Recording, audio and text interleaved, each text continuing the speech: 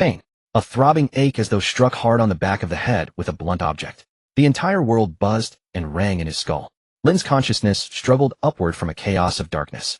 The first sense to return was smell, a pungent sting of alcohol mixed with the briny salt of sea wind and the smoky aroma of roasting meat.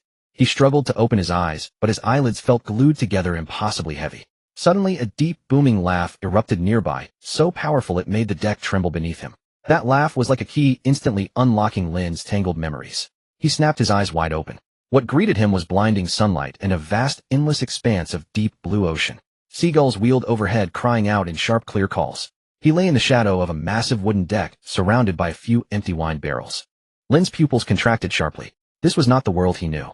He struggled to sit up, and the sharp pain at the back of his head made him hiss through clenched teeth. He looked around, his heart beginning to pound uncontrollably. This was a ship of unimaginable scale. Its hull was built from massive sturdy timber, its surface marked with countless scars of age and battle. Most striking of all was the figurehead at the bow, a colossal lifelike whale sculpture. A white whale. The Moby Dick. Lynn's breath caught in his throat. He stiffly turned his neck, his gaze sweeping past the burly, strange-looking men on the deck, finally settling on a figure seated upon an enormous chair. It was a man as massive as a mountain. His upper body was bare, his muscles knotted and twisted, his skin covered in fierce, jagged scars, each one a silent tale of a breathtaking battle. His iconic crescent-shaped white mustache radiated an oppressive aura. For tubes were inserted into his body with several drip bottles hanging beside him, yet his commanding presence remained undiminished. He was raising a liquor bowl larger than Lynn's head, draining its contents in one gulp, then letting out that signature booming laugh. Gururara. Son's, today's liquor tastes excellent. Edward Newgate. The strongest man in the world, Whitebeard. Lynn's mind went blank. Transmigration. He had actually transmigrated into the world of One Piece, a dangerous world teeming with monsters and cataclysmic destruction. And to make matters worse, he had spawned directly aboard the Moby Dick, the main ship of one of the four emperors, the Whitebeard Pirates. This was no beginner's village. It was the threshold of the final dungeon. An overwhelming wave of terror and helplessness seized him, turning his hands and feet cold. He instinctively looked for somewhere to hide, but on this open deck, there was nowhere to go. Any one of the laughing, chatting pirates around him could probably crush him with a single finger. No, he had to calm down. Lynn desperately warned himself. Any abnormal behavior in front of these monsters could invite a fatal end. He took a deep breath, forcing himself to lower his head, pretending he had just woken from a drunken stupor, and began to receive the residual memories of this body. The memories were fuzzy, like looking through frosted glass. The original owner of this body was also named Lynn, a boy of 15 or 16. He came from an ordinary island in the New World. A few days ago, another ruthless pirate crew had razed the island to the ground, killing both his parents. He had fallen into the sea while fleeing half dead when the Moby Dick happened to pull him aboard. With nowhere to go, he was kept on as a provisional trainee crew member. In short, he was now a helpless, powerless temporary worker doing odd jobs in a monster's den, a pawn who could die in the shockwave of any battle at any moment. This realization sank Lynn's heart to the bottom. He lowered his head, secretly observing the scene on the deck through the corner of his eye. Several burly men were arm wrestling, surrounded by cheering onlookers. A man with a pompadour hairstyle and a cross tattoo on his chest leaned against the railing, idly filing his nails. A burly man with a cigar in his mouth was talking to a tall nurse. Marco Josevista. Legendary figures appearing before him, alive and real. Each of them radiated a faint but immense aura, a pressure forged through countless life and death battles. Lynn didn't dare look too long, afraid they would detect his scrutiny. He was like a sheep that had wandered into a lion's den, trembling. Survive. That was the only thought in his mind. To survive in this world, he had to become stronger. But he was an ordinary person. No devil fruit, no hockey, not even decent physical skills. How could he become stronger? Just as despair washed over Lynn, he saw Whitebeard. The man sat there seemingly just drinking, yet his gaze swept warmly over every person on the deck. That gaze was not like a king looking at his subjects, but more like a father watching his proud sons. Was this family? The thought suddenly surfaced in Lynn's mind. He remembered scenes from the anime. Whitebeard valued family above all. He could tolerate anything except anyone harming his sons. Perhaps staying here was the safest choice for now. As long as he didn't act foolishly, staying quietly as a trainee, at least under Whitebeard's protection, he could keep his life for the time being. Having figured this out, Lynn's mood calmed slightly. He mimicked the others, stood up from the ground, dusted himself off, and prepared to find something to do to avoid looking out of place. As a newcomer, it was always right to be diligent. He walked over to a crew member who was wiping the deck, awkwardly picked up another rag, and began scrubbing alongside him. The crew member glanced at him and grinned, revealing a row of yellow teeth. Kid, you're awake. You really tied one on last night. Lynn forced a simple, honest smile and nodded, not daring to say much. He had decided, until he had enough power to protect himself, he would be a complete mute and unremarkable nobody. Time passed slowly in this oppressive, yet strange atmosphere. Lynn mechanically scrubbed the deck, while listening to conversations around him, trying to gather useful information. He learned how terrifyingly much food the ship consumed, and where the next supply island was. He even heard someone discussing how Fire Fist Ace had challenged the old man again recently. Each piece of information made his understanding of this world clearer, and the sense of crisis in his heart heavier. There was no peace in this world. Just as he was bent over scrubbing lost in thoughts of his uncertain future, a cold, emotionless mechanical voice suddenly rang out in the depths of his mind. Soul strength meets standard. Activating divine fishing system. Energy injection. 10, 50, 100. Host binding successful. Welcome to the divine fishing system, host Lynn. Lynn's movements froze instantly. The rag in his hand slipped silently onto the deck. The rag dropped onto the deck with a faint pat. The sound was not loud, but to Lynn, it was nothing less than a thunderbolt. His body became rigid in an instant, cold sweat drenching his back almost immediately. A system, the standard perk for a transmigrator, finally delivered. An eruption of immense joy like a volcanic blast surged through his nerves, yet he dared not show a trace of it. This was the Moby Dick, the flagship of a Yonko, the territory of the world's strongest man. Every crew member on deck, seemingly drunk and reveling, could be a great pirate with a bounty over 100 million. Their observation hockey might easily seize any unusual emotional fluctuation. Lynn's mind raced at that moment. He could not show any abnormality. Hey newbie, what are you spacing out for? The yellow-toothed crew member beside him, who had been scrubbing the deck with him, elbowed him and grumbled discontentedly. That nudge instead jolted Lynn back from his extreme tension. As if awakened, he shuddered violently, then bent down in panic, frantically picking up the rag from the floor. Sorry. I feel a bit dizzy. He stammered, his voice carrying a raspy weakness from a lingering hangover, perfectly fitting his current persona. The yellow-toothed crewman waved his hand impatiently. Useless brat, if you're sick, go rest. Don't be a hindrance here. That sentence was like heavenly music to Lynn. He felt as if granted a pardon, nodding and bowing repeatedly in apology, then clutching the filthy rag, he fled the deck, as if escaping. He did not return to the cramped bunk assigned to apprentice crewmen, but plunged straight into the storage room at the lowest level of the ship. The room was piled with spare ropes, barrels, and some tattered canvas, the air thick with a strong smell of mildew and rotting wood. Usually almost no one came here. Lynn locked the heavy wooden door behind him, shutting out all the noise from outside. Darkness and silence enveloped him. He leaned against the door, his body slowly sliding down until he collapsed on the floor. Only then did he dare to breathe heavily, his heart pounding as if it would leap out of his throat. The brief minute on the deck had been more thrilling than the 20-plus years of his past life. System, he silently called out in his mind, testing the empty darkness. I am here, host. The cold mechanical voice rang out again, crystal clear. The next second, a pale blue translucent screen unfolded in midair before his eyes. The screen's design was extremely simple, full of a technological feel. In the center were several lines of clear text. Divine fishing system. Host Lynn. Physique frail, utterly weak. Abilities none. Items none. Fishing attempts 0. Below the panel, there was a constantly flashing golden gift pack icon. Lynn looked at the word frail and couldn't help but twitch the corner of his mouth. It was true, but the assessment was too harsh. He took a deep breath, suppressing his urge to complain, and focused all his attention on the system's functions. System, introduce your functions. This system is designed to help the host become the sole king of the Starry Sea. The host can fish at any designated special location or sea area across the myriad realms. Fishing range includes, but is not limited to, blessed lands of immortal realms, forbidden abysses of fantasy worlds, elemental wells of magic worlds, and even annihilation singularities of technological worlds. Fishing rewards are random. They may include techniques, elixirs, divine weapons, bloodlines, technological creations, or even living beings. The more special the fishing location and the higher the danger level, the greater the chance of obtaining rare rewards. Lynn's eyes grew brighter and brighter.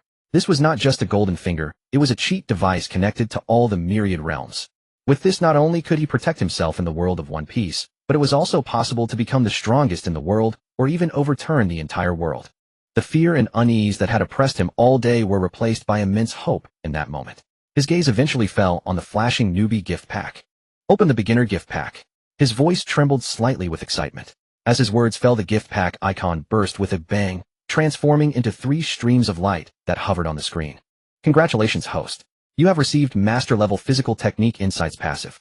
Congratulations, host. You have received Black Iron Tachi Mortal Grade. Congratulations, host. You have received Beginner Fishing Attempt X1. Accept immediately. Accept. Lynn made the choice without hesitation. The moment he confirmed, the first stream of light, representing Master-Level Physical Technique Insights, shot into his forehead.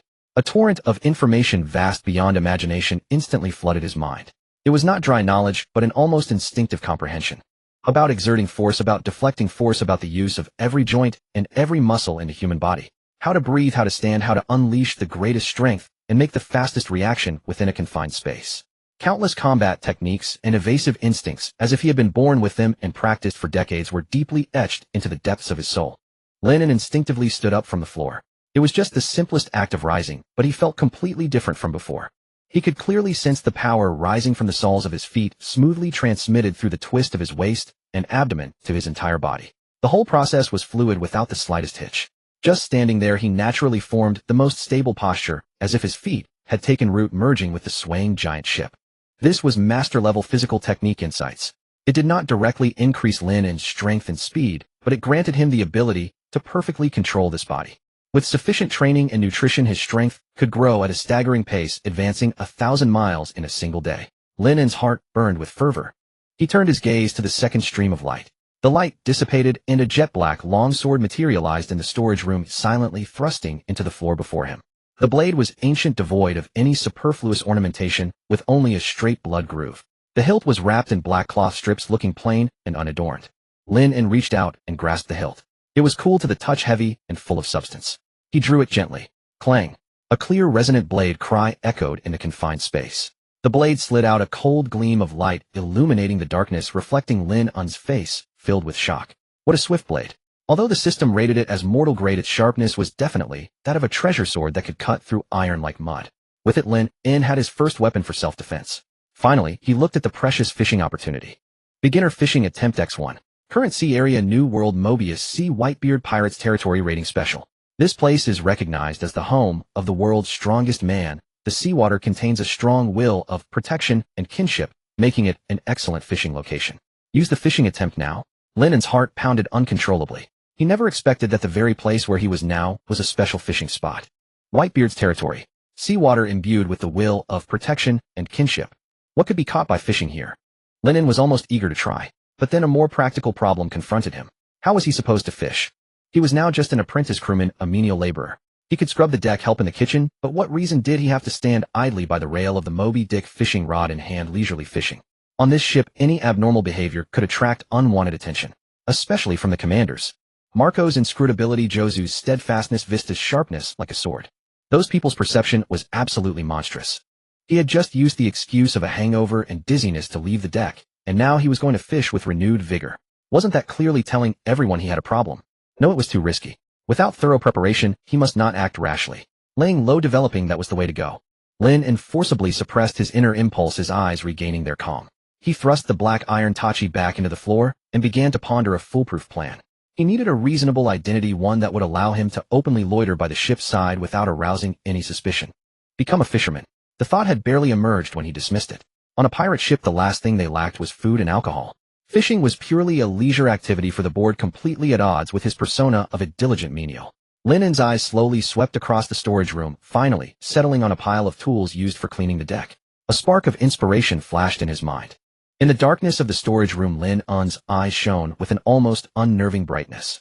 A plan gradually took shape in his mind. He needed an identity that would allow him to linger near the ship's hull for extended periods without drawing suspicion from anyone. His gaze finally settled upon a pile of cleaning tools in the corner. Long-handled brushes, buckets, and several coils of coarse hemp rope. Enough. A cleaner. More precisely, a hull cleaner responsible for maintaining the ship's exterior. Pirate vessels that sailed the seas year-round accumulated thick layers of barnacles, algae, and various marine organisms on their hulls. These not only reduced speed, but also corroded the ship's structure. Thus, regular hull cleaning was an essential, yet profoundly tedious task. Very few were willing to undertake it. For him, it was the perfect disguise. He could legitimately lower himself over the railing with ropes and pretend to work. By then nobody would bat an eye, not if he dropped a line into the sea, not even if he swam. The plan was nothing short of brilliant. The only problem remained: as a newcomer, how could he secure this position? Lynn did not hesitate long. He carefully wrapped his dark iron nodachi in a ragged sailcloth and concealed it beneath a wooden chest deep within the storage room. Then he drew a deep breath and pushed open the door. Over the following half-day, Lynn demonstrated the highest level of professional dedication a common laborer could achieve. He became the ship's most industrious bee. The deck wasn't clean enough. He scrubbed. The ropes were tangled. He organized. The galley needed help peeling potatoes. He went. He spoke little, but his movements were remarkably swift and efficient. His master-level combat arts manual enabled him to complete any physical labor with maximum efficiency, his speed and endurance far surpassing ordinary men. His performance soon caught the attention of a veteran sailor in the logistics crew. "Hey kid, you're not bad." As evening approached and Lynn hauled the final crate of empty wine barrels into the storeroom, the old sailor clapped him on the shoulder. Lynn immediately adopted an ingratiating, modest expression and scratched his head. "There's another job available. It's tiring, but it offers peace and quiet and nobody competes for it." "You in?" the old sailor asked. Lynn's eyes lit up and he nodded eagerly. "All right, follow me." The veteran led him to the cleaning equipment storage and pointed to the brushes and ropes, briefly explaining the duties. It was exactly the hull cleaning work Lynn had been dreaming of. "Remember, tie that safety rope securely. If you fall into the sea, no one will bother retrieving you." The old sailor offered a final warning before turning and departing. Lynn suppressed his inner excitement and began preparing his tools. Among a pile of debris, he found an inconspicuous wooden fishing rod and a spool of fishing line. If you're going to put on a show, you might as well do it properly. When the setting sun painted the ocean in shades of gold, a slender figure at the railing of the Moby Dick secured himself with ropes and slowly descended along the ship's hull. A cool sea breeze brushed against his cheeks. Below lay the boundless azure ocean, where colossal sea beasts occasionally glided past, sending waves rippling across the surface. Lynn's heart raced uncontrollably. With one hand gripping the long-handled brush, he pretended to scrape barnacles off the hull, while his other hand quietly lowered the disguised fishing rod. There was no hook at the end of the line, only a small fragment of stone tied to it. "System begin fishing," he murmured silently in his mind. "Command received. Novice fishing attempts X1 has been consumed. Connecting to the special will of the current sea area. Connection successful. Fishing initiated. Estimated duration 10 minutes. In Lynn's vision, the ordinary fishing line began to emit a faint golden radiance as it slowly sank into the deep sea. He held his breath, cautiously observing activity on the deck while waiting patiently. On deck, most crew members were preparing for the upcoming banquet, hauling food and fine wines. No one paid attention to the unremarkable cleaner at the ship's exterior. Everything was proceeding smoothly. Just as he allowed himself to relax, slightly a gruff voice suddenly echoed from above. "Hey kid down there, what are you doing?" Lynn's heart skipped a beat as he looked up. A burly crewman with a broad face and menacing features was leaning over the railing, eyeing him curiously. "Oh, you've got a fishing rod down there too.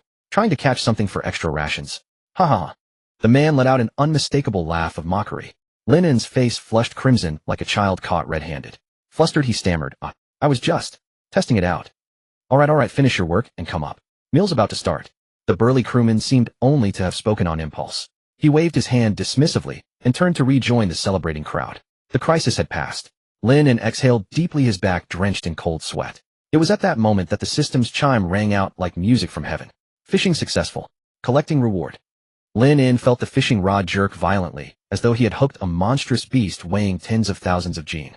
Summoning every ounce of his strength, he barely managed to maintain his grip. A brilliant star-like sphere of light visible only to him shot rapidly up the fishing line from the depths and merged with his body. "Congratulations, host. You have obtained the rare passive skill Perfect Aura Concealment. Perfect Aura Concealment. Your presence will be reduced to the lowest possible level.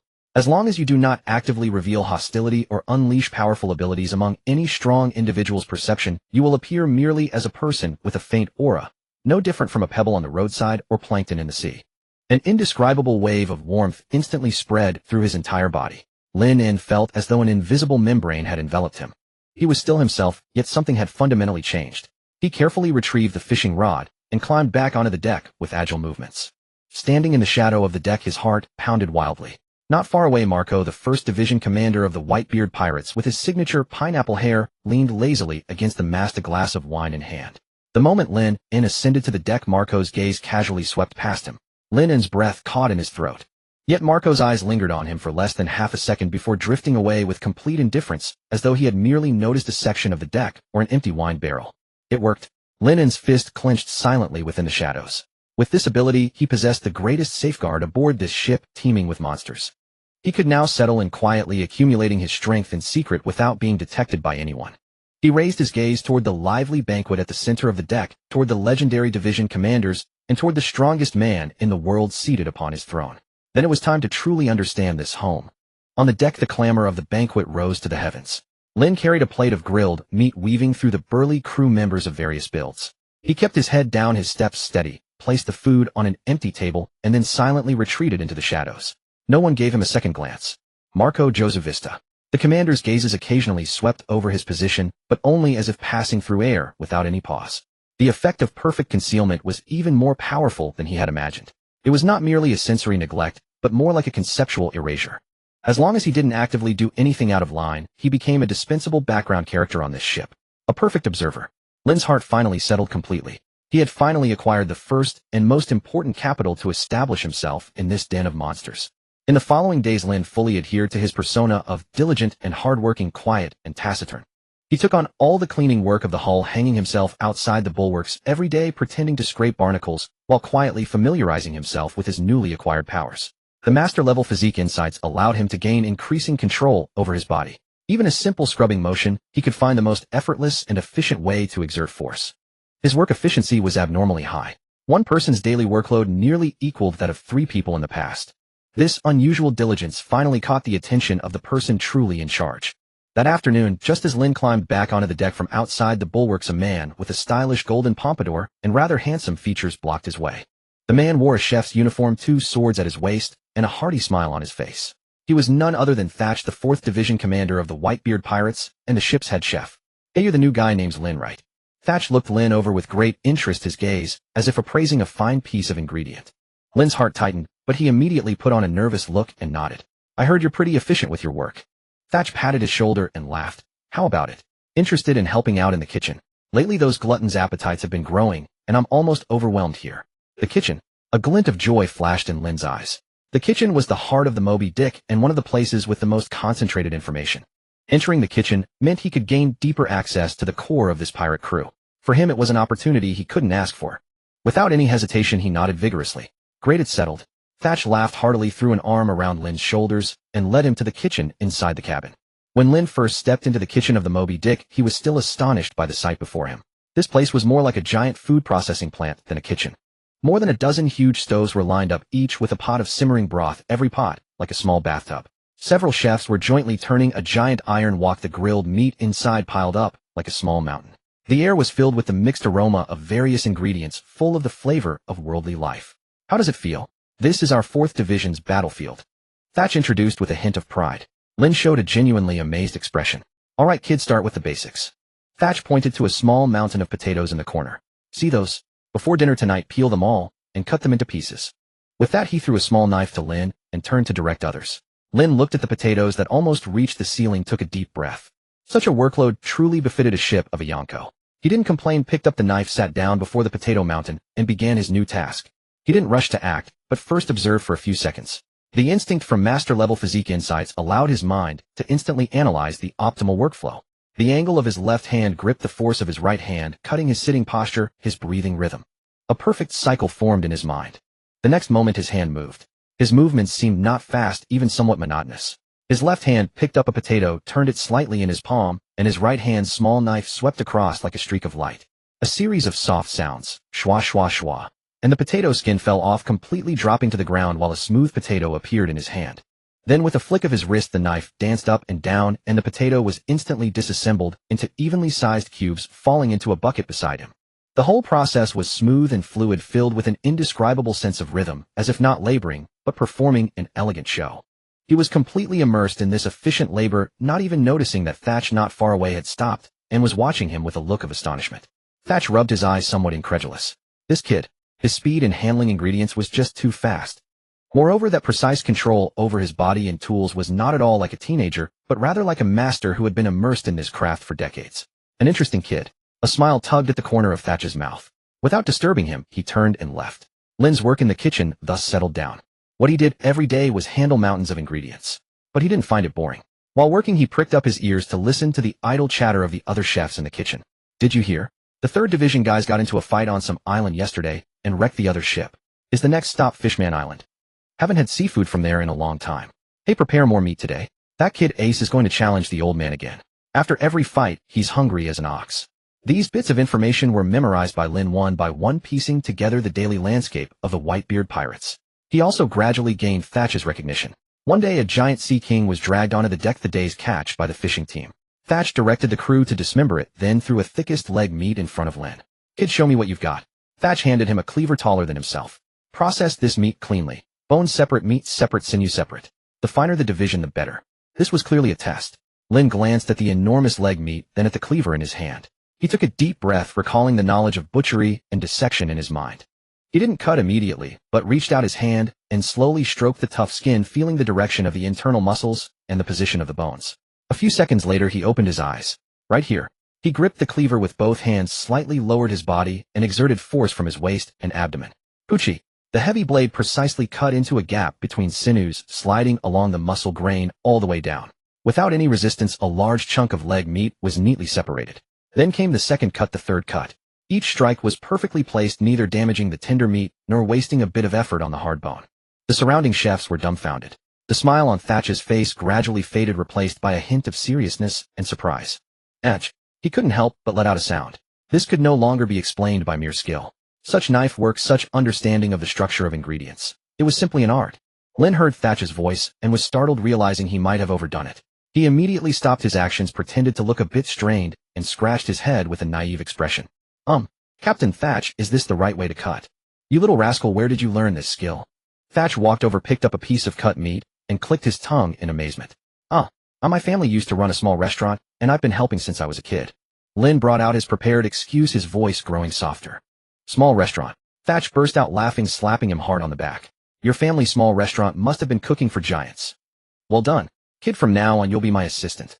Lynn passed the test, and unexpectedly got a promotion. Night fell, and a grand banquet was held again on the deck.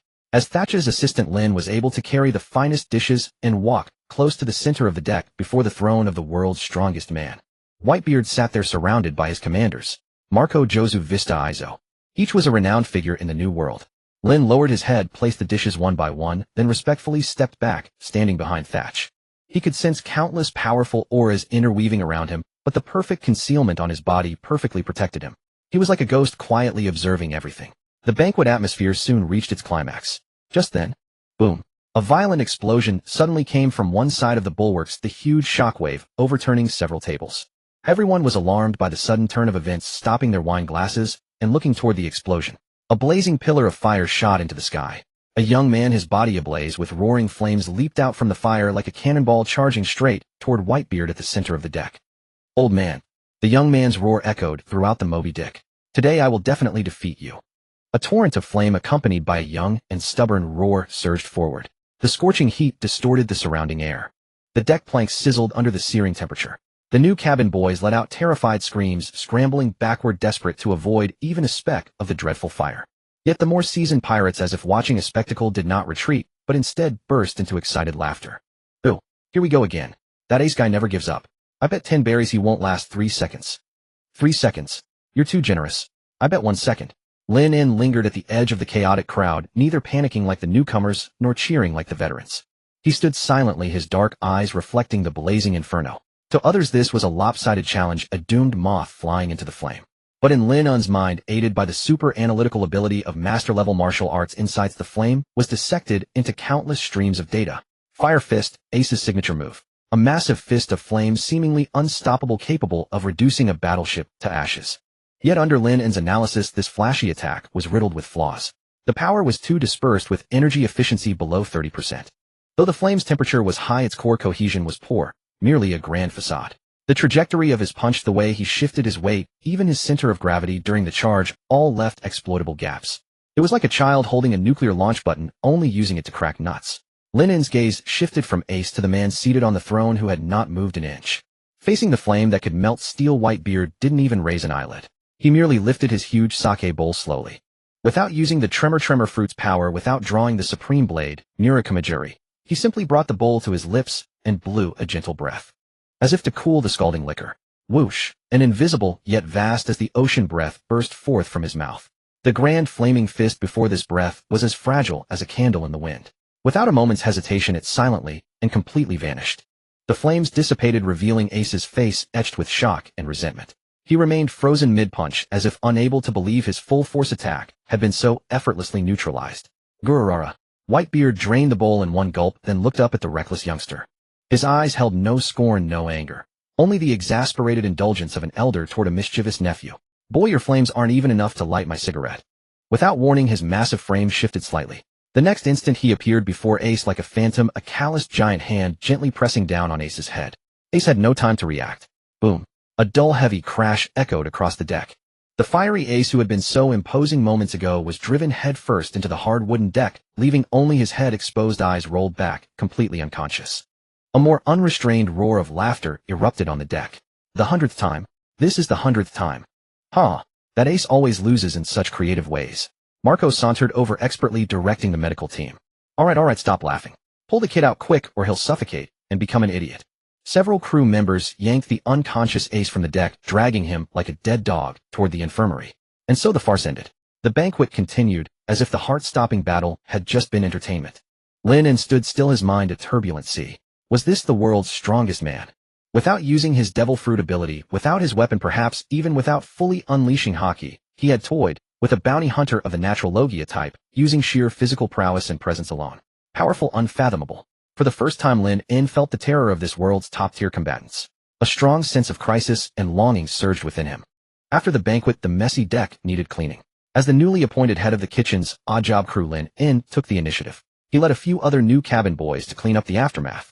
Silently, he gathered overturned tables and broken plates, his steps passing the spot where Ace had been slammed into the deck. A clear human-shaped crater remained, the surrounding planks covered in spiderweb cracks, exuding a burnt smell. Lynn, crouched, reached out and gently touched the charred edge. His mind involuntarily replayed the scene. Ace's flame, Whitebeard's breath. Destruction and protection, fury and tolerance. Just as he sank into thought, a weak voice came from nearby. Hey, you lot, hurry up. Stop dawdling. Lynn looked up and saw Ace leaning against a mast, his face bruised and battered, clearly just out of the infirmary. He had changed into clean clothes, but his expression was as sour as if he'd been fished out of a latrine. He had lost, utterly defeated, and it filled him with immense humiliation. To him, these new cabin boys were nothing but annoying flies. Lynn didn't argue, silently lowered his head and quickened his work. He picked up a wooden basin full of trash, ready to dump it. His path took him past Ace. As he brushed by, he kept his eyes forward, his steps unwavering. In a voice barely audible only for the two of them, he murmured, as if to himself, one sentence. Your flame. It's too scattered. The words were soft like a sigh in the wind. As the sound faded, he had already disappeared into the shadows of the cabin. Leaning against the mast, Ace's body jolted violently. He froze as if struck by lightning. Those words echoed in his mind like a curse. Your flame. Too scattered. Too scattered. He whirled around, looking toward the source of the voice. There was nothing. Only a few cabin boys cleaning, staring at him with fear. Who said that? Ace rushed over, grabbed the nearest cabin boy, and snarled. The poor boy, terrified out of his wits, stammered. And no one said anything, Ace-sama.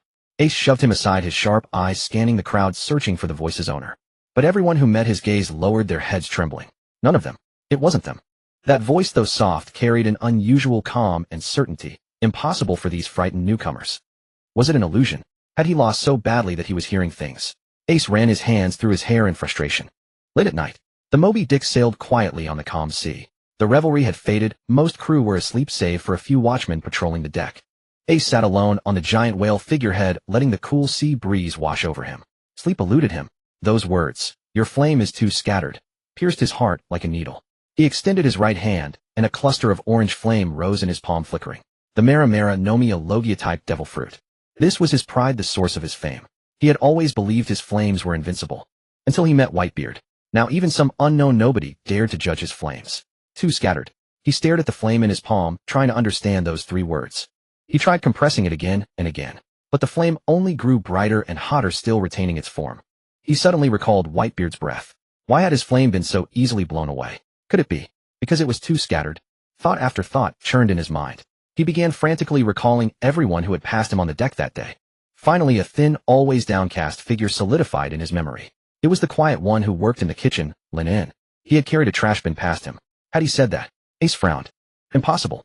That guy looked younger than him, as thin as a bean sprout with no trace of a strong aura. How could he see the secret of his flame? He must be overthinking. Ace shook his head, trying to banish the absurd thought. But that figure, those words clung to his mind, refusing to leave. Who are you? Ace whispered into the deep night sky. Ace was suffering from insomnia. Ever since that fleeting glimpse that night, he felt as though he had been bewitched. Your flames are too scattered. That light, dismissive remark echoed in his ears, every day striking him with a force greater than the 100 times Whitebeard had pinned him to the deck and beaten him.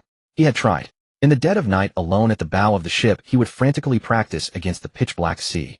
He wanted to compress that unruly fire, compress it again and again. But the result was nothing but making the flames hotter and more explosive, causing greater destruction. It was utterly futile.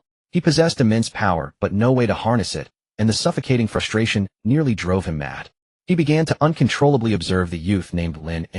In the kitchen, he saw Lynn silently peeling potatoes, the knife moving so fast. It was just a blur, the peelings as thin as paper and stretching long without breaking. That precise control over power made Ace's eyelids twitch.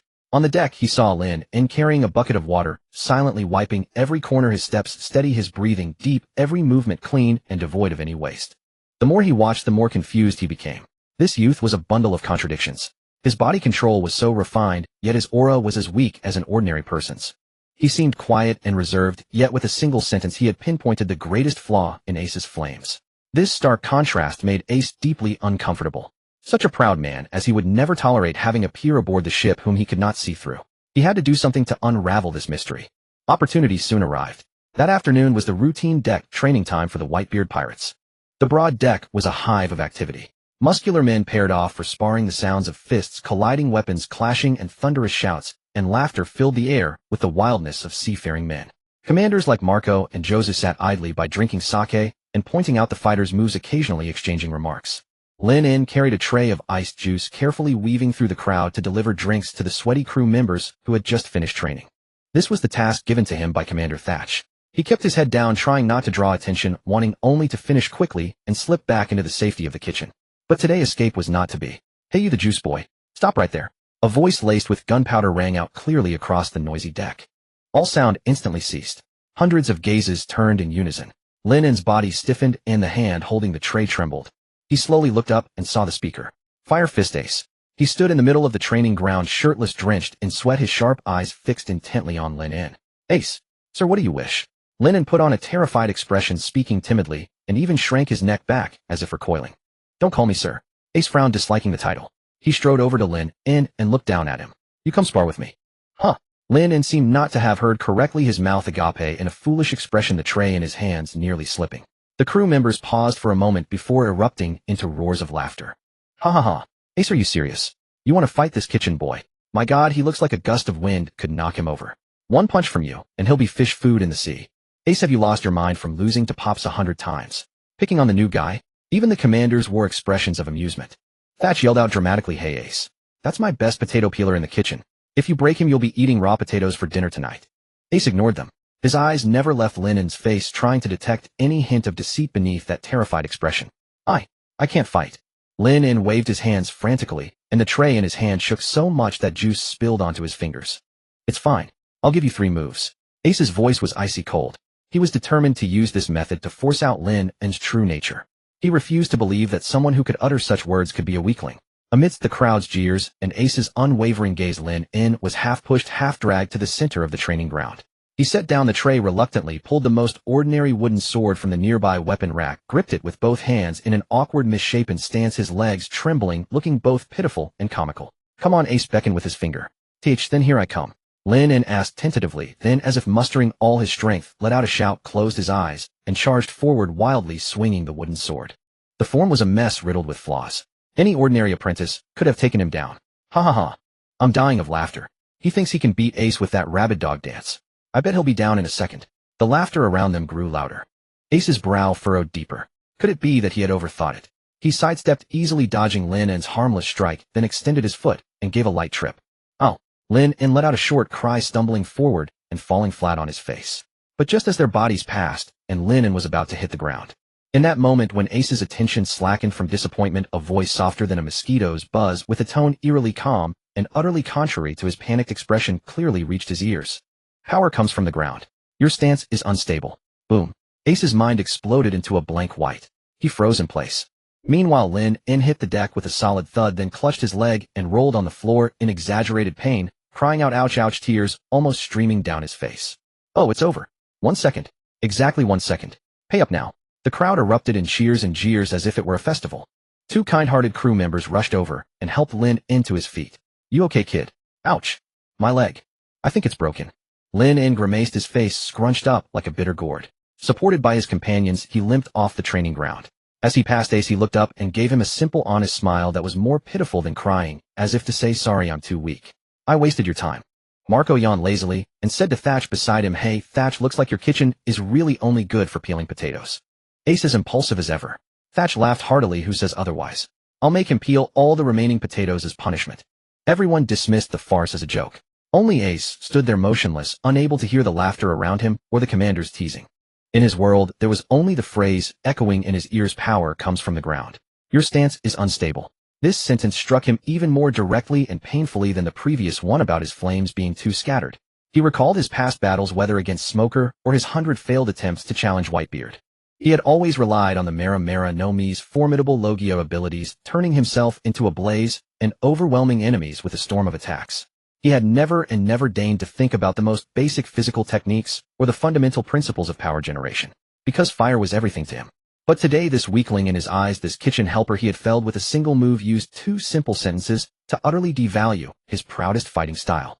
Flames too scattered. That was a critique of his crude use of the devil fruit. Stance unstable. That meant his foundation in physical combat was abysmal. Ace felt his face burning with a shame more intense than being rubbed into the ground by Whitebeard 100 times. It was an emotion called shame that welled up from deep within his bones. He jerked his head up and looked in the direction where Lynn had gone. That frail youth, supported by his companions, was limping away with his back turned. His movements were clumsy and ridiculous, and no one seeing him would think of him as a strong man. Yet that very silhouette in Ace's eyes became unfathomably mysterious and profound. He had won the match in everyone's view, but he felt as if he had lost everything, stripped down to nothing. He was like an arrogant fool who had eagerly run to provoke a reclusive master, only for the master to casually toss him a couple of basic cultivation principles, making him wish for a hole to crawl into. A chill he had never felt before shot up from the soles of his feet to the top of his head. For the first time, he felt he could not see through another person at all. Who was this youth named Lynn? Why was he hiding his strength holed up in the small kitchen? And why did he use this method to enlighten him? A torrent of questions flooded his mind, threatening to burst his skull. Ace stood there for a long time, unmoving. He watched the weak figure disappear into the shadows of the cabin, and in his eyes, for the first time, something called reverence appeared. After the exhibition match, Lynn's days settled back into tranquility. Ace no longer came to find him. Yet Lynn could sense that scorching gaze still occasionally cast upon him from some corner, carrying scrutiny, confusion, and a trace of reverence that even he himself hadn't noticed. Lynn paid it no mind. He remained the mute gourd, silently peeling potatoes in the kitchen, the apprentice silently wiping the rails on the deck. His presence among these monstrous pirates was as low as dust. That was exactly the effect he wanted. He was like a pebble thrown into the sea, stirring up a circle of insignificant ripples before quickly sinking into silence, quietly accumulating his strength on the seabed.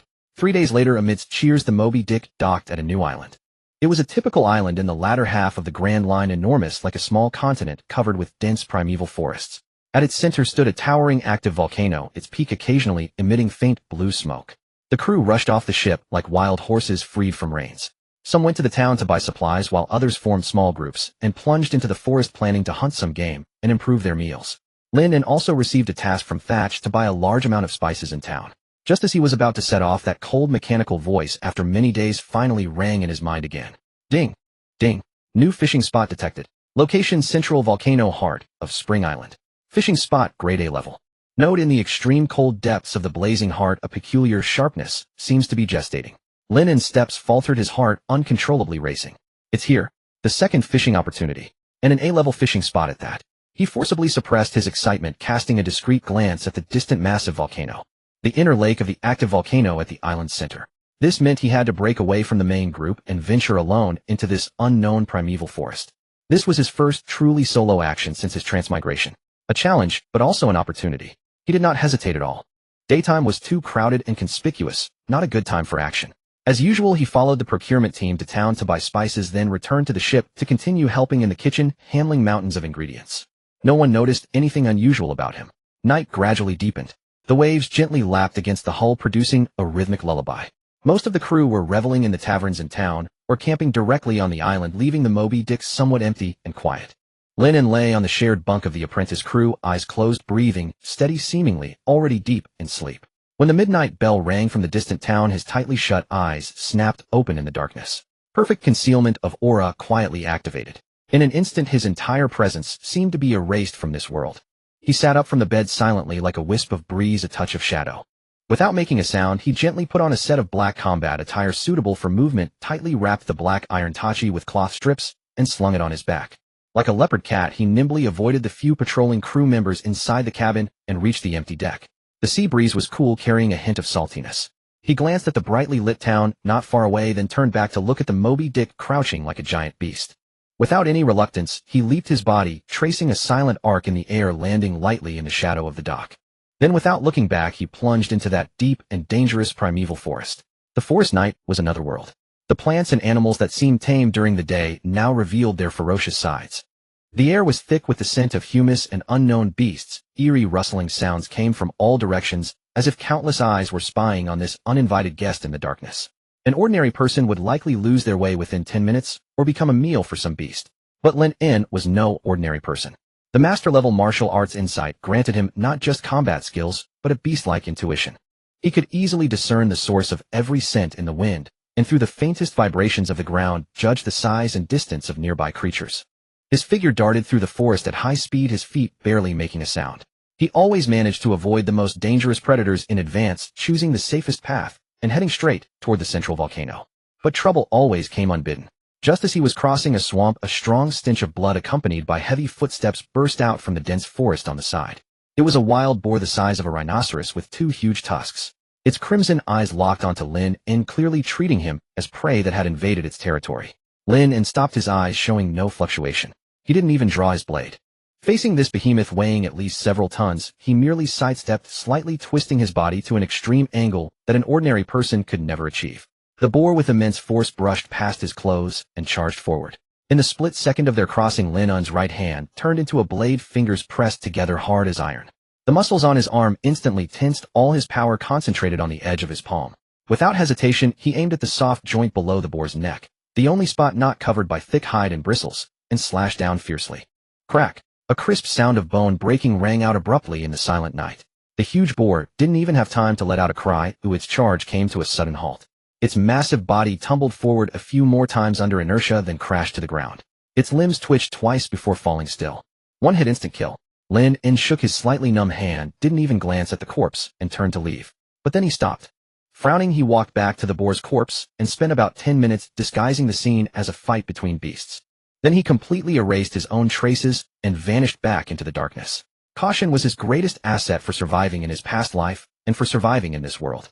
After this minor incident, the rest of the journey was uneventful. In the darkest hour before dawn, Lynn finally reached his destination. He stood at the edge of the volcanic crater looking down. In the center of the huge ring-shaped mountain was a bottomless lake. The lake's surface was as calm as a giant piece of obsidian, without a single ripple, forming a strange contrast of ice and fire with the occasional geothermal steam rising from the surrounding cliffs. The lake reflected the starry sky as if it were the end of the universe. This was the volcano heart. Lynn took a deep breath, the mixed scent of sulfur and water vapor filling his lungs. Without delay, he found a steep path and carefully descended to the lakeside. The lake water was bitterly cold, utterly incompatible with the scorching air around. He took out the system fishing rod disguised as an ordinary one from his bosom and skillfully cast the line. The hook with a faintly discernible glow silently sank into the dead, deep darkness. Time ticked by second. Lynn sat cross-legged on a rock by the lake, holding the rod, his mind more focused than ever. After an unknown amount of time, just as he thought he would catch nothing tonight, a tremendous, irresistible force suddenly came from the other end of the rod. The force was far beyond his imagination, almost dragging him entirely into the icy lake. Lynn's expression changed instantly. He planted his feet firmly on the ground, every muscle exploding with power. Veins bulged on his arms as he gripped the violently bending rod with all his might. He felt that what he had hooked was not a fish, but a moving underwater mountain range. The two sides fell into a stalemate. Lynn clenched his teeth, fine beads of sweat forming on his forehead. He could feel his stamina being rapidly drained. Just as he was about to exhaust his strength, the immense force suddenly slackened. Taking advantage of the momentum, Lynn jerked backward, using all his strength to lift the rod high. A brilliant stream of light was forcibly pulled out from the bottomless lake. The light traced a dazzling arc in the night sky, illuminating the entire crater as bright as day. At the same time, the cold system prompt sounded like heavenly music in his mind. Ding! Congratulations, host, for successfully fishing a rare reward at the A-level fishing spot, Volcano Heart. A beam of light was dragged out from the center of the lake, tracing a frightening arc through the night sky. The radiance was so intense that it momentarily illuminated the entire caldera, as if it were day, and the stars overhead vanished from sight. With his last ounce of strength, Lynn heaved the fishing rod back with a violent flick. The mass of light detached from the line and landed precisely in his palm. As the glow faded, an ancient-looking card of indeterminate material lay quietly in his hand. On the front of the card was engraved an all-too-familiar man. He wore an ornate black coat and a wide-brimmed hat with a cross-shaped dagger hanging from his chest, and behind him loomed a massive black longsword shaped like a cruciform tombstone. He sat in a coffin-shaped boat, his hawk-like eyes sharp enough to pierce through a person's soul. The world's greatest swordsman, Joracle Myhawk. Beneath the card, a line of small text glowed: Hawkeye Swordsmanship, card basic. Lynn felt his heart about to leap out of his throat. His breathing rapid, he stared at the card in his hand, trembling uncontrollably with sheer ecstasy. It was Hawkeye, the swordsmanship of the man who stood at the pinnacle of all swordsmen. Even though it was only basic level, it was enough to drive him wild with joy. Without a moment's hesitation, he focused his mind and selected use. The card in his hand instantly dissolved into a stream of golden data that flowed into his brow.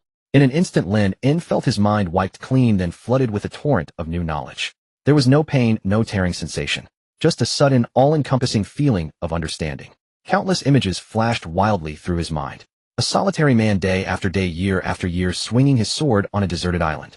The simplest vertical cuts, horizontal slashes, diagonal upward strokes, and thrusts. Each movement had been repeated billions of times. From clumsy to skilled, from skilled to flawless, and finally to a state of sublime perfection. He saw how Hawkeye breathed, how he stood, how he channeled every ounce of his strength, without reserve, through the blade and into the tip. He understood what the foundation of a swordsman truly was. It was not flashy sword techniques, nor any grand ultimate secret. It was simply the most basic moves honed into instinct. When Lynn opened his eyes again, the sky was already turning pale. His gaze had changed, indescribable, yet utterly different. The same black irises, but now deep within them lay a sharpness and composure like a blade. Instinctively, he drew the black iron longsword from his back.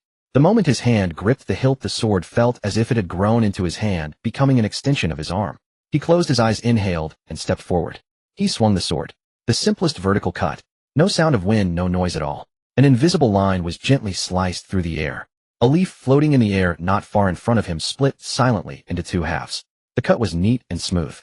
Lynn opened his eyes, staring at his own handiwork in disbelief. So this was swordsmanship. Without pausing, his body followed the memories in his mind, and he began to practice in the forest as dawn approached. His figure darted through the woods, at times so fast that only afterimages remained, at other times standing utterly still, blending into the surrounding environment. The sword in his hand was miraculous. One moment it was silently cutting through the air, the next, as the blade passed a tree that required two people to embrace, came crashing down, its cut surface impossibly smooth. In the next instant, with a flick of his wrist, the tip left a series of dense holes in a boulder half a man's height. Yet the entire rock remained intact without a single crack. His stamina drained rapidly, a sweat soaked through his clothes, and the muscles in his arms ached from overexertion. But his movements never faltered. Every angle, every burst of power was as precise as if from a textbook. He was immersed in the euphoria of surging strength, feeling no fatigue. Only when the sun rose and a ray of light struck his face through the morning mist did he jolt awake. He stopped moving, leaned on his sword, and gasped for breath. Staring at the mess before him, his excitement instantly cooled, and a chill ran down his spine. Felled trees of stone riddled with holes and chaotic, deep sword marks on the ground. The commotion was too great. Though this place was remote, there was no guarantee that adventurous sailors or islanders wouldn't stumble upon it.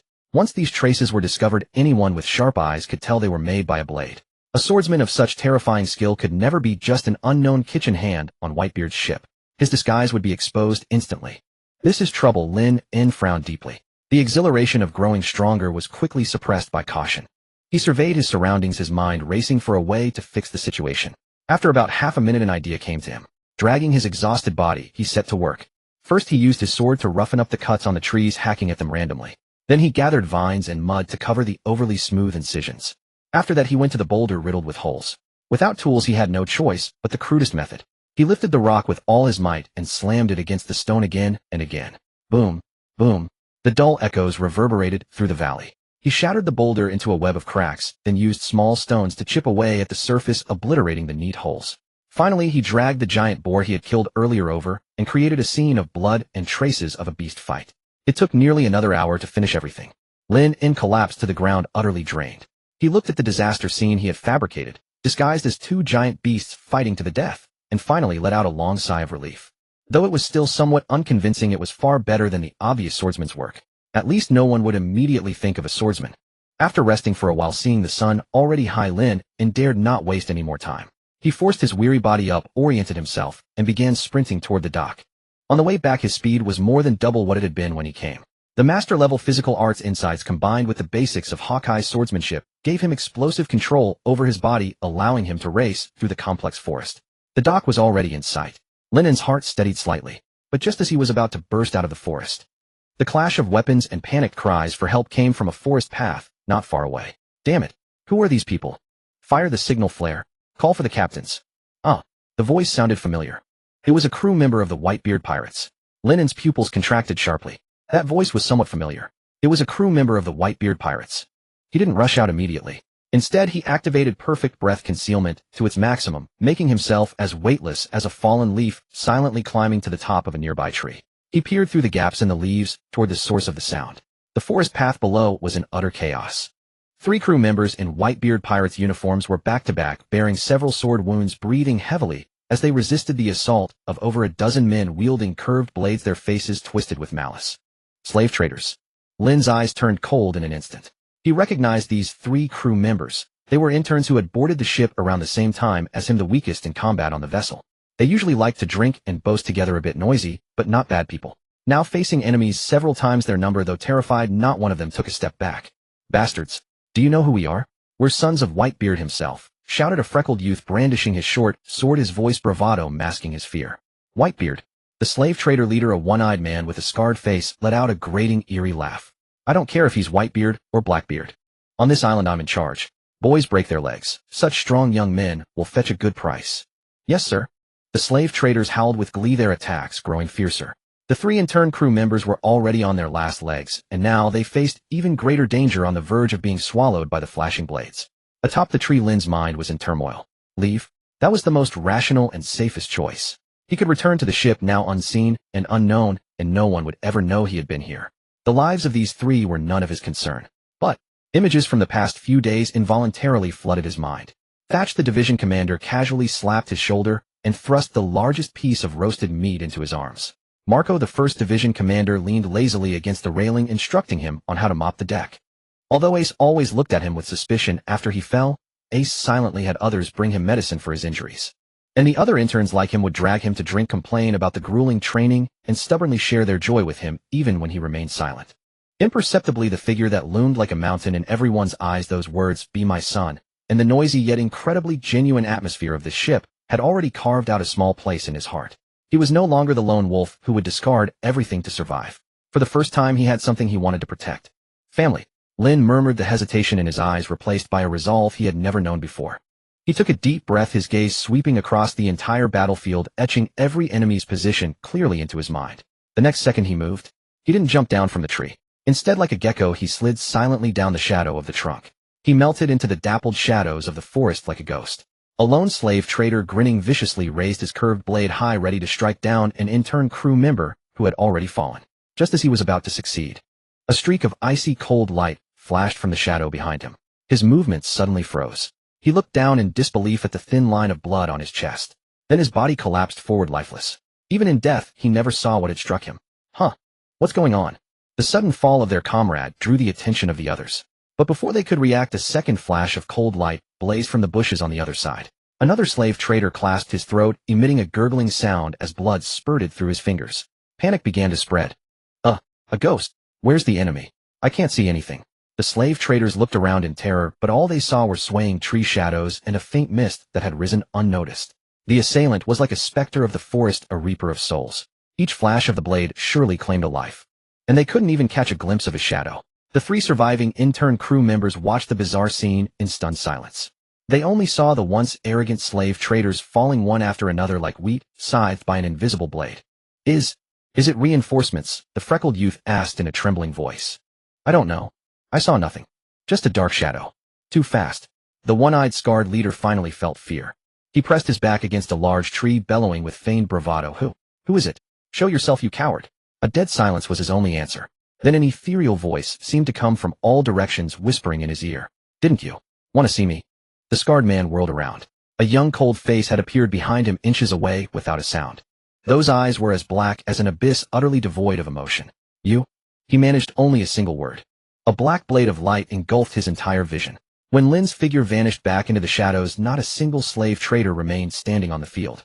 He stood at a distance, watching the 3 terrified companions help each other to their feet. After confirming they were not in mortal danger, he quietly turned and ran toward the dock.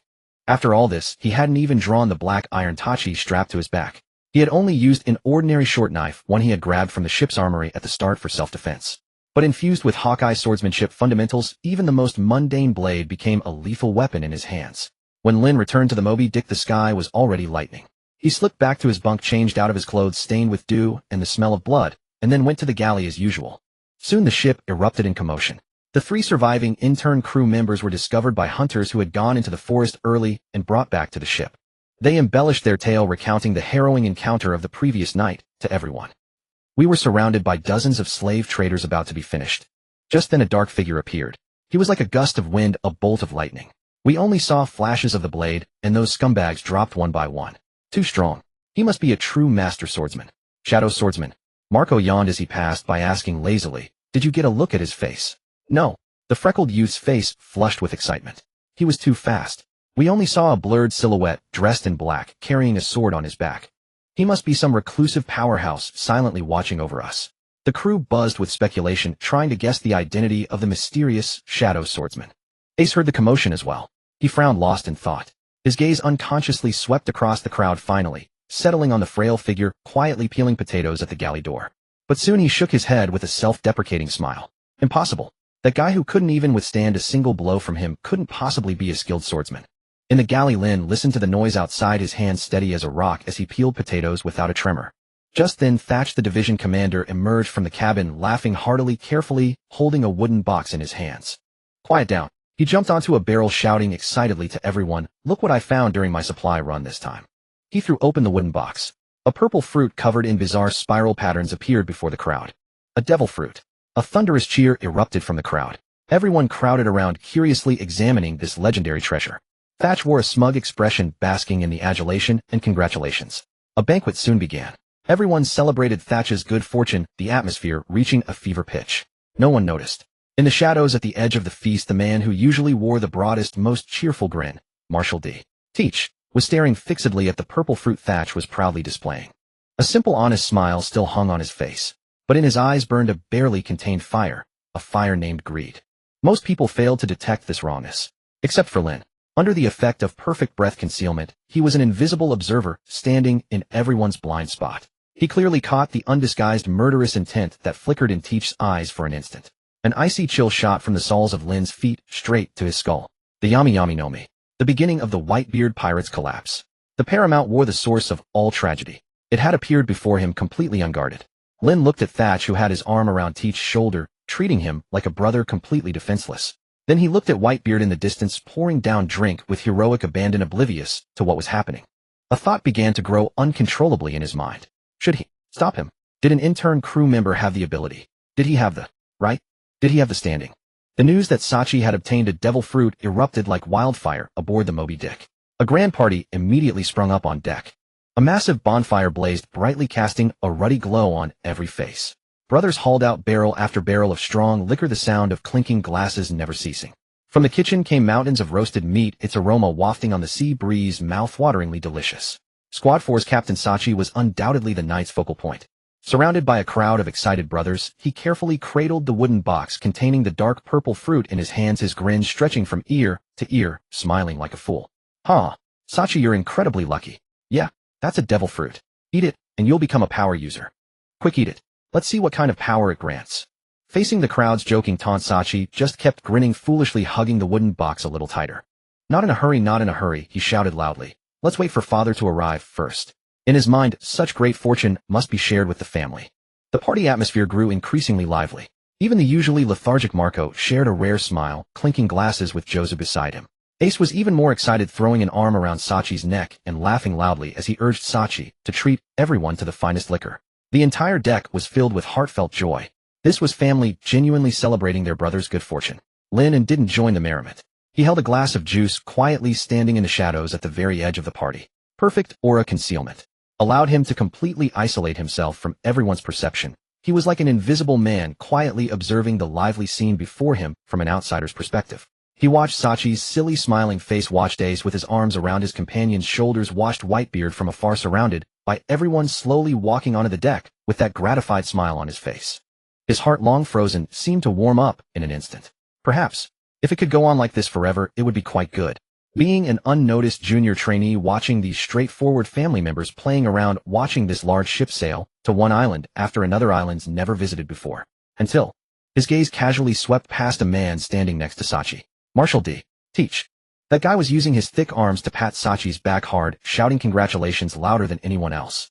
His mouth, missing several teeth, was wide open, the smile on his face, both boisterous and sincere, looking like a typical straightforward pirate without a hidden agenda. Everyone on the ship regarded him as their closest brother. Not a single person sensed anything wrong. If not for Lynn, in having activated perfect aura concealment, and if not for his position as an absolutely calm onlooker, he would have likely been deceived by that death-deceiving smile. But now, he saw it clearly. It was the moment when Teach's eyes swept over the wooden box in Sachi's hands. Deep within those eyes, sunken in fat, a flash of something completely different from his simple smile appeared. It was not simple envy nor mere jealousy. It was a kind of, mixed with madness and paranoia, and that unguarded greed and killing intent. That killing intent flashed quickly and vanished instantly. But Lynn had seen it. Boom. Something in his head seemed to explode. At that moment, he felt his blood freeze. The surrounding laughter and cheerful voices, the crackling sound of the bonfire, the waves crashing against the hull. Everything rapidly faded into the distance. In his world there remained only that strange dark purple fruit and the chilling killing intent in Teach's eyes. Dark fruit. It was the dark fruit. The so-called most vicious natural-type devil fruit in history. The fruit that Teach had waited decades for, willing to betray his brothers to obtain it. The beginning of the Whitebeard Pirates' demise. The source of all tragedies in the Summit War. It simply appeared before his eyes with absolutely no defenses. Lynn felt a chill rise instantly from the soles of his feet up his spine to the crown of his head. All his previous lucky assumptions, all his fantasies of a peaceful life shattered at this moment. What peaceful life? What being an unnoticed junior trainee? All nonsense. What was destined to happen? Not a single thing would be spared. He watched Sachi with Teach's arm around his shoulder, completely exposing his back to this good brother. He watched that man, still genuinely happy about obtaining a powerful devil fruit, still thinking about how he could contribute more to this family after becoming a power user. He had no idea that what he was holding in his hands was not some heavenly good fortune. It was a death warrant from hell. Lynn's gaze slowly drifted toward the distance again. That man, the world's strongest pirate, Whitebeard, was holding a huge sake bowl, receiving toast from his sons, letting out a hearty laugh. He too was unaware that one of his most trusted sons right under his nose was plotting a conspiracy that could destroy the entire pirate crew. He knew even less that at the end of this conspiracy, he, along with the glory and family he had guarded all his life, would be buried together in the cold plaza of Marineford. Lynn's hand gripping the cup was trembling slightly. For the first time, he felt so clearly how terrifying and unreasonable fate could be. One thought uncontrollably erupted wildly in his mind. This thought tightly seized his heart, making him nearly breathless. Should he stop him? Go tell Sachi that the person beside you wants to kill you and steal your fruit. No one would believe it. Teach had been on the ship for decades. His old friendly appearance was already carved into everyone's hearts. What right did a junior trainee who had just joined the ship have to speak ill of a senior? He would only be seen as jealous or a crazy instigator. Then, directly tell Whitebeard. Tell him that Teach would kill Sachi for this fruit, then defect, form the Blackbeard Pirates, and eventually become the culprit of the Summit War. Whitebeard might believe him or might not. But either way, Lynn himself would be completely exposed. A junior trainee who could foresee the future. His secret, his system, could no longer be hidden. This thin shell of weakness he had painstakingly crafted would be torn to shreds. He would become a target for everyone to seize or kill. Then, just watch. Watch Sachi be ambushed and killed by Teach one night several days later. Watch Ace desperately seek to die pursuing this traitor, finally falling into the Navy's trap. Watch Whitebeard risk everything to save him, ultimately dying on the battlefield. Watch this Moby Dick, which had given him a little warmth and sense of belonging, ultimately scatter and sink into the sea. Lynn's hand, gripping the cup from pressing too hard, turned white at the knuckles. He couldn't do it. That wasn't some cold, dry history. Those were living people who would smile at him, pat his shoulder, share meat with him. Family. Lynn's eyes locked firmly onto Teach, who was still laughing loudly. In his heart, for the first time, such pure killing intent emerged. But he looked down at his own hands. A junior trainee who had just learned the basics of swordsmanship. Did he really have the ability to interfere in the affairs of two future Yonka-level monsters? Did he really have the qualification to change a fate that had long been sealed? The banquet's revelry lingered in the air, as if the very scent still clung to everything. Yet Lynn's heart felt as though it had been cast into the iciest sea of the far north, a vast dead silence of cold. He lay on the narrow berth, eyes wide open, not a hint of drowsiness. Around him his comrades' heavy snoring rose and fell in waves, a crude lullaby that had become all too familiar. But that sound, so ingrained in his memory, could not bring him the slightest peace tonight. Over and over his mind replayed only that one scene. The honest, simple smile on Teach's face had suddenly flickered with a predatory gleam. The look of a venomous snake eyeing its prey. Cold, greedy, utterly indifferent to life. And his prey was Sachi, who at that very moment might still be grinning foolishly over a devil fruit, thinking Teach was his best brother. Lynn closed his eyes. Sachi's bright, carefree laugh, Ace's youthful arrogance, Marco's lazy, yet caring gaze, and in the distance Whitebeard's mountain-like reassuring figure. These fragments flickered through his mind like a movie reel. Over a month. Just over a month. He had thought himself still that cold observer, a lone wolf who would do anything to survive. He had thought he was merely treating this place as a temporary haven, a stepping stone to build strength. But he could not deceive himself. Not when Sachi had forced the biggest piece of roasted meat into his hands. Not when those rough-and-tumble crewmates had slung their arms around his neck and insisted he drink with them. Not when that godlike man had said to him, "Be my son." Something had secretly melted a corner of his frozen heart. For the first time he had the thought of home. And for the first time he had something he wanted to protect. But how could he protect it? Lynn's fists clenched silently beneath the blanket. Rush out and tell Sachi that the man beside him wanted to kill him. No, no one would believe it. Teach had hidden on this ship for decades, his persona of a simple, honest man long since solidified. A rookie who had been on board for just over a month, accusing a veteran of harboring dark intentions. He would only be seen as a jealous madman or a troublemaker with ulterior motives. Then, go directly to Whitebeard. Lay everything bare. Tell him about Teach's malice and all that would happen in the future. Lynn shuddered. He dared not imagine the consequences. A monster who could see the future. He would instantly transform from an unnoticed hand into the focus of the entire world's attention.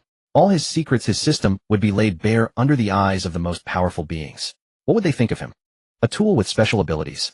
Or a monster to be dissected and examined?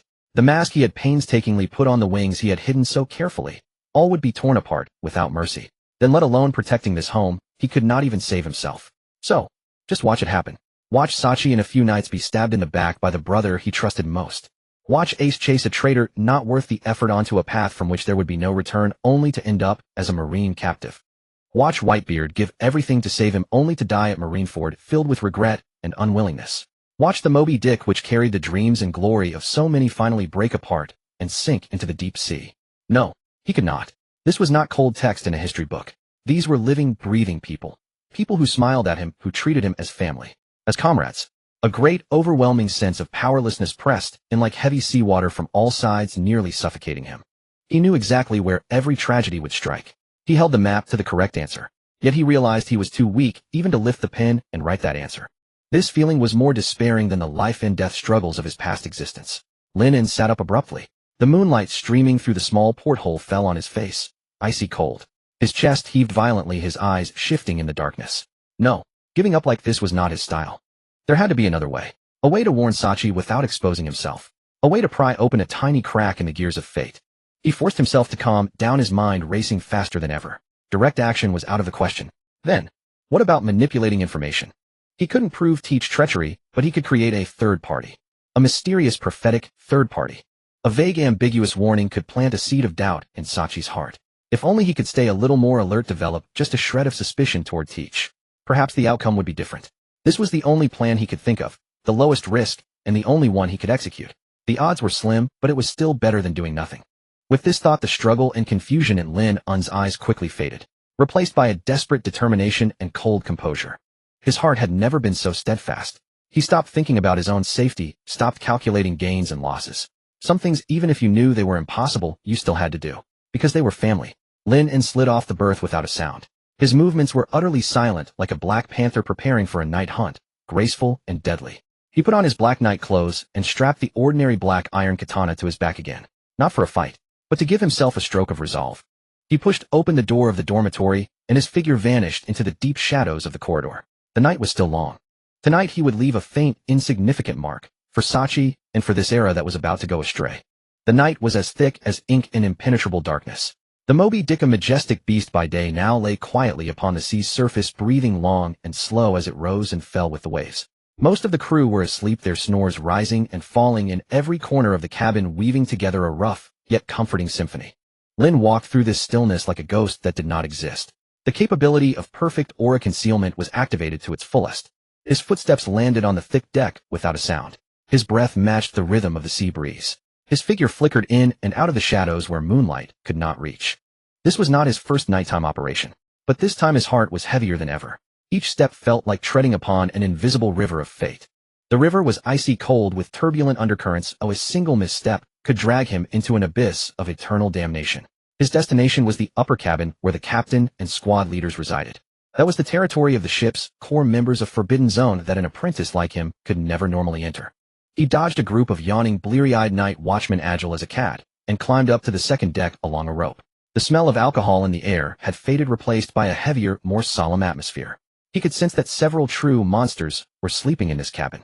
Even in slumber, the aura they inadvertently emitted was enough to keep ordinary beasts at bay. Lynn held his breath, compressing his presence to the minimum. Relying on the cabin's structural diagram in his memory, he navigated through the complex corridors. He did not go to Saki's room first. Instead, he arrived outside Dickie's door. The door was ordinary, no different from those of the other squad leaders. Lynn stopped and listened intently. Behind the door there was a deathly silence. No sound of breathing, no heartbeat, as if no one was inside. But Lynn knew that Dickie was inside. This man's patience and disguise had seeped into his very bones. Even in sleep, he could instinctively suppress all signs of life. If Lynn had not known of his terrifying future, he too might have been fooled by this illusion. Lynn stood there quietly for a moment, then turned and walked away. He did nothing unnecessary. He simply needed to confirm that this beast, always ready to strike, was still safely contained within its cage. Saki's room was at the other end of the corridor. Lynn found it quickly. He stood before the door, gazing at the wooden door identical to Dickie's, his emotions a tangled mess. Behind this door was the man who always smiled like the sun and would give him the biggest piece of roasted meat. And in a few days this door would be stained red with blood. Lynn took a deep breath, expelling all chaotic thoughts from his mind. At that moment his gaze became incredibly focused and calm. He extended his left-hand index and middle fingers together, gently pressing against the door panel to sense the texture and thickness of the wood. Then he drew the plain black iron tachi from his waist. The cold blade did not reflect a single glint of light in the darkness, as if devoured by the dense night. The vast knowledge from the Hawkeye swordsmanship card flowed through his mind. He recalled the world's greatest swordsman who day after day, year after year repeated the most basic swinging motions. He understood that true swordsmanship was not merely about strength and speed. It was also the ultimate control over oneself, the blade, and even all things, a control approaching the Tao. Lynn closed his eyes. At that moment his breathing became nearly inaudible. His heartbeat seemed to pause as well. He entered a state of utter emptiness where self and world were forgotten. The blade in his hand was no longer a blade. It was an extension of his arm, a manifestation of his will. Then he moved. The tip of the blade gently traced across the wooden door. No sound. There was not even the slightest friction. It felt less like carving into hard wood and more like writing a line of small regular script on rice paper with the softest brush. His wrist vibrated at an imperceptibly tiny amplitude with incredible speed. Each rise and fall of the blade tip was precise to the micrometer. He pushed the exquisite control of power from Hawkeye swordsmanship basics to its absolute limit. A line of tiny characters impossible to see without close inspection gradually took shape on Saki's door. Betrayal springs from desire, darkness devours light. 14 characters completed in one smooth stroke. The brushwork of each character carried a faint, elusive sharpness, as if not carved, but grown from the wood itself. After finishing, a fine layer of sweat had formed on Lynn's forehead. This extreme control over power was far more draining than a fierce battle. He slowly sheathed the blade. Then with his gloved finger, he gently brushed over the line of characters. Not a single wood chip fell. All the wood shavings had been turned into the finest dust by his subtle force at the moment of carving, dissipating into the air. Not a trace remained. Lynn looked at his handiwork, feeling no joy, only a cold tranquility. He had done all he could. The rest was up to Saki's own fortune, and whether fate would grant anyone a sliver of breathing room.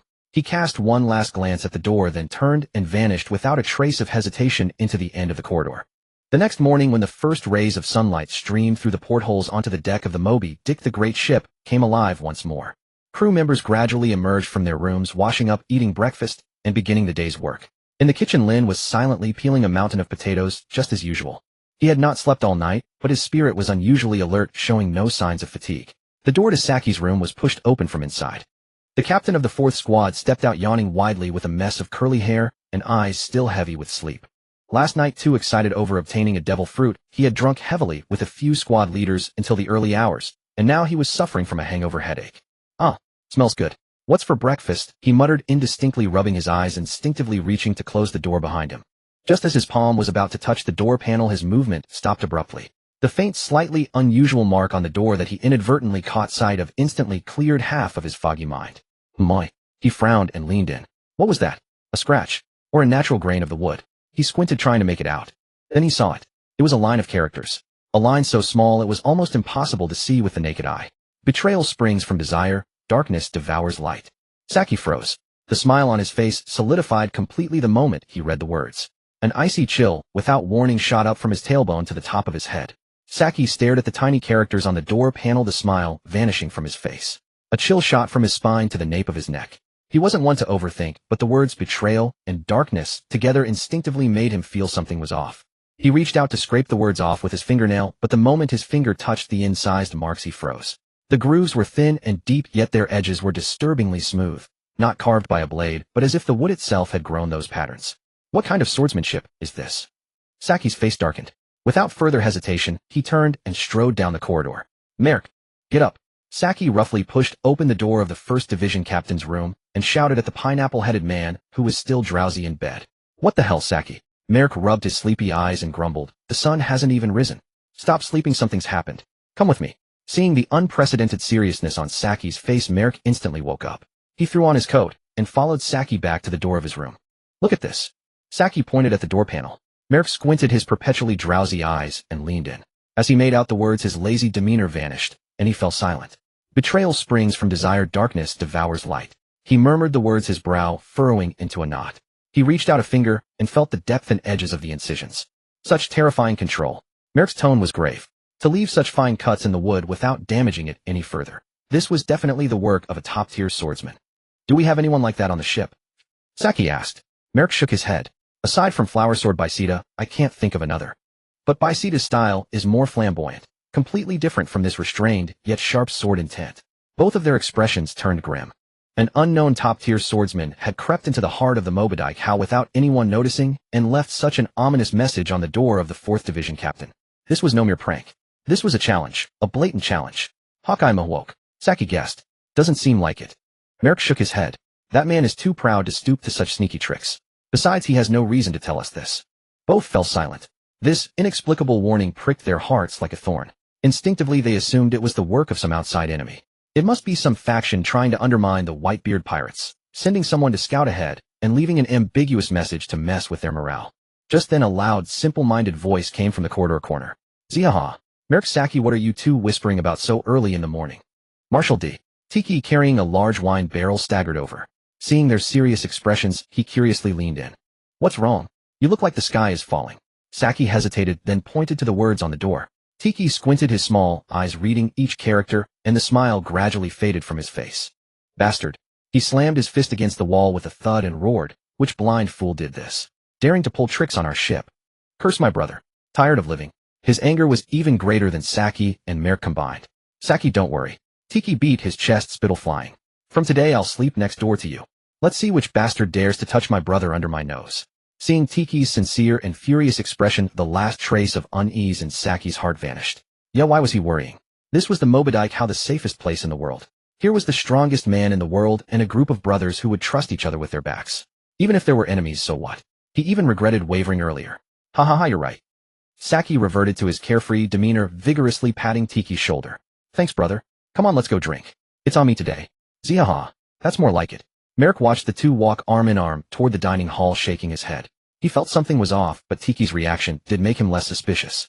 Maybe it really was just some enemy messing around. This little matter would soon pass.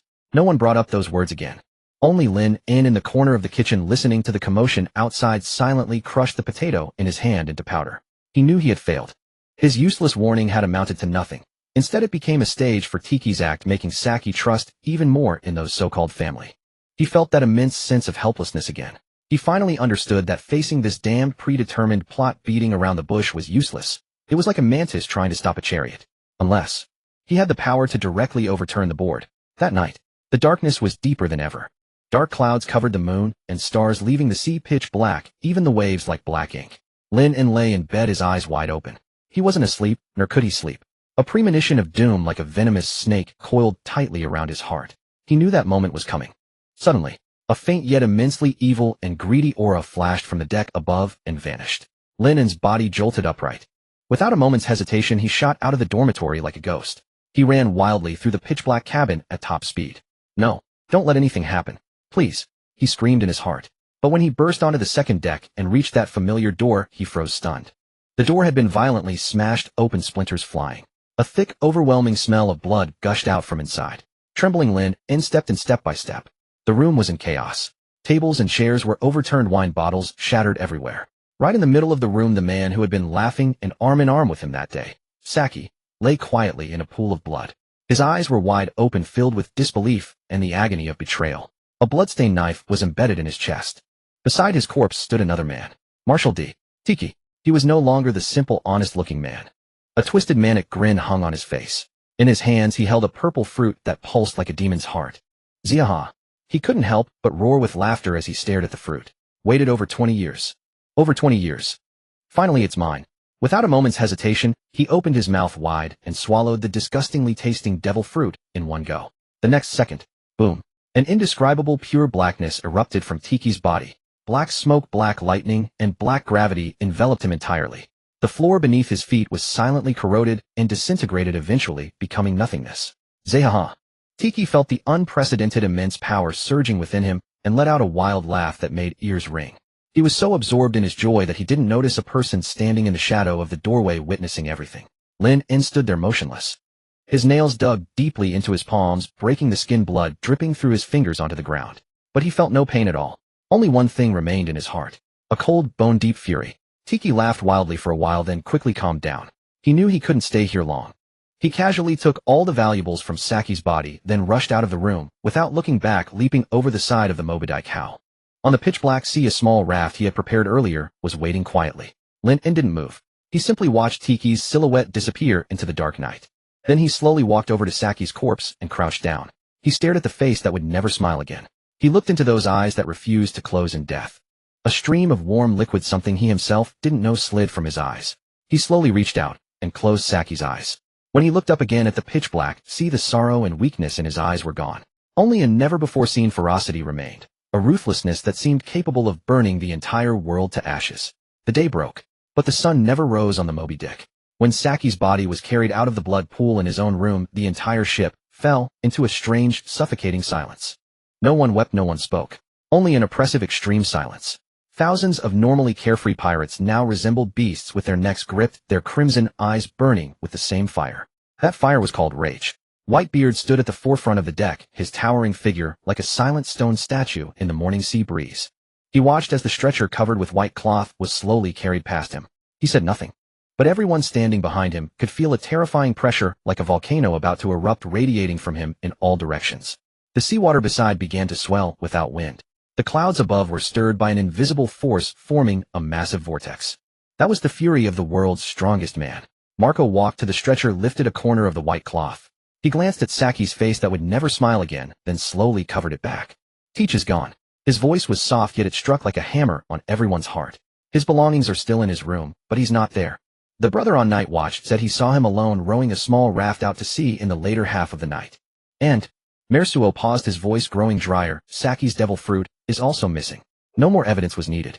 The truth had branded itself into everyone's heart like a red-hot iron. The murderer was Dicky. It was that family member who had been on the ship for decades, always grinning foolishly, calling everyone brother. He killed his own brother to steal a comrade's devil fruit. This was the most despicable crime ever committed since the founding of the Whitebeard Pirates. Betrayal. That word hurt more than any blade. Where is AC? Whitebeard finally spoke, his voice terrifyingly low. Mersuo looked back. He's been locking himself in his room, seeing no one. Lynn stood at the back of the crowd, head bowed, his expression unseen. He listened to the suppressed, beast-like heavy breathing of the surrounding crew. He felt the sorrow and rage in the air that had nearly become tangible. He said nothing. He just silently clenched his fists. Saki's funeral was held at sea. There was no lengthy ceremony, only the heaviest silence. When the coffin containing Saki's body was slowly pushed into the deep sea, AC, who had been silent all along, finally appeared. He wore the captain's coat of the 2nd Division, his face expressionless, but his fiery eyes were terrifyingly red. He walked straight to Whitebeard, and then knelt on both knees. Pops. His voice was hoarse, as if scraped by sandpaper. Dicky is my crew member. He committed an unforgivable sin. As his captain, I must bear this responsibility. Please. Let me personally hunt him down. I want to bring him back to Saki's grave with my own hands, and let him wash away this disgrace with his own blood. Each word was squeezed out through gritted teeth, full of determination and unshakable will. No. Whitebeard refused without a second thought. His voice was not loud, but carried an authority that brooked no defiance. AC, only this matter is not allowed. Why? AC lifted his head abruptly, his eyes full of bloodshot confusion. This is the iron rule of our ship. Harming a comrade is an absolutely unforgivable sin. I must go and clean our own house. This is not a matter of iron rules. Whitebeard slowly turned around, gazing at the turbulent sea in the distance, his eyes becoming unusually deep. Only that guy. Dickie. He is different. I have a very bad feeling. Listen to me, AC, don't go. This was the first time Whitebeard, the emperor who shook the four seas, had so explicitly prevented a son's decision. His beast-like intuition made him sense from Dickie's betrayal an aura far more dangerous and ominous than the incident itself. But AC wouldn't listen. He was blinded by rage and self-blame. All he knew was that his crew member had killed his brother. This responsibility, this shame, must be settled by his own hands. Pops, I'm sorry. AC heavily kowtowed to Whitebeard. Even if you disagree, I must go. This is my responsibility as captain of the 2nd Division. AC, calm down. Merrick and Jozu immediately rushed forward to stop him. But AC stood up abruptly, his body bursting into blazing flames with a boom. The scorching blast pushed everyone back a few steps. Without looking at anyone else, he charged straight to the ship's rail to his small flame-powered boat, the Striker. AC, come back. Behind him came the anxious shouts of his comrades. But AC ignored them. He jumped onto the Striker and turned back one last time to take a deep look at Whitebeard's towering back. Then he activated his ability. The stern of the small boat spewed a long flame like an arrow from a bow, turning into a brilliant streak of fire racing toward the end of the sea. This idiot. Merrick slammed his fist into the railing, his face full of helplessness and worry. The deck fell into dead silence again. No one could stop him. No one had the right to stop him. Whitebeard never turned around. He just stood there quietly watching the flame until it vanished at the horizon where sea and sky met. No one saw the bulging veins on his hand gripping the kanjianki. No one saw that in his eyes, which had overlooked the sea for decades, there appeared for the first time a hint of indescribable sorrow and fatigue. Lynn also watched the fading flame. His face remained expressionless. He knew that from this moment the huge, irreversible meat grinder known as the Summit War had already begun to slowly turn its gears. Saki's death. AC's pursuit. Everything was exactly as he remembered. His insignificant warnings were like a pebble thrown into the sea, causing no ripples. Powerlessness. A great sense of powerlessness surged in his heart again. But this time within the powerlessness, there was something else. It was a madness suppressed to the extreme about to burst forth. He slowly closed his eyes. Farewell to the naive self who thought he could change fate with petty tricks. From today onward, what I need is not schemes, but power. Absolute power enough to overturn this damned fate along with the chessboard behind it. At that moment, a cold voice audible only to himself rang in his mind. Ding. Detected that key plot node, Fury Pursuit, has been activated. New divine-level fishing quest has been released. AIS departing silhouette was like a burning fire eventually fading from sight. The heavy, suffocating anger on deck grew even more intense. But Lynn's heart grew remarkably calm within that deathly silence. A bone-chilling tranquility. He had finally understood. In a world where might makes right, knowing what's coming is useless unless you can gain the power to overturn the table. It would be nothing but a joke. His warnings couldn't save Sachi. Whitebeard's premonitions couldn't stop AIS either. Once fate begins turning, it ruthlessly crushes everything in its path, without mercy. Sorrow is useless, but anger, that could work. Just as AIS vanished, a cold mechanical system voice echoed in his mind again. Ding. A critical plot mission, Rage Pursuit, had been activated. A new divine-level fishing quest had been released. A blue light visible only to him unfolded before his eyes. Mission name: Angler of the Ship Graveyard. Mission location: New World. Ship Graveyard Waters. Coordinates: XXX. Mission description: in that hellish place where storms and lightning rage year-round, hidden among the wreckage of sunken ships, lies something from the previous era. Please proceed to the designated coordinates and complete a divine-level fishing attempt. Reward unknown, depends on what you catch. Time limit 72 hours. Ship Graveyard. Lynn's pupils contracted. He knew this place. It was the forbidden death zone along the New World route, dreaded by every pirate who spoke of it. The magnetic fields there were completely chaotic, rendering all recording needles useless. Perpetual storms throughout the year and sudden massive whirlpools could tear apart even the sturdiest ships. It was said that even the Pirate King's crew would need to exercise extreme caution just to pass through. On the Moby Dick's navigation chart, the area was clearly marked with warnings to stay far away. Going there meant he would have to go alone. In the past, Lynn might have weighed whether it was worth it. But now only one thought consumed him. Go. He had to go. Never before had he desired power so desperately. Absolute power capable of seizing destiny by the throat. He didn't inform any of the division commanders. Instead, he went directly to the ship's quartermaster, an old man named Tom. Uncle Tom. Lynn spoke calmly and straightforwardly. I fixed the small boat that was damaged by the Sea King. I want to take it out to test its performance, and I also want to go out for some fresh air. Uncle Tom's cloudy eyes glanced at Lynn and then at Whitebeard's silent figure in the distance before sighing. The atmosphere aboard the ship was indeed suffocating. And Lynn, the most dependable apprentice known throughout the logistics team for his honesty and quiet competence, was someone they could trust. Go ahead. Uncle Tom waved his hand, and tossed a bunch of keys to him. Don't go too far, come back before dark. The seas aren't safe these days. Thank you, Uncle Tom. Lynn took the keys and turned to leave. No one noticed this minor departure. All their minds were still consumed by the dual blow of sorrow and AIS departure. This provided Lynn with the perfect cover. Half an hour later, a mere 5-meter boat like a leaf quietly slipped away from the Moby Dick's course, changed direction, and sped toward that legendary Forbidden Sea. As they drew closer to the ship graveyard, the sky grew darker. Black clouds weighed heavily over the sea like iron slabs, making it hard to breathe. The air carried the stench of rust and rotting, with the wind howling like spectral whales. When the small boat's bow crossed into these waters, boom! A pale white lightning bolt tore through the sky, illuminating the hellish sight before Lynn's eyes. The sea surface was littered with countless shipwrecks. Massive fractured keels pierced the sea like the ribs of beasts. Tattered sails hung limply from broken masts, their colors long faded. A massive whirlpool churned nearby, slowly dragging the wreckage into a pitch-black abyss. Lynn's tiny boat was like a grain of sand in this infernal landscape. He felt no fear at all. The master-level martial arts manual had given him not just combat techniques, but perfect control over his own body. He could clearly sense the subtlest shifts in the ocean currents. He could accurately predict where the next wave would come from. The small boat in his hands moved like the most agile fish, carving miraculous arcs through towering waves and deadly whirlpools. Sometimes it surged to the crest of a wave, sometimes skimmed along its base. Each time it narrowly escaped being crushed by the collapsing water just seconds before impact. His expression remained cold as ice. This death zone that terrified even seasoned veterans had become the perfect training ground for his skills. After an indeterminate amount of time, having dodged a bolt of lightning from the sky, the location, marked by the system coordinates, finally appeared before Lynn's eyes. It was a ship, a massive ancient warship in ruins. Its hull was at least 3 times the size of the Moby Dick, constructed entirely from an unfamiliar black metal. Even broken into multiple sections and half-submerged, it radiated an aura of savagery and iron resolve. Lynn steadily guided his small boat alongside the warship's cliff-like edge. He leaped and deftly climbed onto this iron beast that had lain sunken for countless years. The deck bore the scars of time, yet remained sturdy. He walked to the center of the wrecked warship and withdrew his ordinary-looking fishing rod. This was the spot. He took a deep breath, preparing to cast. Suddenly, look what we found here. A lost little lamb.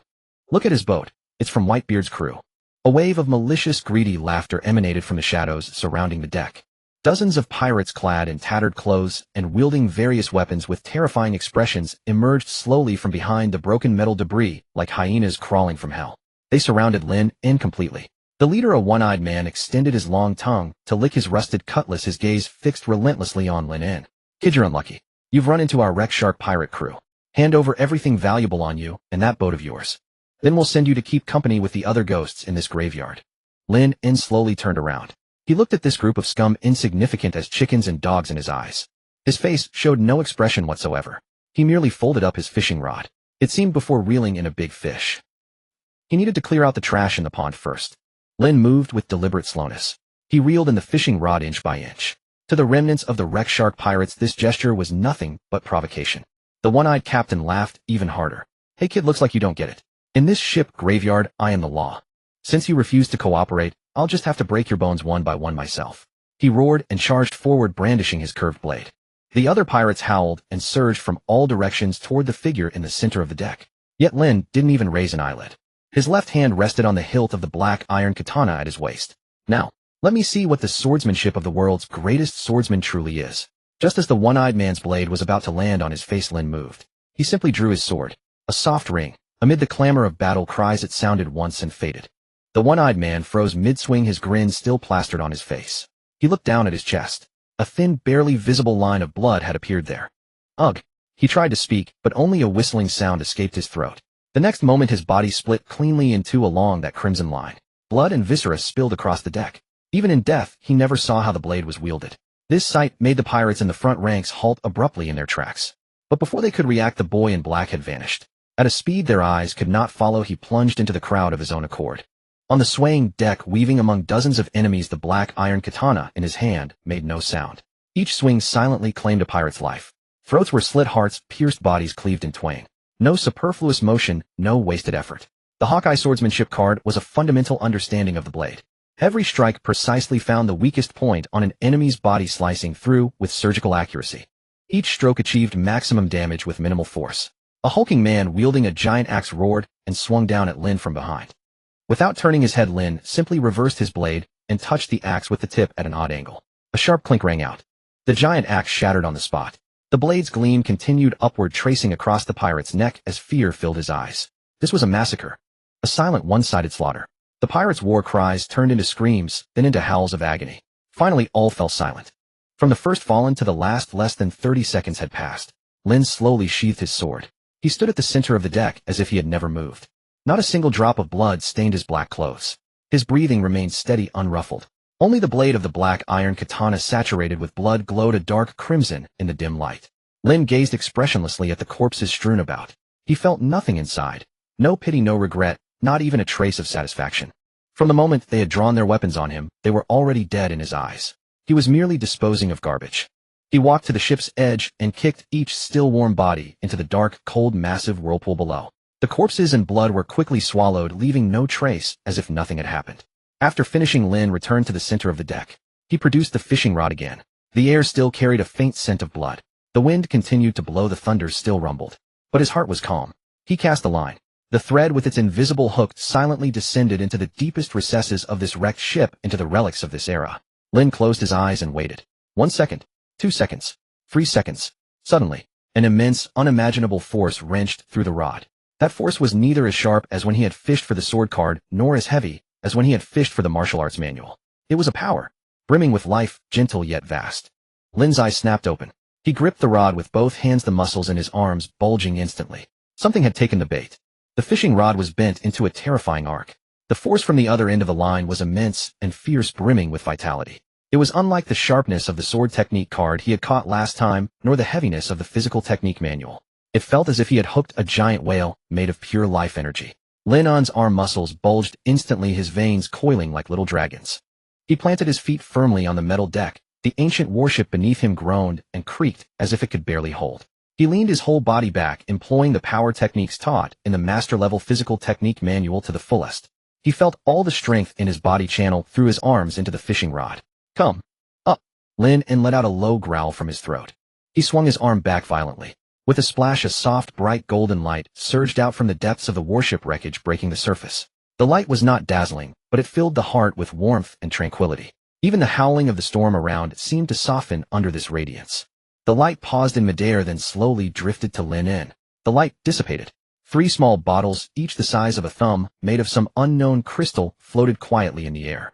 Inside the bottles was a golden liquid like melted stars, flowing slowly, within emitting a pleasant fragrance reminiscent of freshly sprouted grass. Just by smelling it, Lynn felt all the fatigue and mental exhaustion of the past few days vanish. At that moment, a cold system notification sounded in his mind. Ding. Congratulations, host, you have successfully completed a divine level fishing. This fishing reward life spring consumable X3. A blue light screen visible only to him unfolded before his eyes, detailing the item's description. Item name: Life Spring. Item grade: mythical consumable. Item description: a miraculous spring water from the lost divine realm containing the purest essence of life. A single drop can make withered trees sprout anew and bring hope to those in desperate straits. Item effect: upon ingestion, it can instantly heal any fatal injury within 3 seconds, repairing all damaged organs and tissues. As long as the target still has a breath of life, it can pull them back from the jaws of death. Note: this item has no effect on soul injuries. It is also ineffective against diseases and curses. Use with caution. The moment Lynn read the description, his breath caught. His mind went blank. Then an indescribable ecstasy, like a collapsing mountain and a raging tsunami, overwhelmed all his reason. Life Spring. As long as there's a breath left, it can save them. He had thought the task reward might be good, but he never imagined the system would give him such a trump card capable of defying fate. This thing was not meant for killing. It was meant to fight against that damned unchangeable fate. Uncontrollably, images of the future flashed through Lynn's mind. He saw that man as dazzling as the sun AIC, who to protect his younger brother used his body to block the magma fist of Red Dog that could burn through anything his chest pierced. His life flame quickly extinguished. He saw that man known as the strongest in the world, Whitebeard, in his final moments, dragging his body tormented by illness and countless wounds, facing the entire Marine headquarters alone to cover his son's retreat, and finally dying standing from exhaustion. Those were scenes that in his past life always brought him pain and regret. And since his transmigration, they had been like nightmares, 2 mountains pressing on his heart every moment. He once thought he could change nothing. He once thought he could only be a tiny bystander watching the tragedy unfold again. But now, Lynn lowered his head, looking at the 3 small crystal bottles floating before him. His eyes grew hot. What is this? This is not medicine. This is 3 lives. 3 hopes that can turn a certain death situation around. As long as AIC still has a breath left after his chest is pierced. As long as Whitebeard still has a breath left before his life burns out. He has a chance. He has a chance to snatch them back from the jaws of death. Lynn, in trembled, reached out, and carefully one by one cupped the 3 crystal bottles in his palms. The cool, smooth sensation gradually calmed his heart that was about to burst with joy. He took a deep breath. Then from his inner clothing he found the most concealed and secure pocket, and with the reverence of a treasure, he placed the 3 small bottles inside. After doing all this, he felt his heart start beating again. With this thing, everything would be different. Of course, Lynn was also well aware. Just having the medicine was not enough. He couldn't possibly on a battlefield of the Summit War's magnitude swagger up to Red Dog and say, "Wait, don't fight, yet let me give AIC some medicine." He would be obliterated instantly. He needed power. Power sufficient to create that brief 3-second medicine feeding time. In that war that would decide the world's direction, absolute power. Lynn clenched his fists, the ecstasy in his eyes gradually replaced by a deeper, more resolute flame. This harvest had far exceeded his expectations. It was time to go back. He put away his fishing rod and turned to return to his exploration ship. However, just as he was about to leave the ancient warship, his gaze inadvertently swept over a smaller armed merchant ship. Not far away, its hull half embedded into the warship, both sunk together. The captain's cabin of that ship had been caught in the earlier battle, and a rotten wooden door had fallen off. By the occasional flash of lightning in the sky, Lynn seemed to see something on the rotten navigation table inside the cabin reflecting a faint light. As if guided by some unseen force, he walked over. He entered the captain's cabin filled with the smell of mildew and sea salt. A skeleton of the captain, long turned to bones, still lay on the table in the posture of life. And beneath his hand bones was a wrist-sized log pose with an ancient design. Lynn picked it up. The glass cover of the needle was broken, but the magnetic needle inside was still slowly turning. It was not pointing in any fixed direction, but trembling wildly and irregularly within a very small range. As if something ahead was fiercely interfering with it, yet unable to completely hold it. Lynn frowned. This needle was not broken. It was pointing to an unknown place that even a log pose could not accurately record. The storm receded behind them. Lynn's scouting vessel, a black feather, glided lightly out of the waters known as the ship graveyard. Sunlight fell once more, carrying the warmth of survival after adversity. He glanced back at the sky, still crackling with thunder, feeling not a shred of longing. It was time to return. From his chest, he carefully withdrew 3 crystal vials containing the fountain of life. The golden liquid within shimmered with an ethereal glow in the sunlight. His heart burned with fervor. This was the strength with which he defied fate. With these, everything could still be salvaged. Just as he was about to set course to chase the Moby Dick, his gaze fell upon an ancient record compass in the corner of the cabin. As if possessed, he picked it up. The magnetic needle continued to quiver madly like a drunkard shaking with Parkinson's, never managing to steady itself. It pointed to no known island. It pointed to pure, uncharted unknown. Lynn furrowed his brow. An uncontrollable thought rose from deep within. Should he go take a look? Once the thought appeared, it would not leave. He knew clearly that the most rational choice would be to return to the fleet immediately. He had strayed too far from the main group. If he didn't return soon, Marco and the others would likely send someone to find him. But that curiosity rising from his very soul was like a kitten's claws endlessly scratching his heart. A place where the record compass went haywire could not be ordinary. Either it was a forbidding zone like the ship graveyard, or it was a special island concealing some great magnetic source. Opportunity often coexists with risk. He had just resolved to gain power at any cost. Now faced with a potential opportunity, could he turn away for even uncertain danger?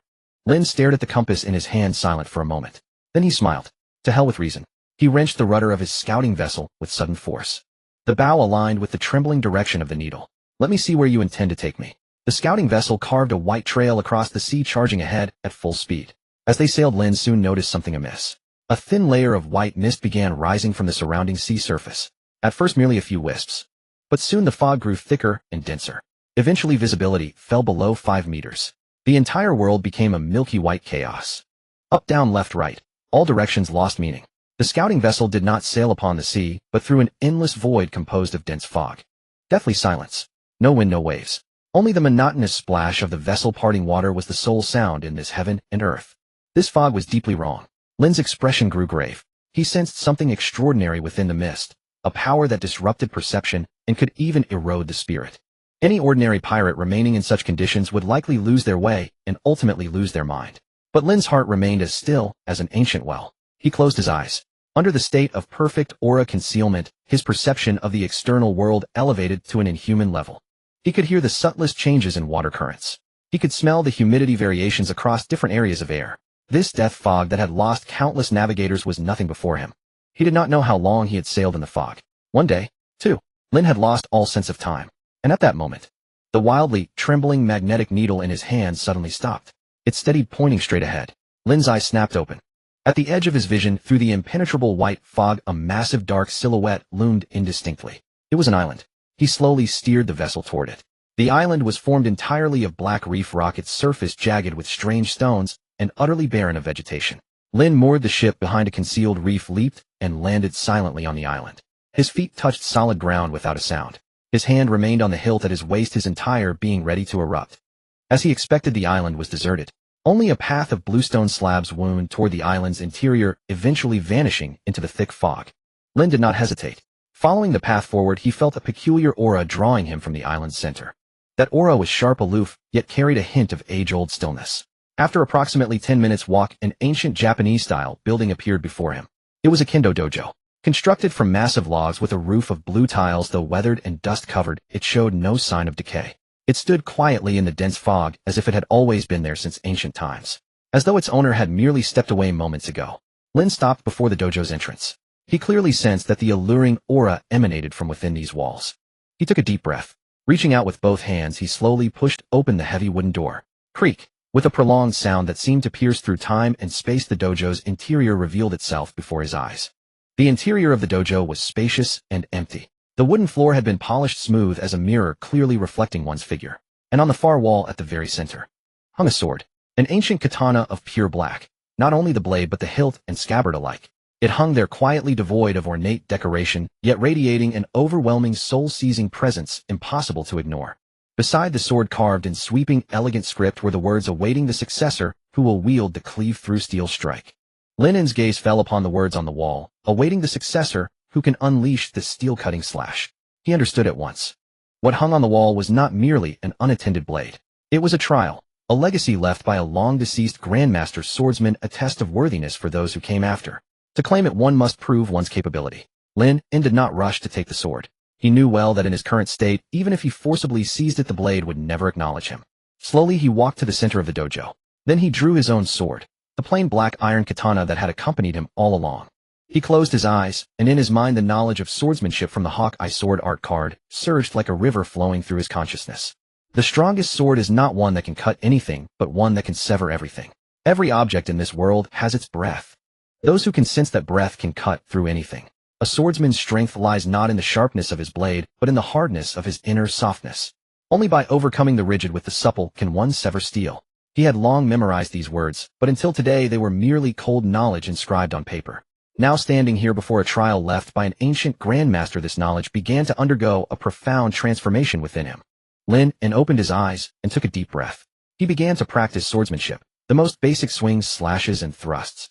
No fancy techniques, only the most monotonous fundamental movements. Whoosh! The blade cut through the air, bringing a gust of wind. He walked to a corner of the dojo where a row of wooden training posts stood and struck down with his sword. Bang! The black iron katana hit the hardwood post with a dull thud, leaving only a shallow white mark. Lynn frowned. No, he had exerted considerable force, yet the result was far from ideal. This was pure brute strength. Using the blade to bash, not to cut. He closed his eyes again, quietly recalling the seemingly casual slash of Hawkeye that could cleave a colossal iceberg in two. Hawkeye's sword was soft. His power was not concentrated in a single explosive point, rather it flowed like water along the blade, channeling his will and aura, without reserve, to the very tip. Lynn swung once more. This time he did not deliberately seek strength or speed.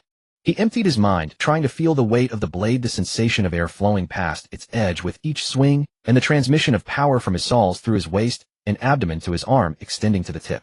Time seemed to lose its meaning in that moment. Lynn was completely immersed in this state of self-forgetting cultivation. He forgot hunger, fatigue, and even where he was. His world shrank to the blade in his hand and everything before him. From sunrise to sunset, from moonrise to moonset. The dojo echoed with his tireless figure and the monotonous, strangely rhythmic sound of cutting air. He began to swing at various objects in the dojo. A speck of dust drifting from the rafters. A raindrop falling from the eaves. He no longer tried to hit them, but to sense them. To sense their trajectories, their structures, the faint, imperceptible breath of their existence in this world. Gradually the blade in his hand changed. It was no longer mere slashing. Sometimes his sword was as light as a feather, sometimes as swift as lightning. At times a gentle touch of the tip left a deep, tiny hole in the hardwood post. At other times a light brush of the blade split a drifting hair in two. His understanding of power and the sword was transforming at an astonishing rate. Deep scratches began to appear on the empty wooden floor of the dojo, traces of countless failed attempts. But these marks also recorded his growth. Finally, on an unknown day when the first ray of morning light pierced the gaps in the wooden window and illuminated a corner of the dojo, Lynn stopped. He walked slowly to the farthest corner of the dojo to the iron target he had long overlooked. It was a solid iron target half a man's height, thick and sturdy. Lynn stood silently before it. He closed his eyes. This time he did not think of any sword techniques. He simply listened, with his heart, with his soul, to the lifeless object before him. In his perception the world changed. The sounds of wind and water vanished. He could hear the extremely subtle vibrations among the countless iron atoms within the target. He could see a natural fragile line within the seemingly solid structure. That was its breath. As if suddenly enlightened, Lynn's eyes snapped open clear and bright. He gathered all his strength, all his aura, all his will, and focused them in an instant on the tip of his blade. Then he swung the black iron katana. It was a seemingly ordinary, even slow slash. No sound of wind, no shockwave. The black blade silently passed through the iron target like a hot knife through butter, encountering no resistance. Lynn unsheathed his sword and stood still. 1 second, 2 seconds. Click. A faint sound. A smooth mirror-like cut appeared on the thick iron target. Then the upper half of the target slowly slid along the cut and crashed to the ground with a heavy thud. He had succeeded. In the dojo a pin could be heard dropping. Lynn maintained his sword-wielding posture, standing like a statue. His mind was empty and clear. With that very strike, he distinctly felt a wondrous resonance between the sword in his hand, the iron target before him, and even the entire space. It was not about using force to overpower. It was about following the breath of all things, gently slicing along their most essential thread. It was understanding, not conquest. This was iron severing. Clang. The upper half of the iron target crashed onto the ground, snapping him out of that profound state. He lowered his head to examine the black iron katana in his hand. The blade bore not a single nick or damage. Hum. Just then a faint hum like the sound of a clear spring under the moonlight emanated from the depths of the dojo. Lynn lifted his head, his gaze piercing the dim air and settling on the ancient katana hanging at the center of the wall. It was the one humming. It was calling him. Lynn walked over slowly. The previous faint oppressive feeling like a test had vanished. He stood before the blade, reached out his hand, and gently grasped the pitch-black handle. It was cool to the touch, yet there was a sense of kinship, like blood ties. Without much effort, he took it down from the wall. Together with the scabbard, it was heavy and felt exceptionally good in hand. Lynn took a deep breath, holding the scabbard in his left hand and the handle in his right, slowly drawing it out. A cold light like autumn water instantly illuminated the entire dim dojo. The blade was slender, gracefully curved, and of a deep, light-absorbing black. Upon closer inspection, one could see it covered with fine forging textures like scattered stars in a night sky. This sword bore not a trace of murderous intent. It was like a quiet, moonless night sky, deep, serene, yet harboring a power that could devour everything. Lynn swung his hand, and the blade traced a silent arc through the air. It was light as if weightless. A fine blade. He admired it sincerely. What was the origin of this sword? What was its name? Lynn sheathed the blade and began searching the dojo. Soon he found a well-preserved scroll on a wooden rack for scrolls at the very back of the dojo. The scroll was made of some special beast hide, supple to the touch. He carefully unrolled it. It was written in ancient Wano characters, an account by its owner. My name is Xuanyue Longma, a samurai of Wano. Upon seeing this name, Lynn's pupils sharply contracted. Xuanyue Longma. The legendary great swordsman who had slain a flying dragon centuries ago. The samurai Bible of Wano. So this was his hidden retreat. Lynn suppressed his shock and continued reading. On the scroll, Longma recorded his insights on the way of the sword in his later years, along with the experience of forging this blade.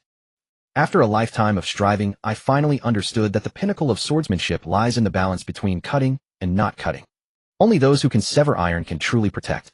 This sword was forged from celestial iron ore and my own bone and blood, taking 10 years to complete. It is supremely keen and gentle, capable of channeling the power of moonlight, and incredibly sharp. I named it New Moon. New Moon. The blade of the crescent moon. Lynn stroked the scabbard in his hand, feeling the silent power within. At the end of the scroll, Longma wrote that he had left his lifelong insights on the sword, and this great sword, one of the 21 works, New Moon, here, awaiting a descendant who could comprehend the true essence of iron severing. To obtain my blade is to be my heir. I hope you will wield this sword to cut through all the injustices of the world. Lynn slowly rolled up the scroll. He turned around and bowed deeply to the empty dojo. I shall not dishonor your will, senior. He fastened the New Moon at his waist, then solemnly placed his own black iron katana, which had accompanied him for a while, on the spot where the New Moon had hung. It was a kind of exchange, and also a mark of respect. Having done this, he lingered no longer, turned around, and strode out of the ancient dojo. The moment he stepped through the gate, the thick white fog behind him began to dissipate, rapidly visible to the naked eye. By the time he returned to the shore where his scout boat was moored, the dense fog over the entire island had completely cleared, revealing its original rugged and rocky appearance. The sun shone brightly, and a sea breeze blew gently. Everything that had just happened felt like a bizarre dream. But the cool touch of the new moon at his waist reminded him that it was all real. Time to go back. Lynn oriented himself, steered the small boat, and sped full throttle toward the direction where the Moby Dick might be. 2 days later, on the vast ocean, the colossal whale-like bow of a ship finally appeared at the horizon. It was the Moby Dick. Lynn felt a surge of joy, but then began to prepare an explanation for his disappearance. He first tore several holes in his clothes, then smeared oil stains from the boat on his face and body. Finally, he regulated his breath to make his complexion pale, appearing severely weakened. Only then did he slowly steer his boat close to the Moby Dick. Look, it's that kid Lynn back. The lookout on the mast spotted him first. Soon a large crowd gathered on the deck. Mark took the lead, jumping directly from the deck into his small boat, scrutinizing him with a furrowed brow. Kid, where the hell did you go? We thought you'd been swallowed by a sea king. Lynn put on a face of lingering fear and smiled bitterly. Don't even mention it, Captain Mark. I was just testing the boat when a sudden storm swept me away. When I woke up, I had drifted to a deserted island. There was nothing on that island. After a narrow escape, I barely managed to repair the boat and flee. His appearance, combined with his genuine expression and his usual honest demeanor, left no one suspicious. Mark patted him on the shoulder and sighed with relief. Glad you're back. The seas are dangerous now, but don't go off alone again. Yes, Captain. Lynn obediently nodded and followed the crowd back onto the deck of the Moby Dick. The familiar clamor made him feel as if a lifetime had passed. Just then a newsbird descended from the sky, dropping the latest newspaper. The nearest crew member casually caught it, unfolded it, and gasped. Hey, everyone look. The others crowded around. Lynn also glanced over. The headline on the front page in the largest font bore a shocking title. Former warlord of the Sea Cloquetiers' plan to usurp a country has failed, arrested by the Navy. Lynn's heart sank heavily. What was destined to come had finally arrived. Chaos reigned on the deck of the Moby Dick. A newspaper freshly obtained from a newsbird was being snatched and passed around by a crowd of eager hands. Look, it's Crocodile. He even challenged Father once. He's one of the 7 warlords of the sea. Ha ha ha. He actually fell so low as to attempt stealing a nation in paradise, and failed. Alas, Commander Ace also appeared in Alabasta. But those are all the Navy forces now, aren't they? Murmurs rippled across the crew, echoing everywhere. Through the clamoring crowd, Marco emerged from the hold. He casually grabbed a newspaper, glanced only at the headline, and those perpetually half-asleep eyes darkened. Quiet down, what's all this racket? His languid voice was soft, yet the entire deck fell silent at once. Don't you already know Ace's strength? It's just the Navy. No need to make such a fuss. With those words, the worry on the crew's faces eased considerably. However, his tone shifted, folding the newspaper as he gazed toward the distant open sea. That Straw Hat Kid is the brother Ace spoke of before, isn't he? This matter in Alabasta is likely far from simple. Without another word, he turned and strode toward the immense chamber at the very top of the ship. Inside Whitebeard's quarters, silence reigned as it always did. The only sound was the monotonous ticking of medicinal liquid dripping from a large fur bottle. This man, known as the world's strongest warrior, sat quietly in his exclusive large chair, gripping his naginata, a weapon as legendary as he was. He didn't look out at the ocean. His eyes were closed, appearing as though asleep. Yet Marco knew Father was awake. Father! Marco gently placed the newspaper on the table beside Whitebeard's hand. Whitebeard neither opened his eyes nor spoke. A long silence filled the room. Marco stood there quietly waiting. He knew Father worried more about Ace than anyone aboard. That concern ran deep, but was never spoken aloud. Time passed until Marco almost believed Whitebeard would never speak again. A long suppressed sigh echoed through the room. Gurara. Whitebeard slowly opened his eyes, those eyes that could make the world tremble, now filled only with a father's helplessness, indulgence, and worry. That foolish son of mine. He didn't look at the newspaper, merely speaking in a low voice. Let him be. That is the path he chose himself. Yes. Marco responded respectfully and exited the room. The moment the door closed, he cast a glance back. Sunlight streamed through the window, framing that enormous silhouette with a golden border. Yet for some reason he felt that back looked somewhat lonely. Unlike the clamor on deck or the silence in the captain's quarters, the kitchen aboard the Moby Dick was remarkably quiet. Lynn held a clean soft cloth, wiping the freshly washed dishes over and over again. His movements were slow and deliberate, the ordinary silverware in his hands treated as if they were priceless treasures. He heard every word of the gossip outside clearly. Yet not a flicker of emotion crossed his face. Only he himself knew how turbulent his heart was beneath that calm exterior. The Straw Hat Kid had defeated Crocodile, which meant Ace would soon find Blackbeard, and ultimately step onto that fateful trap on Banana Space. It was unstoppable, the destined journey of Fire Fist Ace. Lynn's movements paused. What could he do? Go tell them Tychus was a schemer. that Ace was destined to lose. No one would believe him. He was merely an inconspicuous trainee crew member. His words carried no weight. Moreover, his identity as a transmigrator was his greatest secret, absolutely untouchable. Lynn gently placed the polished fork back in its place. His gaze darkened. The only thing he could do was this. To desperately accumulate enough power to overturn the table before the storm arrived. Time was running short. Night fell. The daytime commotion gradually subsided, and the Moby Dick sailed steadily across the tranquil sea. Most of the crew had already slept. In the most inconspicuous corner of the deck, a shadow stood facing the slightly chilly sea breeze, repeating the most basic sword swings over and over again. No aura of sword intent, no elaborate techniques. Only the subtle sound of the blades slicing through air, carrying a peculiar rhythm. Lynn gripped Tsukihime, pouring all his consciousness into comprehending and consolidating the realm of iron severing. He failed to notice that in the nearby shadows a pair of eyes had been quietly watching him for a long time. Marco leaned against the ship's railing, arms crossed. Observing Lynn practicing under the moonlight, his expression was filled with scrutiny and confusion. This kid was profoundly abnormal. Since returning from his disappearance, even more so. That composure beyond his years, along with that aloof detachment, as though nothing mattered to him. Especially today. Upon hearing news of Ace, even the slowest on the ship showed some emotion. Either excitement or worry. Only he, Lynn, stood like nothing had happened. That name in the newspaper might as well have belonged to a complete stranger to him. Marco slowly approached, his footsteps extraordinarily clear on the quiet deck. Lynn's movements ceased. He turned and regarded the newcomer. Captain Marco. His voice remained as calm as ever. Marco said nothing, simply walking to his side and mimicking his posture, gazing toward that moon-drenched expanse of sea. The sea breeze stirred his golden short hair. After a long while he spoke in an offhand tone. Lynn, you seem to care nothing about Ace's situation. You don't seem to worry at all about Ace. The sea breeze swept across the deck, carrying the unique chill and dampness of the night. Marco's question was like a stone dropped into a calm lake, stirring ripples in Lynn's heart. Yet his face remained impassive. He turned his head to gaze at the 1st Division commander of the Whitebeard Pirates, the legendary Phoenix. Those eyes, always half-lidded, as if perpetually drowsy, now bore a sharpness that seemed to pierce through the human heart. Lynn said nothing. Then in a tone that was matter-of-fact, even tinged with self-deprecation, he replied softly. Worried? Commander Marco, of course I'm worried. But what use is my worry? He paused, then cast his gaze toward the distant sea, silvered by moonlight. I'm just an apprentice, a nobody, without even a bounty. Commander Ace is the captain of the 2nd Division, Fire Fist Ace. His safety and his battles should be your concern, and that of the other commanders.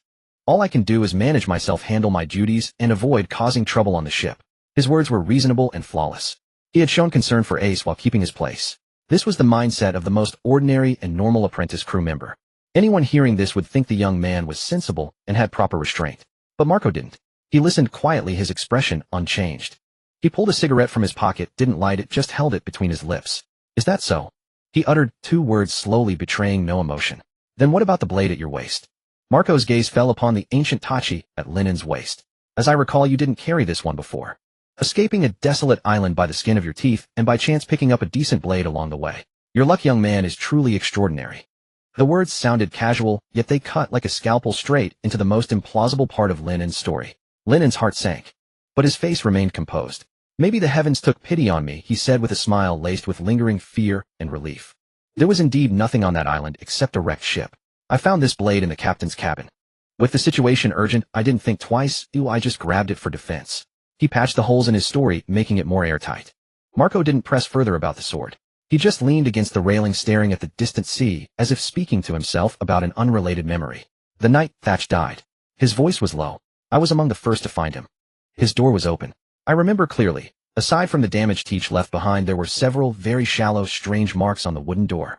Marco turned his head, eyes locked on Lynn. Those marks didn't look like battle scars. More like someone was practicing with something extremely sharp on the door. And those marks appeared before Teach made his move. Lynn, do you know anything about this? The air seemed to freeze. Lynn's hand unconsciously tightened on the scabbard. He knew those marks were left by himself when he was practicing iron cutting earlier. He hadn't expected Marco to be so perceptive, catching even such a tiny detail. But he couldn't admit it. Absolutely not. Commander Marco. Lynn raised his head to meet Marco's gaze, his eyes clear and frank, without flinching. I don't know what you're talking about. When Commander Thatch was attacked, I was probably asleep in my quarters like most of the crew. His reply was watertight.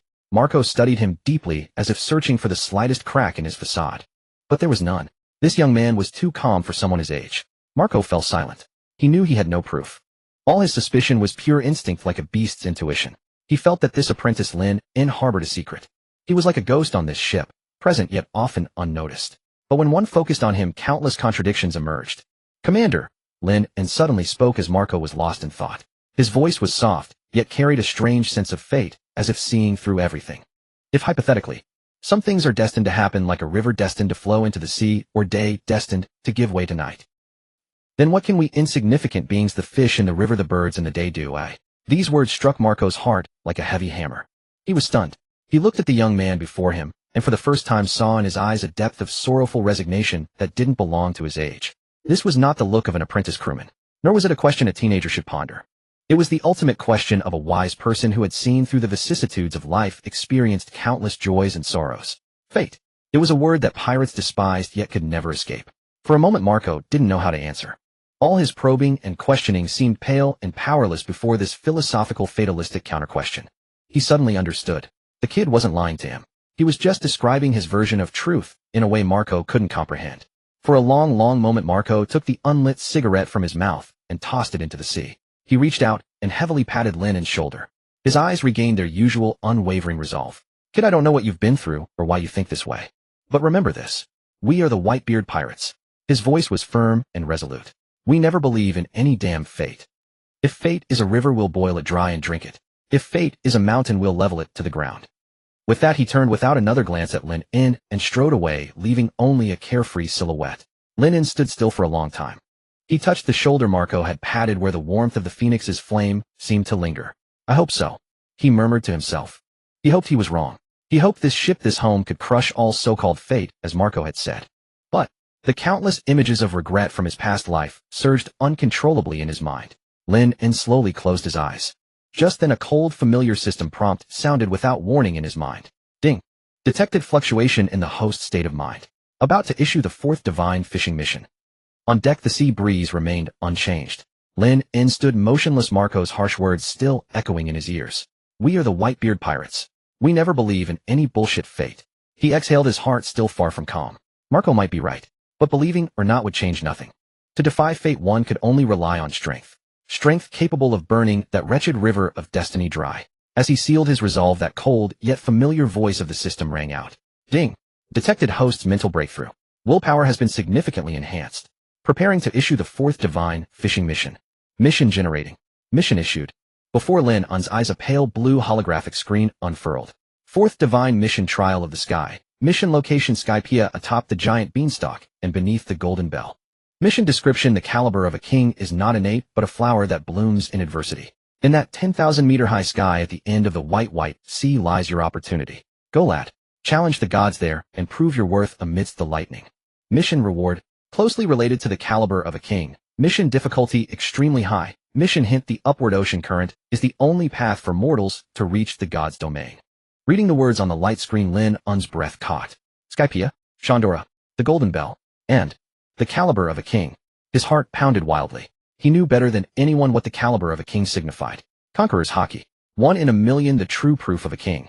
Though through the Yagyu sword card he had learned to wield armament haki, to the extent of splitting iron. Though through perfect aura concealment, his perception far surpassed ordinary men, a variant form of observation haki. But in a world of the strong these were but common tools. Only Conqueror's haki was the dividing line between the merely strong and the true sovereign. If he wished to possess power capable of turning the tide of the impending summit war, of overturning the very board itself, he must secure this king's caliber. Lynn's eyes flared with fervor, but he quickly cooled. 2 great obstacles lay before him. First, how to reach Skypea. To most souls of the blue sea, that place was nothing but a phantom legend. There were no fixed shipping routes, let alone the century-recurring upward ocean current. Second, and far more perilous, how could he vanish again from beneath Marco and the other division commanders' watchful eyes in a manner that seemed entirely reasonable? He had only just returned under the guise of being swept away by a storm, and Marco's suspicions had not yet fully dissipated. If he disappeared again, now it would be as if he had branded the words, "I am suspicious," across his forehead. Lynn's brows knit tightly. He needed a plan. A scheme that no one could pierce through. One that would let him slip away from the main fleet unseen, with ample time to reach Skypea. Deep into the night, within the library of the Moby Dick. This was one of the quietest places aboard, housing the vast collection of books and navigational charts the Whitebeard Pirates had gathered from across the world over the years. Lynn's figure slipped inside. He disturbed no one. Beneath the dim amber glow of an oil lamp, he moved between towering bookshelves, his eyes swiftly scanning the titles. Records of anomalies in the Grand Line, legends of ocean treasures, and the navigator's log from a century past. With the memories of his previous life, he pinpointed exactly what he sought. He carried several thick, dust-laden volumes to a table in the corner and began flipping through them with urgency. What he searched for were records of a certain place. Gaia Island. That wretched hellhole known as the Pirates' Paradise. In the waters near Gaia Island, strange occurrences are frequent. Ships often vanish without reason or fall from the heavens, their crews babbling madly. The locals refer to this as the mischief of sea monsters. In a yellowed travelogue he found that inconspicuous passage. This was it. A spark ignited within Lynn's heart. He knew that what the locals called the mischief of sea monsters was precisely that terrifying upward ocean current, capable of hurling objects 10,000 meters into the sky. The path to the sky had been found. Now came the second problem. How to flee. He needed an opportunity, one that would naturally place him near Gaia Island. Lynn set down the book and quietly slipped into the navigation room. On the wall hung a massive sea chart covered in various markings. It depicted the Moby Dick's route for the coming month. Lynn's eyes darted across the chart, his heartbeat quickening once more. There it was. On the chart, a small island not far from Gaia Island was circled in red ink. Beside it was written, "Resupply in 3 days." The opportunity had arrived. Lynn could not suppress a smile. He needed an excuse. An excuse that would let him vanish from the resupply island for several days without raising suspicion. One that Marco and the others would find perfectly reasonable. Swept away by a storm. No too pedestrian. Venturing out to explore alone. Even more absurd. What courage would a deckhand apprentice have? Then, a wicked glint flashed in Lynn's eyes. Got it. On these chaotic seas, what could be more reasonable, more commonplace a reason for disappearance than being kidnapped? A flawless plan, to kidnap himself, formed rapidly within his mind. 3 days later, the Moby Dick docked at a supply island called Polka Town. This island was a famous transit point in the first half of the Grand Line, attracting all sorts. Pirates, merchants, and bounty hunters were everywhere. The houses were haphazardly built, exuding an atmosphere of freedom and chaos. As soon as the ship docked, the crew who had been on leave for a long time rushed into the town like wild horses, eager to enjoy some rare time ashore. The taverns, casinos, and weapon shops were instantly packed with these towering pirates. Lynn, here's the list. The kitchen needs spices and some fresh vegetables. Do you have enough money? Kalen, a veteran of the 4th Division, handed Lynn a densely written shopping list and a heavy pouch of belly. Don't worry, brother Kalen. I'll get it done. Lynn took the list with a humble, honest smile. Kalen patted his shoulder and warned, the town's a bit rough. Don't go to secluded places. Buy the supplies and get back to the ship early. Got it, brother Kalen. Lynn nodded, slung a large, empty shopping bag over his shoulder, and walked down the gangplank alone. His plan officially began from this moment. Instead of heading straight to the bustling market in the town center, he followed the crew's casual chatter and walked toward the west side of the town, a chaotic district notorious for its low-quality taverns and underground casinos. That was where thugs and low-level pirates gathered. Lynn kept his head down, putting on a timid demeanor, and made his way through the filthy streets. His clean apprentice crew uniform stood out starkly in this area. Soon he was targeted. Hey kid, stop right there. 3 scruffy pirates blocked his path. The leader was a fat man with a surly face, carrying a rusty machete, his eyes sizing up Lynn with malicious intent. With that outfit. Which ship are you from? Looks pretty wealthy. Lynn trembled, stepped back half a step, and his voice quivered. I'm just passing through. Passing through. The fat pirate sneered, and his 2 skinny companions joined in with sinister laughter. Hand over all your valuables. We're in a good mood today, so maybe we'll spare your life. Lynn's face turned pale as a sheet. He clutched the money pouch tightly and stammered, No. This is the ship's fund. I'm a member of the Whitebeard Pirates. If you dare touch me, our captain won't let you off. His bluff only made the 3 pirates laugh even louder. Whitebeard Pirates. The fat man laughed as if he'd heard the greatest joke. With that pathetic look, you call yourself a Whitebeard? Kid, there's a limit to bragging. Every member of Whitebeard's crew is a monster who can take on 100 men. If you're a Whitebeard pirate, then I'm a Marine Admiral. In their eyes, Lynn was just a coward bluffing. Plan successful. A glint of sharp light flashed in Lynn's eyes, unnoticed by anyone. This was exactly what he wanted. I'm telling the truth. Lynn looked like he was about to cry, backing away while arguing loudly, deliberately making a scene. His struggle successfully attracted the attention of several Whitebeard Pirates crew members who were drinking in front of a tavern not far away. Hey look, isn't that Lynn? Looks like it. Is he being bothered by someone? Several Whitebeard crew members noticed the commotion, put down their cups, and stood up. Lynn caught a glimpse of them out of the corner of his eye. The moment had come. You? Don't come any closer. He pretended to slip, stumbled, and accidentally fell from the narrow alley onto the bustling street. The 3 pirates, seeing this, didn't care about anything else. Damn it, you asked for it. The fat man grabbed Lynn by the collar, while the 2 skinny men pressed knives against his neck. Hey, what are you doing? Let our man go. The Whitebeard crew members got furious, grabbed their weapons, and charged over. Stop! Don't come any closer. The fat pirate pressed the blade against Lynn's neck and bluffed. Take one more step, and I'll kill this kid. Quick, take him away. They dragged Lynn, who was paralyzed with fear, into another alley and disappeared into the crowd. The Whitebeard crew members chased a few steps, but lost them. Damn, they dare to kidnap someone on our turf. Quick, go inform Marco. Watching their anxious, retreating figures, Lynn being dragged into the dark alley let the terrified expression on his face quietly fade. The perfect witness was in place. Half an hour later, on a dilapidated pirate ship, Lynn was tied up and thrown on the deck while the pirates who kidnapped him gathered around their captain, excitedly boasting. Captain, we caught a fat sheep claiming to be from the Whitebeard Pirates. He's a coward, but his identity is probably real. We can demand a huge ransom from Whitebeard. The pirate captain, a man with a curled mustache, strutted over to Lynn and kicked him. Kid, you're out of luck. Don't worry, as long as Whitebeard pays up, we won't hurt you. Ha ha ha ha. The pirates on the ship burst into wild laughter. They had no idea what kind of monster they had kidnapped. Lynn kept his head down, silent. He was waiting for the ship to leave port to sail into the vast ocean where there were no other ships around. Another half hour passed. The pirate ship had completely left Polka Town behind, surrounded by an endless blue. The time had come. Lynn slowly raised his head. The fear, anxiety, and cowardice on his face vanished in an instant, replaced by a bone-chilling coldness and indifference. As if the trembling boy from moments ago was just a crude illusion. He flexed his wrists and the tightly bound ropes snapped like noodles. Huh. The pirates, who were drinking and celebrating, finally sensed something was wrong.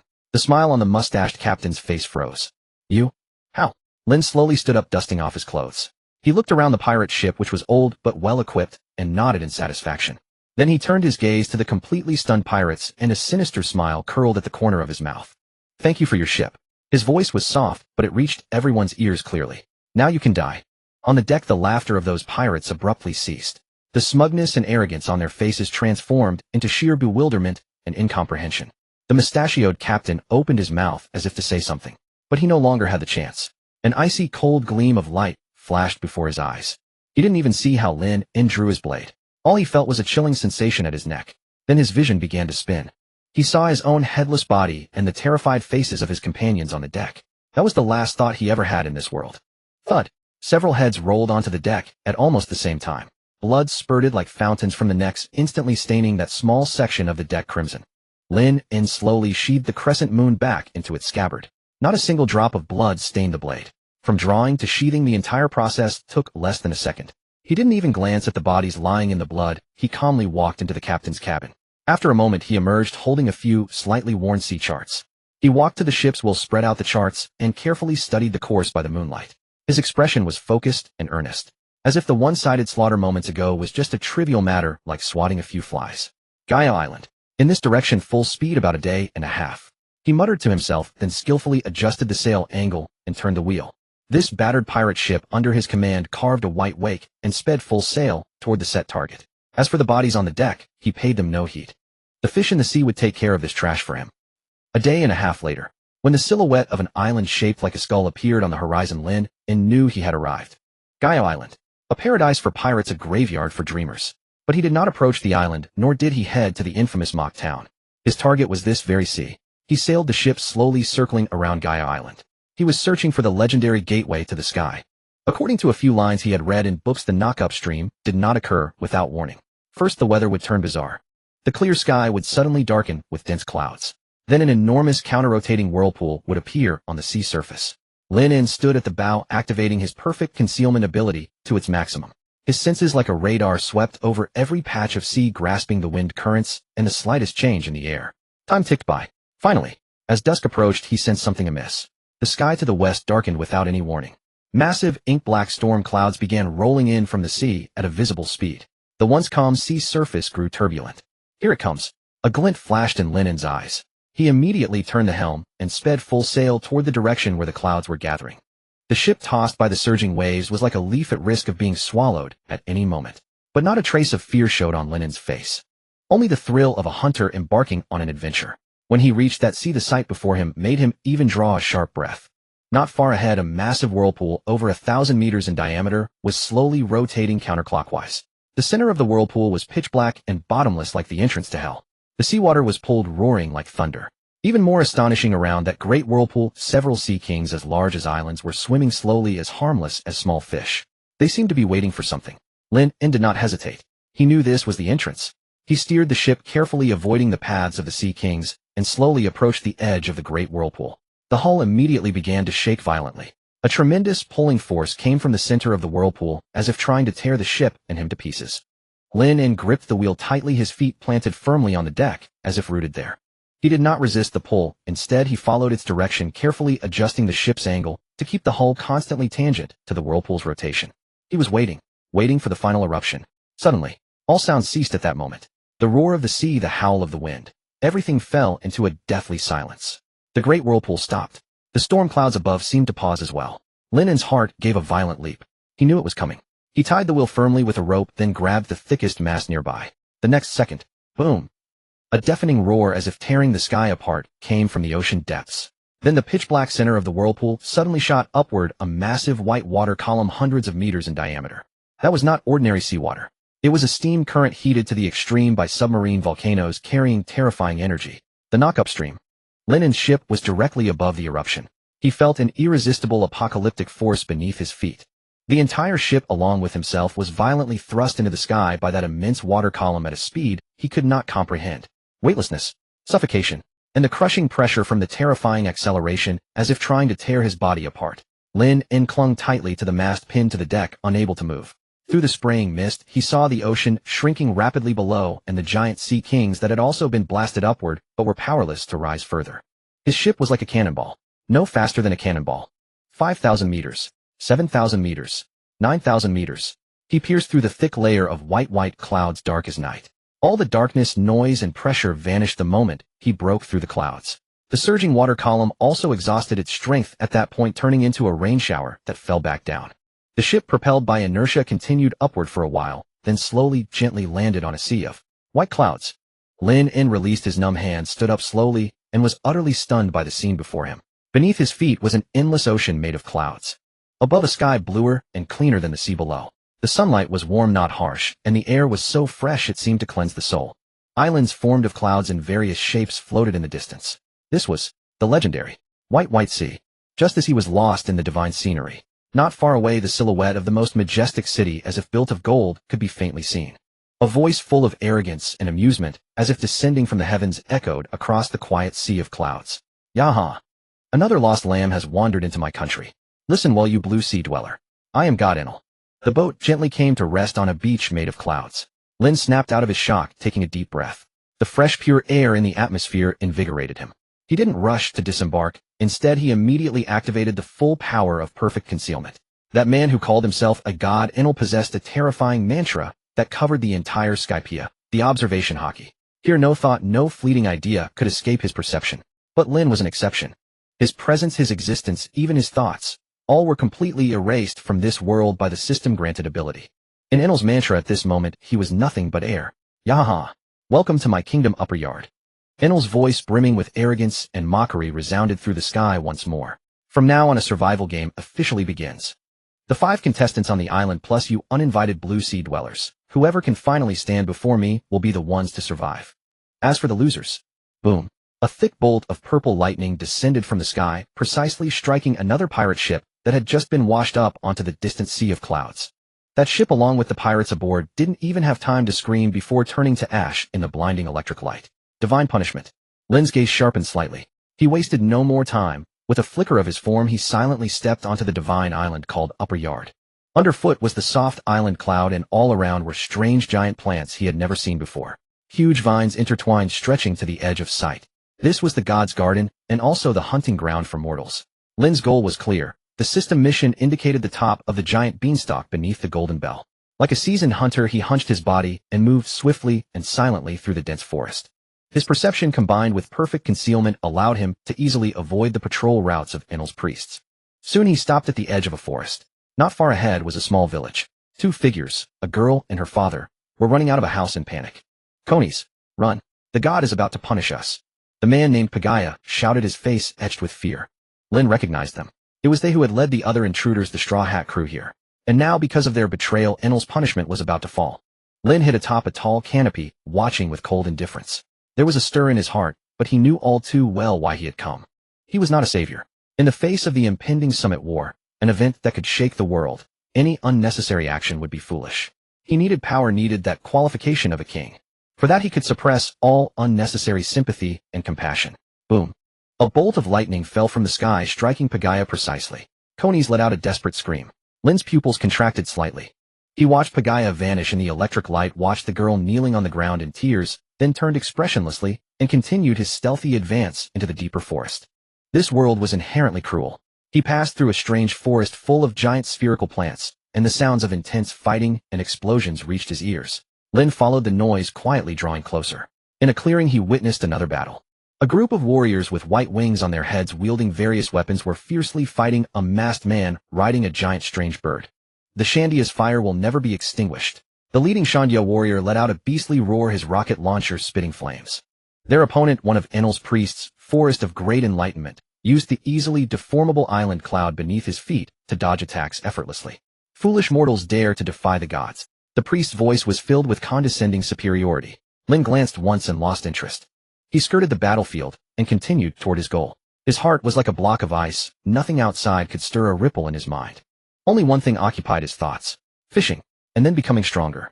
Finally, after traversing most of Upper Yard, the legendary giant beanstalk, Giant Jack, that connected the earth and sky appeared before him. It was immense. The thick vine shot straight into the clouds, its top invisible. Without hesitation, Lynn used his hands and feet, climbing swiftly up the natural protrusions on the vine. His movements were light and agile. The higher he climbed, the thinner the air became. The wind cut like knives against his face. But his climbing speed did not slow. After an unknown time, when he pushed through a thick layer of clouds, a magnificent bell tower, entirely forged of gold, appeared before him. The golden bell. It hung silently at the top of the beanstalk, radiating a dreamlike glow under the sunlight. On its body was engraved a line of ancient text. "We are the ones who weave history, advancing with the sound of the great bell." An inexplicable thrill surged in Lynn's heart. This was the end of his journey. He took a deep breath, steadied his mind, and took out the unremarkable fishing rod that had helped him create countless miracles. Just as he was about to cast the hook into the boundless sea of clouds below, a voice filled with mockery and curiosity, as if laced with a current of electricity, sounded behind him without warning. "A lost lamb whose thoughts I cannot hear. Who are you?" Beneath the golden bell, above the sea of clouds, a voice brimming with mockery and an electric quality exploded like a sudden thunderclap behind Lynn. In an instant, the air around him seemed to freeze. The hand holding the fishing rod did not tremble. Slowly he turned around. A man floated behind him. He had grotesquely elongated earlobes, wore a comical turban, was bare-chested, and clad in voluminous baggy pants. On his back were 4 massive drums connected together. On his face hung a condescending cat-and-mouse smile of superiority. He was the god of this sky island, Ai-Lu. Ai-Lu's gaze was unabashedly curious. He sized up Lynn as if observing a rare insect specimen. "How amusing." He raised a finger and tapped his temple. "My mantra can hear the thoughts of every person on this island. Their fears, their prayers, their anger. To me, they are all open pages in a book." He floated forward a bit, leaning closer to Lynn. "But your mind is blank." "No, not even blank. It is nothing. I hear no sound, as if you simply do not exist." "Lost lamb, tell me, who are you? How did you achieve this?" Lynn met his gaze calmly, not answering his question. His silence in Ai-Lu's eyes was a silent provocation. "Not talking." The smile on Ai-Lu's face grew even wider. "No matter. A god always has ways to make you speak." As he spoke, he casually raised his right index finger. At its tip, a blinding spark of electricity erupted. Divine punishment. No incantation, no preparation. A thick bolt of purple lightning tore through the sky, descending with terrifying speed beyond human reaction straight toward the top of Lynn's head. In Ai-Lu's view, this strike was enough to turn this curious man from the blue sea into a smoking, charred corpse. Yet, just as the lightning was about to touch Lynn's body, clang. A clear, resonant blade cry rang through the heavens. A cold moonlit sword gleam at the critical moment surged upward like a reverse flow, precisely cleaving into that purple lightning. It was Lynn drawing his blade. He didn't even lift his head, relying solely on his terrifying combat instincts to make the fastest and most correct response. The blade of Crescent Moon was sheathed in a deep darkness almost imperceptible to the naked eye. It was an extension of his realm of cutting steel, the embryonic form of the armament hockey he had begun to master. Zzzt. A piercing metallic grinding sound exploded beneath the golden bell. The sword edge and lightning clashed in midair for a fraction of a second. Then that terrifying lightning, enough to destroy a warship, was forcibly split in two by the unassuming katana sliding to either side and striking the distant sea of clouds, raising 2 massive white plumes. For the first time, the smile on Ai-Lu's face froze. In his eyes, always tinged with mockery, a genuine flash of surprise appeared. "Oh," he uttered a rising syllable. "You can actually touch my lightning." He looked at the blade in Lynn's hand, then at Lynn's excessively calm face, and the curiosity in his eyes grew even more intense. I see. Not just a simple swordsman. You seem to possess some kind of peculiar power as well. Interesting, most interesting. The Blue Sea truly is a place full of surprises. In that case, let me see where your limits lie. AI and I Lu's spirits were clearly rising. The 4 drums on his back began to emit a dull heartbeat-like sound. 30 million volt Thunderbird. He pointed his golden staff at Lynn. One of the drums lit up in response. A massive raptor entirely composed of lightning with a wingspan exceeding 10 meters let out a piercing shriek and swooped down toward Lynn. Lynn's expression turned extremely grave. He knew that there was a fundamental gap in power between him and AI and I Lu. The rumble fruit, known as one of the strongest Logia types, was no idle boast. Head-on confrontation was absolutely certain death. His only chance was to survive until the fishing was complete. Outwit, not overpower. In a flash, Lynn's figure moved. He did not retreat. Instead, he stepped forward to meet the Thunderbird. The crescent moon, in his hand, traced an arcane trajectory. The top-tier sword techniques granted by the Hawkeye swordsmanship card perfectly merged with his own combat wisdom at this moment. He did not strike at the Thunderbird's head, but precisely thrust at the relatively weak root of its wing formed by electric currents. The sound of blade-piercing flesh rang out. The crescent moon wreathed in armament hockey successfully breached the Thunderbird's defense. But following it came the terrifying paralysis from 30 million volts surging through the blade. Lynn's body trembled, half of it going numb. But he gritted his teeth, enduring the excruciating pain that nearly roasted him, and twisted his wrist. The sword light erupted. One wing of the Thunderbird was forcibly severed by him. The unbalanced Thunderbird let out a mournful cry, grazed past him, and crashed into the golden bell behind him with a dull thunder, then dissipated into countless arcs of electricity and vanished. Yaha! Beautiful. Instead of being angry, AI and I Lu clapped and laughed heartily, as if enjoying a splendid gladiatorial match. To injure my lightning with a mortal body, your performance already surpasses all the challengers I have encountered. As a reward, let me show you even greater power. 60 million volt Thunder Dragon.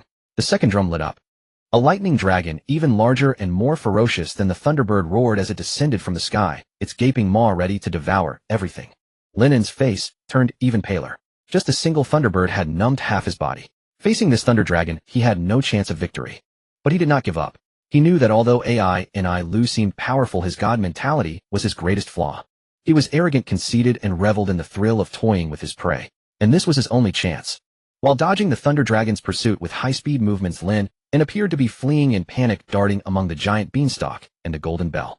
Each of his evasions was perilously close to being devoured by the Thunder Dragon in the next second. AI and I Lu simply floated in the air, watching this chase game with great interest. He loved watching the despair of his prey as they struggled. However, he did not notice. Lynn seemingly panicked. Every step and every leverage point were subtly drawing him closer to the boundless sea of clouds directly beneath the golden bell. Finally, after another narrow escape from the Thunder Dragon's bite, Lynn's figure appeared on the outermost platform, extending directly beneath the massive golden bell. Only one chance. Just as the Thunder Dragon turned and roared toward him again, Lynn made a move that AI and I Lu could never have anticipated, one that seemed utterly absurd. He actually let go of the hand holding the sword, leaving Crescent Moon stuck in the nearby vines. Then, under AI and I Lu's stunned gaze, he reached behind him and pulled out a seemingly ordinary fishing rod. With a flick of his wrist, the fishing line traced a perfect parabola through the air. The baited hook with its barb landed precisely into the churning sea of clouds below. The entire motion was fluid and effortless. He was not facing a lightning dragon capable of destroying a town, but rather indulging in his favorite pastime on a leisurely afternoon. Time stood still in that moment. The smile on AI and I Lu's face vanished completely. Shock turned into bewilderment. Bewilderment in the next second transformed into a towering extreme fury at being ignored and humiliated by an ant. You? This mortal. His voice for the first time carried a note of gritted teeth. How dare you, in the presence of a god, do such a boring thing? Boom. The Thunder Dragon under his wrath exploded into billions of wild electric currents, filling the entire sky. AI and I Lu raised his golden staff. The 4 drums on his back lit up with an unprecedented blinding brilliance. A terrifying, suffocating pressure erupted from his body. The sky behind him darkened. Endless lightning began to converge behind him, coalescing into a colossal phantom of a thunder god 100 meters tall, wielding a lightning trident. 200 million volt thunder god.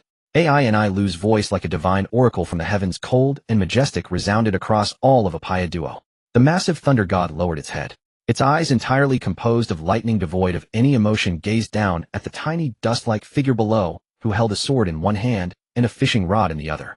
For your foolishness and arrogance, turn to dust, man of the Blue Sea. 200 million volts. The Thunder God. The colossal 100-meter-tall, divine apparition composed entirely of raging lightning materialized behind Enel, plunging the entire Apaya into an apocalyptic stillness. That was no mere energy aggregate. It was the form closest to the authority of a god that a user of the Rumble fruit could manifest after pushing both his will and the fruit's power to their absolute limits. Lynn looked up, gazing at the towering thunder god that loomed over him. From those eyes, composed entirely of lightning and devoid of any emotion, he saw an absolute, pure, and unquestionable will to destroy. He would die. If he tried to withstand it, he would absolutely die. He couldn't even last a single second. Alarm bells screamed in Linn's heart, and every cell of his body was shrieking at him to flee. But he could not run. The fishing rod clutched in his right hand, its taut line quivering faintly, was his only lifeline. He needed time, even if only for a minute. In the blink of an eye, he made a decision. He quickly took a small crystal vial from his bosom, uncorked it, and held the drop of emerald liquid teeming with life energy in his mouth. Life spring. It was his last resort. After doing this, he reversed his left hand to grip the crescent moon, stuck in the ground beside him, lowering his center of gravity to its limit. The power of the Hawkeye swordsmanship card was driven to its peak. The master-level martial arts insights transformed into countless combat instincts within his mind. He would stake everything he had on this final minute. For your stupidity and arrogance turned to dust. Enel's voice was a divine punishment pronouncement. The colossal thunder god behind him slowly raised its lightning trident. Then it swung down. Boom. That was not a single bolt of lightning. It was a purple death waterfall formed by thousands upon thousands of lightning bolts converging. Where the lightning waterfall passed, even space itself seemed to be torn apart, letting out a groaning scream of unbearable strain. Lynn's pupils contracted to pinprick size. In the instant before the lightning waterfall was about to engulf him, his figure moved.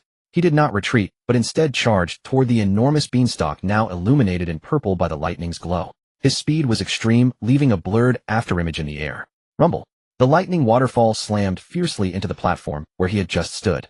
The hard golden platform was instantly melted and vaporized, leaving not a trace behind. Oh, still struggling in vain. A cruel smile curled at the corner of Enel's mouth. The thunder god's trident changed direction, sweeping horizontally toward Lynn, who was moving rapidly along the beanstalk. In Lynn's eyes, there was only the mountain-crushing blade of the trident composed of lightning. Can't dodge. He made an instant judgment. In the moment before the trident blade struck him, he drove the crescent moon deep into the vine of the beanstalk.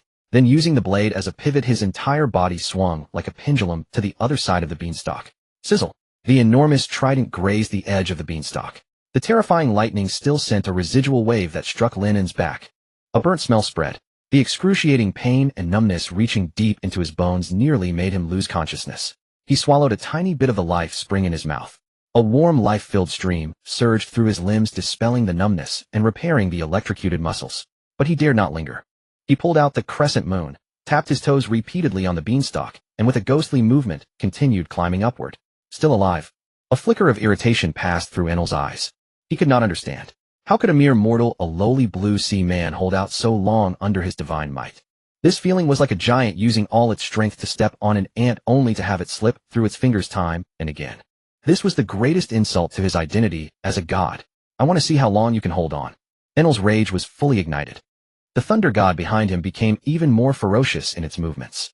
Thrust, slash, sweep, smash. The enormous lightning trident transformed into a skyful of deathly phantoms, sealing off all possible space for Lynn to dodge. Lynn was utterly cornered. He was like a leaf in a raging storm, tumbling helplessly in the midst of devastating attacks.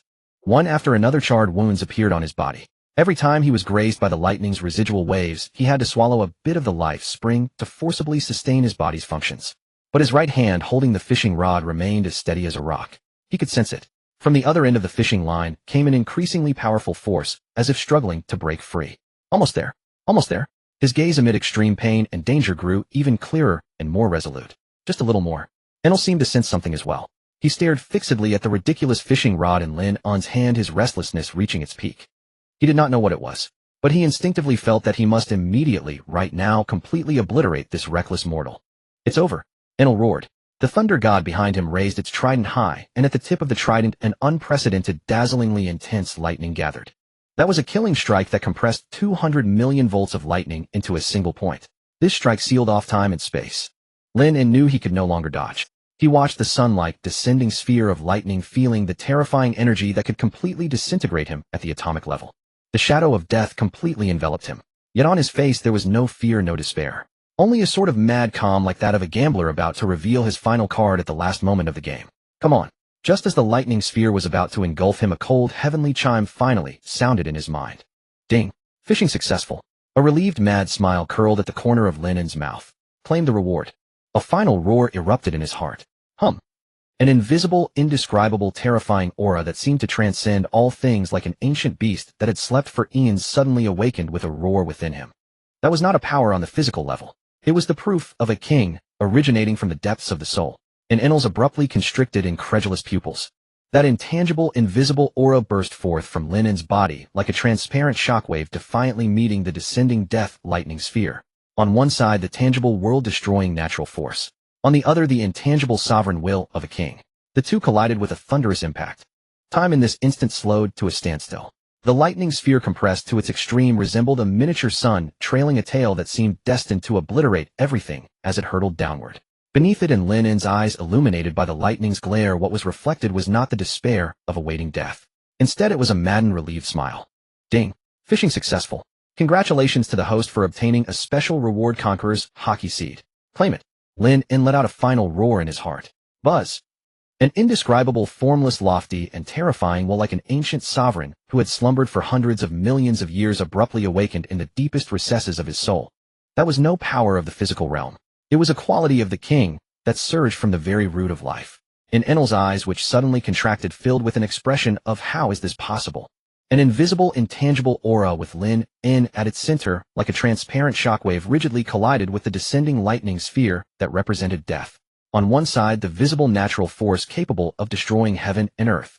On the other, the invisible will of a sovereign ruling over the world. The two clashed in midair. There was no earth-shattering roar. In that instant, all sound beneath the golden bell ceased. The lightning sphere, powerful enough to level a town the moment it touched that intangible aura, seemed to have something unstable added to it.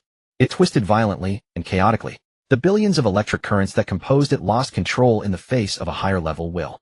Rage. Chaos. Then, an explosion. Boom. This time it was a truly heaven and earth-shattering explosion. A purple-white mushroom cloud composed purely of lightning and airwaves erupted at an altitude of 10,000 meters. A terrifying shockwave swept outward from the epicenter in all directions. The massive golden bell let out an unbearable shriek under the impact, its body cracked with countless fissures. And Lynn, the closest to the center of the explosion, was the first to be struck. He only felt as if he had been slammed in the chest by an ancient behemoth. His internal organs seemed to have been displaced. His entire body, like a kite with a broken string, was hurled away by the violent blast, plummeting straight down into the boundless sea of clouds below. The shiuet in his hand flew out of his grip. The fishing rod that had worked miracles also turned to powder in the impact. But on his face was a smile of victory. He had done it. He had survived in the face of a god. High above, Enel floated and placed the thunder god shadow behind him, long gone in the explosion. He didn't look at the falling Lynn. For the first time, his face was devoid of those joking, contemptuous, and angry expressions. What replaced them was an expression he himself couldn't understand, mixed with confusion, shock, and a hint of fear. What is it? He whispered to himself. His mantra, his god's ear, had heard a voice in that moment that he had never heard before. It was not a voice from the heart.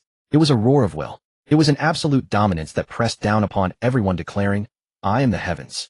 Before that, his most proud lightning, the power he called God, had uncontrollably run amok. Like a soldier meeting an emperor. King. Enel murmured the word for the first time, feeling a hint of doubt about his identity as God. In this world, there was actually a power that his lightning could not touch, that his mantra could not comprehend. He did not pursue, because he knew that even if he pursued, he would find no answers. He needed to think. This small man from the blue sea had planted a dark seed called unknown in his heart. Whoosh. The cold wind whistled past his ears as he plummeted rapidly. Lynn, enduring the excruciating pain of his body, feeling like it was falling apart, barely managed to adjust his posture in midair. He didn't hesitate.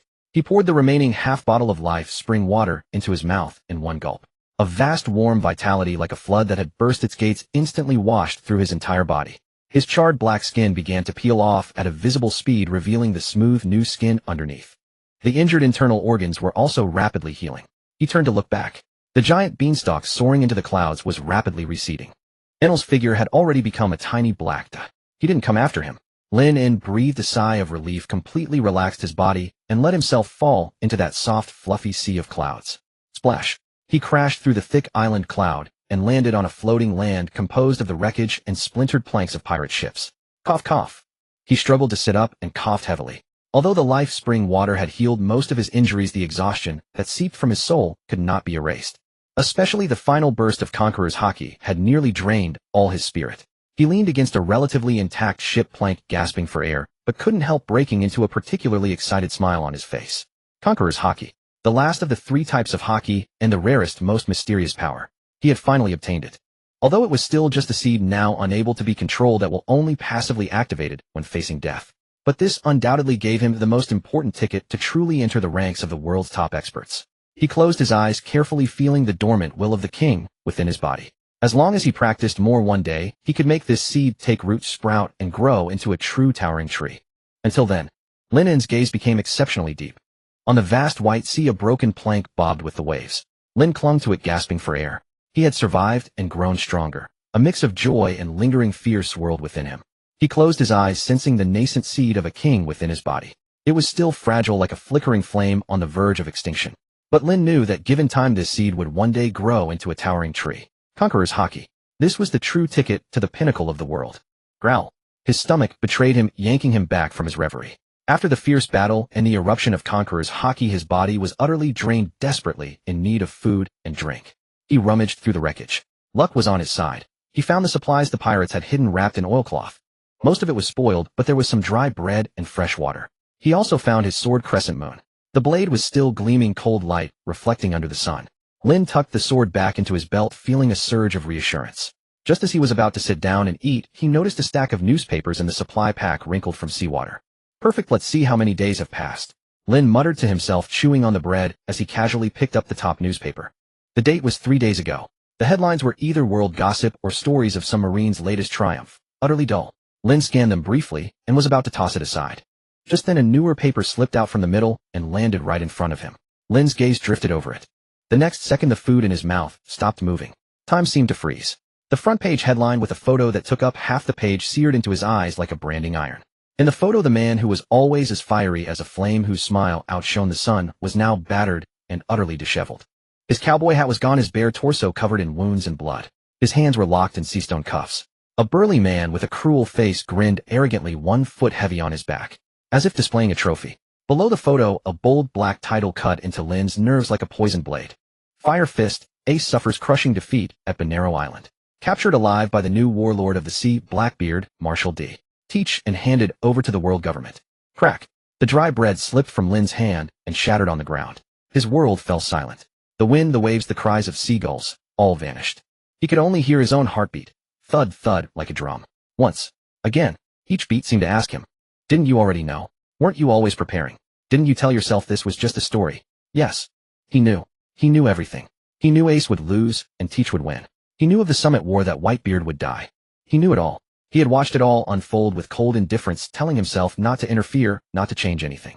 Because he wasn't strong enough yet, he hadn't developed. He needed time, needed to grow. But when that cold, humiliating photo appeared before him, when the brother who had clapped his shoulder and said, Lynn, I'll have your back from now on, was being trampled like this, all reason, all plans, all patience vanished.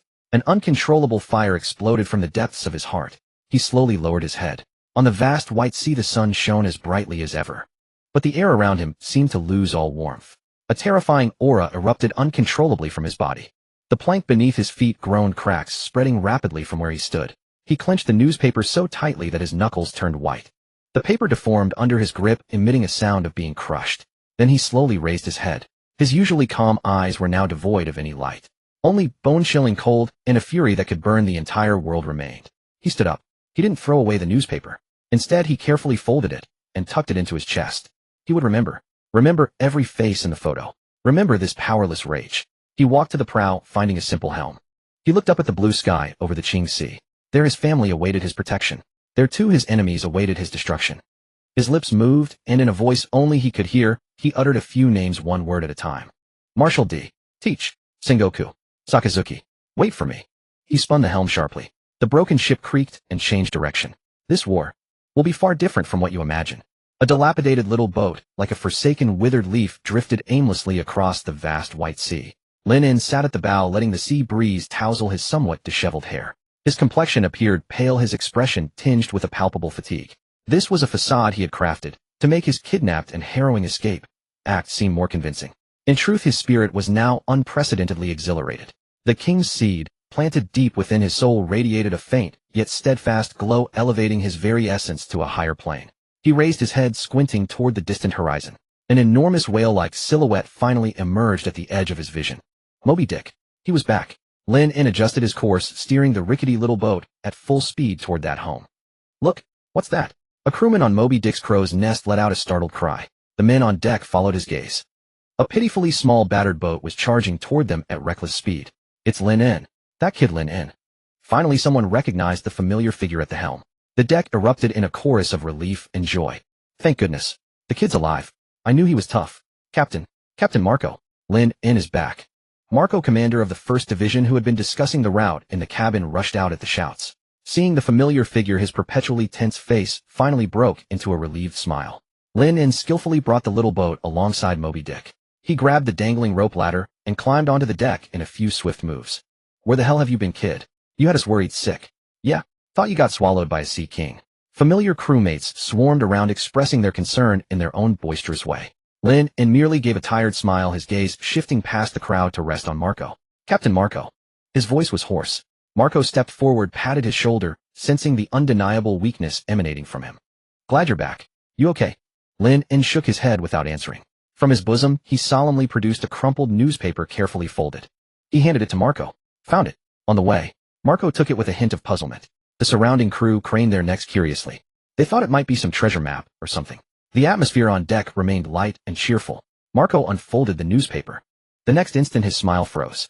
Those eyes, always half-lidded with a touch of languor, suddenly contracted, emitting a shocking gleam. The din on deck gradually faded. Everyone sensed something was wrong. They watched Marco's face turn instantly grim, and unease began to spread. Captain Marco. What's wrong? A crewman whispered. Marco did not answer. His body trembled slightly.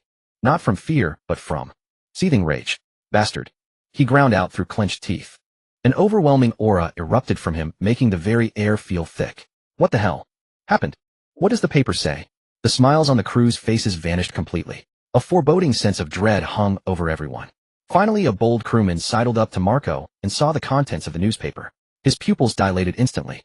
His mouth fell open, but no sound came out. Then a second, a third. A deathly silence descended upon the deck. The joy of reunion was utterly drowned by a black tide of despair. You could hear a pin drop. Each man could hear his own frantic heartbeat. No. Impossible. A young crewman's legs gave way, and he knelt, murmuring as if in a dream. Captain Ace. How could? That name was like a spark igniting a powder keg. The silence shattered completely. Ace, that bastard Blackbeard. I'll kill him. And the world government. How dare they? Uncontrollable volcanic fury erupted across the deck. Every crewman's eyes turned bloodshot. They roared and howled like wounded beasts whose scales had been touched. Lynn stood silently watching the chaos, and rage, his heart frozen. His kidnapping ordeal was no longer of any concern. Everyone's focus was on that newspaper which would dictate the world's future. Just then a towering mountain-like figure slowly emerged from the captain's quarters.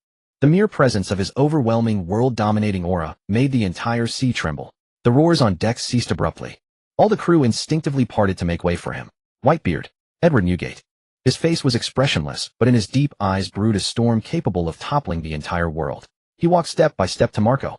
Marco looked up and handed him the newspaper. Whitebeard took it and glanced at it. The tough paper silently disintegrated into the finest fragments in his scarred, massive hand, scattering between his fingers. He turned and surveyed all his indignant red-eyed sons. Then he issued the declaration of war that shook the new world. Gururara. That distinctive laugh now rang with chilling, murderous intent. Assemble all the fleets. Prepare for war. He paused, his voice as if from the depths of hell. The world government wants to mess with my family. They'd better be prepared to be annihilated. Whitebeard's thunderous proclamation echoed across the deck of the Moby Dick, lingering for a long time. It was not an empty slogan. It was the heaviest vow the strongest man in the world had ever made to all his family. The violent, nearly uncontrollable rage on the deck subsided miraculously after this declaration. What replaced it was a deeper, more terrifying, murderous intent, like the undercurrents of the deep sea. Gururara, my sons. Whitebeard looked around at everyone, his deep eyes revealing neither joy nor anger. Crying and anger are the actions of the weak. What we must do is wash away the humiliation suffered by our family with the blood of our enemies. He slammed the supreme grade sword Kanjianki heavily onto the deck. Dong. A dull, heavy sound seemed to strike everyone's heart. The entire Moby Dick trembled. All hands, take your positions. Marco. Here, Dad. 1st Division Commander Marco stepped forward, his usual laziness replaced by a razor-sharp resolve. Issue the order. Inform all sons to assemble at the designated sea in the New World. Yes, Jozu. Here. 3rd Division Commander Diamond Jozu stepped out, his massive frame standing like an iron tower. Prepare all ships. Check all cannons. Replenish all supplies. In 3 days I want to see a fleet capable of crushing any island. Leave it to me. Vista. Here, Dad. 5th Division Commander Flower Sword Vista adjusted his top, had his eyes cold. Count all combatants. Assign tasks. Whether they are swordsmen or gunners, everyone must be ready to fight to the death. Understood. Whitebeard's orders were given. The entire Whitebeard Pirates, this seemingly loose, but actually incredibly precise war machine for the first time in decades, began to operate at full speed with terrifying efficiency. The brew-brew sound of den-den mushy echoed on the ship day and night. Countless orders were sent from the Moby Dick to every corner of the New World. This is the Whitebeard Pirates. Summon all fleets. Dad's orders. Full war mobilization. The entire New World erupted in excitement because of this news. Those great pirates who usually acted independently and ruled their territories did not hesitate for a moment upon receiving the order. Knight of the Sea Domo received. Setting sail immediately. Thunderlord McGuey received. All hands assemble. Spider Squad received. Coming right away. A total of 43 fleets bearing the flag of the Whitebeard Pirates converged from all over the world, like rivers flowing into the sea, heading toward the designated coordinates. For a moment the currents of the entire New World seemed to change direction because of this immense force. And at the center of it all, on the Moby Dick, Lynn was assigned to a team he had never expected but found perfectly reasonable. The Logistics Medical Unit. Lynn, your body hasn't fully recovered yet, so don't try to be a hero up front. The commander in charge of personnel assignment patted him on the shoulder and said in an authoritative tone, your job is to follow the ship's doctor, move bandages and medicine, and be ready in the rear. It was a completely non-combatant position. Lynn's face showed a perfectly appropriate expression of youthful reluctance, wanting to argue but not daring to defy orders. But inside he was overjoyed. Perfect. This was the ideal position tailor-made for him. Nothing could better conceal his future actions than the identity of a helpless logistics medic. He gladly accepted the assignment. He began learning how to bandage wounds, identify herbs, and carry the wounded from the nurses on the ship. He worked diligently and without complaint. No one would notice an apprentice crew member quietly moving supplies in a corner. All their attention was drawn to the ever-growing sky-covering fleet. 3 days later, when the last affiliated pirate ship arrived at the assembly point, an unprecedented invincible fleet, vast enough to make any nation despair, was fully formed. Tens of thousands of pirates stood on their respective decks, sharpening their swords and polishing their cold cannons. The flame of revenge burned in every pair of eyes. They were silent yet exuded a murderous aura so intense that even sea kings dared not approach. Whitebeard stood at the whale-shaped bow of the Moby Dick, silently gazing at his fleet. Marco, Joseph Vista. All the commanders stood behind him, their expressions solemn. Set sail. Whitebeard uttered 2 words. The massive fleet, like a waking beast, turned its bows and slowly sailed toward the demonic sea that separated the New World from the first half of the Grand Line. Target Marine Headquarters, Marineford. Just as the colossal fleet fully entered the vast ocean, Lynn, who was organizing bandages in the logistics cabin, paused slightly. A cold mechanical prompt sounded punctually in his mind. Ding. Detected that the host is about to participate in an epic war event. War Fishing Series mission officially activated. Mission 13, From Death to Life. Mission location: Combelt. The colossal fleet, like moving steel islands, plowed through the boundless sea. Tens of thousands of banners fluttered fiercely in the sea breeze, converging into an iron-blooded torrent capable of altering the heavens and the earth. Inside the captain's quarters of the Moby Dick, a vast nautical chart lay spread across the table. Whitebeard and all his commanders gathered around it, their expressions grave. Old man, at our current speed we'll reach Marineford in at most 5 days, Marco said, pointing to a marked point on the chart, his voice low. But the Navy's reconnaissance network already covers all the main routes of the latter half of the Grand Line. With our size, it's impossible to approach unnoticed. That's right, added the 3rd Division Commander, Diamond Joe. Once they lock onto our position early, we lose the advantage of surprise. By then we'll face the Navy's net spread across the sky and earth. Then we'll carve a bloody path through. A hot-tempered commander slammed his fist on the table. Calm down, Marco shook his head. War isn't won by sheer passion alone. Our goal is to rescue Ace, not to grind down the Navy head-on. A brief silence fell over the captain's quarters. It was a dilemma. Either take the regular route, risking early detection and layered ambushes, or choose the perilous, uncharted paths where no one dared tread. There's only one way. Whitebeard's gaze fell upon a strange blank area on the chart with no current markings. The Combelt. All the commanders' faces shifted slightly. That was the lair of the Sea Kings, the nightmare of every navigator. Even a Yonko's fleet without thorough preparation could suffer casualties among ordinary crew members when venturing into that Dead Sea. Gurara. What are you scared? Whitebeard perceived his son's concerns. To save Ace, we'd storm through hell itself. We're not afraid, right? They're just a bunch of oversized eels. We'll slaughter them all. The commander's morale surged instantly. Just then a slightly youthful, yet unusually calm voice came from the doorway. Old man commanders. Lynn stepped in, bowing slightly to everyone. If it's just about scouting the movements of the Sea Kings, maybe I can help a little. All eyes turned to this unassuming apprentice crew member. Oh, boy, what's your plan? Whitebeard regarded him with interest. I'm quite sensitive to the movements of currents and large creatures. Lynn's face bore a perfect mix of the shyness and tension unique to a youth. If you could give me a small scout speedboat, I could enter the comm belt ahead of the main force, map out the distribution of the Sea Kings, and buy us precious early warning time. The captain's quarters fell into dead silence. Everyone stared at Lynn as if he were mad. One man, one small boat venturing into the comm belt. That wasn't bravery, it was sheer absolute suicide. Nonsense. Marco was the first to object. Lynn, this isn't the time to be a hero. Your duty is to stay behind. I'm not trying to be a hero, Commander Marco. Lynn looked up, his eyes clear and steadfast. I'm serious. Rather than letting the main force suffer chaos and losses from encountering Sea Kings, let me, this burden, play a final useful role. His words moved many of the commanders present. In this young man's eyes they saw a familiar resolve. The very essence of the Whitebeard Pirates, the willingness to sacrifice everything for family. Marco wanted to say more, but Whitebeard raised a hand to stop him. Whitebeard gave Lynn a long, deep look. Those eyes, as if they could see through everything, made Lynn's heart skip a beat. Could he have seen through me? Gururara. Whitebeard suddenly burst into laughter. Good. You're truly my son.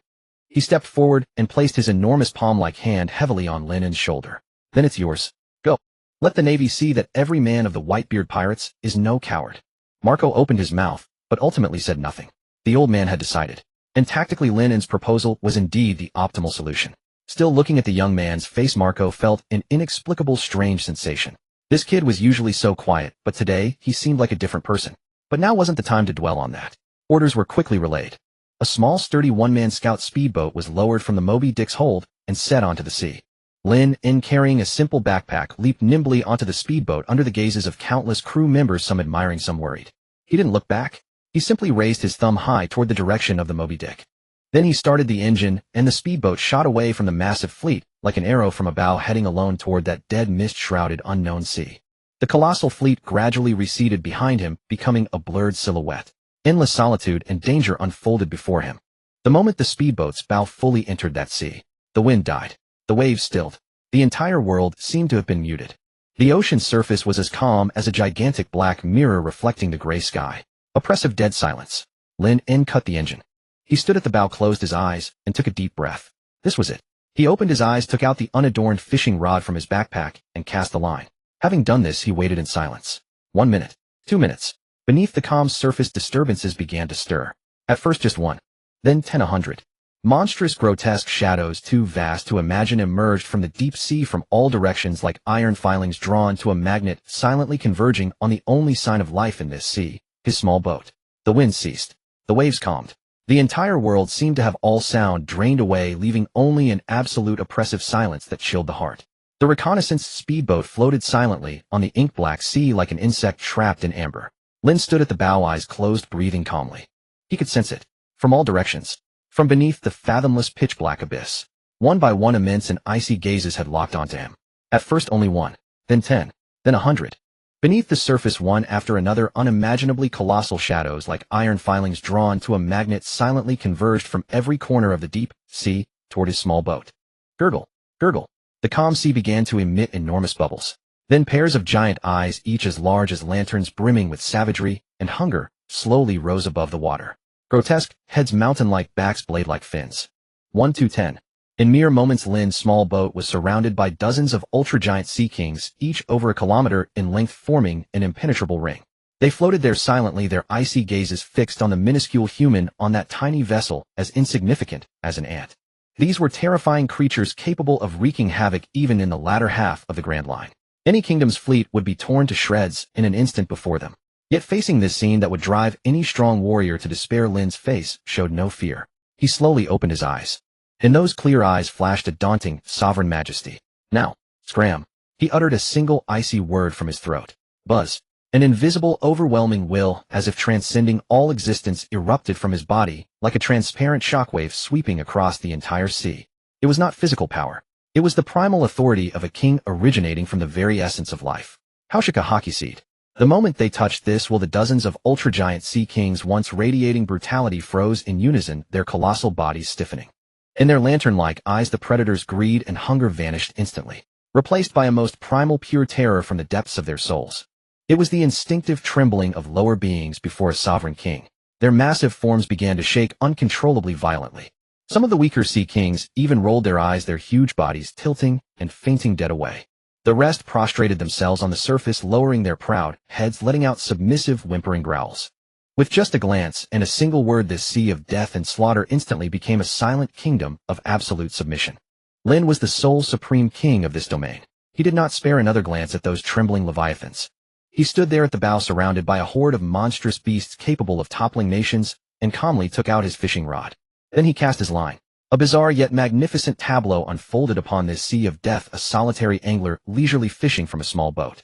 Around him, dozens of colossal mountain-like monsters stood motionless, like the most loyal guards or the most abject prisoners, preserving his absolute tranquility.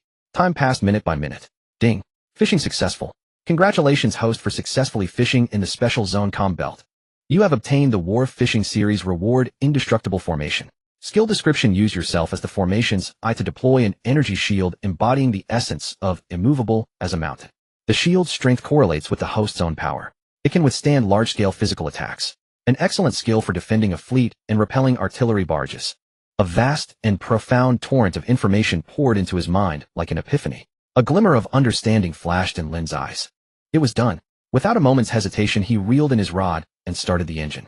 The reconnaissance speedboat roared to life, slicing through the dead sea, speeding back the way it came. Behind him, the Sea Kings did not dare to dive back into the depths until his silhouette had completely vanished beyond the horizon. Half an hour later, the vast Whitebeard fleet appeared on the edge of Lynn's vision. He accelerated, racing toward the Moby Dick. Yet just as he was about to rejoin the fleet, a sudden change occurred. On the fleet's right flank, several ships flying the Beast's Pirates flag appeared without warning. Enemy attack. It's the Beast's Pirates fleet. The lookout scream pierced the sky. Alarms blared instantly. But it was too late. The pirate fleet had clearly prepared in advance. The moment they appeared, all their cannons were already trained. Fire! At the command boom. The deafening thunder of cannon fire tore the sea's calm apart. Dozens of pitch-black shells trailing Death's tail rained down like hail upon the Moby Dick at the center of the fleet. A deafening roar of cannon fire, like a thunderclap from a clear sky, violently tore apart the tranquility of the sea. The moment they appeared, they had already completed their aim and volley. Dozens of pitch-black shells trailing plumes of death carved lethal arcs through the air like a meteor shower of doom, descending upon the Moby Dick, the heart of the fleet. Their target was terrifyingly precise. Every shell was aimed unerringly at the whale-shaped bow of the Moby Dick. There stood the soul of the entire fleet. Whitebeard, Edward Newgate. Enemy attack. Protect Pops. The roar from the crow's nest and the bellowing on the deck erupted almost simultaneously. Courting death. 3rd Division Commander Diamond, Jozu let out a furious cry. His massive frame like a cannonball leaped from the deck, ready to use his indestructible diamond body to withstand the volley. But the moment he soared into the air, a tall man with a pair of tusks on his shoulders leering leaped out and blocked his path with deadly precision. Clang! The assailant's arm clashed violently with Jozu's diamond-coated limb, erupting with grating metallic screeches and blinding sparks. Jack the Drought, you're courting death. Aren't you heading straight to your doom at Marine Headquarters? Better let me take Whitebeard's head. Jozu's upward momentum was forcibly halted. On the other side, 1st Division Commander Marco's body was already ablaze with cyan flames.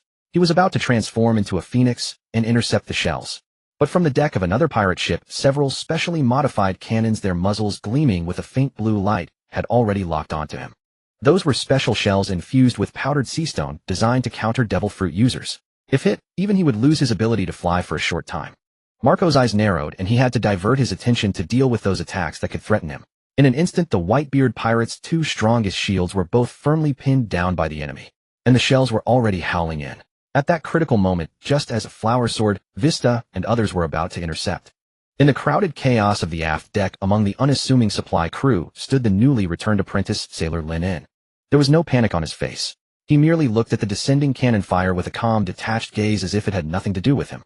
Then silently, he made a seemingly insignificant move. He bent down, pretending to tidy the medical kit at his feet. And then he gently placed his right hand on the thick deck beneath him. Indestructible barrier formation. Range minimized.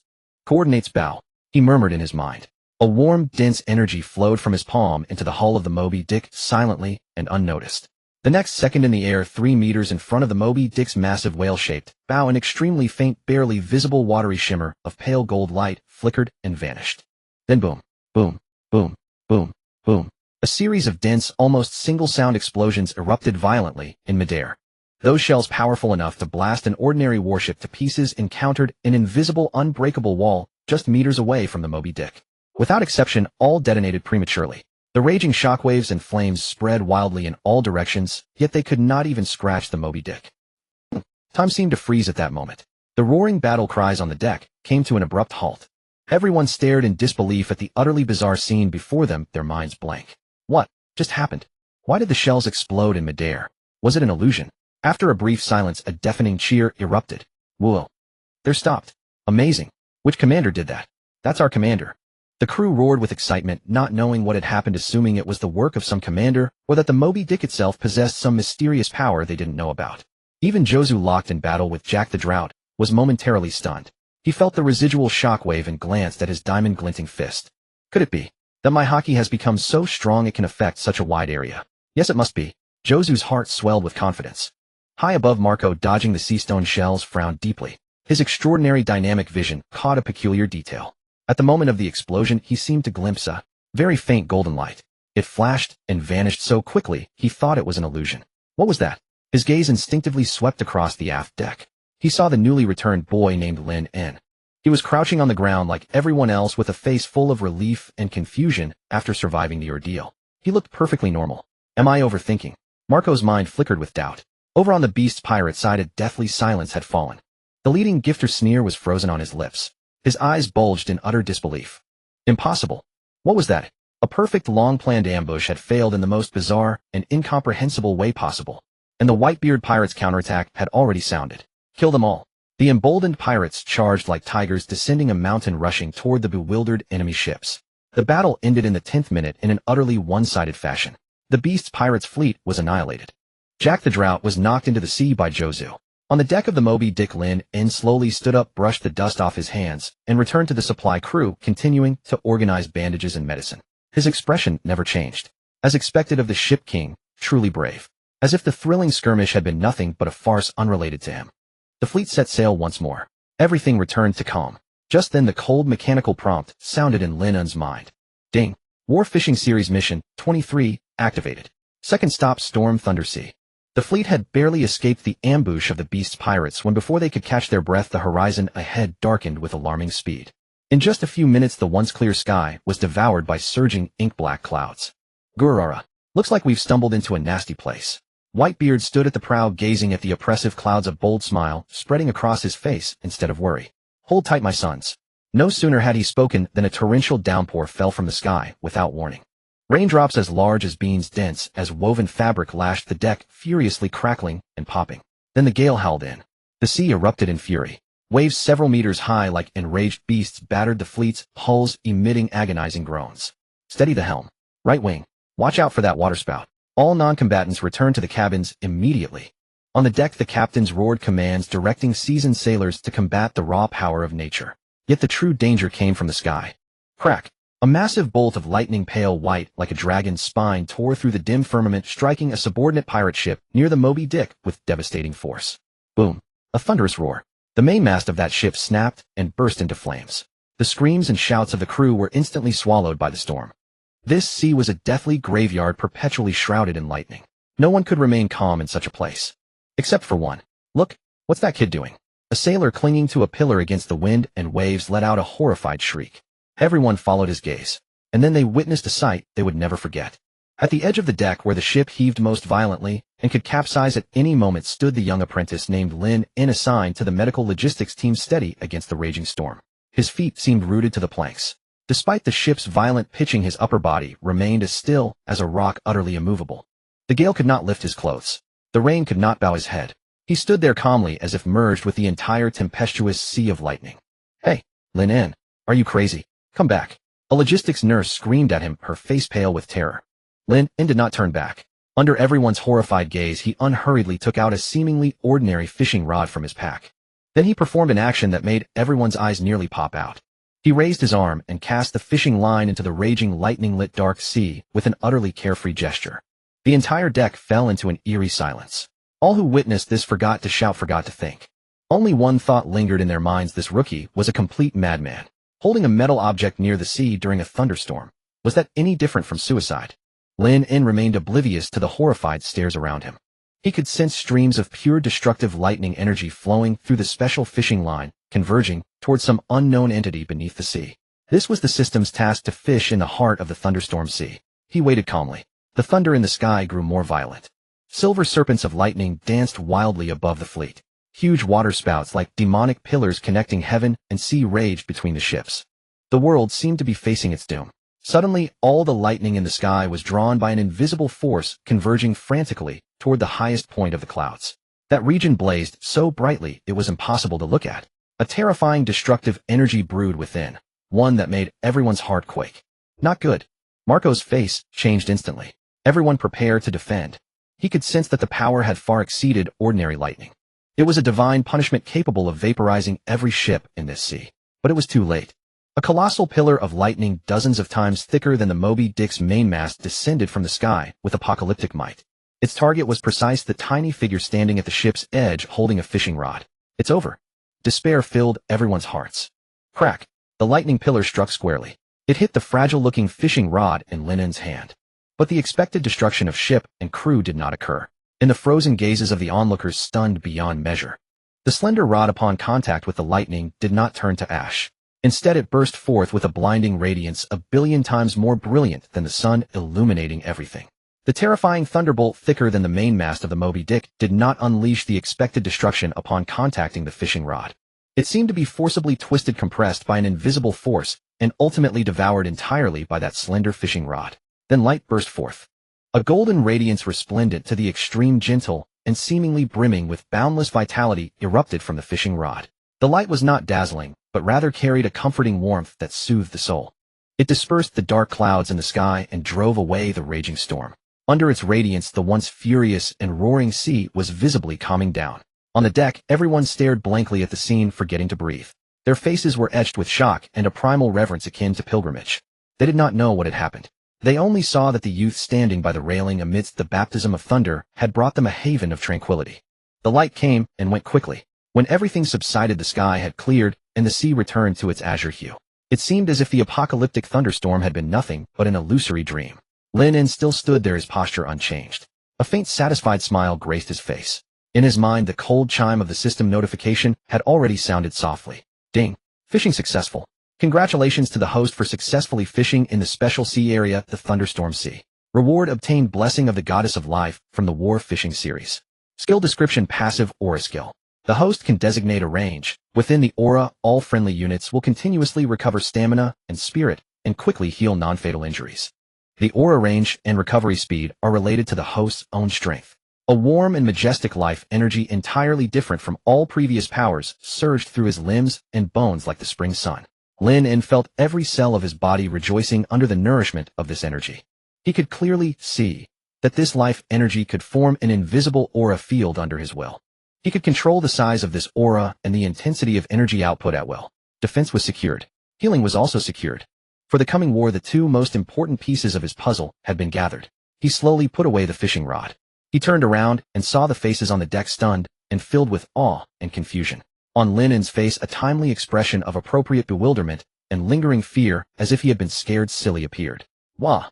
What just happened?" he stammered. His demeanor instantly brought the crew who had regarded him as a deity descending to earth back to reality. "Right, this kid is just a lucky fool. That thunderbolt must have been diverted by something. He just happened to be standing there. You kid, are you tired of living?" The nurse who had warned him earlier was the first to react, rushing over and grabbing his ear. "Do you have any idea how dangerous that was? You almost brought disaster to the whole ship." "Ouch, ouch, ouch." Lynn cried out dramatically while discreetly activating the blessing of the goddess of life aura at its minimal range. The aura precisely enveloped several nearby crew members who had been injured by shifting cargo or snapped ropes during the storm. Those crew members who had been grimacing and rubbing their wounds, preparing to seek the ship's doctor once the storm subsided, suddenly froze in unison. It doesn't hurt anymore." A crew member with a gash on his arm marveled as a tingling warmth spread from the wound. Bleeding stopped instantly, and the wound began to heal rapidly at a visible rate. "Mine too. Look, the bruise is gone." Another crew member whose calf was bruised purple from a barrel hit rubbed his leg and found the pain vanished, and the ugly bruise had faded significantly. Strange. How come I suddenly don't feel tired? Yet my whole body feels warm and my strength is back. They exchanged glances, faces full of confusion. It must be the ship's doctor. I heard our medical team has several secret ointments with miraculous effects. That's right. They must have secretly applied medicine to us during the chaos, as expected of the doctors on Pop's ship. Amazing. They quickly found a reasonable explanation for this miraculous scene. Lynn listened to their chatter and nodded with satisfaction. Perfect. The fleet passed through the thunderstorm sea safely, but with a scare.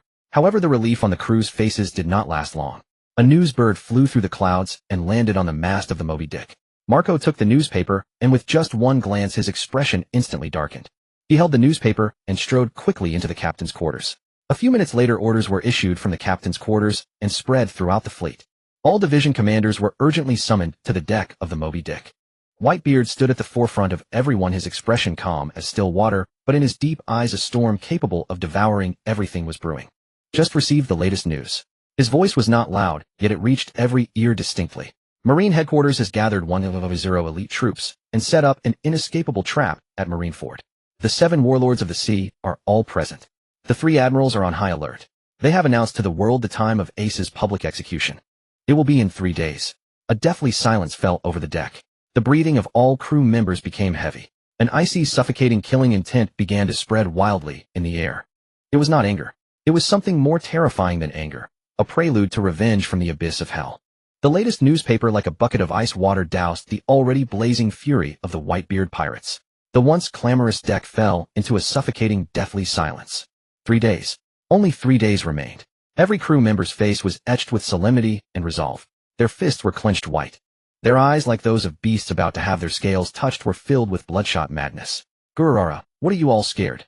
Whitebeard's signature hearty laugh shattered the oppressive silence. He still sat on his throne, hoisting a massive wine jug and tilting it for a gulp. Just a mere 100,000 Marines, a few Shichibukai, and those 3 brat vice-admirals. Do they think this lineup can take my son's life? He slammed the jug heavily onto the deck with a dull thud. Too naive. Woo-woo. Let's crush them. Let the Marines know the price of angering us. Pop's words, like a spark dropped into a powder keg, instantly ignited everyone's emotions. The suppressed fury transformed into soaring battle spirit. Pops, at our current speed we'll reach Malinfanguo in a day and a half, Marco said, pointing at the sea chart with a grave tone. This final stretch is heavily fortified by the Marines. They'll surely set countless ambushes. Then we'll just plow right through, growled the commander. Just then a calm voice drifted from the back of the crowd. Commanders, we can handle surface ambushes. But what about underwater? Everyone turned to see the apprentice crew member who always appeared at the most critical moment, Lynn. He stepped out of the crowd and walked to the sea chart. His finger pointed to a zone marked extremely dangerous ahead of Malinfanguo.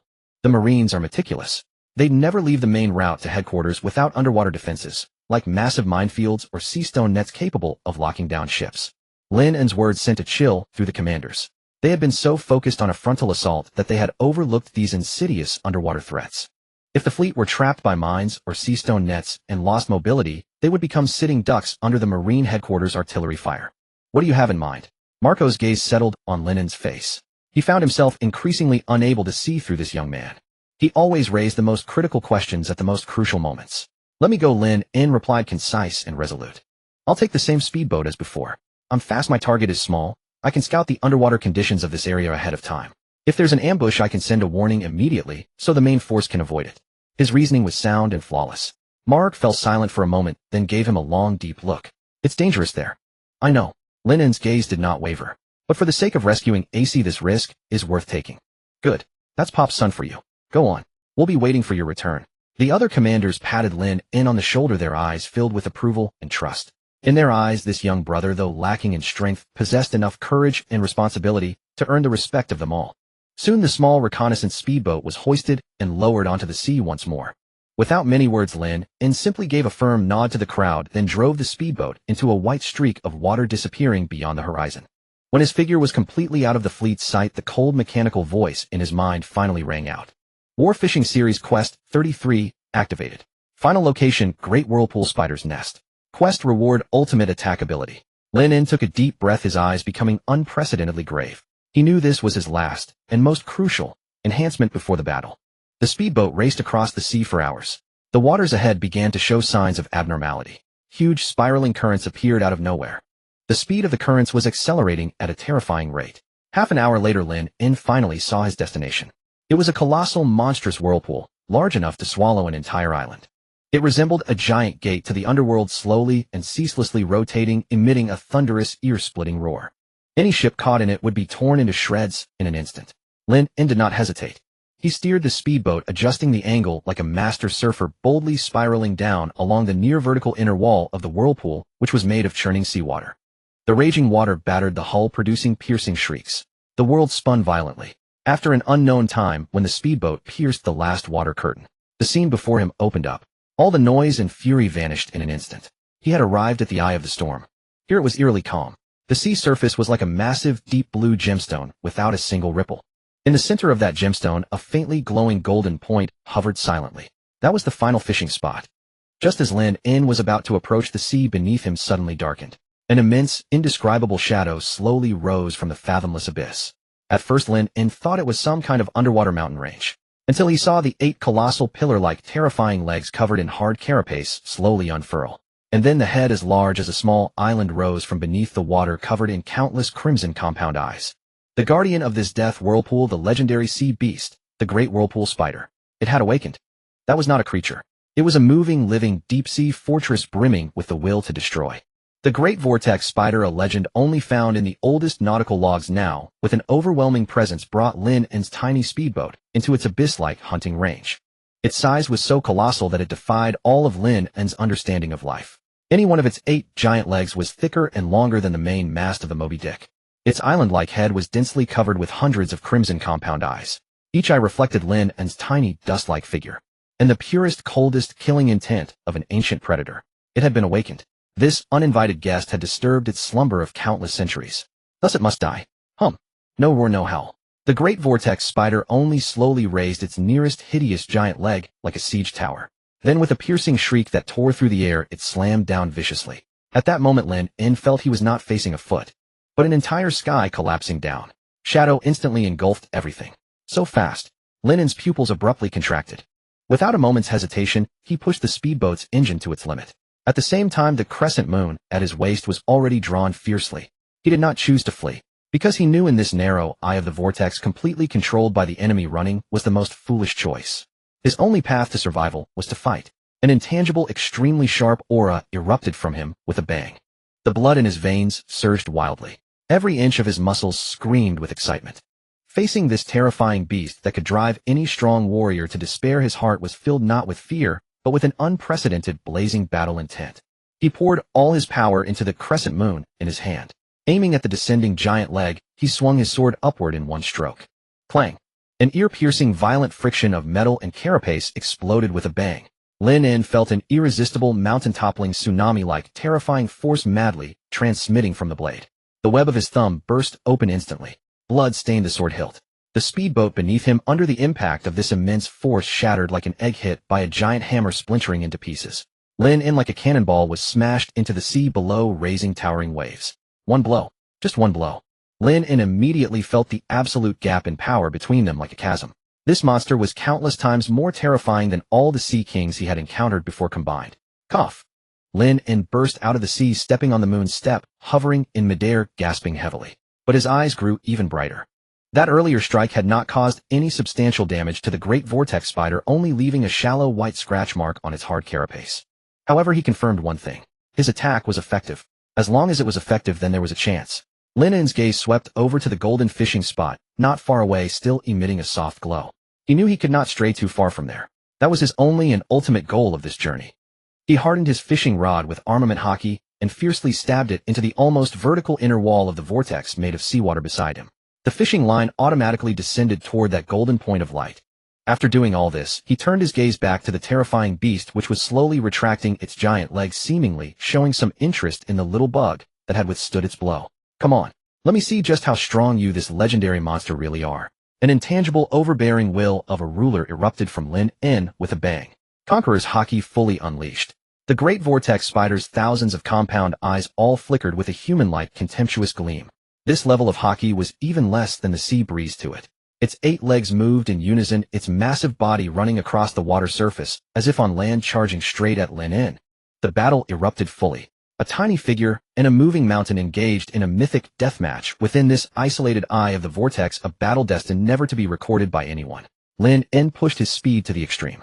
Like a phantom, he madly dodged and wove through the gaps between the great vortex spider's sky-obscuring attacks.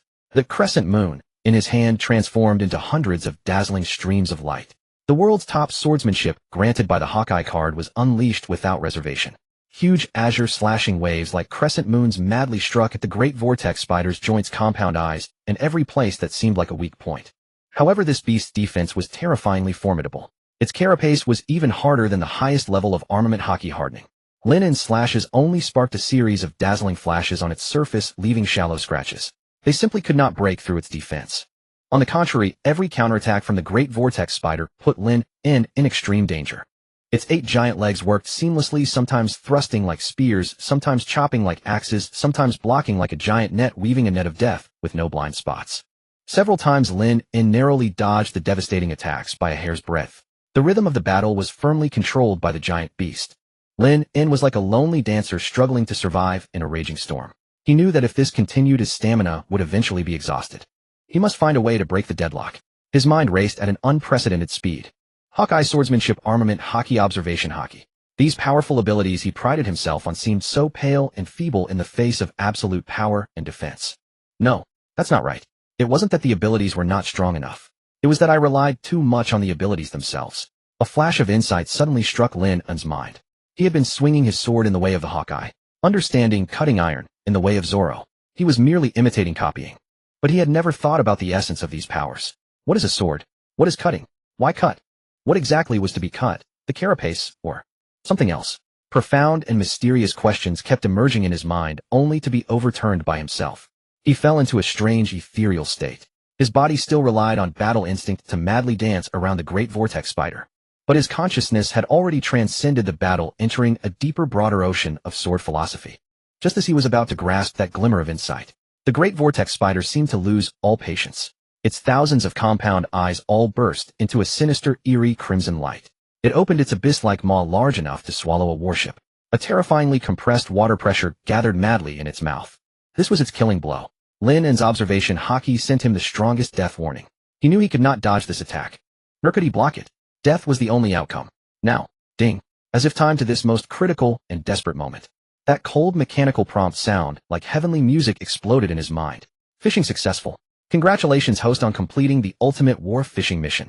Obtained ultimate reward, myriad truths of the sword.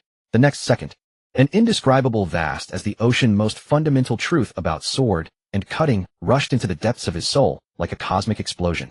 That was not a skill, not a technique. It was a transmission of a realm. An ultimate interpretation of the principle of all things in the world. In that instant, Lynn understood. He understood what a sword is, what the myriad truths are. The world in his eyes changed. Whether it was the colossal beast or the howling, world-destroying, high-pressure water cannon. In his eyes, they all became fragile lines composed of the most basic principles. He slowly raised the crescent moon in his hand, facing the deadly water cannon that was already inches away. There was no fear on his face, only the calm after great enlightenment. He gently swung forward. No sound, no light, not even a trace of wind. Yet, time stood still in that moment. The violent, high-pressure water cannon, capable of piercing the continental shelf, eerily stopped less than half a meter from Lynn. A barely visible, smooth black line appeared in the very center of the water cannon. Then this line extended infinitely backward. It passed through the water cannon, through the great vortex spider's huge head covered with compound eyes, through its mountain-like colossal body, through the towering waves it had raised behind it, through this entire eye of the vortex. 1 second later, the high-pressure water cannon was smoothly split in two from the middle, brushing past both sides of Lynn's body and shooting into the rotating vortex behind him. The great vortex spider's massive body froze in place. Its thousands of compound eyes were filled with extreme, unbelievable terror.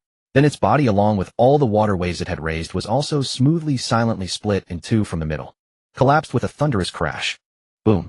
The body of the great vortex spider shattered, and the eye of the whirlpool instantly. Without the core's restraint, this deathly whirlpool was destroying itself.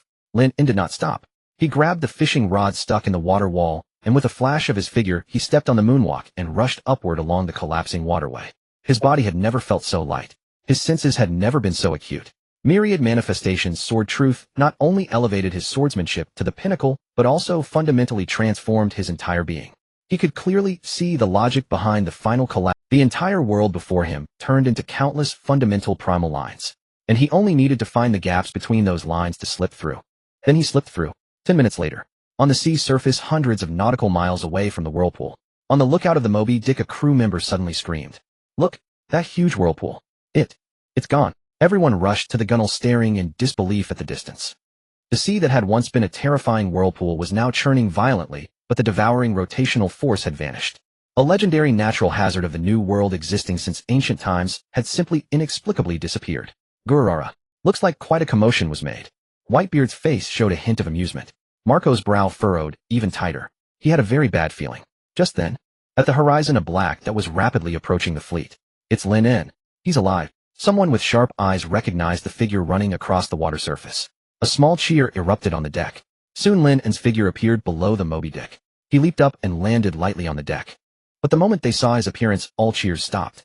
At this moment Lynn looked unbearably disheveled. He was drenched, his face pale, without a trace of color. His breathing was rapid and erratic, as if he might expire at any moment. He leaned on the fishing rod of unknown material, his body trembling slightly, as if standing alone had drained all his strength. "Hey kid, are you alright? Quick, medical team, come here." The crew members scrambled around trying to support him. "I'm fine." Lynn waved his hand, his voice hoarse and full of exhaustion. He lifted his head, his gaze passing through the crowd, landing on the captain of the 1st Division, who was striding toward him. "Captain Mark." He forced a weak smile. "The mission is complete. That whirlpool was a natural phenomenon. I took a look around down there. Found no underwater ambush by the Navy." Marco stopped in front of him, saying nothing. His sharp eyes stared intently into Lynn's eyes. He wanted to see something in those eyes. But he failed. In those eyes, besides the relief of surviving a deadly situation, there was nothing but an overwhelming exhaustion about to overflow. They were clean to the core. Finally Marco sighed, the expression on his face relaxing. He reached out and heavily patted Lynn on the shoulder. "Good work. Surviving a place like that is already commendable. Go rest now. You don't have to fight in the upcoming battle." "Yes." Lynn bowed his head in response, then, supported by several logistics personnel, stumbled toward the cabin. No one noticed. In the instant he turned around, deep within his lowered eyes a profound light, quieter than the abyss and vaster than the universe, flashed by.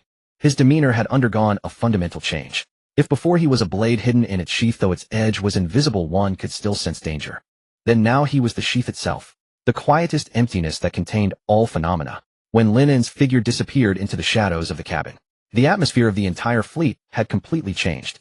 Everyone knew that the final preparations were over. Next came war.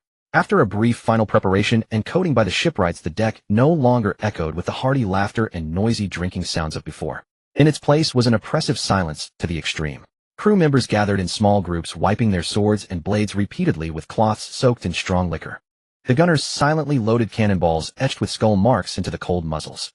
The lookouts stared through telescopes at the thick fog ahead that seemed never to disperse. The air carried the tense scent of gunpowder, steel, and liquor mixed together. Everyone's face bore the same cold, hard, desperate expression. That was the resolve to die. Time passed slowly in this silence. Who knew how long it had been? When the fleet finally sailed out of the thick fog that shrouded the entrance to the New World year-round, ahead the view suddenly opened up. A vast calm sea of azure blue stretching endlessly appeared before everyone.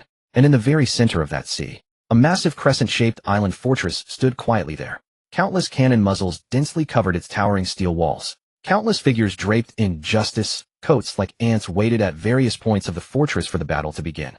In the central plaza of the fortress, a tall, cold execution platform silently spoke of its impending bloody mission.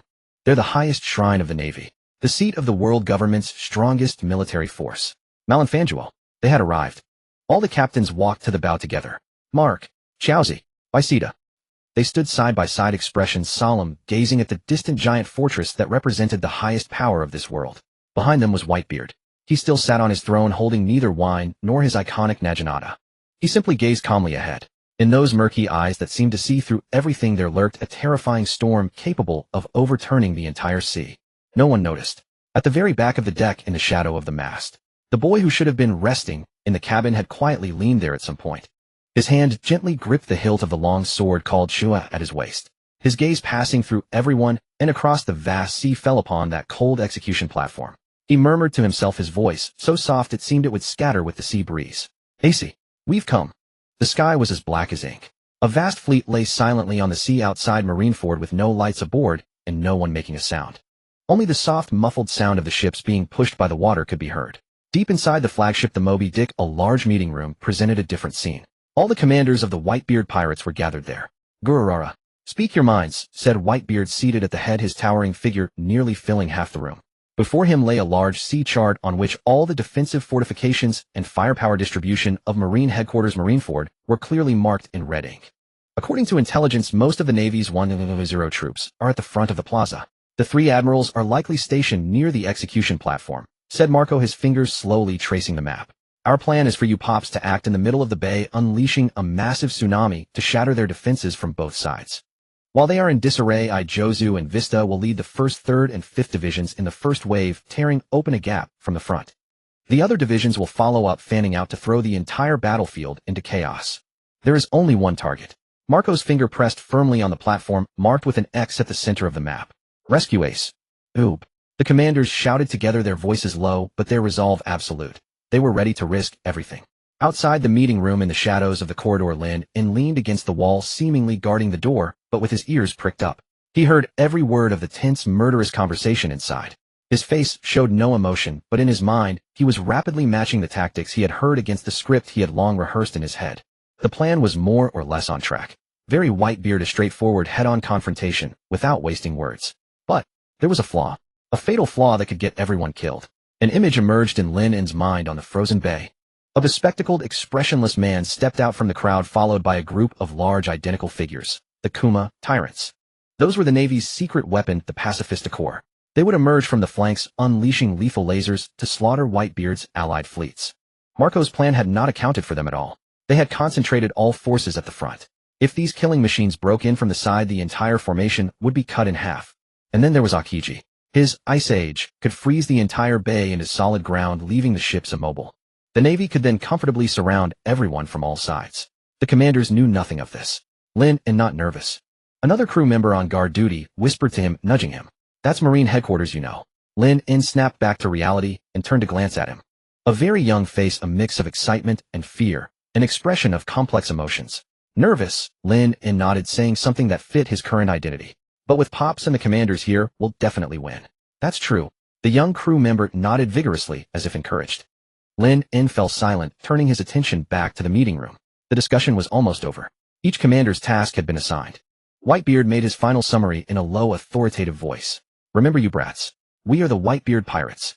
No matter what lies ahead, mountains of blades or seas of fire, just charge straight through. For our family." Oob. This shout was a roar. The door of the meeting room was yanked open with a bang. The commanders filed out one by one. Their faces were no longer heavy. Instead, they were filled with the excitement of a fight. As each passed Lynn, they habitually patted his shoulder or ruffled his hair. "Kids, stay on the ship later, don't wander off. We'll throw a party when we rescue Ace." Marco was the last to come out. He stopped in front of Lynn giving him a deep look. "That whirlpool you went to before, are you sure there's no problem?" He felt that this matter was not that simple. "That whirlpool disappeared too strangely. It's too coincidental that you survived." "Really, Captain Marco," Lynn said, lifting his head with eyes so clear they held nothing. "I was just lucky. I got out before it collapsed." Marco fell silent. He really couldn't see anything wrong. Finally, he could only give a helpless smile. "Forget it. Take care of yourself." With that, he turned and strode away. Lynn watched them disappear at the end of the corridor, his eyes gradually darkening. Just tell them directly. Impossible. He was just an apprentice crew member who had only been on the ship for a short while with no real skills. What right did he have to doubt the plan set by the 1st Division commander, let alone the entire Whitebeard Pirates? Even if he spoke, no one would believe him. Instead, it would expose his biggest secret. But to do nothing and watch the tragedy unfold according to the script step by step, he couldn't do that either. Lynn's gaze passed through the corridor, looking in another direction. The strategy room where charts and combat data were stored. A thought wildly sprang up in his mind. Since he couldn't say it with his mouth, he would use other means to remind them. He turned without making a sound and slipped into the deeper darkness of the ship's interior. The cabin was quieter than at any other time. But that silence felt suffocating. Lynn did not return to his quarters. Instead, he walked along the narrow corridor crowded with emergency supplies and weapon crates. His mind raced. Storm into the staff room and alter the original sea charts. No, that was a restricted area aboard the ship, guarded around the clock by elite crew members. He had no chance whatsoever. Moreover, tampering with the originals was far too risky. He would be discovered without difficulty. He had to think of a subtler approach, one that would not arouse suspicion. Finally, his gaze fell upon the logistical supply distribution center at the bottom of the ship. It was the most chaotic and busiest place on the entire vessel. Countless logistics crew members were there busy sorting and packing artillery shells, bandages, rations, and tactical maps destined for each assault squad. Lynn's eyes lit up. He had found his opening. "Hey Jimmy, you must be running ragged over there." Lynn approached a young crewman who was buried under a mountain of maps and paperwork. With a natural gesture, he patted the man on the shoulder. The fellow's name was Jimmy, the logistics officer responsible for distributing combat maps. "Lynn, what are you doing here?" Jimmy lifted his sweat-drenched face, and upon recognizing Lynn, forced a smile that looked more painful than tears. "Don't even get me started. The commanders just finished their meeting and revised the tactical details again. I have to deliver these new maps to every flank assault team captain before the ship submerges. God only knows which corner those guys are hiding in right now, sharpening their blades. Let me help you." Lynn smiled with genuine warmth. "I've nothing better to do anyway. I can cross-check the maps against the roster. It'll speed things up for you, won't it?" "Really? That would be wonderful." Jimmy was overjoyed and immediately shoved a thick stack of parchment maps into Lynn's arms, still carrying the sharp scent of fresh ink. "These are the quotas for the 4th, 6th, 9th, and 11th assault squads. I'm counting on you."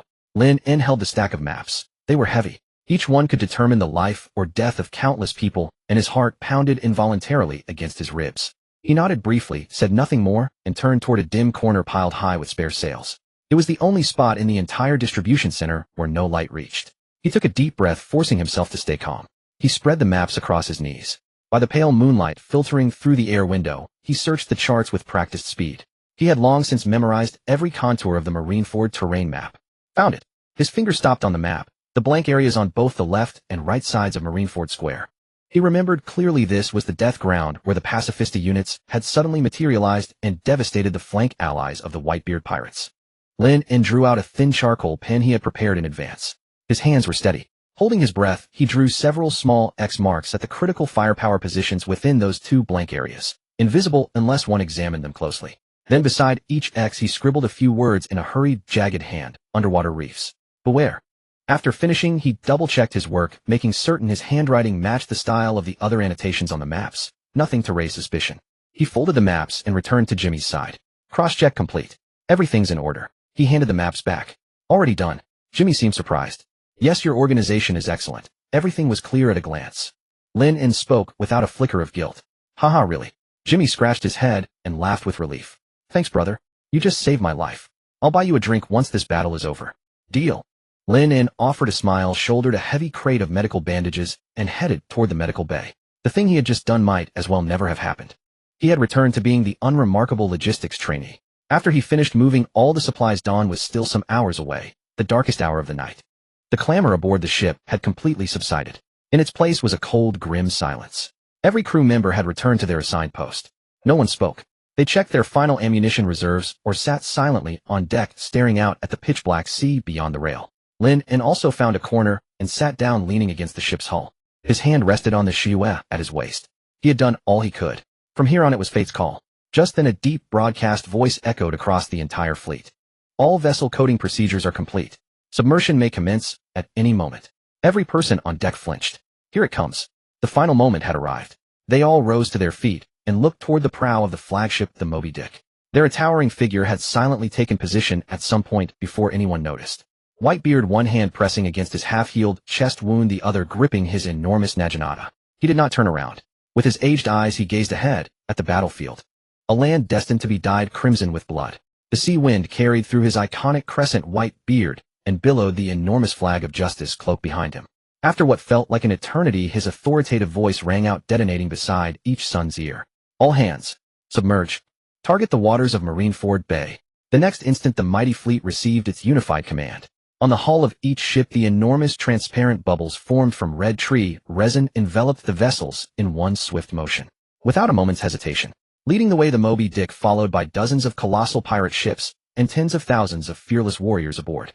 Quietly, silently they sank into the dark, frigid deep sea. Upon the ocean's surface only concentric ripples slowly faded into nothingness, as though nothing at all had happened. Marineford, the headquarters of the Navy. This island fortress, a symbol of the world's highest justice, had transformed into an unprecedented war bastion. 100,000 elite Marines stood like silent blue-white sculptures, forming an inescapable net around the execution platform. Their faces bore the marks of grim determination and cold resolve tinged with a barely concealed tension. For they were about to face a living legend who had reigned over this sea for nearly half a century. The strongest man in the world. Edward Newgate, Whitebeard. Below the execution platform, the 7 warlords of the sea stood in a line. Dracul Mihawk hand resting on the supreme great sword, Yu meditated with closed eyes. Don Quixote da Flamingo wore his signature sinister grin, surveying his surroundings with amused interest. Bartholomew Kuma remained as impassive and robotic as ever. Gecko Moria the sea fiend let out a grating hee-hee laugh. Boa Hancock the pirate empress held her exquisite face aloft with haughty pride, as if nothing around her merited her attention. The 3 admirals stood guard at the forefront of the execution platform. Akiji languid. Kizara lecherous. Akainu ruthless. They loomed like 3 insurmountable mountains exuding a suffocating pressure. Garp, are you really going to stay there? Fleet Admiral Sengoku, standing at the highest point of the execution platform, looked at his old friend sitting cross-legged beside him, devouring rice crackers. Shut up, Sengoku. Garp did not look at him, but fixed his gaze on the young man kneeling not far before him. That was his grandson. Sengoku sighed and said no more. He picked up the Den Den Mushi and announced to the world the crimes of Fire Fist Ace. He also revealed Ace's heritage, one that would shake the entire world. He was the biological son of the pirate king Joel D. Roger. The whole world held its breath in that moment. All the visual Den Den Mushi were trained on this stage, which was about to decide the fate of the world. Time ticked by second by second. The moment of execution drew nearer. Yet the legendary pirate crew, as anticipated, was nowhere to be seen. Report, Fleet Admiral. The gate of justice has opened for an unknown reason. A messenger sprinted from the watchtower, shouting loudly. The elite Marines on the plaza of Navy headquarters had already spotted the pirate fleet approaching from afar. Look, that's the Whitebeard Pirates and their allied 43 New World crews. Vista the Flower Swordsman, Izo the Weasel, Curiel, Atmos, Haruta. 43 ships in total, all notorious pirates with high bounties in the New World. Sengoku's brow furrowed. Confirmed the position of Whitebeard's main ship. This was not normal. Given Whitebeard's character, he would never abandon his sons. Where could they be? Just then the water at the center of the bay began to bubble, without warning, as if it were boiling. Then enormous mountain-like black shadows began to rise slowly from the seabed. What is that? A young Marine soldier let out a terrified scream. The next moment, boom. 3 colossal pirate ships encased in huge transparent bubbles burst through the surface, like leviathans emerging from the deep, with an unrivaled violent fury. The coating shattered on contact with the air. Hundreds of millions of tons of seawater were hurled hundreds of meters into the sky, crashing down as a torrential downpour. They appeared in a manner beyond anyone's imagination. The entire plaza fell into dead silence. The expressions of the 100 elite Marines froze instantly. Their seemingly impregnable defenses had become a ridiculous facade in that moment. On an inconspicuous ship, flying a medical flag at the rear of the fleet. Lynn leaned against the railing, watching the magnificent epic scene that had played out countless times in his mind. His face showed no emotion. Perfect concealment of chi merged his aura seamlessly with the tens of thousands of excited, fervent crew members around him. No one noticed him.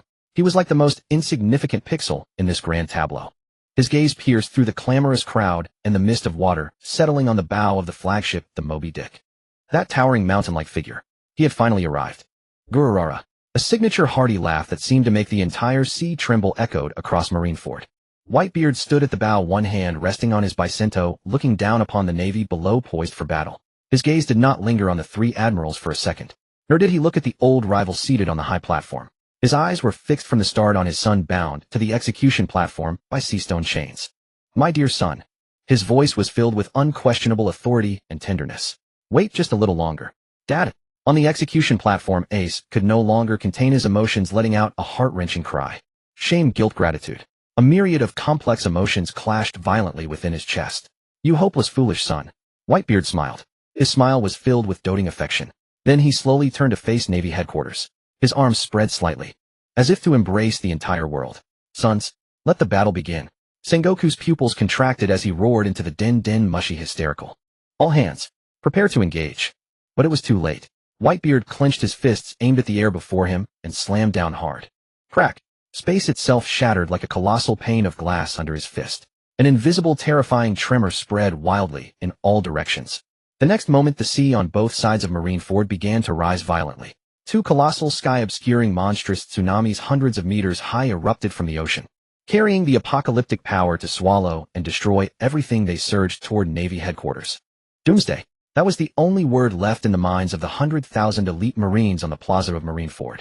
The 2 colossal tidal waves converging from left and right, blotting out the sky and casting endless shadows, had utterly shattered all their pride and will to fight.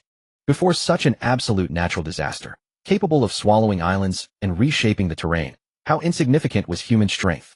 Despair spread like a plague through the crowd. It's over.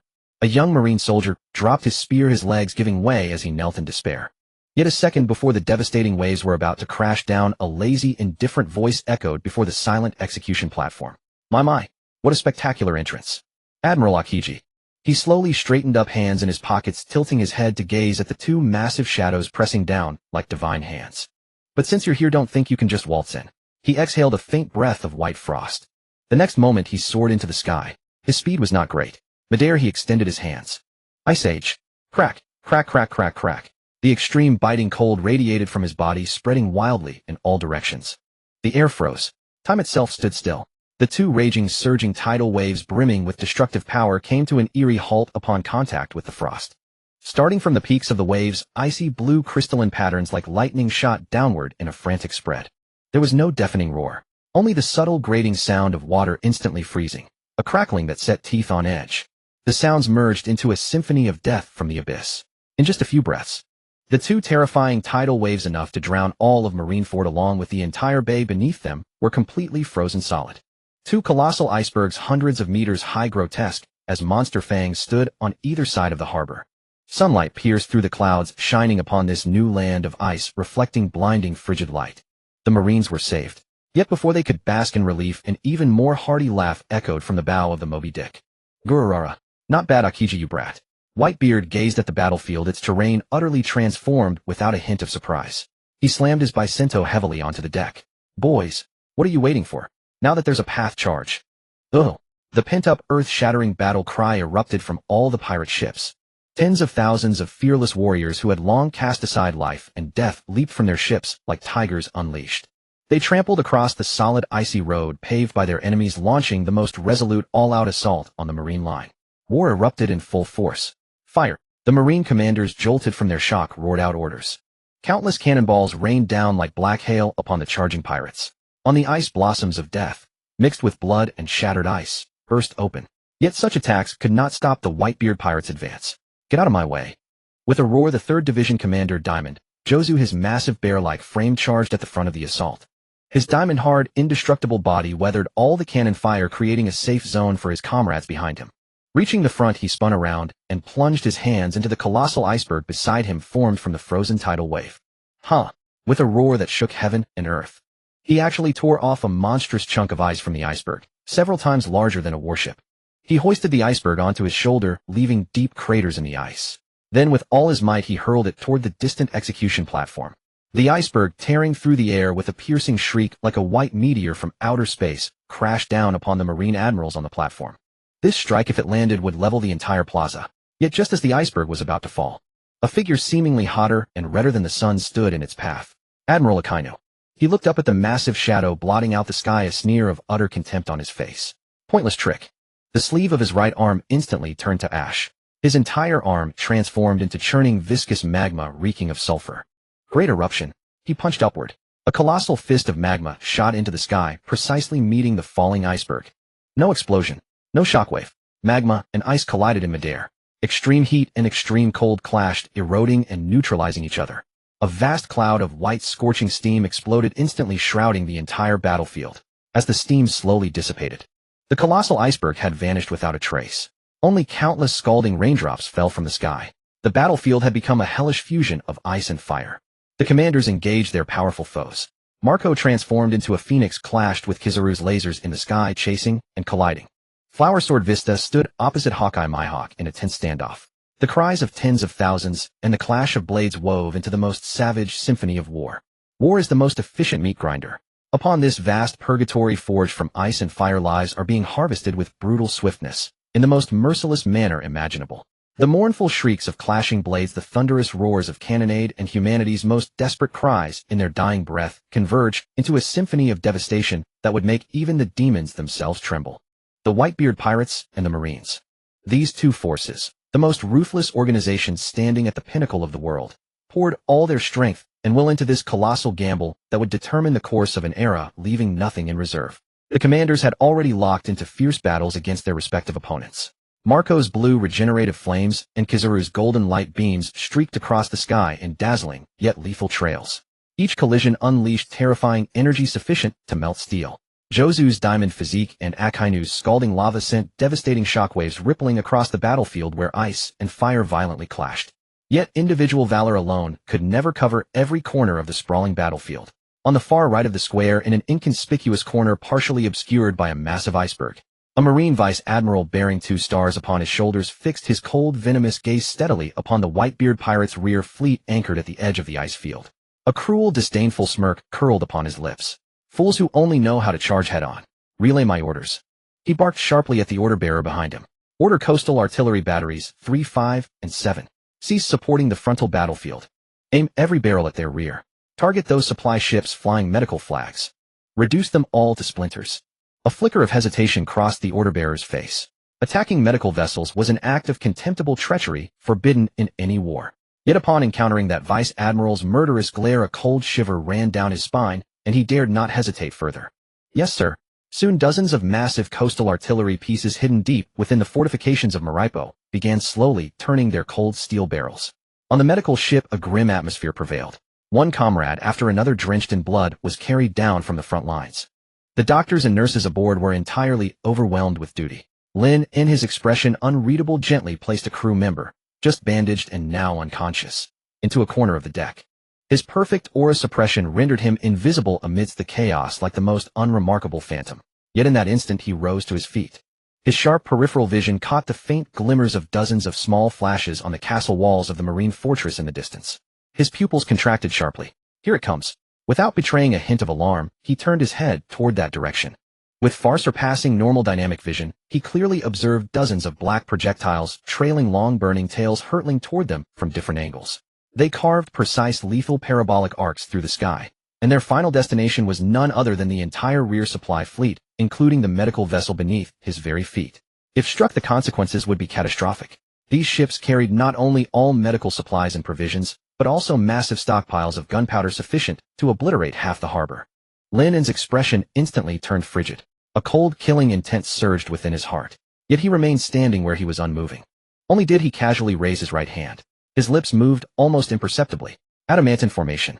A layer of energy barrier, even more transparent and ethereal than air, nearly imperceptible to the naked eye, flashed into existence 100 meters above his head, as though nothing had happened at all. And then in the very next moment, those dozens of devastating projectiles hurtling toward them mere tens of meters from the supply fleet, strangely halted midair, as though crashing into an invisible wall. And then boom, boom, boom, boom, boom. A cascade of dense, violent explosions erupted simultaneously overhead. Massive orange fireballs bloomed across the azure sky like deadly flowers in full bloom. The sight held an eerie, almost gorgeous beauty, as if a grand fireworks display. The violent shock waves generated by the detonations collided and canceled each other high in the air. Eventually they dissolved into nothing more than a gentle, warm breeze caressing each person's cheek aboard the ships. All instinctively raised their heads, gazing upward in bewildered confusion. What's happening? The marine shells? Detonated on their own. Could there be a defect in their quality? No one could comprehend the scene before their eyes. At the highest point of the execution platform, Fleet Admiral Sengoku's brow furrowed deeply. His keen falcon-like gaze had also captured that inexplicable moment just now. What was that? Turning his head, he asked in a low, grave tone to the Marine Vice Admiral beside him, who was monitoring the entire battlefield. Report, Fleet Admiral. The Vice Admiral, binoculars in hand, was drenched in cold sweat. The coastal artillery attack appears to have been intercepted by some unknown transparent defensive barrier. A defensive barrier? Sengoku's eyes narrowed sharply. Could it be some Whitebeard crew member or commander with a hidden ability we failed to notice? His gaze swept rapidly across the chaotic battlefield below. Marco was engaged with Kizaru. Josu was holding his ground against Akainu. Pistai was locking swords with Mihawk. All known captains with special abilities seemed fully occupied and had no capacity to attend to the rear. Then who was it? However, the rapidly shifting tide of battle allowed him no time for prolonged deliberation. He could only suppress this peculiar little anomaly deep within his heart. For now, at the coastal artillery position, the Vice Admiral who had ordered the barrage stood utterly frozen. His hand, still raised with binoculars, trembled slightly. How is this possible? Fire again. Use maximum yield shells. I refuse to believe we can't breach it. He roared hysterically. Yet no matter how many volleys they fired, the result remained unchanged. Every single attack detonated prematurely at that same fixed invisible coordinate point. Not a single projectile managed to cross the boundary. That airspace had become an absolute no-man's zone, as if carved out by divine decree. And aboard the medical vessel where it all began, Lynn had already lowered his hand. He walked over to a young crew member who had just been carried aboard with a deep bone-exposing gash across his thigh. He tore open a roll of clean bandage, and with practiced and gentle movements began treating his wound, as though that invisible protection he had orchestrated moments ago had nothing to do with him whatsoever. He was simply an ordinary logistics trainee faithfully performing his duties. Nothing more. The fireworks in the sky had already dissipated. Yet that eerie, inexplicable scene still left a vast shadow named bewilderment in the hearts of everyone in the rear fleet. However, the increasingly brutal meat-grinder-like bloody battle on the front line afforded them no time for thought. The first wave of true casualties arrived. Doctor, over here. His leg is nearly severed. Quick, bring hemostatic forceps and bandages. His artery is ruptured. Morphine, give me more morphine. The deck of the medical ship within just a few minutes transformed from a relatively safe rear position into a hell on earth filled with blood wails and despair. One after another, comrades drenched in blood, missing arms and legs, were carried back from the front ice field at the risk of death. Many of them still maintained the posture of charging. Only the flame in their eyes had been extinguished forever. The doctors and nurses on the ship had gone completely mad. Each of them wished they could grow for more hands.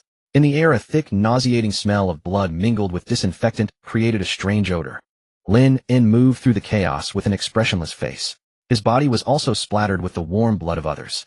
He gently laid down a crew member who had gone into shock from excessive blood loss, then immediately rushed to the next one. His perfect breath concealment allowed his extreme calmness, which was out of place in the surroundings, to go unnoticed by anyone. It's no use. This one really no use. An elderly ship doctor from the Whitebeard Pirates, looking at a young man with a huge hole blasted in his chest by cannonball fragments, shook his head helplessly. His hands, covered in blood, trembled violently. Next, he shouted hoarsely, "War is so cruel." Faced with limited medical resources, they had to make the most rational and painful choice: prioritize those who still had hope of survival. Lynn's footsteps paused. His gaze swept across the young faces twisted in agony on the deck. Also swept across those severely wounded lying in corners, desperately waiting for death to arrive. In his calm, unfathomable eyes a ripple finally stirred. He could not wait any longer. He walked to a corner of the cabin, turned his back to everyone, and pretended to tidy a box of scattered bandages. Then he issued a command in his mind. Blessing of the Life Goddess. Energy output 5%. Range cover the entire medical ship. No light. No sound. Only a stream of life energy, gentler than spring breeze, milder than moonlight, completely invisible to the naked eye, spread silently, like ripples on water, centered on Lynn's body. It gently brushed over every person on the deck. A young pirate whose arm had been severed, almost fainting from pain, suddenly froze.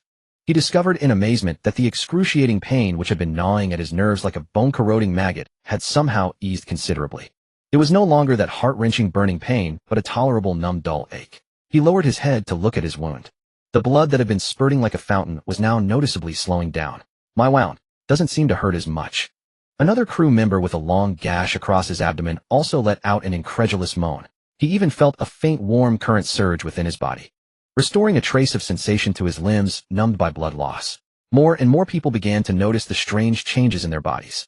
The heart-wrenching cries on the deck gradually subsided, replaced by suppressed gasps filled with confusion and shock. What's happening? The elderly ship doctor also stopped his work, looking around in bewilderment. He had just been suturing a wound on a patient and was astonished to find that the muscle tissue was much tougher than usual. The healing speed of the wound was also unnaturally fast. "Doctor." A young nurse ran to his side, her voice trembling. Those we thought were beyond saving. Their breathing seems to have stabilized." The old ship doctor looked in the direction she pointed. Indeed, those severely wounded whom he had condemned to death gathered in the corner were still unconscious. But the rise and fall of their chests was noticeably stronger than before. A faint trace of color appeared on their deathly gray faces. This is... The old ship doctor's lips trembled, unable to utter a word. The scene before him had completely surpassed his decades of medical knowledge. It's a miracle. It's the old man's flag. The old man's soul is protecting us.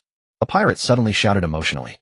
His words, like a stone thrown into a lake, instantly stirred ripples. Exactly. It must be so. We are the Whitebeard Pirates. We are immortal. All the conscious crew members on the deck erupted. They attributed this inexplicable miracle of life to the supreme faith in their hearts. The old ship doctor, looking at the excited crowd, opened his mouth, but in the end swallowed the science and reason that were on the tip of his tongue. Perhaps this was the best explanation. He took a deep breath, picked up the scalpel again. Don't just stand there. Since the old man has given us a miracle, then we'll pull them all back from hell. Woo! On the medical ship the flame of hope was rekindled. No one noticed. In that dim corner stacked with bandages, Lynn's face was paler than usual. A layer of fine sweat beads also appeared on his forehead. At the same time, maintaining such a large-scale group healing aura was also a considerable burden for him. But he just silently leaned against the wall, adjusting his breathing. The expression in his eyes was calm and indifferent. Just then a huge commotion broke out again on the deck. Quick! Move aside. It's Captain Keel. Captain Keel, he's dying. Several crew members of the 14th Division, crying and shouting, carried a tall figure drenched in blood onto the medical ship. It was the 14th Division Captain Sibidogier. A terrifying blood hole pierced through his entire chest. It was pierced by a Marine Vice Admiral's 6 powers technique finger gun. His breathing was so faint that it was almost undetectable. The old ship doctor rushed over in a single stride. Just one look and his face instantly turned as pale as paper. The heart has been pierced. He knelt down helplessly, his voice filled with despair. No hope. This time it's truly hopeless. No hope. The old ship doctor's 3 words struck like 3 icy venom-laced hammers, smashing brutally into the hearts of all the 14th Division crew members around. The faint spark of hope that had just been kindled by the miracle was now ruthlessly and completely extinguished. No, Captain Gir. A young crew member's knees gave way, and he collapsed into the warm pool of blood that had flowed from his captain's body, letting out a desperate wail, like a cuckoo weeping blood. The others also gathered around, their faces streaked with tears and snot, yet lacking even the strength to sob aloud. The old ship doctor slumped to the ground, his eyes hollow and numb. As a physician, facing death was not his greatest pain. Rather, it was watching helplessly as his cherished comrades slowly slipped away before his eyes, unable to do anything. A pierced heart, an absolute death sentence that even the gods could not heal. In this corner of the deck, shrouded in utter despair and silence, Lynn, carrying a box of clean bandages he had just brought from below deck, squeezed through the crowd. He seemed to want to bypass this sorrowful place and deliver the supplies to the other side. However, the deck was far too crowded and chaotic. His foot caught on someone's leg. Oh! He let out a short gasp, his body lurching, nearly falling. The box in his arms crashed heavily onto the deck. Rolls of pristine white bandages scattered everywhere. At the same time, a small, inconspicuous glass bottle rolled out from his arms. It clinked and tumbled across the blood-stained deck with a crisp rolling sound. Finally, it came to rest precisely by the hand of the dazed old ship doctor. It was a most peculiar bottle. Crafted from an unknown crystal, it was translucent and shimmering as if not of this world. Inside, a viscous liquid like molten gold gleamed. It emitted a faint yet pure warmth, standing out starkly on the dim deck, overshadowed by the specter of death. Doctor! Lynn crouched down, hastily gathering the scattered bandages while mumbling without looking up. You dropped something. The old ship doctor turned his head numbly. His gaze fell upon the small bottle, emitting a strange glow by his hand. His eyes were first blank. He didn't recall carrying such an item. But then an indescribable rich scent of life wafted from the small bottle into his nostrils. Just one whiff. His body, exhausted from the prolonged, tense surgery, miraculously regained a trace of strength. His mind instantly cleared. What was this? His heart began to race uncontrollably. Trembling, he reached out and picked up the small bottle. The bottle felt warm and smooth in his hand. The exhilarating life aura grew even stronger. He had no time to ponder where the bottle came from. Nor did he have time to doubt what the contents were. In the abyss of despair, even the most impractical straw must be grasped with all his might. He lunged like a madman to Speedo Gier's side. He roughly pried open Gier's mouth and poured the golden liquid down his throat without hesitation. All the crew members around were stunned. They didn't understand what the old doctor was doing. Yet the next second they witnessed a true miracle they would never forget. The moment the golden liquid entered Gier's throat, a soft, visible golden radiance bloomed from within his body. The horrific gaping wound on his chest, through which the shattered still heart could be seen, was pierced front and back, flesh and blood mangled. Incredibly, it began to heal at a speed defying all natural laws. New flesh buds wildly sprouted and intertwined. Severed blood vessels like living vines automatically sought and reconnected. Even the shattered heart was regenerated and reshaped within the golden light. Time seemed to fast forward. In just a few breaths, the fatal penetrating wound vanished completely. New skin was smooth and flawless, leaving not a single scar. It was as if he had never been injured. A deathly silence fell over the deck. Everyone who witnessed this stood frozen, as if turned to stone. Their mouths hung open wide enough to hold a whole duck egg. Their eyes bulged as if about to pop out of their sockets. Their minds had completely short-circuited. Just then, cough. Cough. Speedo Gier, lying on the deck, suddenly erupted into violent coughing. His chest heaved fiercely. The newly reborn heart began to beat powerfully. Thump. Thump. Thump. Each beat struck like a war drum, hammering into everyone's hearts. He slowly opened his eyes. His gaze went from initial confusion to bewilderment and finally to disbelief. He looked down at his intact chest. He raised a hand and touched it. The real warm sensation told him this was no dream. I'm still alive. His voice was hoarse and dry. The next second, what? A crew member of the 14th Division could no longer contain his emotions and burst into loud sobs. His crying was like a signal. Everyone snapped out of their extreme shock. Captain. It's the captain. The captain is alive. Whoa. It's wonderful. So wonderful. The immense joy of survival instantly flooded the entire medical ship. People laughed and cried, embracing each other, venting their emotions freely. The old ship doctor stared blankly at the now empty crystal bottle in his hand, then at the rejuvenated Captain Gier, standing lively before him. His worldview was shattered in that moment, then rebuilt. No one questioned where that mysterious potion had come from. In their hearts, this was already the second miracle bestowed upon them by the Father after the light of life. And Lynn, who had orchestrated it all, had already slipped back into the shadows of the cabin with his box of scattered bandages. He leaned against the cold wall and let out a long sigh of relief. That bottle of life spring was a one-time consumable he had obtained from a rare fishing session. Truly, it could revive the dead and regrow flesh from bones. It was used just in time here, as the medical ship was still immersed in a carnival of joy rumble. A sound of footsteps, louder and more muffled than thunder, came from the main battlefield ahead. The entire thick ice surface trembled violently. Everyone instinctively stopped cheering, raised their heads in astonishment, and looked toward the source of the sound. A mountain-like figure blotting out the sky appeared in their sight. That's Ozu. It's little Ozu Jr. That ancient descendant of the giant race, inheritor of the bloodline of Ozu, the country mover. His body, larger than a warship, ignored all the cannon fire aimed at him. He advanced with heavy, resolute, unwavering steps. Alone, he charged toward the most heavily guarded execution platform of Marine headquarters. A tragic, heroic charge. For Ace, Little Oars Jr. let out a thunderous roar. His mountain-like body began to move, each step causing the immense ice surface to groan under the unbearable strain. He ignored the surrounding gunfire and carnage, his enormous eyes fixed on a single target. The execution platform. If only he could reach there, if only he could smash a path for his comrades. Oars! Stop, oars! The captains behind shouted anxiously. They all knew that under such concentrated fire, such a huge target was a sitting duck. The Marines reacted swiftly. All personnel attention. Target demon oars. Open fire. Stop him at all costs. In an instant, hundreds of shells changed trajectory, converging from all directions, all bombarding the moving giant. Boom, boom, boom. Fierce explosions burst into balls of fire on Little Oars Jr.'s body. Flesh and blood flew everywhere. But he did not stop.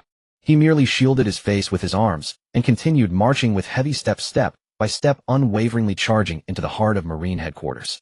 On the medical ship, Lynn watched this scene with cold eyes. He knew that the first turning point of the war had arrived. Little Oars Jr.'s charge was a desperate gamble, using his own life to exchange for a bloody path for the main force of the Whitebeard Pirates to break into the plaza. In gaming terms, this was the ultimate tank, using his life to initiate the team fight. Lynn's fingertips twitched. He wanted to act. The indestructible diamond array could be deployed instantly to protect Oars, but the target was too large. His array could at most cover a part of Oars' body, but attacks came from all directions, front, sides, and even slashes from above. He could block 10 shells, 100 shells, but he could not block all attacks. Moreover, the truly lethal threats were not these ordinary cannon fire. Lynn's gaze, crossing the chaotic battlefield, fell upon the figures leisurely watching the show within the crescent-shaped bay. The 7 warlords of the sea. Sure enough, they moved. The first to act was Tang Jixide Duo Fualaming. He stood on the wall wearing that signature sinister smile, his fingers lightly twitching. Several nearly invisible threads shot out from his fingertips, instantly slicing through the air. Little Oars Jr., who was charging, suddenly jerked to a halt. He felt a chill in his right leg. The next second, his right leg, which could support a body weighing tens of thousands of tons, was severed at the knee. The cut was as smooth as a mirror. Oh, foo, foo, foo, foo, foo, foo. Doflamingo let out a delighted, eerie laugh.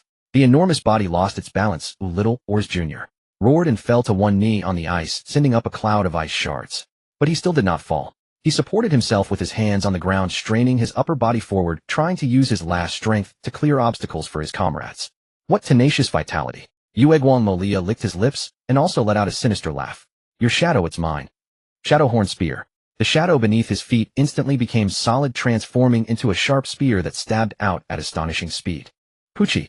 The Shadowhorn Spear easily pierced through Little Oars Jr.'s chest.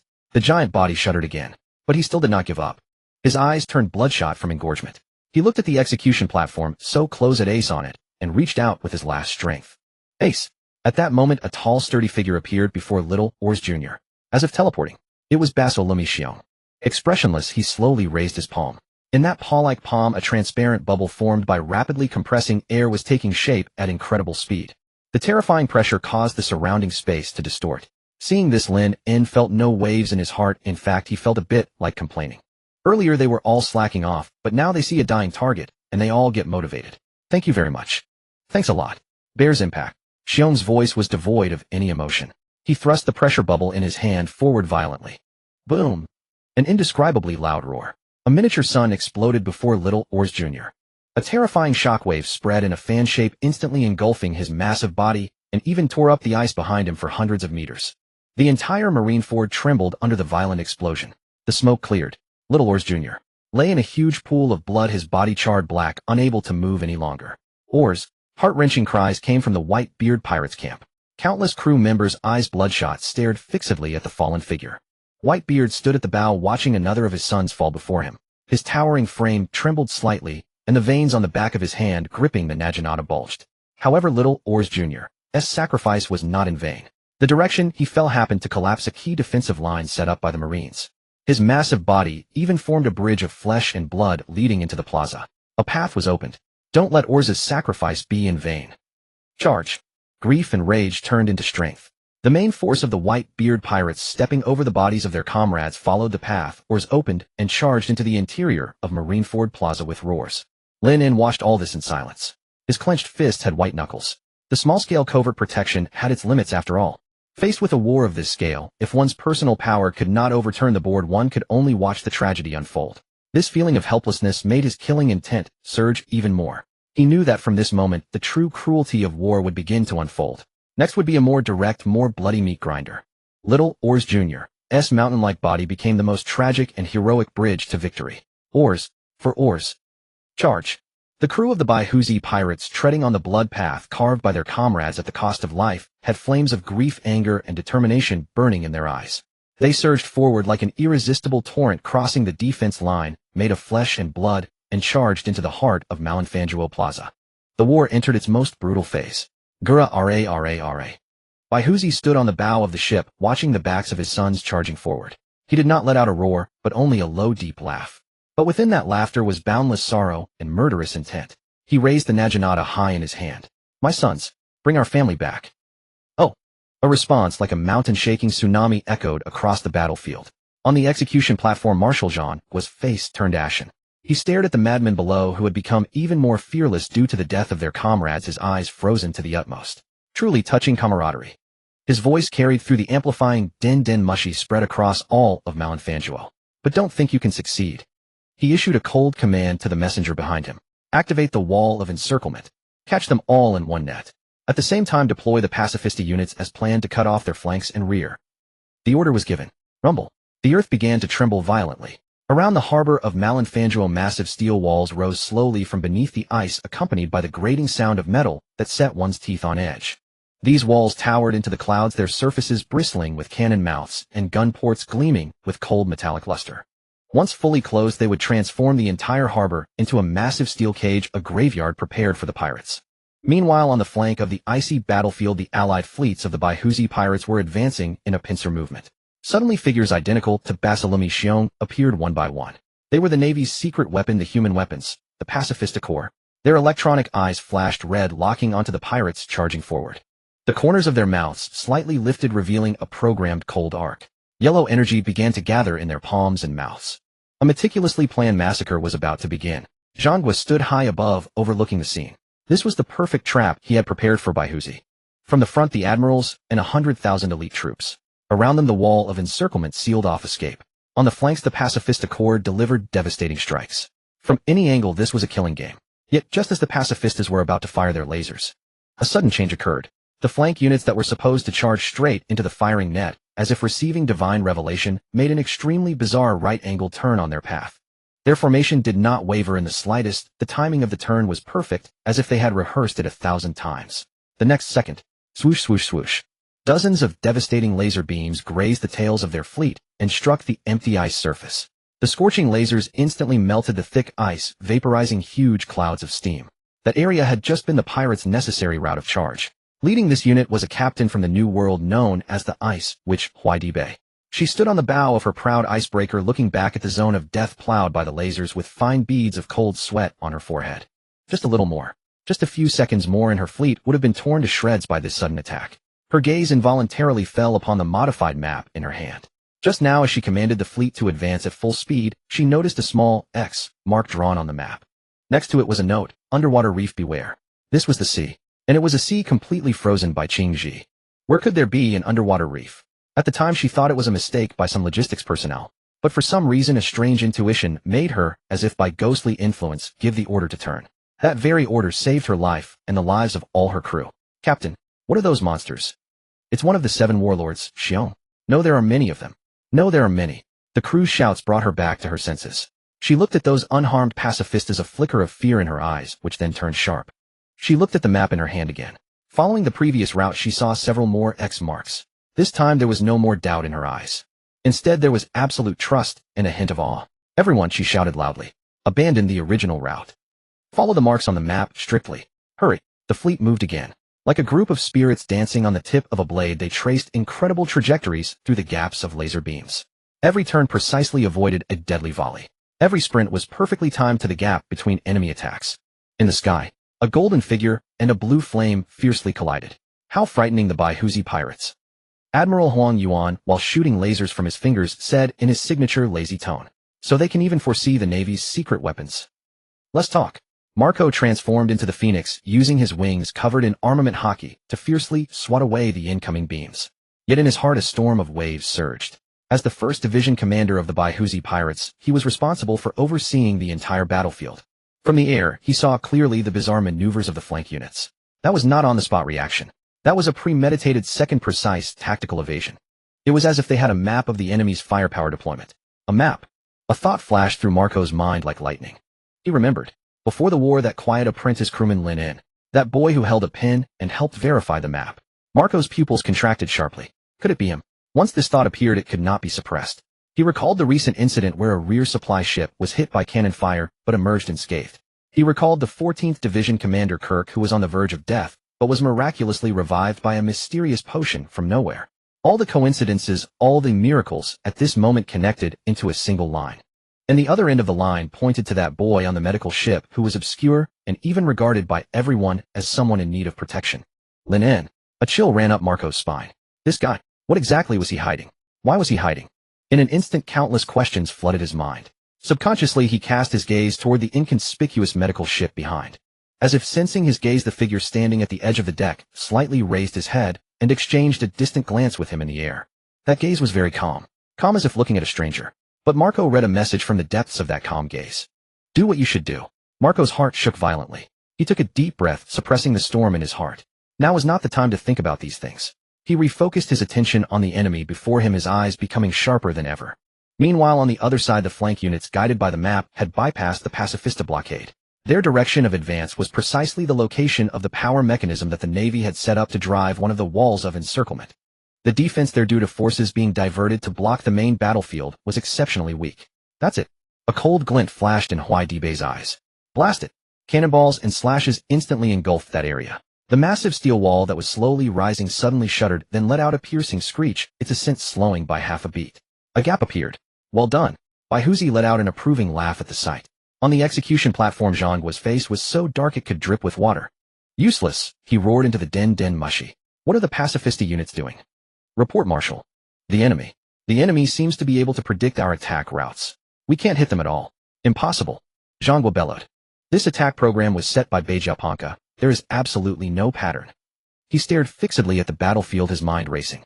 Why? Which link had gone wrong? His gaze swept across the entire field and finally settled on the gap that had just been opened. His expression became extremely grim.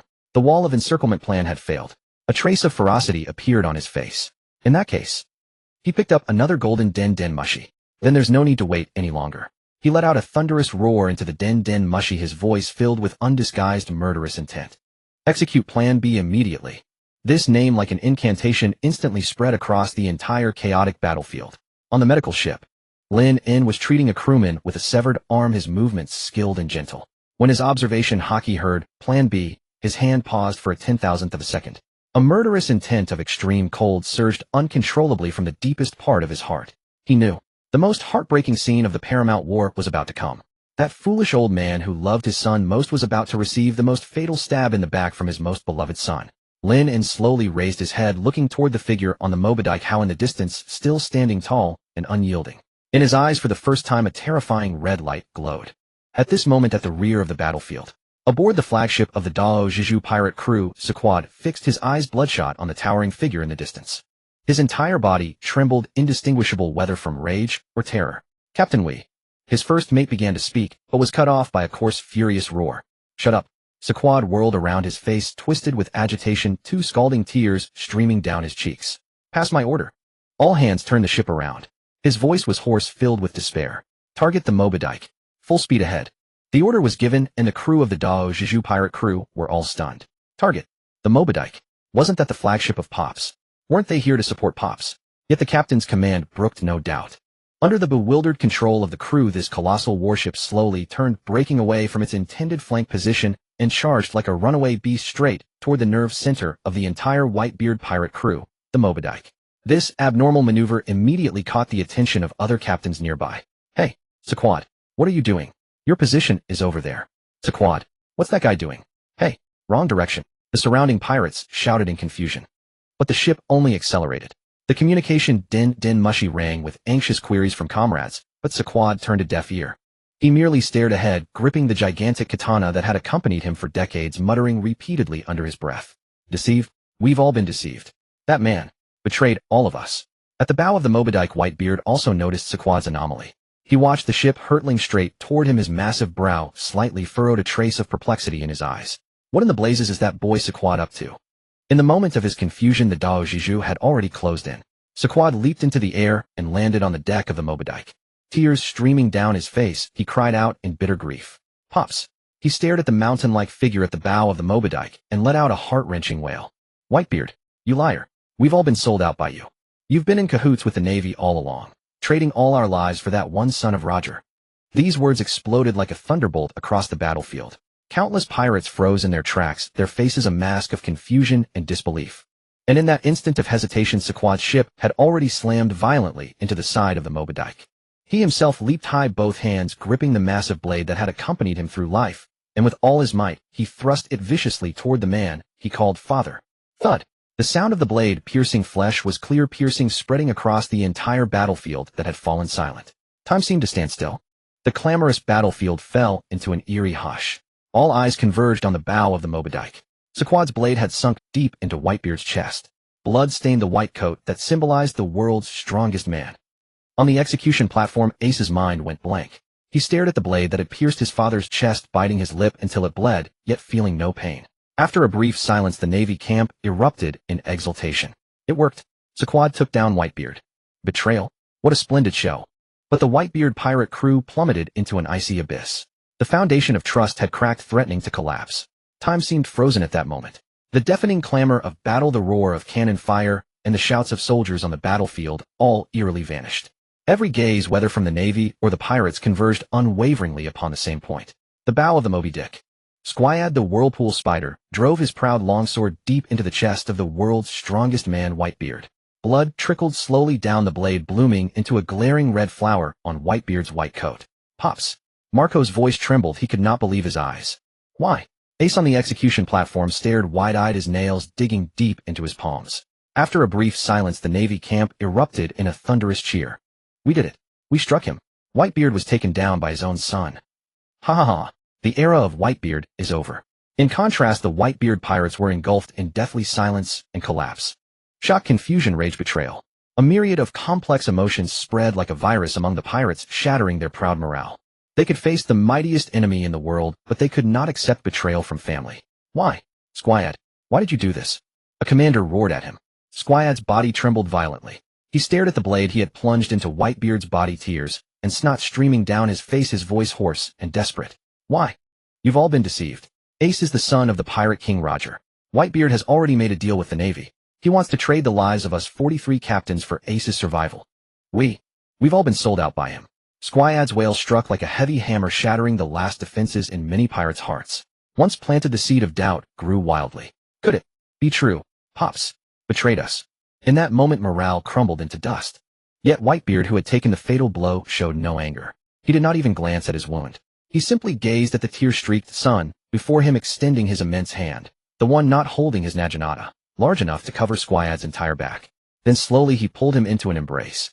Gurara. Whitebeard laughed, a note of helplessness and affection in his voice. What a foolish son you are. Deceived by the enemy, yet you still drive your blade into your own father. His broad palm gently patted Squad's trembling back. Is the bond between family so easily broken, Squad? Whitebeard's voice was not loud, yet it reached every ear clearly. Squad collapsed completely in his arms, sobbing like a 300-pound child. Pops. Whitebeard paid him no further heed, lifting his head. His eyes, which had seen through the world, swept across the entire battlefield, across every wavering, bewildered, and anguished son. Listen up, you brats. He straightened his pierced chest abruptly, and an unparalleled kingly aura erupted from his seemingly aged body. Ace is Roger's son, that's true. But so what? He is family who boarded my ship, drank my sake, and called me Pops. I, Edward Newgate the Whitebeard, have never in my life betrayed a single family member. Boom. The moment the words fell, the air beneath Whitebeard's feet shattered like glass. He activated the power of the tremor fruit. Terrifying shockwaves radiated wildly from the Moby Dick. Crack, crack, crack. The ice of the entire harbor, like a mirror struck by a divine hammer, instantly fractured into a web of cracks, then shattered with a thunderous roar. Massive ice blocks were flung hundreds of meters into the sky, crashing down to raise colossal waves. This earth-shattering blow not only shattered the ice, but also the Navy's scheme, awakening every pirate deceived by lies. Whitebeard gripped his naginata with one hand, still holding Squad with the other. He surveyed all his sons, his voice like thunder. Anyone who refuses to acknowledge me as their father may leave now. If you still wish to be my son, then follow me. Let's take our family back from the enemy. The response after a brief silence was the Whitebeard Pirates' even more fervent and resolute roar. Hoa, Pops, we are your sons. Forever. Defeat the Navy. Rescue Ace. Morale in that moment recoalesced faster than it had shattered, and became stronger than steel. In the shadows of the medical ship, Lynn watched all of this silently. He was not stirred like the others, his face bore no expression. But the air around him dropped sharply in temperature, as if even the light was frozen by the icy, killing intent radiating from him. He knew better than anyone. Squad's betrayal was a scheme orchestrated by Akainu.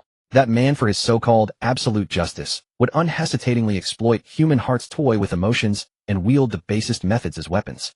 Lynn's gaze, cutting through the chaos of the battlefield, precisely locked onto the distant man in a red suit, wearing a navy cap, his face expressionless. Akainu. In that moment, that name leaped from the bottom of his kill list to the very top. A subtle shift, unnoticed even by himself, occurred within Lynn's heart. Before, he had thought more about how to correct the storyline, how to save those who should be saved, like a detached corrector. But now he wanted to kill. He no longer only wanted to save people. He wanted to personally slaughter that man. Beneath the execution platform, Akainu watched Whitebeard reassemble morale, with a few words, his face showing no surprise. Instead, a crueler smile curled at the corner of his mouth. Such a touching father-son bond, he said, slowly raising his arm, which instantly transformed in. Then let that bond be utterly purified on this battlefield. Meteor volcano. With his low shout, countless massive magma fists appeared in the sky. Trailing long tails of flame like apocalyptic meteor showers, they rained down indiscriminately upon the entire harbor, upon all the pirate ships trapped within it. The sky turned dark. It was not from clouds obscuring the sun, but because the heavens were filled with countless burning red dots. Those dots were massive magma fists created by Akainu using his Magu Magu no Mi ability. They descended indiscriminately upon the entire Marineford Bay, carrying an aura of annihilation like a meteor shower heralding the apocalypse. Gururara. What a spectacular funeral, Sakazuki. Whitebeard laughed instead of being angered as he gazed at the rain of fire. Dragging his wounded body, he raised his naginata high, infusing it with armament haki and the power of the Gura no Mi, then swung it fiercely toward the sky. But don't underestimate us. Whoom. A visible white shockwave expanded in a ring. The first dozens of magma fists shattered into sparks upon contact with the shockwave. Yet it was futile. More magma fists crossed this fragile defense and slammed violently into the brittle ice. Boom. Boom, boom, boom, boom. The explosions merged into a continuous roar. The solid ice before the scorching magma was as fragile as thin paper. Huge chunks of ice melted and evaporated instantly, revealing the surging black seawater beneath. The moment the seawater touched the magma, it boiled. The entire bay transformed into a vast hell of magma, boiling water, and deadly steam. Aya! Help! My foot! So hot! So hot! Cries of agony arose one after another. Countless pirates lost their footing and fell into the seawater boiled by the magma. They didn't even have time to struggle before being cooked alive in the scalding water and sinking to the bottom. Steam and smoke obscured the view, plunging the battlefield into extreme chaos. Wails and cries for help filled the air. The nauseating stench of sulfur and charred flesh permeated the atmosphere. Stay calm. Don't panic. The commanders roared, trying to maintain formation, but with little effect. They could cut through swords and block cannonballs, but they could not withstand this cataclysmic assault. Even the proud ships of the Whitebeard Pirates seemed so powerless in this rain of fire. One ship's sails caught fire, and the flames spread rapidly. Another ship's hull was pierced directly by a magma fist, and the massive vessel slowly tilted mercilessly, flinging the crew on deck into the boiling water. This was the power of a Marine admiral. This was the cold ruthlessness of absolute justice. Akainu stood on high, gazing down expressionlessly at the hell he had created with not a trace of pity in his eyes. The medical fleet positioned at the rear of the battlefield was not spared. A colossal magma fist grazed the stern of Lynn's medical ship, roaring past. Though it did not strike directly, the terrifying heat instantly ignited the supplies stacked at the stern. Boom. Blazing fire erupted, accompanied by thick smoke. Fire! Put it out! The logistics personnel and nurses screamed in terror. The ship shuddered violently from the impact, and many wounded rolled off their makeshift stretchers, groaning in pain. Lynn stood in the shadow of the deck, watching coldly. He saw a mainmast burned through by the fire, creaking as it slowly fell toward a group of wounded who couldn't escape in time. His fingers twitched slightly. No one noticed. Just a second before the mast would crush the crowd, an invisible subtle force precisely acted on the fulcrum of the falling mast. The heavy mast at an extremely odd angle grazed the edge of the crowd and crashed into the sea with a thunderous splash, sending up a great spray of scalding water. We're saved. That was close. The survivors, still trembling from their narrow escape, gasped for breath, attributing it to sheer luck. Lynn averted his gaze, his expression unchanged. In his heart, there was only icy calm. He lifted his head, his eyes piercing through the chaotic battlefield. He saw Whitebeard, his wounds bleeding profusely, frantically swinging his naginata, shattering the incoming magma fists again and again. But he was not a god after all. He could not save everyone. He saw Marco transformed into a phoenix, circling in the sky, extinguishing one blaze after another with his blue flames. Yet the flames were endless. He saw Jozu using his diamond body, ramming a massive ice floe to give a sinking ship a brief moment of respite. He saw all his comrades struggling desperately in this hopeless inferno. The scales of victory seemed to have tilted completely toward the Marines. On the execution platform, Sengoku watched this scene, a cold smirk of satisfaction finally appearing on his face. Everything was going according to his script. The aftershocks of Red Dog's meteor volcano had not yet subsided, transforming the entire bay into a seething inferno. Just as everyone believed this war would be brought to an end under the Marines' overwhelming firepower, an untimely tremendous roar came from above everyone's heads. Everyone instinctively looked up. A colossal warship was plummeting straight down from 10,000 meters at an eerie angle. "Hey, I see. I'm coming to save you." The voice contained a desperate, unwavering determination. At this moment, whether it was the Marines engaged in combat or the pirates struggling in the boiling water, they all ceased their actions in unison. The warship, like a pebble cast by a god, tore through the smoke, pierced the clouds, and with unparalleled impact, crashed directly into the center of Ma Lin Fan Duo Plaza. Boom! The earth quaked and the mountains shook. The solid plaza ground was smashed into a huge crater, and countless Marine soldiers were sent flying by the sudden shockwave. Everyone was stunned. What was happening? A Marine ship had fallen. Amid countless shocked gazes, the door of the half-wrecked warship was kicked open from the inside. A figure appeared in the doorway, silhouetted against the light. A straw hat, a red vest, blue shorts. Not a particularly tall or imposing figure, yet at this moment it drew the gaze of the entire battlefield. On the execution platform, AIC's pupils contracted to pinpricks and his lips unconsciously parted. Lu Fei. Standing in the position of Fleet Admiral Jean, Gu's veins bulged one by one on his forehead the moment he saw the figure, and he roared angrily at Kapu beside him. "Kapu, it's your damn family again." Kapu covered his face with his palm, letting out a painful groan as if suffering from a severe toothache. And when the Den Den Mushi transmitted the name, Straw Hat Lu Fei, and his even more shocking identity, the son of the revolutionary Long, across the entire battlefield, the world's most prestigious stage fell into an unprecedented, eerie silence. Long's son. The world's most wanted criminals. Are you kidding me? The Marine headquarters was completely shaken. However, as the center of the storm, Straw Hat Lu Fei turned a deaf ear to everything around him. In his eyes, there were no 3 admirals, no 7 warlords, no 100,000 elite Marines. Only the brother on the execution platform, wearing sea stone handcuffs, about to be executed. "Hey, I see." Lu Fei let out a cry that pierced the sky, his legs suddenly exerting force, and like a cannonball, he charged straight toward the execution platform. "Stop him," a Marine captain roared, swinging his blade. Lu Fei didn't even glance at him, just threw a punch on his charging path unreasonably and powerfully. Rubber. Jet pistol. Bang. That captain didn't even have time to react before he was sent flying. Don't be so arrogant, Straw Hat Boy. White smoke condensed ahead, forming the figure of CMO Gu, his jit wrapped in sea stone, thrusting straight at Lu Fei's face. Lu Fei's steps didn't pause at all. He merely sidestepped and the two passed each other. I don't have time to fight you now. His charging momentum was so resolute that even Hawkeye took a slight interest in him. The world's greatest swordsman slowly raised his black blade knight, his sharp eagle-like gaze calmly falling on Lu Fei. He casually swung it. I'm just a little curious. How much of that power of fate which everyone here has placed their hopes on you do you actually possess? A massive green slash, seemingly capable of cleaving the sea, silently flew toward that small figure.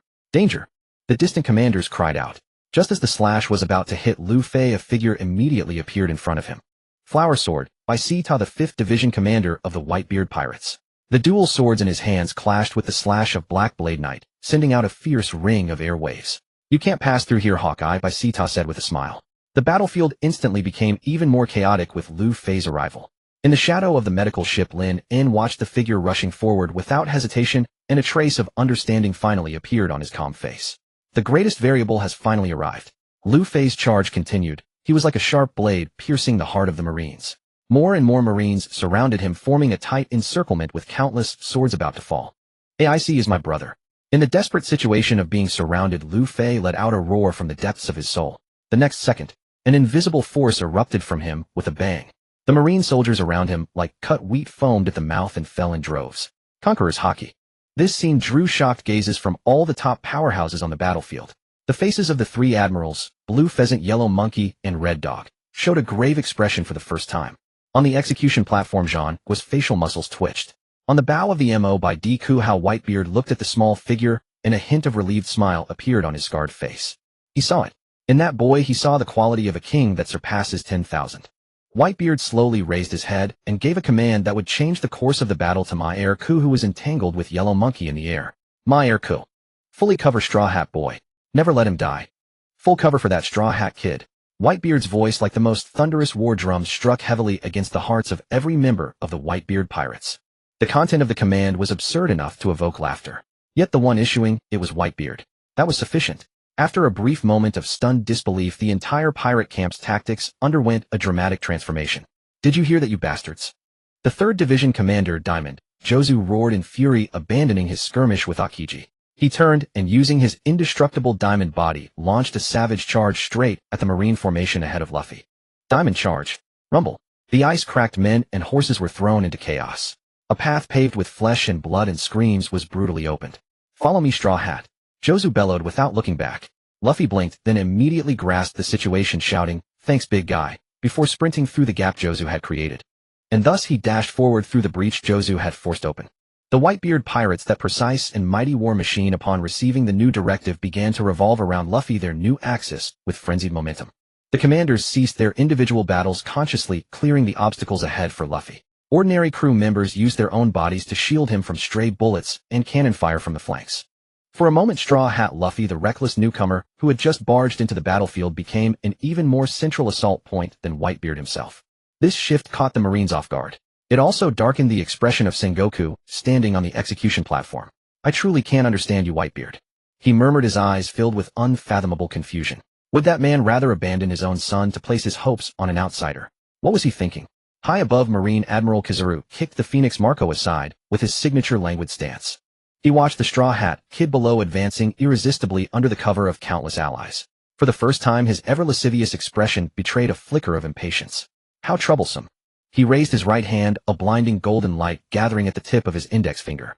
Since you all treasure him so much, let him be the first to disappear. Yasukani no Magatama. Before the words faded, hundreds of golden light bullets rained down like a deadly storm, blanketing the area where Luffy stood. It was an area of effect attack, impossible to evade. No. Marco cried out in alarm, but Kizaru entangled him again before he could rush to aid. Just as everyone thought the Straw Hat Boy would be riddled with holes, a colossal figure descended from the sky. It was Little Oars Jr. Using his own body, already battered and nearly broken, he stood like a wall before Luffy. Countless light bullets hammered into his massive frame. Explosions merged into a continuous roar. Little Oars Jr.'s mountain-like form trembled violently in the rain of light. Chunks of flesh blasted away, yet he clenched his teeth and did not retreat a single step. Go quickly. With his last strength, he turned his head to Luffy and forced out a smile uglier than tears. You must save Ace, brother. Boom. Another wave of light rain descended. Little Oars Jr.'s body finally reached its limit. His colossal frame collapsed with a thunderous crash. Oars, Luffy's eyes nearly split as he let out a grief-stricken roar. How touching the bond of comrades. Kizaru's voice like a specter sounded behind Luffy. He had somehow appeared there using light refraction. His finger glowed again, aimed at the back of Luffy's heart, now exposed and vulnerable from the immense grief over Oars' death. But this is the end, you know. At that moment time seemed to slow. Everyone witnessed the scene. Marco reached out in despair. Ace's heart-wrenching scream. Whitebeard's blazing fury. No one could intervene in time. The beam of death had already touched Luffy's back. It was over. That thought surfaced in everyone's mind. Yet in the split second before the laser pierced Luffy's chest. An extremely faint, almost imperceptible vibration. An invisible, completely intangible barrier flickered once at Luffy's back. The laser beam, powerful enough to pierce steel and vaporize the sea, struck the barrier and seemed to hit a perfectly smooth mirror. It was deflected at a bizarre angle, shooting into the empty sky. Luffy remained oblivious. He didn't even sense any anomaly behind him, only immersed in the immense sorrow of his comrade's death. But the attacker himself felt it. On Kizaru's lazy face for the first time appeared a genuine expression of surprise. Oh my! He tilted his head, staring at his empty finger, then at the sky, his face clearly reading, how strange. Blocked. No, not blocked. Deflected. By what? Armament hockey. No, that sensation felt more like a repulsive force. Who? Kizaru's gaze swept the surroundings. No one. Not a single person stood near Luffy. Meanwhile, Marco, still battling in the air, had also witnessed the entire scene completely. Others might not have seen it. But he, with his top-tier observation hockey, clearly saw it. At the instant Kizaru's laser was about to strike, an extremely condensed, yet incredibly powerful energy appeared out of nowhere behind the Straw Hat Boy, forming a nearly imperceptible barrier. That barrier vanished instantly after fulfilling its purpose, as if it had never existed. Marco's body froze in midair. Countless images flashed through his mind like lightning. The supply ship that had been predicted the cannonball impacts and remained unscathed. The 14th Division Commander Curiel pulled back from the brink of death by an unknown medicine.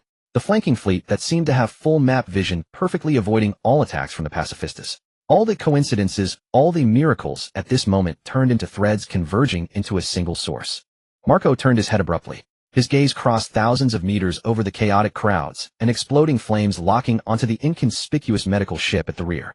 Locking onto the apprentice crew members standing in the shadow of the deck, always silent and seemingly out of place in this war.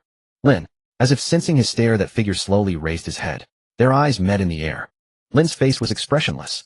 A fine sweat beaded on his forehead, his complexion paler than usual. Clearly that move had been far from easy for him. He did not avert his gaze, nor did he offer any excuse. He simply met Marco's shocked, unbelieving look calmly. No words were exchanged. But Marco understood. It was not a question, but a confirmation. It was you. It had always been you. An indescribable chill mixed with an inexpressible ecstasy erupted from the depths of Marco's heart. He didn't know what Lynn's true purpose was. But he knew that from this moment, this war might truly have a different outcome. Marco took a deep breath, forcibly suppressing the storm within him. He did not make a sound. He simply gave Lynn a long, profound look.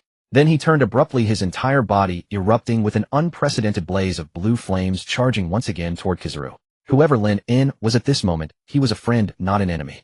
That was enough for now. On the execution platform, Buddha Zhangguo watched the battlefield below, which had become a tangled mess due to the appearance of the Straw Hat Boy's face, so dark it seemed ready to drip with resentment. Whitebeard's order had completely disrupted his deployment. The commanders of the Whitebeard Pirates were truly willing to sacrifice everything to protect an outsider. I really don't understand. Whitebeard. Zhangguo gritted his teeth, his eyes filled with an incomprehensible confusion. But he had no time to ponder these matters. The urgent priority now was to regain control of the battlefield's rhythm. He glanced at the messengers standing by, his eyes turning cold and resolute. Change of plans. Pass my orders. The Pacifista Corps. Target all pirates. Wipe them out completely. Yes, sir. The orders were relayed swiftly. Moments later, dozens of identical towering figures marched forward in perfect unison. They all wore the same blue trousers and barriered hats. Their faces were expressionless, their eyes hollow like soulless puppets. A pirate engaged in battle with the Marines noticed these bizarre bears and let out a terrified cry. Is that the warlord bear? No. How can there be so many? The pirates' commotion drew no reaction from the bears. They mechanically raised their right hands. Their palms opened, revealing dark cannon muzzles aimed at the densest clusters of fighters. The next second, golden laser beams streaked across the battlefield like the scythes of death, crisscrossing in all directions. Explosions thundered one after another, merging into a continuous roar. Each laser precisely detonated among a group of pirates, its immense power instantly clearing a vast area. Screams of agony and cries of "my leg" and "dodge" It's a laser, filled the air. The pirates' formation collapsed instantly under this sudden devastating assault. A pirate captain with a bounty over 100 million berries roared and leaped high, bringing a massive axe coated in armament hockey down upon the head of a pacifista. A piercing clang of metal rang out. The mountain-splitting axe only left a shallow white scratch on the pacifista's neck. The pacifista didn't even sway. It slowly turned its head, its hollow eyes locking onto the captain, and then opened its mouth. Another laser. The captain was blasted into fragments before he could even scream. Monsters. These things are monsters. We can't damage them. Our attacks are useless. Despair and panic spread among the pirates like a plague. These humanoid weapons created by the genius scientist Vegapunk possessed bodies harder than steel and laser attacks rivaling those of a marine admiral. Even more terrifying, they felt no pain, no emotion. Only the command to kill. For ordinary pirates, they were an invincible nightmare. The advantage on the battlefield was firmly seized by the Marines once more. On the medical ship Lynn, expressionless, pinned a screaming wounded man to the deck and swiftly treated a wound so deep it exposed the bone. He could hear the distant cries and wails of his comrades. He could smell the charred stench of flesh burned by lasers in the air. His gaze was icy cold. He swept his eyes across the battlefield. He saw the ship of the whale shark pirates, its rudder destroyed, stranded on a massive ice floe, unable to move. 3 pacifistas with heavy steps had surrounded them. One of them had already raised its hand, a blinding light gathering in the cannon at its palm. The target was the ship's ammunition depot. The pirates on board wore expressions of utter despair. They knew that if hit, the entire ship along with all the wounded would be blown to pieces. Lynn's eyes turned sharp as a blade. He discreetly glanced around. No one was paying attention to him. Everyone's focus was on the hellish battlefield and the distant slaughter by the pacifistas. He slowly crouched down as if merely to pick up a fallen medical clamp. His fingertip touched a deformed, empty artillery shell that had been flung over by the gunfire. At the moment of contact, a faint yet incredibly condensed, formless sword intent, capable of severing all things in the world, flowed from his fingertip into the scrap metal. The next second, he flicked his finger lightly. No sound, not even the whisper of air being displaced. The inconspicuous shell, upon leaving his hand, transformed into a black lightning bolt invisible to the naked eye. It silently tore through the air, crossing a distance of hundreds of meters. Amid the countless crisscrossing laser beams and explosions, it traced a perfectly straight line that did not belong to this world. Then with precision, it embedded itself into the back of the head of the pacifista that was charging its laser. A soft sound like a pebble dropping into water. The pacifista's movements froze. The destructive beam that was about to fire from its palm dissipated. Its hollow eyes flickered twice, as if its internal program had encountered an incomprehensible error. A wisp of bluish smoke seeped from the gap in its neck. Then came sparks. Finally, a violent explosion erupted from within. A massive detonation. Precision parts and steel fragments scattered in all directions, staggering the other 2 pacifistas nearby. The crew of the whale shark pirates stared blankly at the scene, their minds blank. Exploded. Did we hit it? I don't know. Their faces, surviving the ordeal, were filled with bewilderment and confusion. On the other side of the battlefield, a man wearing a red and white belly band and wielding a massive battle axe let out a thunderous roar. PX-7. It was Jean Tauan, captain of the Navy Headquarters Science Unit. He stared at the self-destructed pacifista, his face full of disbelief. What happened? Why did it suddenly overload and explode? Damn it. Who did this? The only response was the endless clamor of the battlefield. No one could answer his question. On the distant medical ship, Lynn had already stood up. He handed the medical clamp he had picked up to a flustered nurse, his voice flat and emotionless. We're running out of bandages. The self-destruction of a pacifista was but a trivial episode in this vast war. For Sengoku, who commanded the overall strategy, and the pacifista legion that was slaughtering without mercy, the loss of one unit was utterly inconsequential. More laser beams ravaged the battlefield. More pirates fell in despair. The Whitebeard Pirates' battle line was torn asunder by these iron monsters. Just as everyone's attention was captivated by the grinding of steel and flesh on the front line, a colossal shadow burst forth from the dense fog on the flank. It was a marine giant vice admiral. He stood over 30 meters tall, wielding a giant blade as large as a ship's mast, and wore a suit of custom-forged superalloy armor. He was one of the aces of the giant unit, Vice Admiral Long, Z, codenamed Landslide. Like a runaway heavy truck, he ignored all pirates attempting to block him, using the most brutal methods to smash a bloody path. His objective was chillingly clear the medical fleet in the rear. Stop him. Don't let him pass. Several officers who were also somewhat renowned in the New World roared from the side and charged in an attempt to intercept. However, their attacks against the opponent's heavy armor didn't even raise a spark. It lost small fry. Vice Admiral Long Z let out an impatient roar, sweeping his giant blade horizontally. Flash! The raging blade wind severed the officers and the ice beneath their feet, sending them flying. Blood stained the sky. No one could stop him. Each step his massive body took on the ice made the entire surface tremble. On the medical ship, everyone saw the rapidly approaching mountain-like reaper of death. Fear seized every heart in an instant. The nurses on board shrieked in terror. Some lightly wounded patients struggled to flee but fell to the ground in fear. Despair like icy seawater drowned everyone. Protect the medical ship. 2 affiliated pirate captains left behind for guard duty charged fearlessly toward the moving mountain. They were from the Whitebeard Pirates' spider pirate ship, Captain Habo, nicknamed Electric Spider, and another captain known for his speed. The 2 flanked the giant, working in perfect coordination, trying to use speed to restrain his movements. Yet against absolute power, any technique seemed utterly futile. Annoying insects. Vice Admiral Long Z didn't even look at them, he just stomped his foot heavily. Boom. Centered on his right foot, a visible shockwave spread wildly across the ice. 2 experts with bounties over 100 million were sent flying violently by the terrifying impact before they could even get close. They spat blood and crashed onto the distant ice unconscious. No more obstacles remained. Vice Admiral Long Z grinned savagely, raising his massive iron fist high. He was going to smash this ship and all the annoying support personnel on board into pieces with a single punch. The enormous fist tearing through the air with a roar rapidly magnified in everyone's pupils. Death was close at hand. Lynn stood by the ship's railing. He did not look at the descending fist. His gaze fell calmly on the icy seawater churning with broken ice beside the ship. He slowly extended his right hand. His slender index finger gently touched the bone-chilling seawater. The moment his fingertip met the water, the entire world seemed to have been muted. The enormous iron fist, enough to shatter a mountain, stopped abruptly less than half a meter from the bow. Using his comprehension of omnipotent perception, Lynn instantly drained the heat from the surrounding seawater, achieving a localized absolute zero. Another application of his control over energy. Tom did not stop. What stopped was Vice Admiral Long Z's body. His savage grin froze. An incomprehensible extreme cold surged from his feet up his spine, madly rushing to the top of his skull. He struggled to lower his enormous head. Then he saw it. A thin, almost transparent layer of ice, glowing with an eerie blue light, had spread from the ice beneath his feet. This ice was not thick, but it clung to his feet like the strongest shackles, freezing them solidly to the entire ice sheet of Marineford. He could even feel the strange cold penetrating his armor, invading his body, freezing his blood, and numbing his nerves. What is this? Vice Admiral Long Z roared in terror. He strained with all his might to break free, but his mountain-shaking power seemed to vanish into the void. His feet did not budge an inch.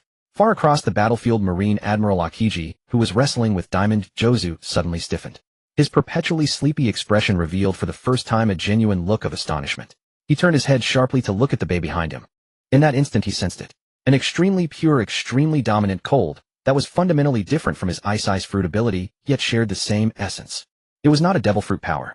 It was more like a deprivation at the level of rules. As if someone in a way he could not understand had forcibly stripped all heat from that small area, thus creating absolute ice. Who did it? Akiji's brow furrowed deeply. The stunned giant Vice Admiral remained frozen for less than a second, because the 2 captains he had blasted away were already scrambling to their feet, roaring. They seized this once-in-a-lifetime opportunity, channeling all their strength and fury into their weapons. 2 lethal attacks struck Vice Admiral Long Z's completely unprotected neck from both sides. Blood gushed like a fountain. The enormous head of Vice Admiral Long Z soared into the air, his face still frozen in the last shock and confusion. His massive body crashed down, sending up a cloud of ice shards. The crisis was over. On the medical ship, the survivors erupted in cheers of relief. But the 2 victorious captains felt no joy. Panting heavily, they stared incredulously at the thin ice that had frozen the giant, then looked around in bewilderment.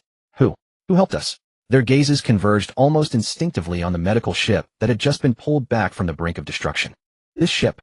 Hadn't too many miracles happened on it since the battle began? And by the ship's railing, Lynn had already withdrawn his finger as if nothing had happened. He simply looked at the ice fragments flying from the fallen giant and said softly to a nurse who had collapsed in terror beside him, "Go get the first aid kit. Those 2 captains need treatment too." On the medical ship, Lynn had just finished setting the broken bones of a crew member injured by the shockwave of a giant vice admiral. His movements were steady and precise, as if the earth-shattering battle outside was none of his concern. "Bandages not enough." He spoke calmly to the nurse beside him, his voice devoid of any emotion. Yet at that very moment, a colossal tremor that made even the soul tremble erupted from every direction of Marineford. It was not a vibration caused by devil fruit powers.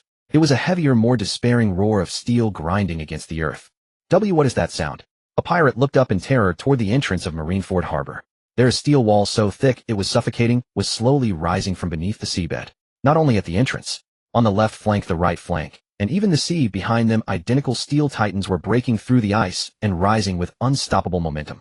These walls stood hundreds of meters tall, their surfaces smooth and gleaming with a cold metallic luster. Like four gigantic tombstones, they slowly closed in, turning this bay into a complete steel graveyard. It's the encirclement wall. A seasoned pirate recognized the final defensive fortification of Marine headquarters and let out a desperate roar. The Marines are going to seal us in here for good. Panic, like the most virulent virus, spread through the pirate ranks in an instant. Quick, retreat. We're surrounded. Countless pirates abandoned their enemies and rushed madly toward the harbor's exit. But it was too late. Before they could reach it, the final massive steel gate slammed down with a deafening roar that made hearts stop. The path of retreat was completely severed. Gururara, you really think highly of us, Sengoku. On the Moby Dick, Whitebeard looked at the iron-like encirclement wall, his face showing no panic as he burst into laughter. But the other commanders' faces had turned grim. They knew this was more than just an encirclement.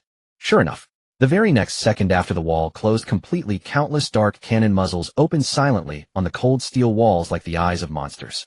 On the execution platform, Buddha Sengoku looked down at the pirates, trapped like fish in a barrel, a victorious smirk spreading across his face. He had waited too long for this moment. He picked up the den mushi, his voice cold and devoid of emotion, and issued the final order to the entire army. The time has come. Open fire. Cleanse all the evil entrenched here along with this frozen sea. Fire. The moment the command was given, a devastating saturation bombardment began. Boom. Boom. Boom boom boom. Tens of thousands of shells rained down from all directions like the most violent storm. The entire harbor was instantly swallowed by the flames and smoke of explosions. The pirates' proud warships were as fragile as paper in this steel storm. One ship's mast was instantly blown off, and then the hull was torn apart by dense shellfire, shattering in a massive explosion. The ice shattered and collapsed in large patches. Countless pirates couldn't even scream before being torn apart by the shock waves or falling with the ice into the boiling magma-infested waters below. This was not a battle. It was a one-sided, merciless slaughter. Stand firm. Find cover. Commanders like Marco roared, using their abilities to block the raining shells, but their power seemed so insignificant against this cataclysmic saturation attack. They could block 100 shells, but not 1,000, 10,000. The pirate forces were plunged into the darkest, most desperate moment since the battle began. However, outside this death-shrouded despair, at a remote, frozen, abandoned channel entrance in the northwest corner of the encirclement wall, the fleet led by the Dicalban brothers under Whitebeard's command was launching a nearly frantic assault on the thick steel wall. Faster. Faster. Mr. Lynn's mark on the map is here. He said that if the worst came, this would be our only escape route. Before setting out, Lynn had given them a sea chart. Besides marking the Marines' troop deployments, he had drawn a bright red circle at this inconspicuous spot.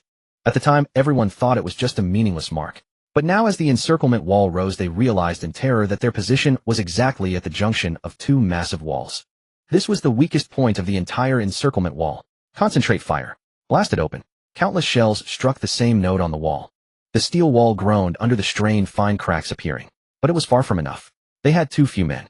Their firepower compared to this colossal barrier was ultimately a drop in the bucket. On the medical ship, Lynn stood at the edge of the deck, watching it all coldly. He saw the Dicalban brothers struggle. It was a trivial contingency he had set in advance. But he saw more clearly that many comrades were being devoured by the merciless bombardment inside that steel cage. He saw a young crew member he had just bandaged shielding a wounded man behind him, taking a direct shell blast and turning to ashes in the explosion. He saw a medical ship full of severely wounded men hit by cannon fire on its keel, slowly sinking into the boiling sea, taking hundreds of desperate lives with it. He saw Whitebeard, his battered body, standing at the bow of the Moby Dick, using himself to shield his sons from the heaviest shellfire, blood staining his iconic white coat. Protection. Counterattack. Prediction. He had been using every means he could think of to secretly guard this family. But now he realized he was wrong. In the face of absolute, overwhelming, cost-be-damned destructive power, his intricate calculations and supernatural methods seemed so laughable, so futile. He could save one person, 10 people. But he couldn't save 10,000. He could destroy one pacifista. But he could not destroy the war machine forged by the power and resources of the entire world government, the machine called absolute justice. Mere secret protection had reached its limit. Lynn slowly straightened his body. He no longer looked at the dying wounded, no longer heard the desperate cries. His gaze for the first time moved away from this small medical ship. His vision pierced through the thick smoke and flames, through the hell of ice and fire, through countless figures locked in combat. Finally, it landed on that high execution platform where all fates were decided. In his eyes, the cold indifference from another world long suppressed was gradually fading away, replaced by an unprecedented, resolute determination. Despair. Utter absolute despair. As the encirclement walls completely closed in and tens of thousands of cannonballs rained down like a torrential downpour, the entire Whitebeard pirates were plunged into an unprecedented predicament. They were trapped within a colossal iron coffin. Beyond awaiting death, there seemed to be no other recourse.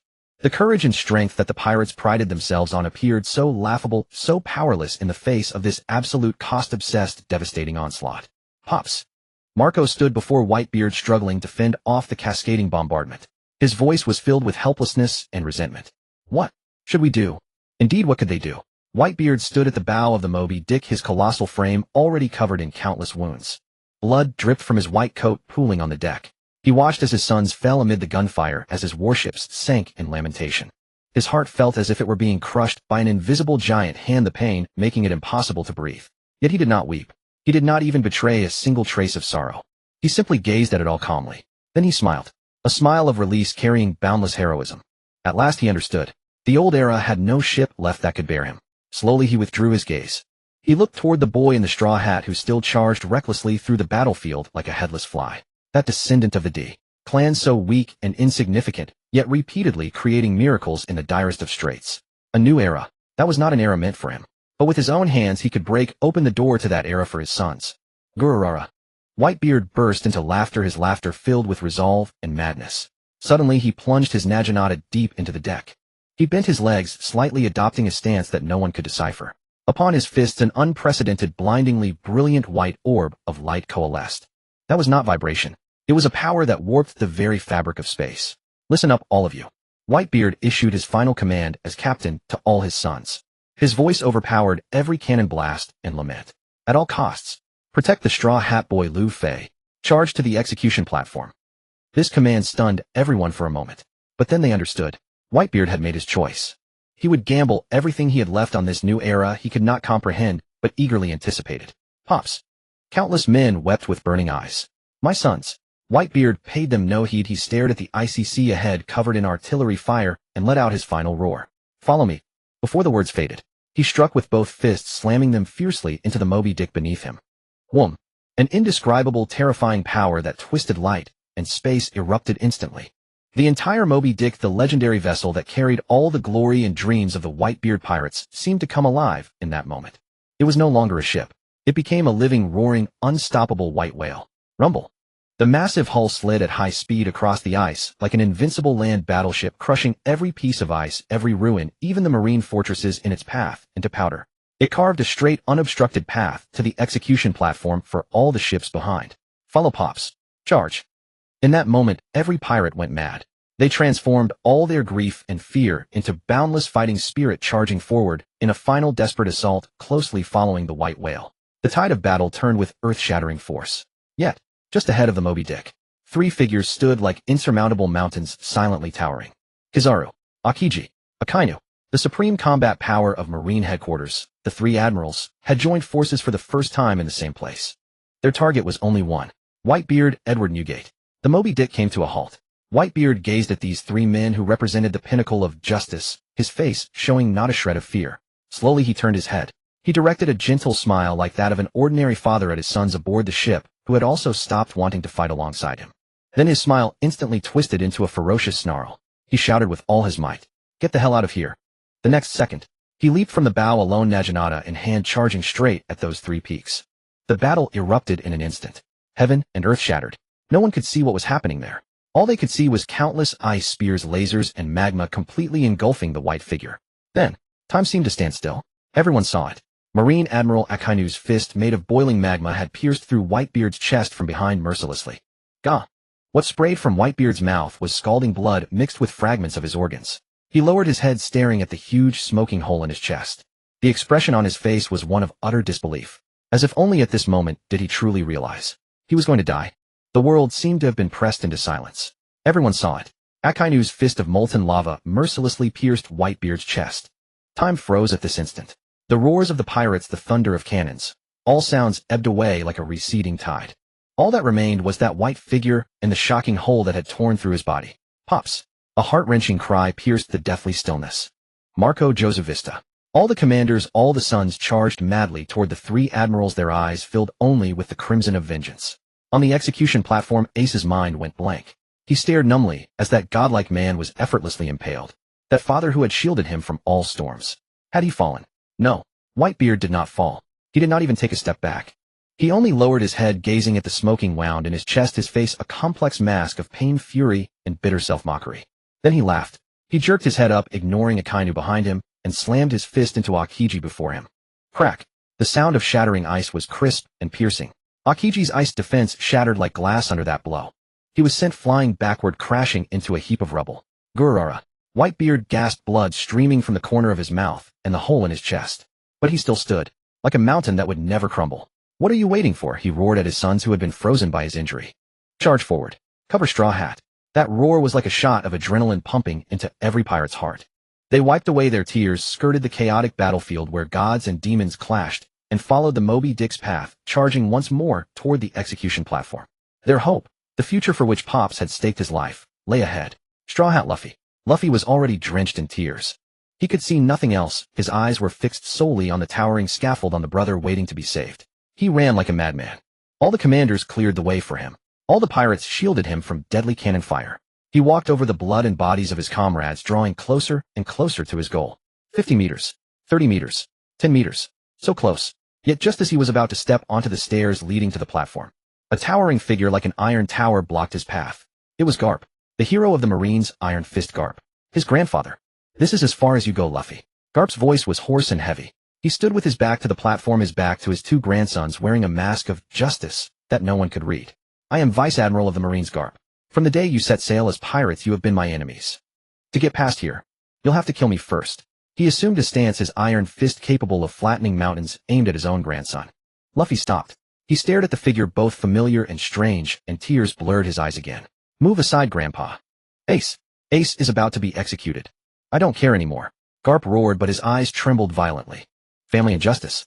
The dilemma that had tormented him his whole life had finally cornered him at this moment. Moved.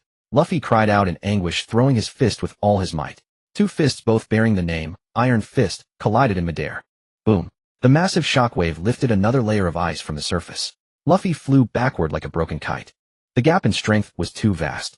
But he got up again. His eyes remained unwavering. I won't stop. He charged again. Second gear. Jet Gatling. Countless fists rained down like a storm, enveloping Garp. But Garp simply stood there, not even moving a step, deflecting every attack. It's useless, Luffy. He punched Luffy away again. Blood sprayed from Luffy's mouth. Why? Luffy lay on the ground, his consciousness fading. Why are you stopping me? Why is justice more important than family? Those words like the sharpest blade stabbed through the last layer of Garp's pretense. He looked at Luffy lying in a pool of blood. He remembered the little boy who had chased after him in Windmill Village. He remembered the wild child who had raised hell with Ace in the Grey Terminal. His body shook violently. Luffy again struggled to his feet. With the last of his strength, he charged at Garp one final time. Garp looked at that face streaked with blood and tears, yet full of stubbornness. He slowly raised his fist. Then he closed his eyes. Thud. Luffy's fist landed squarely on Garp's face. The hero of the Marines fell. Not because he was defeated. He had given up. In the last moment, he chose to be a grandfather. Luffy dashed past him and up the stairs. On the execution platform, Ace's spirit was on the verge of collapse. He watched Whitebeard's broken body, Garp's agonizing choice, and familiar faces vanishing in the gunfire as they tried to save him. Why? Why did you come to save me? He looked down at his chest. The Viver card representing his life was burning and shrinking at a visible speed. That was his heart. His heart was dying. I caused this. I caused Pop's death. A person like me who inherited the blood of a demon shouldn't even exist in this world. Enough. A roar snapped Ace back to reality. Before the execution platform, Fleet Admiral Sengoku the Buddha was radiating golden light, transforming into a giant Buddha statue, dozens of meters tall. He glared at the charging Luffy and the intruder, Mr. 3, his face burning with rage. A pirate's son is still a pirate. I will personally purify your sins. A massive golden palm with the force of annihilation descended upon Luffy. Luffy! Ace screamed in despair. But Luffy did not dodge. He ignored the giant palm that could crush him to pulp and pinned all his hopes on the trembling little man who had just gotten up from the ground. Hurry! The key! Mr. 3, terrified by the sky-covering Buddha palm, was about to lose his wits. But at the last moment he remembered Bon Clay and everything Luffy had done for him. He gritted his teeth and activated his ability. Wax Champion Key. A key made of wax appeared in his hand. Just as the Buddha palm was about to fall, Luffy took the key and with all his strength inserted it into the sea prism stone cuffs on Ace's wrists. Click! A soft sound like heavenly music. The cuffs opened. The shackles binding the Fire Fist were released at last. Ace was free. Yes. Luffy beamed a brilliant smile mixed with blood and tears. Flames soared into the sky. Crack! With a crisp, deafening sound that echoed across the entire battlefield, the seastone cuffs, binding, fire fist, Ace were finally broken open. Freedom. In that moment, time seemed to freeze for an instant. Then the entire Whitebeard Pirates erupted into a deafening roar of joy powerful enough to overturn the sea. Whoa, Ace! We saved him. We did it. All the despair, grief, and rage in that moment transformed into immense joy of survival. Countless pirates embraced and wept. The goal they had achieved with their lives and blood was accomplished. On the execution platform, Ace flexed his wrists as strength returned, flames reigniting from his body, instantly forcing back the surrounding executioners. He looked at his brother beside him, panting, battered, yet grinning like a fool, and vigorously rubbed Luffy's straw hat. Thanks, Luffy. Luffy bared his teeth in a huge grin.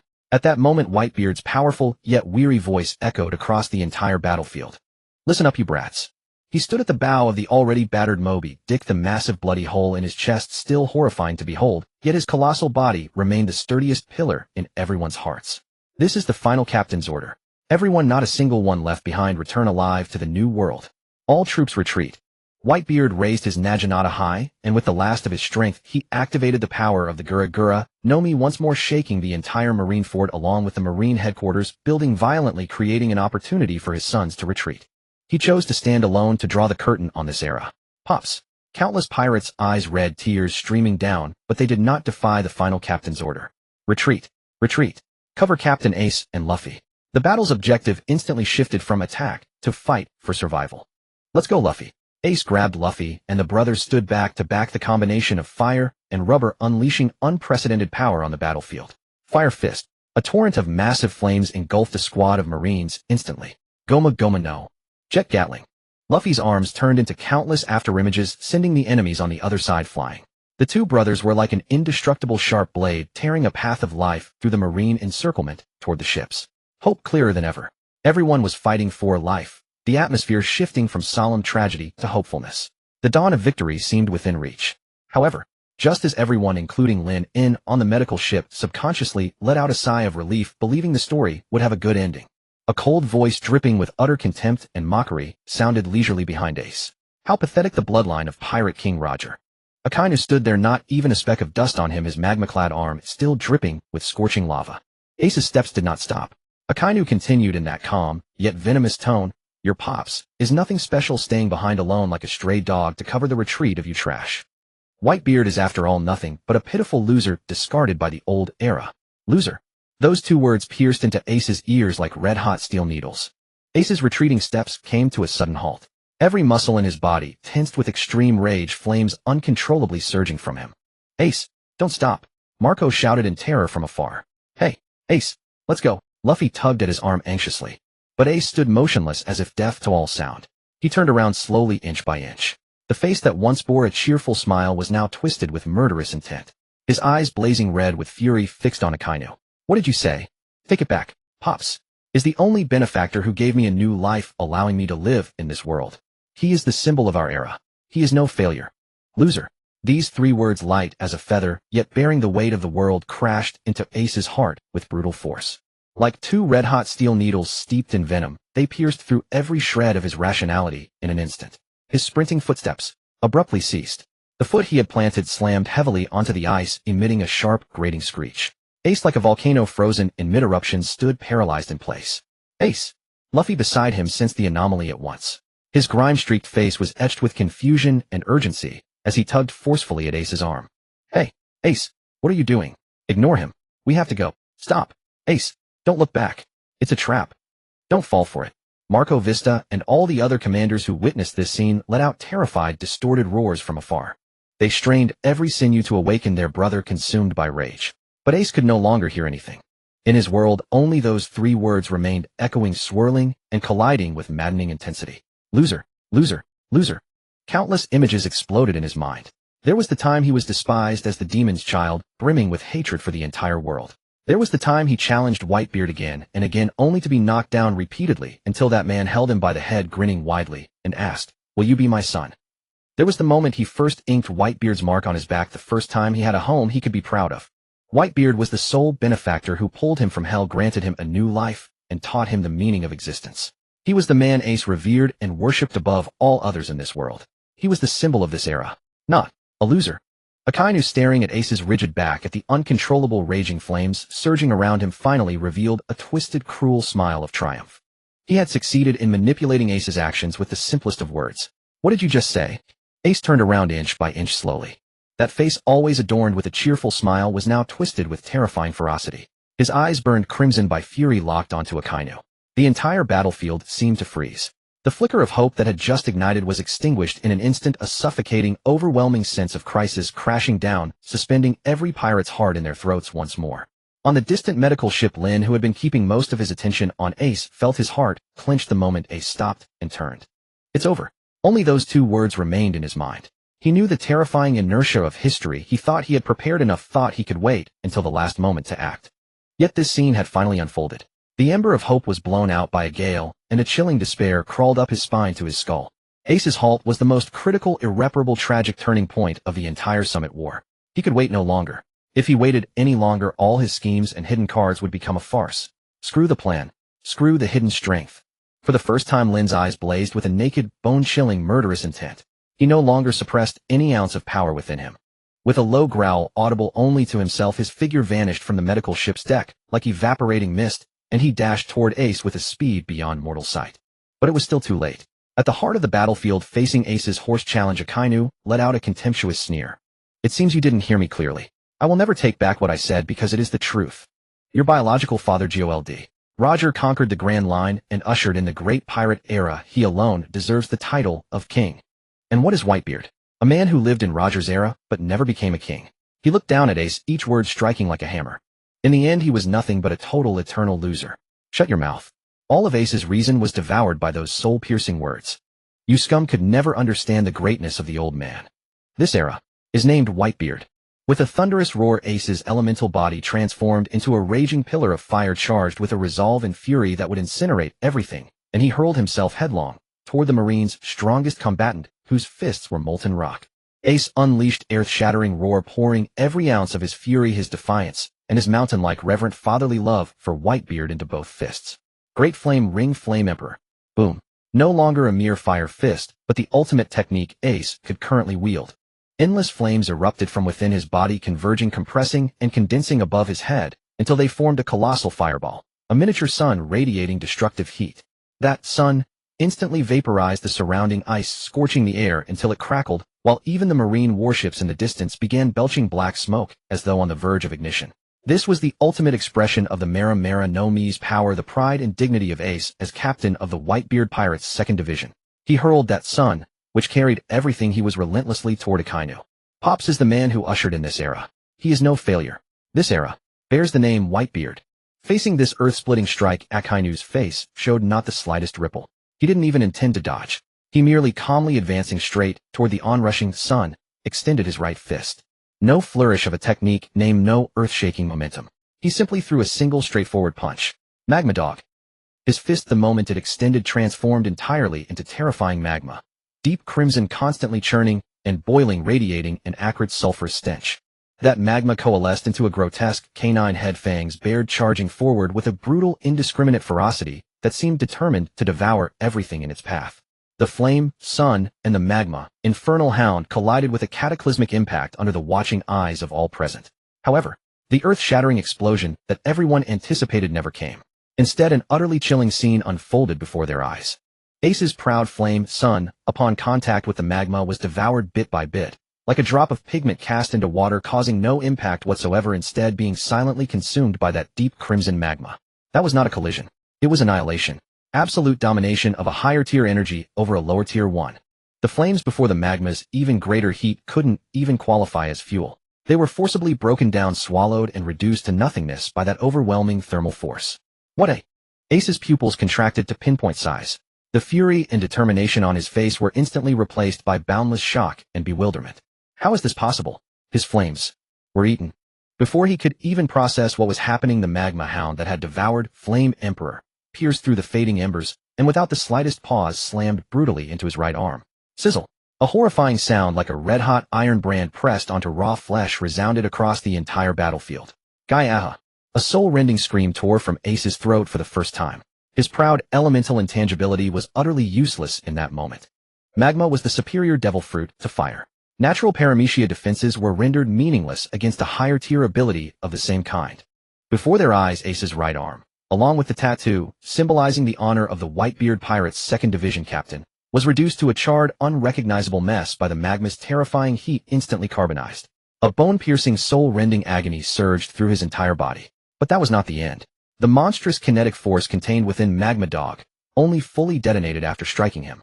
Bang! Ace's body was sent flying like a discarded burlap sack bombarded by that incomparable force. He tumbled and bounced across the ice for dozens of meters before collapsing motionlessly, his body twitching uncontrollably, barely breathing. One strike. Simply one strike. The Whitebeard Pirates' 2nd Division captain, Fire Fist, Ace, was utterly defeated. The entire battlefield fell into a deathly silence. Every pirate stood frozen, as though their throats had been seized, gazing dumbly at Ace lying in a pool of blood. A bone-chilling despair rose from their feet, straight to their skulls. That was Ace. The Ace who was always confident, always powerful, who took pride in his flames. How could this be? Ace! Luffy let out a heart-wrenching wail. He desperately wanted to rush over, but his legs buckled from exhaustion, forcing him to crawl futile-lessly on the ground. On the execution platform, Garp's entire body trembled violently. He could no longer maintain his carefree demeanor as a terrifying aura exploded uncontrollably from within him, one that even Sengoku nearby felt a shiver of dread from. Akainu! Garp roared, ready to charge down regardless of the consequences. Stop right there, Garp. Sengoku held him firmly. Do you want to destroy the Marine's justice? He is a pirate who chose to fight. Akainu slowly retracted his still-smoking fist, not even bothering to glance at the fallen Ace. He spat toward Ace's direction, his face dripping with the arrogance of a victor. Mera Mera no Mi. Mere flames, nothing more. My magma, however, is capable of burning even fire to absolute nothingness. I told you long ago, you are nothing but failures. Both Whitebeard and you, who inherited Roger's sinful bloodline. Every word he spoke was like a blade repeatedly cutting into Ace's already crumbling will. Ace lay on the ground, his blurred vision fixated only on his own right arm, a charred, unrecognizable wreck. Powerlessness. An unprecedented, marrow-deep sense of powerlessness engulfed him. So his proud ability in the face of a true powerhouse was this fragile. So his furious strike meant to protect Pop's honor was nothing but a laughable joke, self-humiliation. So he himself was the true, utter failure. Consciousness began to fade. And at that very moment, a massive shadow fell over him. Akainu gave Ace no chance to catch his breath. He didn't even bother delivering a finishing blow, because in his eyes Ace was already a corpse. Ace lay on the ground, his blurred vision leaving only the sight of his own right arm, charred black, utterly numb and grotesquely disfigured. A sense of powerlessness, a bone-deep, unprecedented weakness surged through him like an overwhelming tide, drowning him completely. It turned out that the abilities he had prided himself on were so pitifully fragile before a true powerhouse. So he was the one who was from the very beginning a complete failure. His consciousness began to sink like a stone into the deep-sea darkness, encroaching from all sides, as if it would swallow him whole. And at that moment a colossal shadow loomed over him. Chiquan did not give Ace any chance to catch his breath. He could not even be bothered to land the final blow himself. For in his eyes a far more crucial target stood right before him. With heavy footsteps like a death knell counting down, he walked past Ace, step by step. His target was the Straw Hat Boy, who had collapsed to his knees from exhaustion, not far behind, Ace unable even to stand. Straw Hat Luffy. Chichuan's gaze was frigid, devoid of any human warmth. The chilling, murderous intent made the surrounding temperature seem to drop several degrees. As the son of the revolutionary dragon, your very existence, your bloodline, is the greatest sin against this world. Your danger surpasses even that of your worthless older brother. He raised his magma fist high. This time the molten rock churned more violently than ever before, radiating such intense heat that the air itself let out a distorted, agonized whimper. He would use this strike to utterly erase this future threat. So you must die here. Go to hell. Chichuan's magma fist, with no reservation, driven by the ruthless resolve of absolute justice, smashed down heavily and straight at Luffy, who was powerless to resist, forced to watch death descend. Time seemed to slow. In Luffy's dilated pupils, the sulphurous, destructive magma fist filled his entire world, growing larger and larger. His body would not move. His mind was a blank. He could only watch as death rushed toward him. And yet, in that split second when everyone believed tragedy was inevitable, a figure almost completely spent burst forth with a strength even he himself had never known. It was Ace. With an unknown surge of strength, he used his uninjured left arm to push off the ground his entire body like a dying beast, turning into a blurry shadow. Using the last spark of his life force, he activated a flash step and threw himself before the fatal iron fist could land. He stood in front of Luffy. He spread his arms wide, just like when they were children, shielding his beloved younger brother completely behind his not-so-broad frame.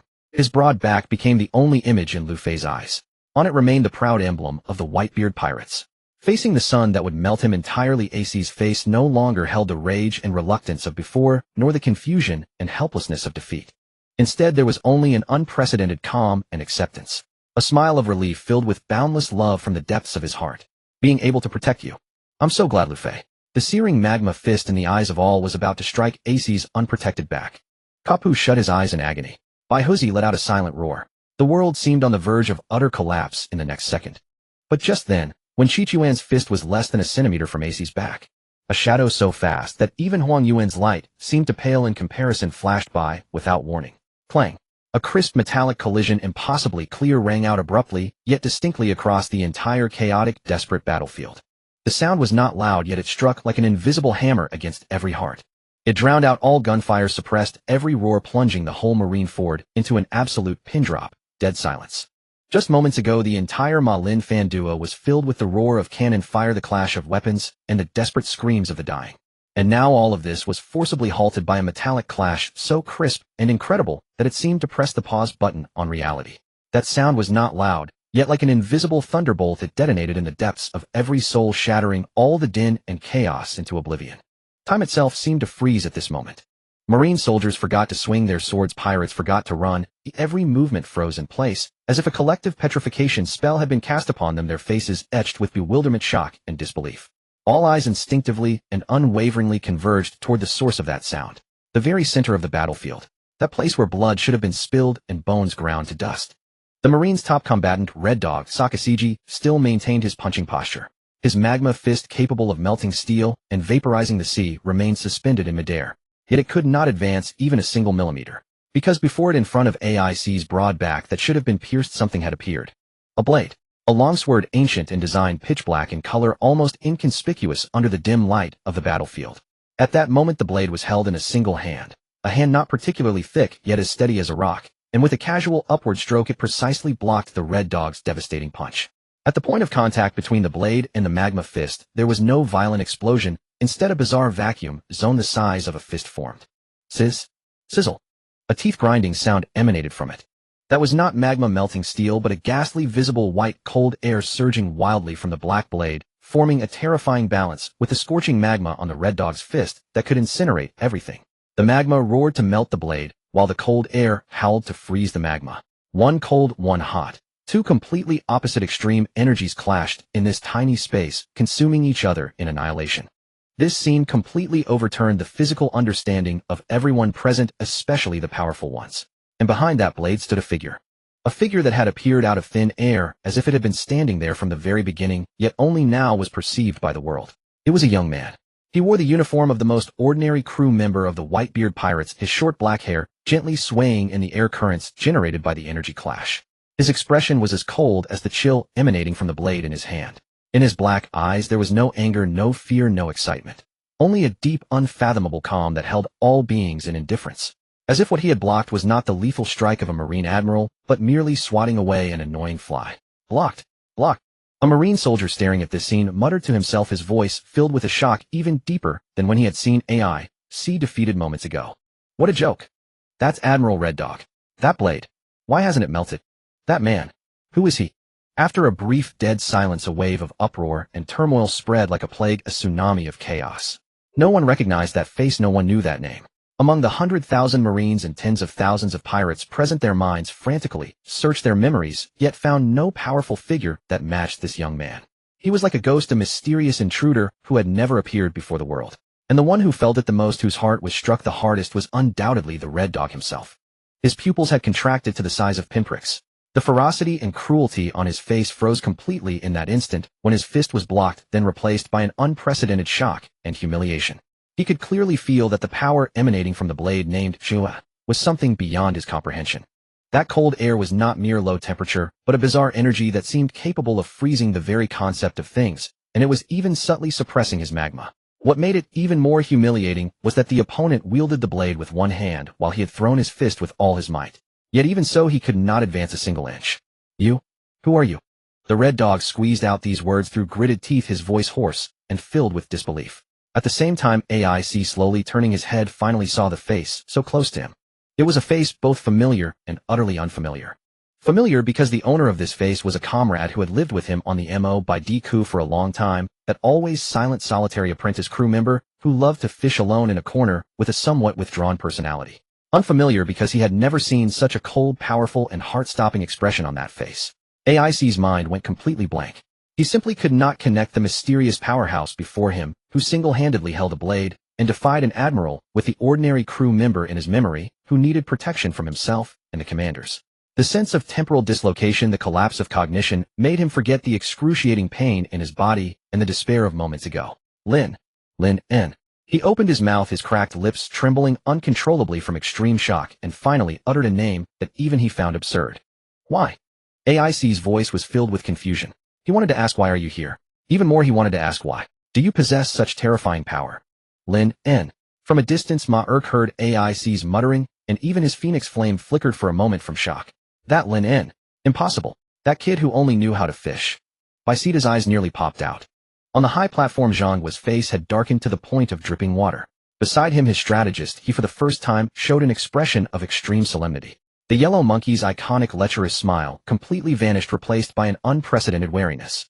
Oh my. This is really. An extraordinary monster has appeared. The blue pheasant, on the other hand, watched the cold air emanating from Lin On's blade, his eyes filled with inquiry and perplexity. As for Ka Pu, his eyes, which had been closed in pain, now snapped open, filled with a joy and astonishment, as if rising from hell to heaven. Under the gaze of everyone, some shocked, some horrified, some overjoyed, the young man called Lin finally made a move. He didn't even glance back at AIC. He simply began to speak slowly in a tone so flat, it was nearly cold. His voice was not loud, and he used no amplification technique, yet in this battlefield that had fallen silent, because of him, it clearly reached the ears of every person. Because I am your comrade. Because I am your comrade. This sentence, like a pebble cast into a placid lake, stirred invisible ripples across the deathly silent battlefield. Every word pierced clearly into the ears of everyone present. Comrade. In the world of pirates, this term, heavier than blood ties, even heavier than life itself, uttered so matter-of-factly by this mysterious young man who had appeared out of nowhere and was overwhelmingly powerful, seemed both utterly natural and absurdly incongruous. Ace's body froze in place, his mind completely short-circuited. Slowly he gazed at the figure before him, a back that held a single-bladed sword blocking a fatal blow, as if seeing a stranger. Lin, that quiet apprentice who always fished silently by the ship's rail, somewhat aloof, of mediocre strength, and in need of care from him and the captains. It was him. How could it be him? Ace felt his entire worldview shatter into pieces, battered by an irrational force in that moment. As for Akainu, after the initial shock, all emotions on his stony face transformed into a burning, earth-shattering humiliation and rage. He, the highest combat power of the Navy headquarters, Admiral Sakazuki, had been blocked by a nameless nobody who appeared from nowhere using a single sword. And at the very moment, he was about to execute the son of the pirate king and the Revolutionary Army leader. This was an insult. An absolutely unforgivable insult. You damn bastard. Akainu growled through clenched teeth, his voice low as if magma churning deep within the earth's crust. He abruptly withdrew his magma fist, which had been locked in a contest of strength with the blade. Whoever you are, there is only one outcome for obstructing the execution of justice. Death. With a thunderous roar, Akainu crouched slightly, his entire skin turning a deep crimson. The terrifying heat instantly vaporized the ice beneath him, creating a massive hollow. He raised his withdrawn right arm again, this time not concentrating into a single point like Inagami, but pushing his devil fruit ability to its absolute limit. Endless magma erupted from his arm, blotting out the sky, and transforming into a colossal wave of molten rock, covering hundreds of meters ahead, akin to a tsunami of devastation. Great eruption. That was no punch, it was a moving volcanic eruption. A calamity meant to incinerate all life and matter in its path. Facing this apocalyptic scene, Lin, standing directly in front of the magma tsunami, made a move that everyone, especially Ace behind him, could not comprehend. Slowly he raised the shua in his hand. No stance for power accumulation, not a trace of haki summoned. He stood there calmly, like a painter before a canvas, surveying the composition about to be painted, his eyes as still as an ancient well, frighteningly composed. Then, facing the onrushing, all-consuming sea of magma, he swung his blade lightly forward. No sound. No light. No earth-shattering energy burst, not even a wisp of wind stirred. It was as if he had merely waved his arm casually. Yet, in that instant when the tip of Shua cut through the air, something formless, intangible, silent, and scentless extended forward from the blade's tip. That thing, for lack of a better word, could be called a sword aura. It was invisible, untouchable, yet undeniably real. The next moment, a scene that silenced the entire world unfolded. The apocalyptic magma tsunami upon reaching Lynn and seemed to crash into an invisible, utterly sharp wall. No explosion, no collision. That sea of magma was neatly split in two. The cut was as smooth as a mirror. The two separated magma waves roared past the sides of Lynn's body, following that invisible trajectory, incinerating everything, Navy soldiers and pirates alike, for hundreds of meters behind him, leaving only two scorched, smoking paths of death. Yet Lynn, along with Ace and Luffy behind him, remained unscathed, not even a thread of clothing singed. But this was only the beginning. That invisible sword aura, after cleaving through the great eruption, continued forward with undiminished speed in an utterly unreasonable manner. It sliced through the thick ice. On the ice surface, a faint black line appeared silently, then spread wildly into the distance. It sliced through the execution platform in the distance, the symbol of the Navy's highest justice. The tall execution platform split with a straight crack, and then its upper half, under the horrified gaze of all, slowly slid to one side and collapsed with a thunderous crash. It sliced through the massive building behind the execution platform, the headquarters of the Navy. The colossal structure was similarly split in two by a black line that pierced heaven and earth. Then, boom, boom, boom, boom. The belated earth-shattering roar, as if from the depths of hell, finally erupted. Starting from Lynn's feet, that faint black line suddenly cracked and collapsed on both sides. A terrifying abyss, bottomless, over 10 meters wide, as if carved by a god's giant axe, instantly formed. It severed magma, severed ice, severed the plaza, severed the execution platform, severed the Navy headquarters building. It split the entire central plaza of Marineford from one end to the other, completely and utterly into two halves. This chasm was even more terrifying than the destruction Whitebeard had caused earlier with his full-powered Gura Gura no Mi tsunami. Even more incomprehensible. Whitebeard's power was destruction. This sword was severance. It was an absolute cut that ignored the laws of physics, ignored energy states, and divided all phenomena in the universe into two. All phenomena, true understanding of the sword. Its first manifestation shook the world with a single slash. The entire battlefield fell into a deathly silence once more. But this time it was not shock. It was stupefaction. A blank stupor, as everyone's brains, unable to process the information before them, completely shut down. Kizaru's signature smile froze on his face. Akiji's lazy expression was utterly frozen. Akainu, the once almighty Navy admiral, now stood on the other side of the chasm, stupidly staring at the bottomless abyss beneath his feet. The muscles on his face twitched uncontrollably from sheer terror. On the execution platform, Sengoku and Garp stood up, looking down at the enormous scar that split the battlefield in two. Their throats felt as if they had been stuffed with a hot iron, unable to utter a single word. All the Navy officers, all the pirates, all stood dumbfounded, staring at the abyss that seemed to split the world itself, and at the solitary figure standing calmly at the edge of the chasm, blade in hand. The entire Ma Lin fan duo seemed cleaved into two worlds by that single abyss. One world was the ecstasy and shock of the pirates. The other world was the numbness and terror of the Marines. Everyone stood like puppets with their souls extracted, staring blankly at the colossal scar that spanned the heavens and earth, their minds utterly paralyzed by the inability to process this surreal sight. One sword stroke had split an island in two. What an absurd, preposterous, unimaginable power, beyond the limits of human conception. This deathly silence lasted for 3 full seconds. After those 3 seconds, the first to break free from the extreme shock were the Marine High Command at the pinnacle of power. There were no furious roars or terrified queries. After the brief silence came a wrath and a murderous intent born from the depths of the soul.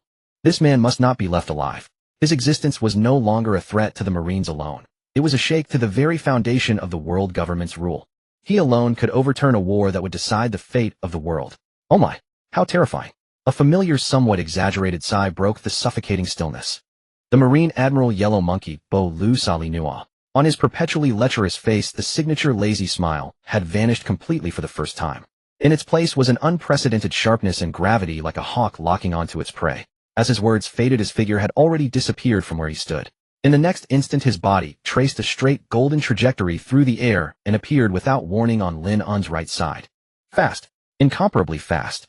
So fast that even the high-ranking officers present could barely catch a fleeting afterimage. Lightspeed kicks are effective, but sometimes one must change one's taste. Yellow Monkey's voice seemed to linger in place, yet he had already raised his right hand high. Countless golden points of light converged, compressed, and extended in his palm, finally forming a dazzling sword of indestructible light particles. Heavenly Cluster Cloud Sword.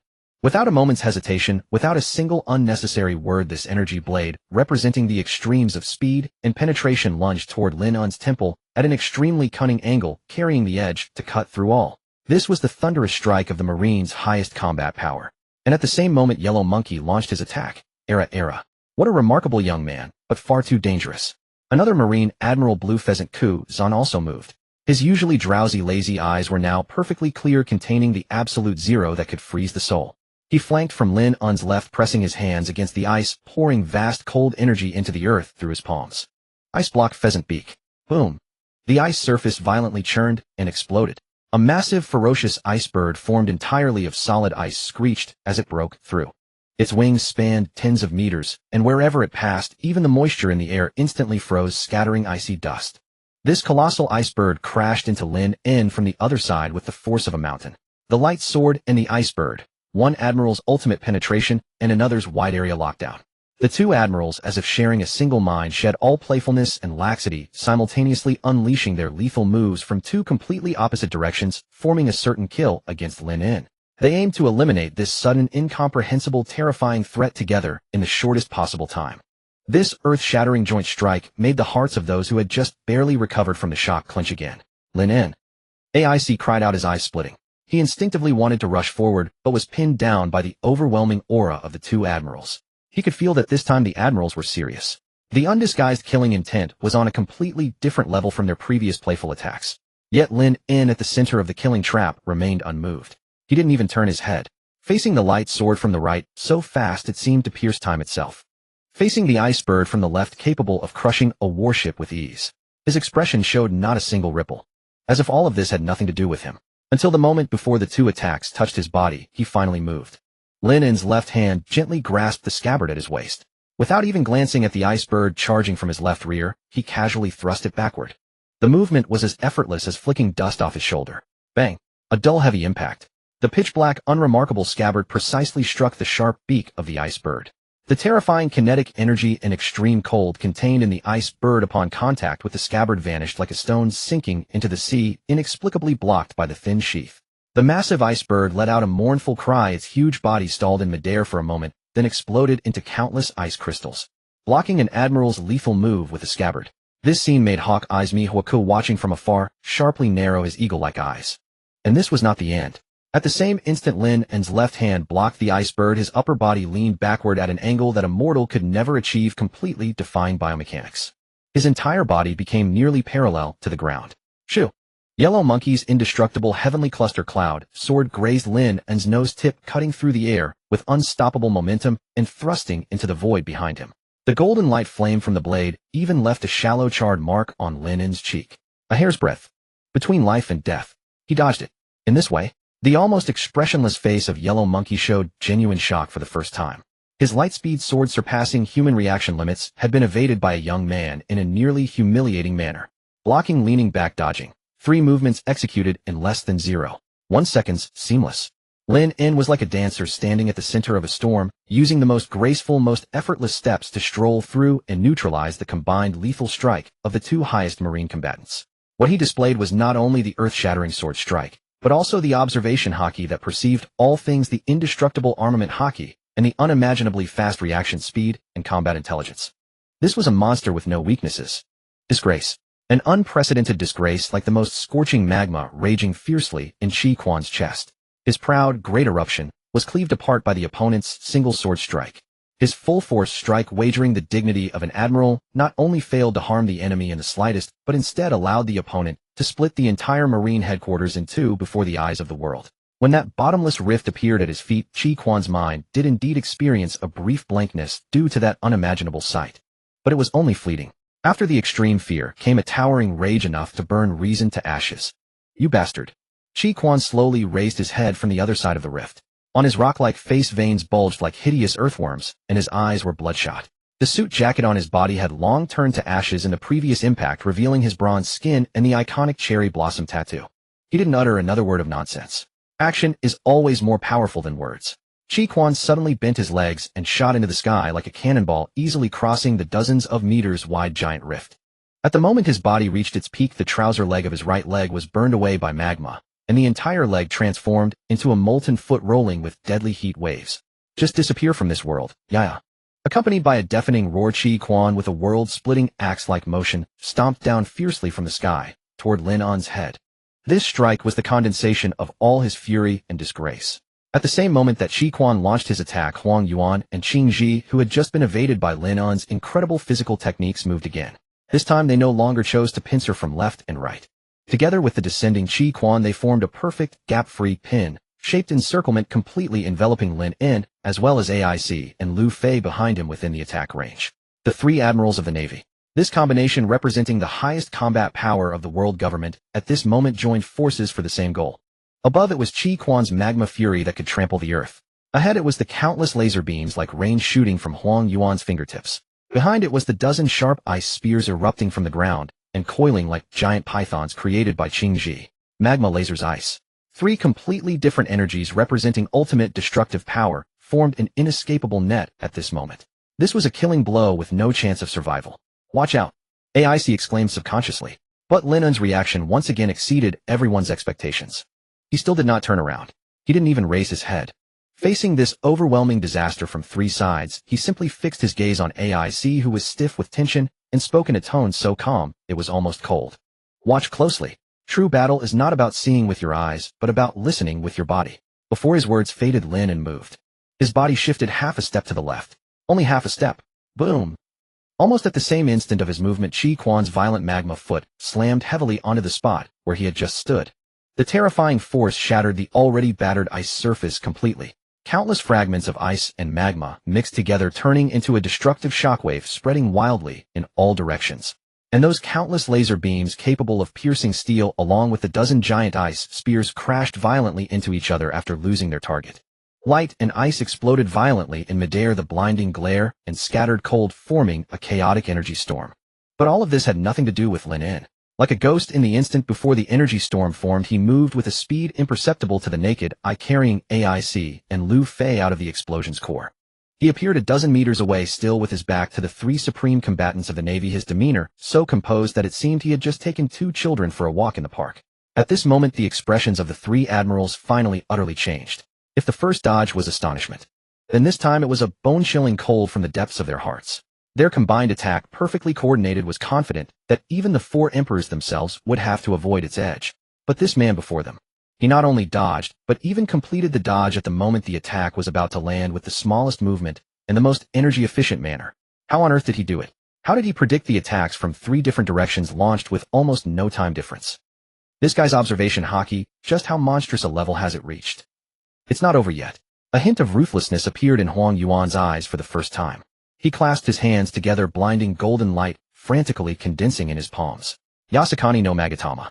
The next second, thousands of light bullets capable of destroying a town like a goddess scattering flowers blanketed the entire area where Lin In stood. At the same time, Qing Ji slammed his hands onto the ground, and a massive ice wall rose up, sealing off all of Lin Un's escape routes. Chi Quan, on the other hand, thrust out both arms, transforming them into two giant magma dragons, roaring as they lunged from left and right to bite Lin In. This time it was truly a non-discriminatory saturation attack. Let's see how you dodge. Facing this even denser and more violent assault than before, Lin In finally drew his blade, Shuayu, that was stuck in the ice. He held the blade in reverse, and on the pitch-black blade, visible armament, hockey flowed slowly like a layer of black glass. Then he danced within the energy storm of light bullets, magma, and ice. Clang, clang, clang, clang, dong. The crisp, dense, storm-like sound of metal collisions merged into one continuous sound. Everyone could only see within the center of that destructive storm, capable of tearing everything to shreds, a black shadow moving at high speed along a trajectory so elegant it was almost eerie. The black blade in his hand, every swing, every block, every deflection was executed with perfect precision. He was like a virtuoso conductor, and the storm of attacks was his score. With the tip of his blade, he easily deflected a lethal light bullet. With the back of the blade, he deftly redirected a magma dragon toward the ice wall on the other side. He even with just a slight turn caused two attacks that should have hit him to collide in midair and cancel each other out. The entire battlefield became a grand stage. Sword, light, ice, lasers, magma. These terrifying energies interwove, forming a destructive storm. And Lin In at the storm's center strolled leisurely. Every block, every dodge of his was filled with an indescribable combat aesthetics. The three admirals grew more alarmed as they fought. They went from initial anger to shock to now incredulity. Three men, three full admirals representing the world's highest combat power, jointly besieging one person, yet couldn't even touch the hem of his clothes. What kind of monster is this? This guy's swordsmanship and physical techniques have completely surpassed the realm they can comprehend. This is simply not a domain attainable by humans. Even the hawk-eyed Mihawk could never be so effortlessly smooth. And what made them feel even more frustrated and humiliated was that this man, while dealing with the three of them, still had the energy to conduct a live lesson.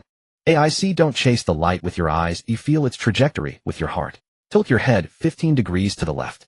Yes, like that. Lu Fei, contract your muscles and prepare to take the impact. Don't resist it head on, learn to redirect the force into the ground. Lynn's voice calm and clear rang out across the fierce battlefield.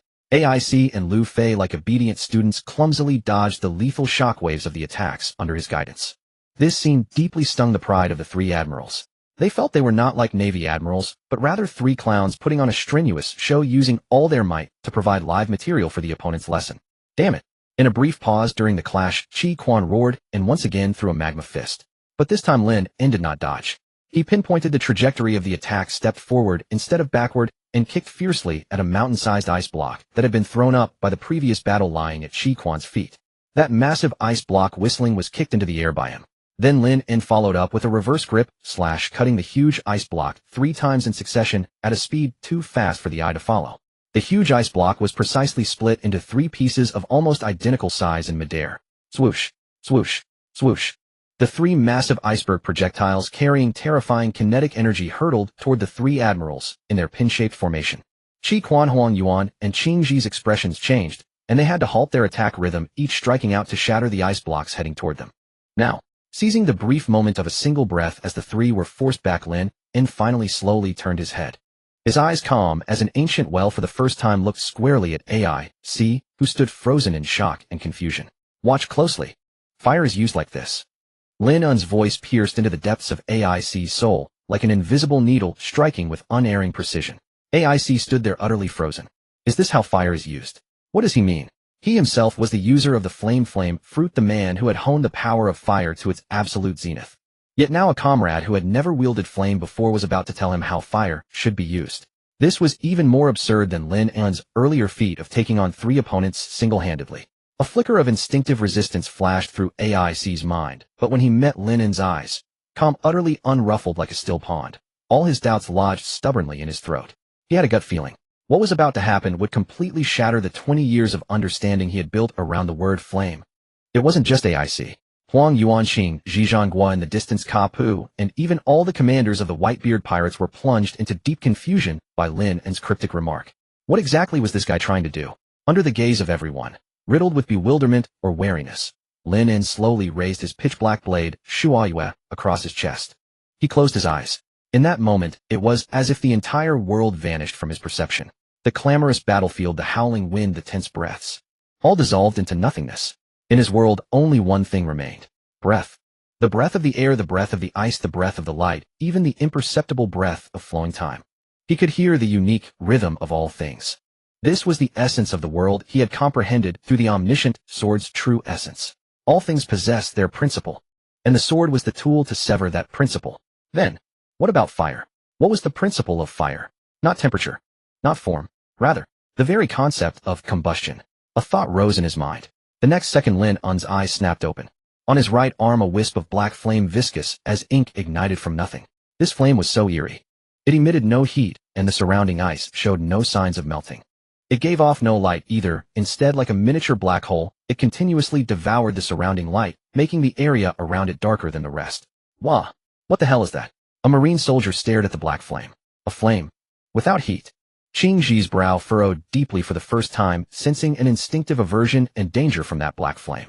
AIC was utterly dumbfounded. He could clearly feel that it wasn't hockey, it was unmistakably flame.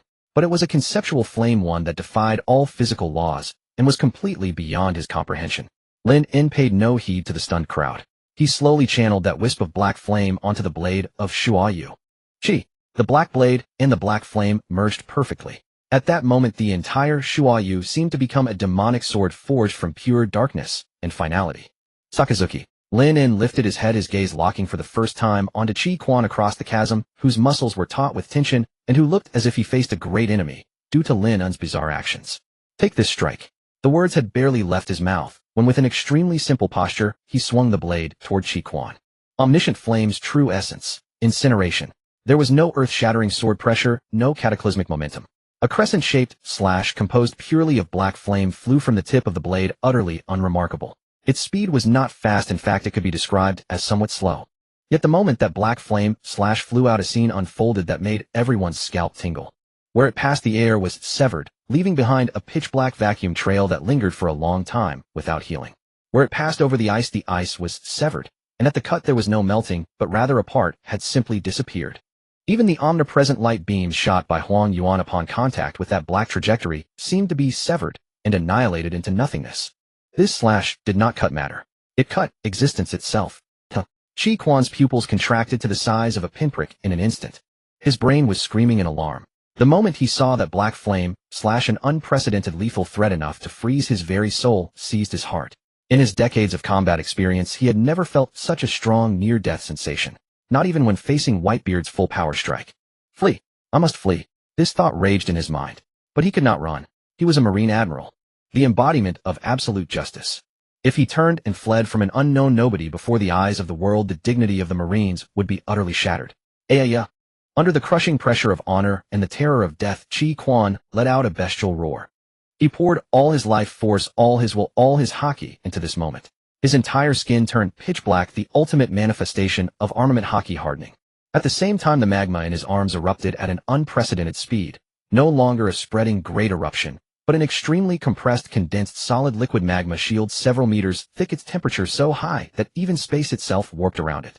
This was the strongest defense he could muster with all his life's training. Then, that black seemingly slow flame finally drifted before him. It gently touched the magma shield that could withstand anything. No explosion, no impact, not even a single sound. Under the horrified gazes of everyone, that black flame like a hot knife through butter silently and noiselessly pierced straight through the very center of the magma shield. It did not burn the magma, nor did it detonate the energy. It simply erased the existence that the shield represented. Then it passed through Chi Quan's chest, which was covered in the strongest armament hockey. The terrified expression on Chi Quan's face froze completely. He slowly lowered his head. A pitch-black, bone-deep, horrific wound stretched from his left shoulder down to his right abdomen. No blood flowed from the wound, because the flesh bone's internal organs there had all been severed, erased, utterly incinerated. Ugh. Chi Quan opened his mouth as if to say something, but only a torrent of blood mixed with fragments of organs gushed out. The light in his eyes dimmed at a visible rate. Finally, this man who had roamed the seas for decades, the Marines' highest combat power, who had made countless pirates tremble in fear under the name of absolute justice, swayed and fell straight backward. Thud. A soft sound like the final death knell. Chi Quan, severely wounded, fell to the ground. This was the first Marine Admiral to be truly defeated in a frontal battle since the war began. The entire world fell silent. Silence. A deathly stillness more suffocating than any before. If Lynn's cleaving of the Malinfando had brought a visual shock and stupor beyond measure, then the fall of Chi Quan at this moment brought a complete mental collapse and sheer terror. One of the Marines' highest combatants, the master of the most formidable Logia offensive fruit, the unyielding enforcer of absolute justice, was thus defeated in a single blow face to face by a young man of no renown. This truth, like an invisible hammer, shattered the faith of invincibility in the hearts of every Marine present. Monster. Someone with a trembling voice murmured the word. Indeed, a monster. Beyond this word, they could find no language to describe the man who had single-handedly overturned the entire battlefield. On the execution platform, Zhangguo's face was no longer merely livid. It was a ghastly gray, a mixture of shock, fury, and a hint of fear. As the Marine Fleet Admiral and the commander of this war, he knew better than anyone what Qiquan's fall signified. It meant that their proud, conventional top-tier combat power had utterly failed before this man. Pulu. With a hand, nearly convulsive, Zhangguo seized a golden din mushi beside him. He did not look at the battlefield again, nor issue any further conventional orders. Instead, he dialed the channel that only he had the authority to contact, the number representing the world's highest power. It's me, Zhangguo. His voice was hoarse from extreme emotion, but his speech was astonishingly rapid. An emergency has occurred at Malinfando. Unpredictable combat power has intervened. Repeat, unpredictable combat power. Qiquan has been confirmed defeated in a direct confrontation. Request CP0's highest officer to conduct an immediate combat assessment. Request the 5 elders to issue the highest directive. His voice echoed across the empty execution platform, every word permeated with an unprecedented sense of frantic desperation and loss of control.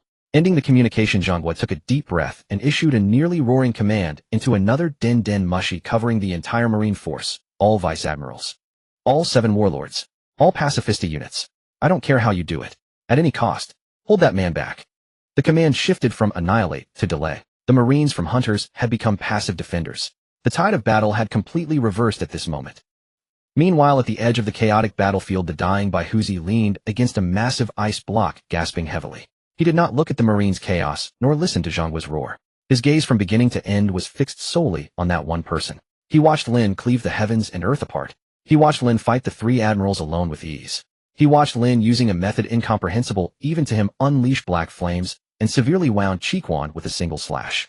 This old man who had sailed the seas all his life, this legend called the world's strongest man, slowly cracked a huge radiant smile on his wrinkled, scarred face. Garara, Garara, Garara. He laughed so hard he doubled over the laughter, pulling at his wounds, causing great streams of blood to gush from his mouth, but he paid it no heed. In that laughter there was no longer the old boldness and dominance.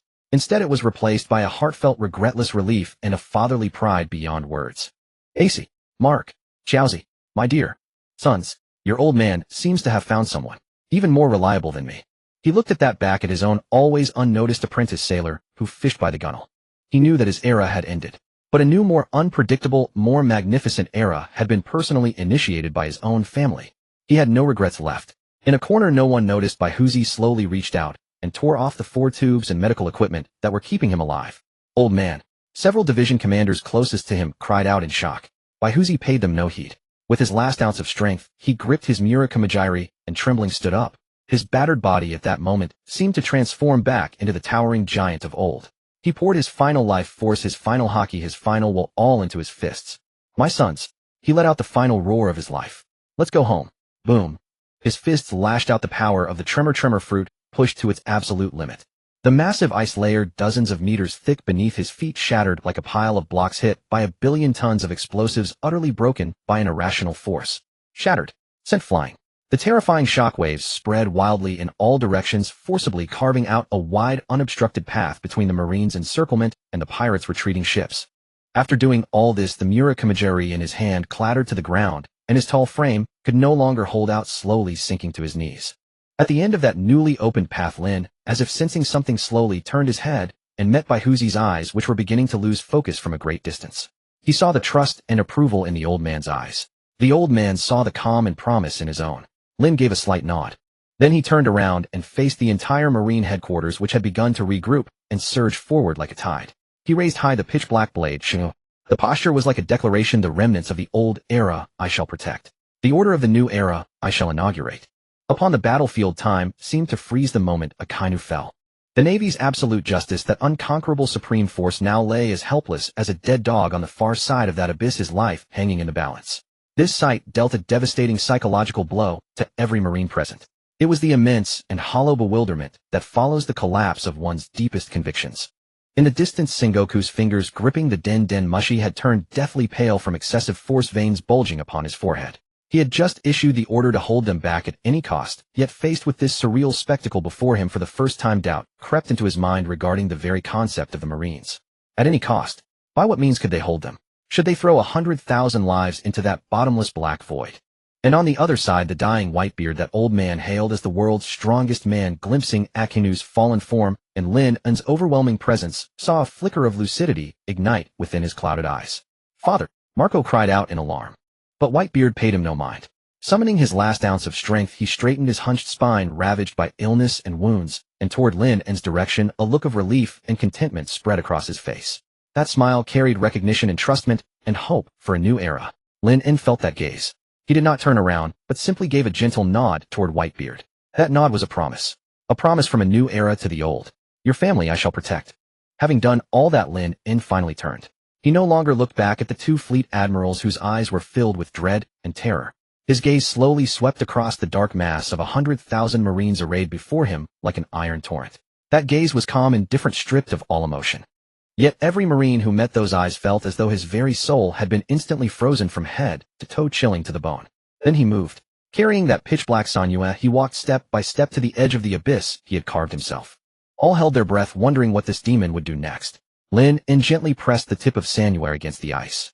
He did not unleash another world-shattering slash. Instead, he simply dragged the blade along the edge of the abyss, step by steady step, from left to right.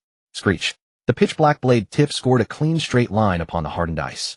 The sound was faint, yet it struck every heart like the sharpest engraving tool. When Lin reached the opposite side of the abyss, a brand new straight line cutting across the entire battlefield intersected perfectly with the previous longitudinal ravine.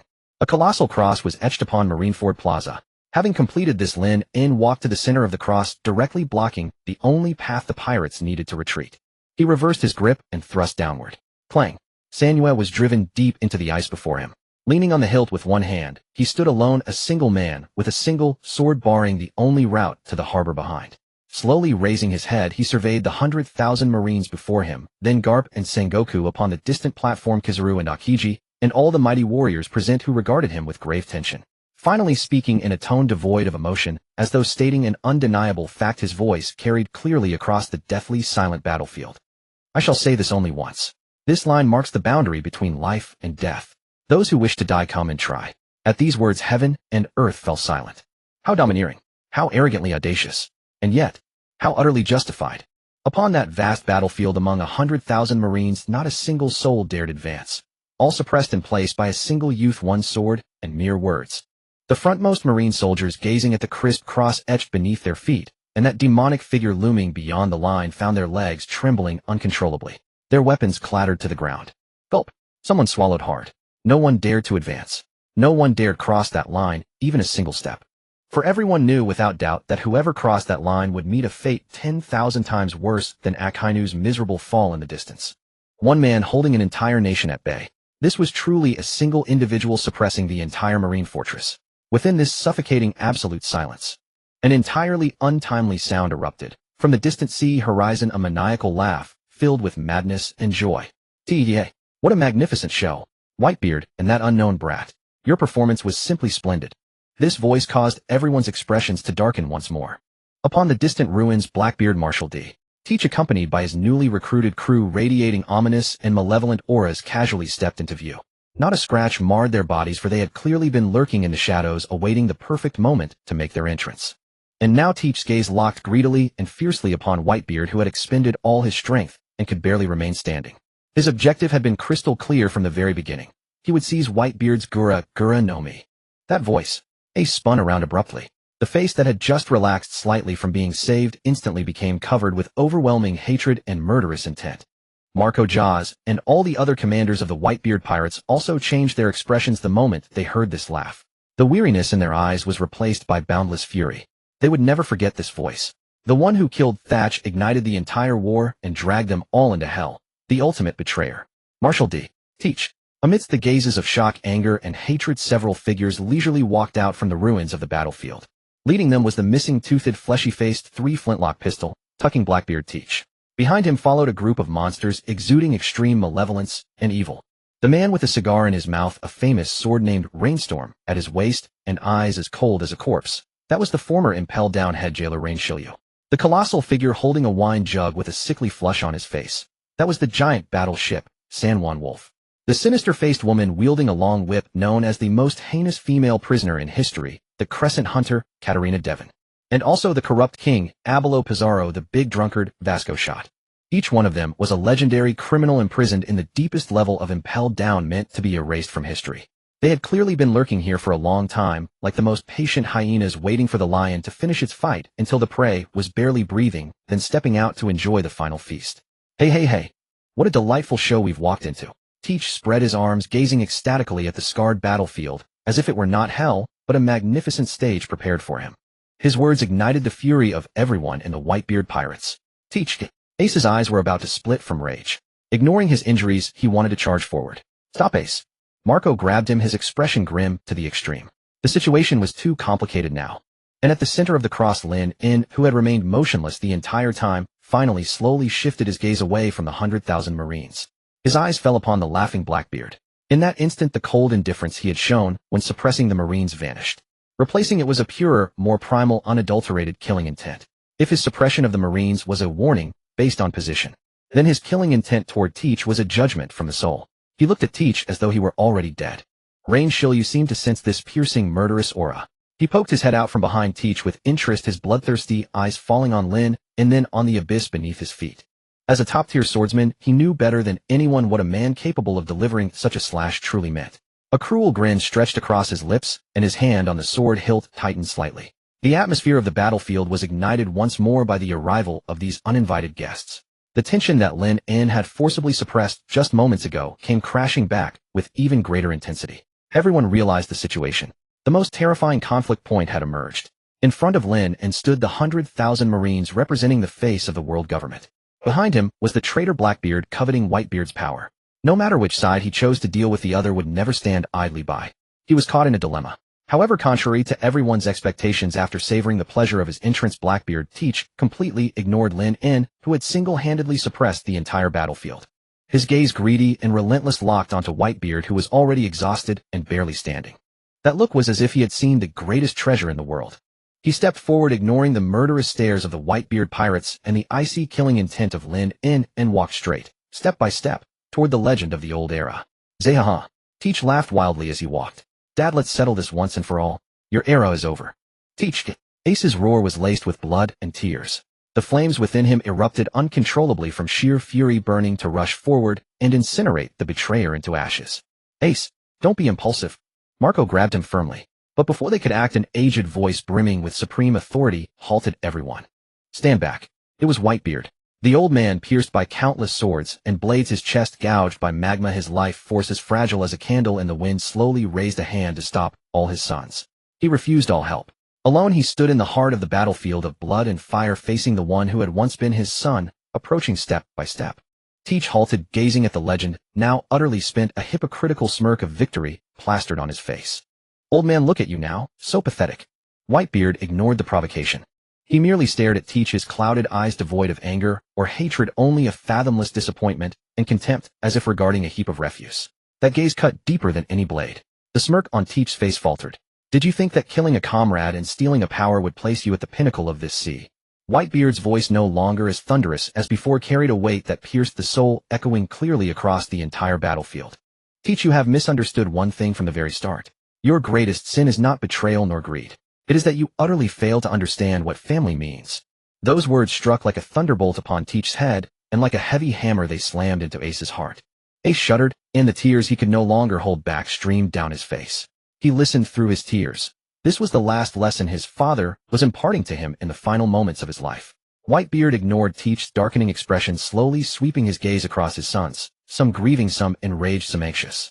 His eyes passed over Marco, over Josu, over Vista, and finally rested on Ace. That gaze brimmed with a final tenderness and hope.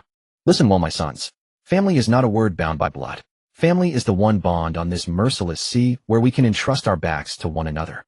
It is the heart that never abandons a comrade no matter what. Roger himself entrusted this will to me, and I have passed it on to you.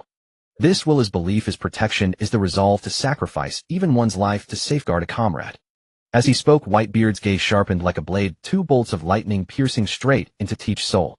But you, Teach, you will never understand. A scum who would raise a blade against a brother at his side for the sake of power.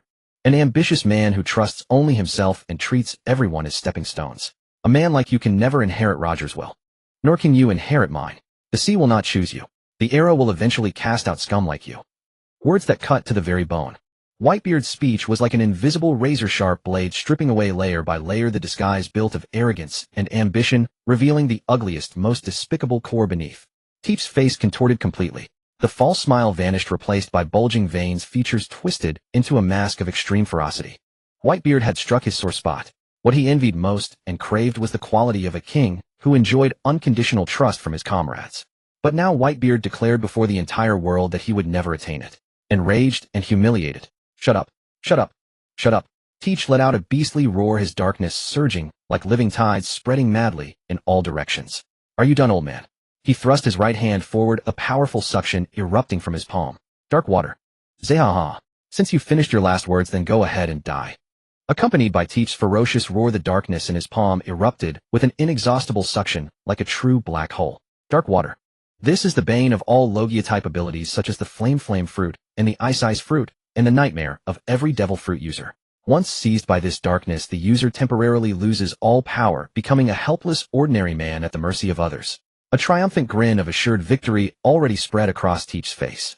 In his eyes, a Whitebeard who was both drained of strength and stripped of his Devil Fruit power was nothing more than a fish on the chopping block.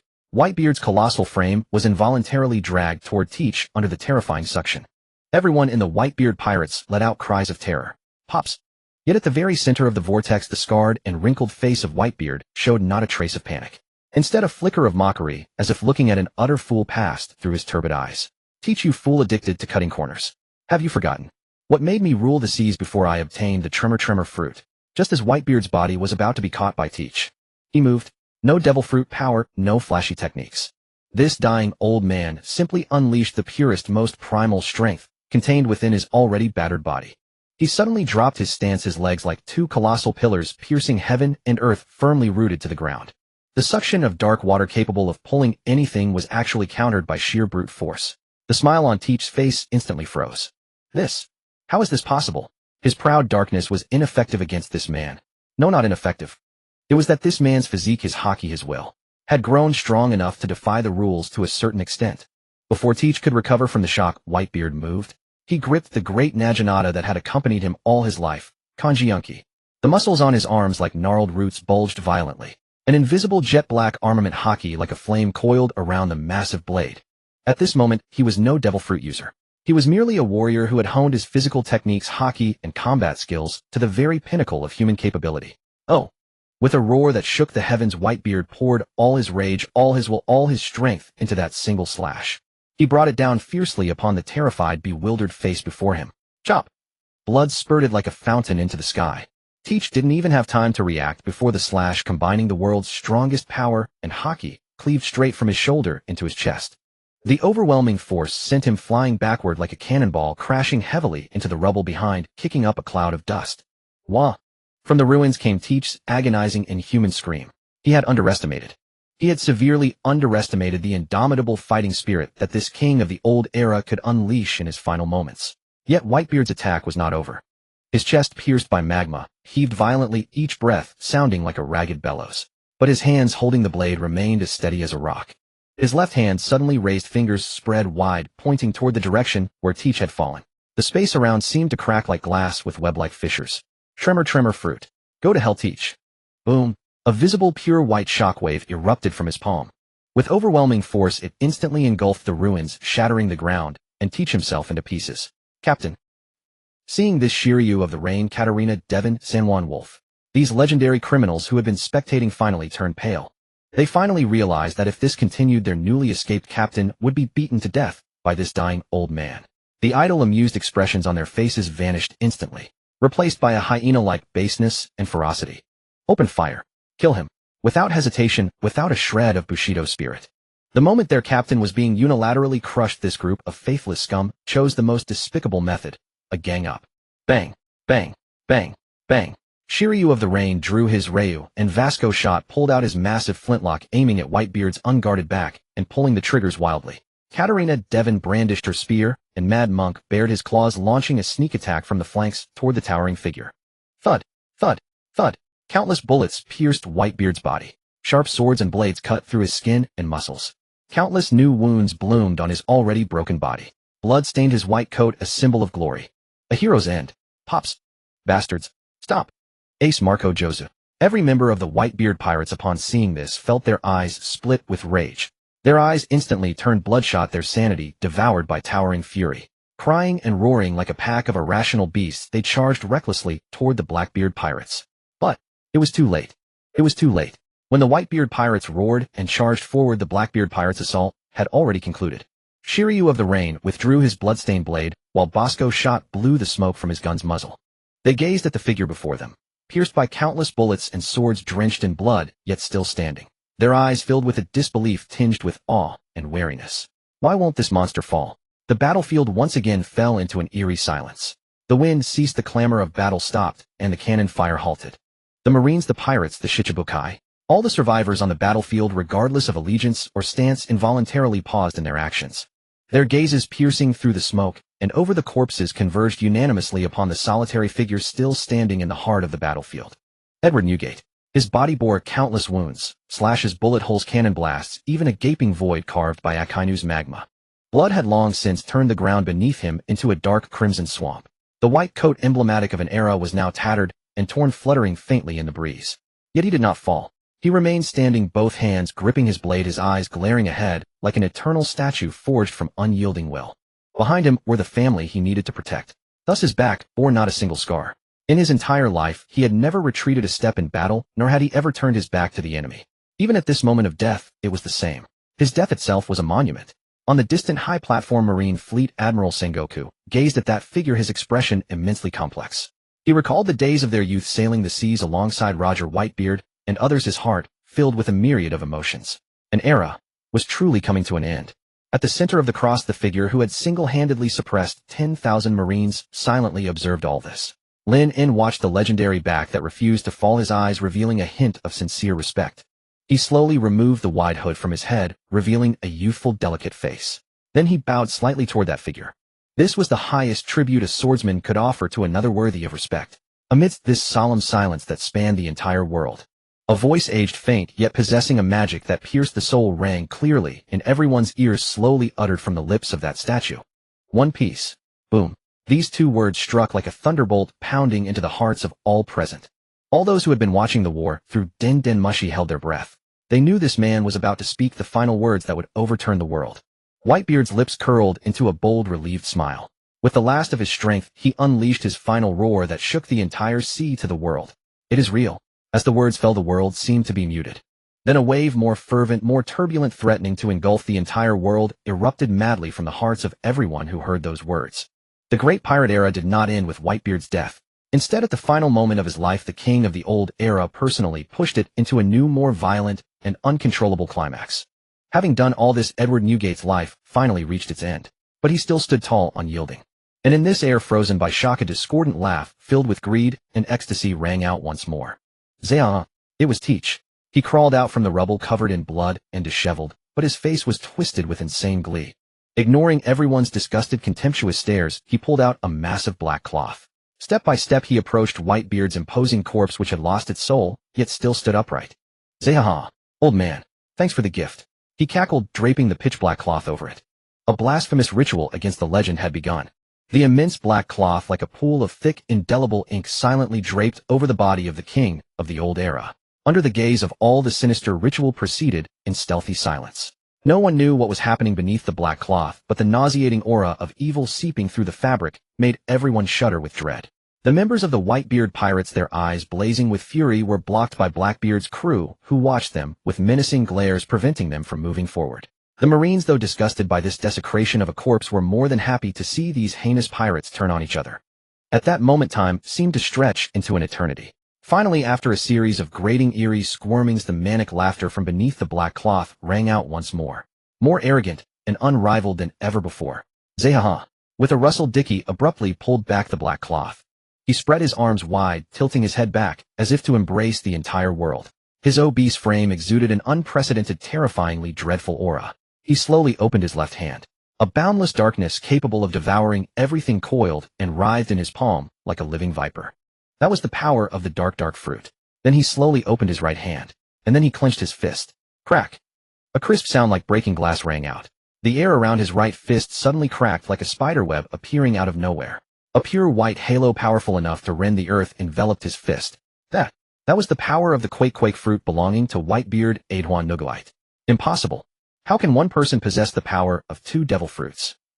Marco, watching this scene for the first time, showed an expression of utter disbelief, as if he had seen a ghost on his usually calm face. This completely overturned the ironclad rule that had stood for centuries since the appearance of devil fruits. One person could only possess one ability. That was common sense. It was a truth. Anyone who attempted to eat a second devil fruit would die from the conflict of two powers within their body exploding into pieces. But now this ironclad rule was broken. It was shattered by this despicable, shameless man in the most heinous way possible. Zehaha! Dickie, feeling the earth-shattering new power within him, was driven into a state of extreme madness. Darkness in his left hand, tremor in his right. He was the one. He was the god. Do you see this? Zhonghua, do you see this? The whole world.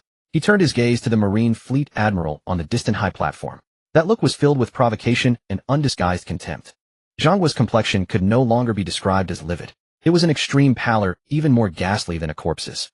His lips trembled slightly, and a chill surged within him, countless times stronger than when Whitebeard had appeared. He knew that an era had ended.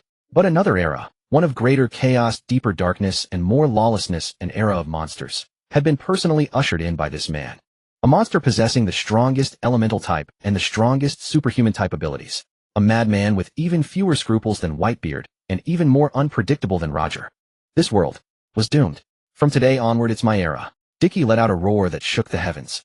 To demonstrate his new power to the world, he drove his right fist wreathed in white halo fiercely downward into the ground beneath him. Boom! There was no violent explosion, no flying debris. In the instant his fist landed, the entire Marineford, this Marine headquarters, symbolizing the authority and justice of the world government, shook like a block toy violently rattled by a giant. The earth tilted. The sky overturned. The magnificent buildings that had stood firm through the war now crumbled like sandcastles torn apart from their foundations by an invisible force in an instant. Collapse. Shatter. The ground is splitting. We're falling into the sea. Countless Marine soldiers cried out in despair before this sudden natural disaster.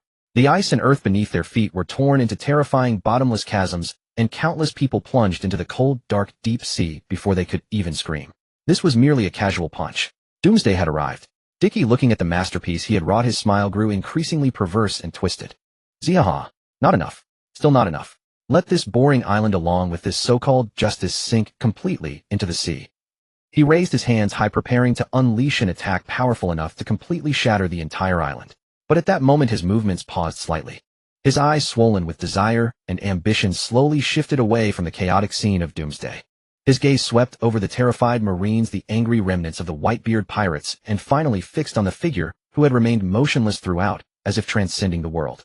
The sole variable, a lone man with a single sword who had drawn across and suppressed 100,000 Marines. Dickie bared his teeth in a grin more ferocious than a demon's. A new era required the most magnificent opening ceremony, and using the world's strongest swordsman as a sacrifice was undoubtedly the best choice. Zehaha. Kid with the strongest swordsmanship witnessed the world's strongest power. Dickie crazily brought together the darkness in his left hand and the tremor in his right.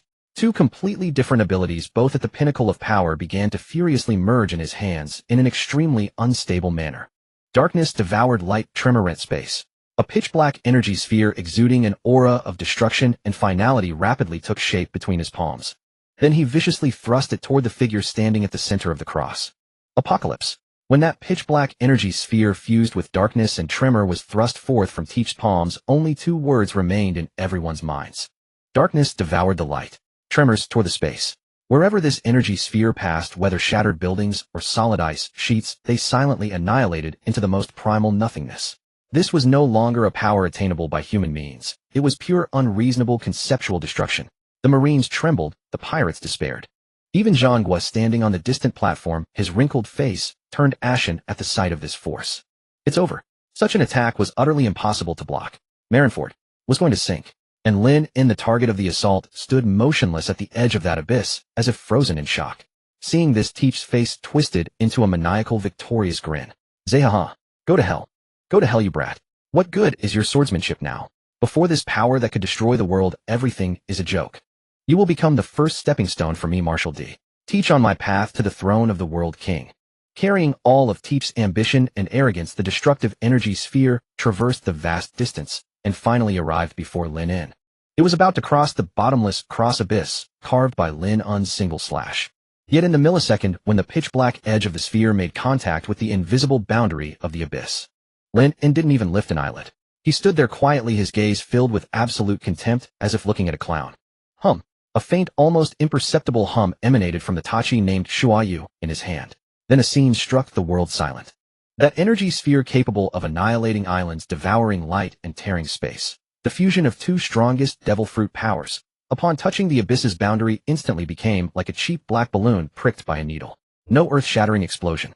No cataclysmic shockwave. Not even the slightest resistance. It was simply severed, out of thin air, by an invisible, incomprehensible law surpassing all cognitive limits. Not cleaved apart, nor negated. It was the purest form of severance. As if it were no longer an energy body, but an ordinary apple placed on a chopping board. And the abyss's boundary was an invisible divine blade that severed causality itself. The severed energy sphere's internal violent structure disintegrated instantly. The all-devouring darkness decomposed into pure light particles. The space-ripping tremor dissolved into the gentlest air fluctuations. Finally, under the ghost-stricken gazes of everyone, this terrifying attack worthy of being recorded in history dissipated into the air like a wisp of smoke. The wind blew away the last dust. From start to finish, Lynn hadn't moved a single step. He hadn't even changed his grip on the sword. Silence. A deathly silence. The entire battlefield was so quiet you could hear a pin drop. Time itself seemed frozen in that moment. Teep's manic grin, stretched almost to his ears, stiffened on his face. His eyes, swollen with desire, first showed confusion, then shock. and then were filled with endless icy terror. Gone. My strongest blow, the one that was to usher in a new era. Just vanished like that. Why? Impossible. His mind could no longer comprehend what had happened, a scene that defied common sense, even myth. In this frozen air, Lynn slowly raised his eyes. His cold gaze pierced through the void and landed on the newly crowned emperor, who was now trembling all over. He spoke slowly, his voice not loud, yet like a hammer of ice from the deepest abyss, smashing into the souls of everyone. You have crossed the line. An icy voice, as if from a judgment in another dimension, echoed across the dead battlefield. The fear on Dickie's face reached its peak at this moment. His entire body of fat uncontrollably trembled violently, cold sweat cascading down his forehead like a waterfall. Run. Must run. This man is a true monster. A god. This thought madly occupied his entire mind. He almost instinctively wanted to unleash the strongest power he had just acquired, shatter this space, and create an opportunity to escape. However, he had no chance. The moment this thought arose, Lynn's figure vanished from the spot. There was no sign of teleportation, no afterimage of high-speed movement. It was simply pure, instantaneous disappearance. The next moment, Lynn's figure appeared before Dickie. Between him and Dickie there was no more than half a meter. Those emotionless eyes gazed down at him from such close proximity. Dickie's pupils suddenly contracted to the size of a pinprick. His mind went blank, and the shadow of death like solid ice water completely engulfed him from head to toe. Lynn slowly raised his right hand, holding she, but he did not swing the blade. Instead, he used the hilt to tap against Dickie's bulky chest, seemingly leisurely. The movement was light and airy, without stirring any wind, like brushing dust off a garment. At the sight of this action, Dickie even had a fleeting absurd illusion. Is that all? But before he could form another thought, the hilt had already touched his chest. Dong! A soft sound like knocking on a drum covered with human skin. No great force came, no shockwave erupted. But the moment the hilt contacted his body, Dickie was instantly struck by lightning. His eyes bulged violently, bloodshot. His face, twisted by fear and obesity, turned deathly pale in an instant. An indescribable agony, as if a hole was forcibly torn in his soul, spread from his chest through his entire body. He wanted to scream, but couldn't make a sound. He wanted to retreat, but his body was as if nailed to the spot, unable to move. He could only painfully slowly fall to his knees. He terrifiedly looked inside his own body. Then he discovered something that made him fear even more than death. The power of the tremor fruit was still within him. That power capable of destroying heaven and earth lay there quietly, like a docile sheep. But the connection between him and this power, that invisible, intangible yet real thread, had been severed. He could feel the power's existence, but could no longer mobilize it in the slightest. Like a billionaire who suddenly realizes he has forgotten the passwords to all his bank cards. This feeling of powerlessness and despair, having a treasure mountain, but unable to take a single bit, tormented him 10,000 times more than being killed outright. Why? What? Dickie knelt on the ground, convulsing, using the last ounce of strength to squeeze out a few words from between his teeth. He didn't understand. He couldn't comprehend. What kind of ability was this? Lynn withdrew his blade, gazing down at this utterly broken, ambitious man with a look like he was viewing trash. The true meaning of all creation is not to sever tangible objects, but to sever concepts, sever connections, sever causality. Since the tremor fruit was a stolen power, then sever the causal connection between you and it, and let everything return to the origin. This power that does not belong to you, you are not worthy of possessing. Lynn pronounced Dickie's death sentence with an icy voice. Then he raised his right foot and mercilessly kicked Dickie in the face. Bang! Dickie's massive body flew backward like a torn sack, tracing a parabola, and crashed into the ruins of the distant Marine headquarters with a loud thud, kicking up a large cloud of dust. Dead silence. The entire place was once again engulfed in deathly stillness. Captain Shiryu of the Rain, Caitlina Diping, and the others, upon seeing this, finally snapped out of their bone-deep terror. They looked at Lynn, their eyes devoid of any fighting spirit or arrogance. Only pure primal fear remained, as if gazing upon a deity. They didn't dare utter a single harsh word and frantically rushed towards the ruins, trying to dig out their captain, whose fate was unknown. Shilu and the others, in a flustered disarray, dragged Tichy, his body limp and foaming at the mouth, from the ruins as though he were a dead dog. They gazed at Lynn, as one might behold a demon god risen from the very depths of hell, their earlier arrogance and bloodthirstiness utterly extinguished. Fear, pure unadulterated fear, had utterly shattered the courage of these legendary criminals. Hoisting Tichy onto their shoulders, they fled in abject disarray, saying not a word, making their way desperately toward their pirate ship. Lynn did not stop them. His gaze did not linger for even a single second upon that ambition-filled pariah, now thoroughly reduced to a defeated hound. Kill him? No. For someone like Tichy to force him to cling to life amid endless despair and resentment, grasping at nothing but empty promises, was far crueler than death itself. As the Blackbeard pirates retreated in panicked disarray, the balance of the battlefield shifted once more. On the Navy side, lingering dread from Tichy's apocalyptic terror and disbelief at Lynn's divine-like prowess slowly ebbed away. They looked upon the figure standing alone at the edge of the cross abyss, one who had forced even a newly minted Yonko to bend his head, with eyes filled with unmistakable shock and trepidation. Yet beyond that shock lay kindled fury and killing intent. Whitebeard was dead. Ace had been rescued. This war was already half lost to them. If these pirates were allowed to retreat from the Navy's headquarters and scathe the face of the world government, and the Navy would be utterly ruined. Especially now that this man named Lynn had demonstrated potential far more terrifying than even Whitebeard's. He had to die here. All units. Upon the high platform, Marshal Zhang's haggard face once again contorted into a ruthless grimace. Raising his arm, he was about to issue his final all-out command. Cost whatever it may. Fire. The awakened Chi Quan showed not a single shred of hesitation. Roaring, his arm transformed once more into scalding magma.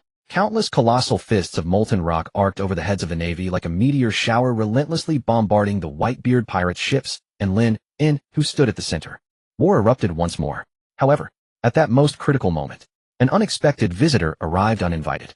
Beyond the harbor of Marineford, at the far end of the vast ice field frozen by Qingji, a massive pirate ship, its prow adorned with a striking red dragon head, tore through the dense sea fog and appeared abruptly before everyone's eyes like a phantom.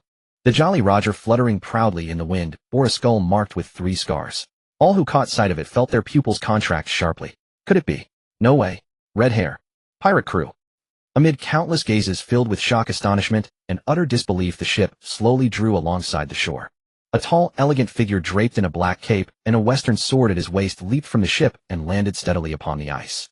Then following behind him, one man after another emerged, each radiating an aura as steadfast as a mountain. A tall man, a cigar resting casually between his lips, leaned against the ship's railing and exuded a suffocating sense of oppression. A portly man wearing a headscarf devoured meat from the bone in enormous bites, strolling as though he were wandering through his own backyard. A man with dreadlocks carried a spear taller than himself upon his shoulder, his gaze as sharp as a falcon's. Red hair Zyankasi, Ben Beekman, Laji Lu, Yasubu.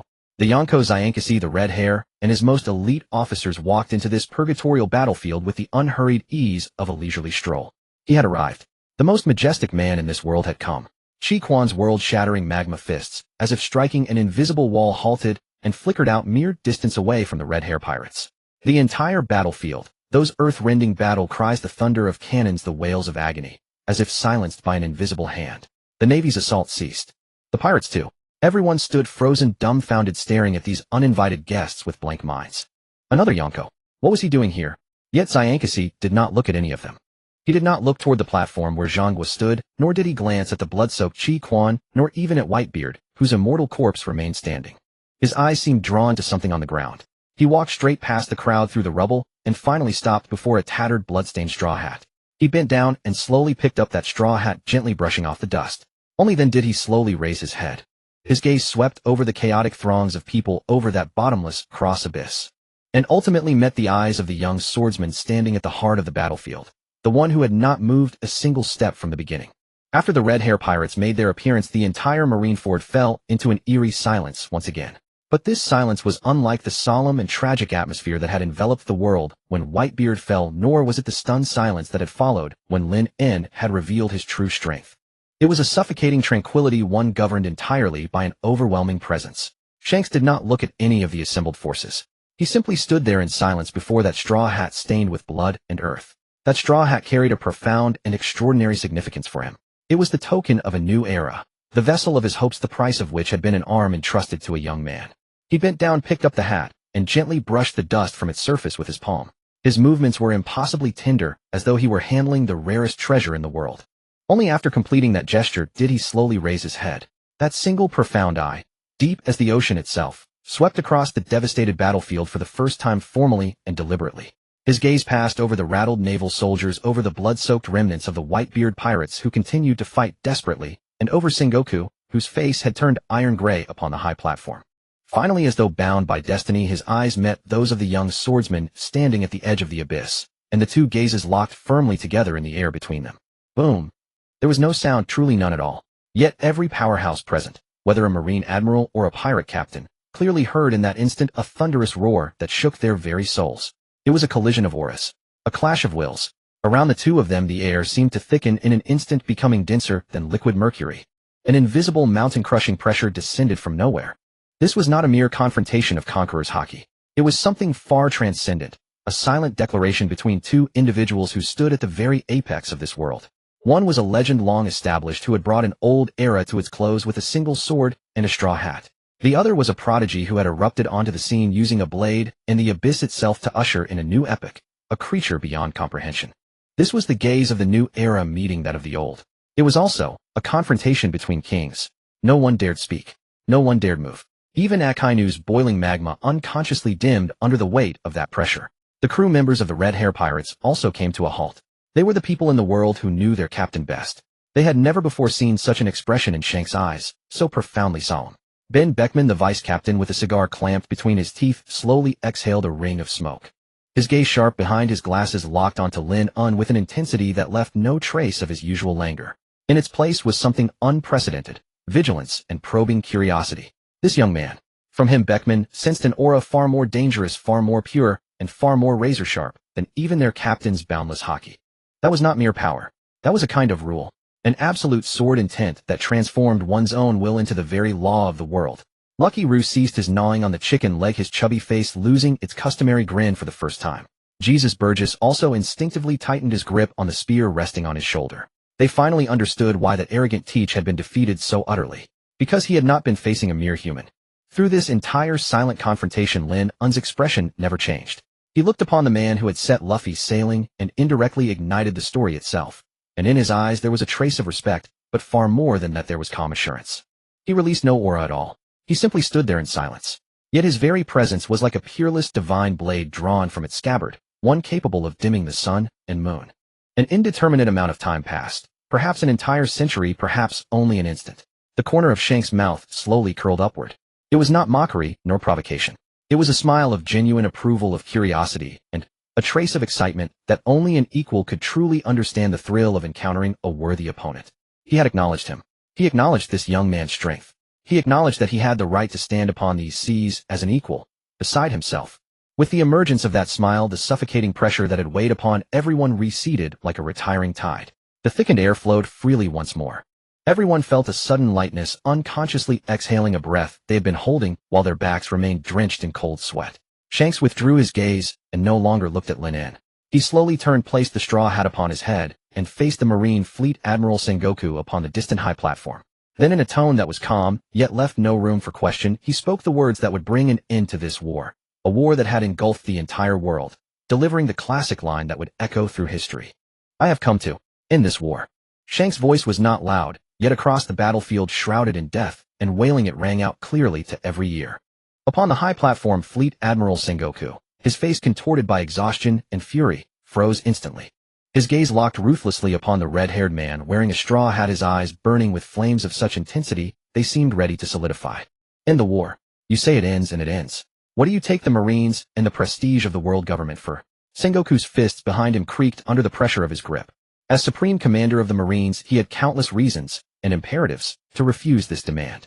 But Sengoku's gaze instinctively swept across the battlefield. That crimson abyss, splitting Marineford in twain and still radiating an ominous aura. The mysterious man standing at its edge who had neutralized the newly minted Emperor Blackbeard, using nothing but the hilt of his blade from beginning to end. And behind the red-haired man, the officers whose presence was profound and unshakable, their eyes free of any trace of fear.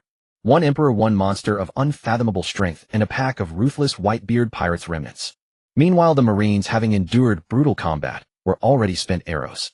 Sengoku's mind, clouded by raging fury, became clearer than ever before in this moment. Fight? With what? Could he sacrifice the lives of 100,000 Marine soldiers to fill this bottomless pit? Even a Pyrrhic victory in the end would leave the Marineford headquarters crippled beyond repair, perhaps even erased from the map entirely. That would be the greatest mockery of the world government and of the word justice itself. Shanks seemed to read Sengoku's hesitation. He took several slow steps forward, arriving beside Whitebeard's unyielding corpse. Whitebeard, I will handle his funeral arrangements. Shanks' tone remained calm, yet carried an unshakable resolve. If anyone feels they haven't fought enough. He slowly turned, his single eye sweeping over the crowd, finally resting upon Akainu's face, twisted in rage. Then come. The Red Hair Pirates will see you to the end. Roar.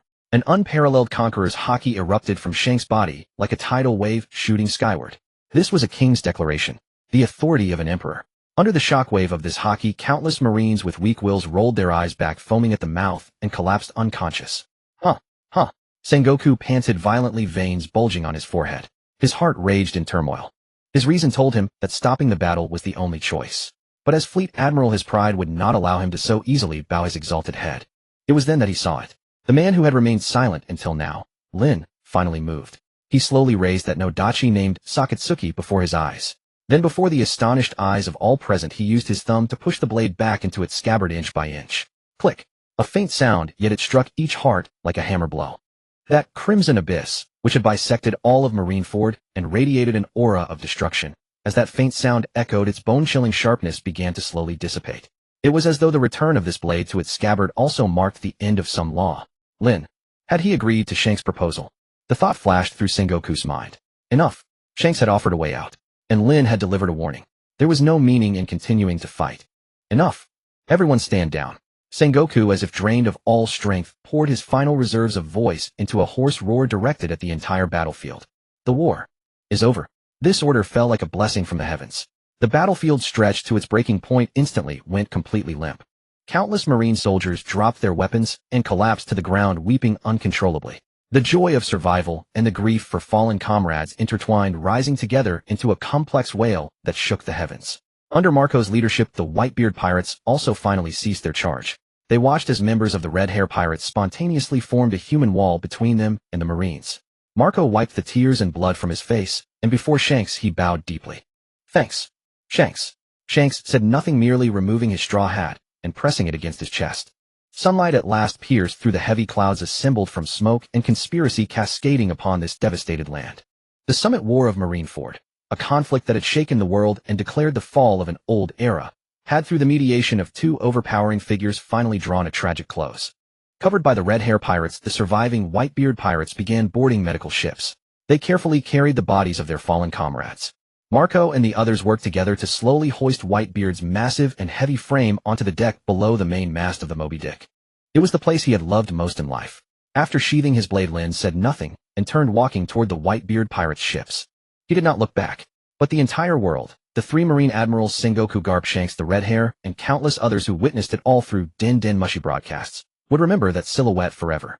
They would remember this mysterious man who with his own strength had carved the abyss, subdued the Marines, overpowered an emperor, and ended this war.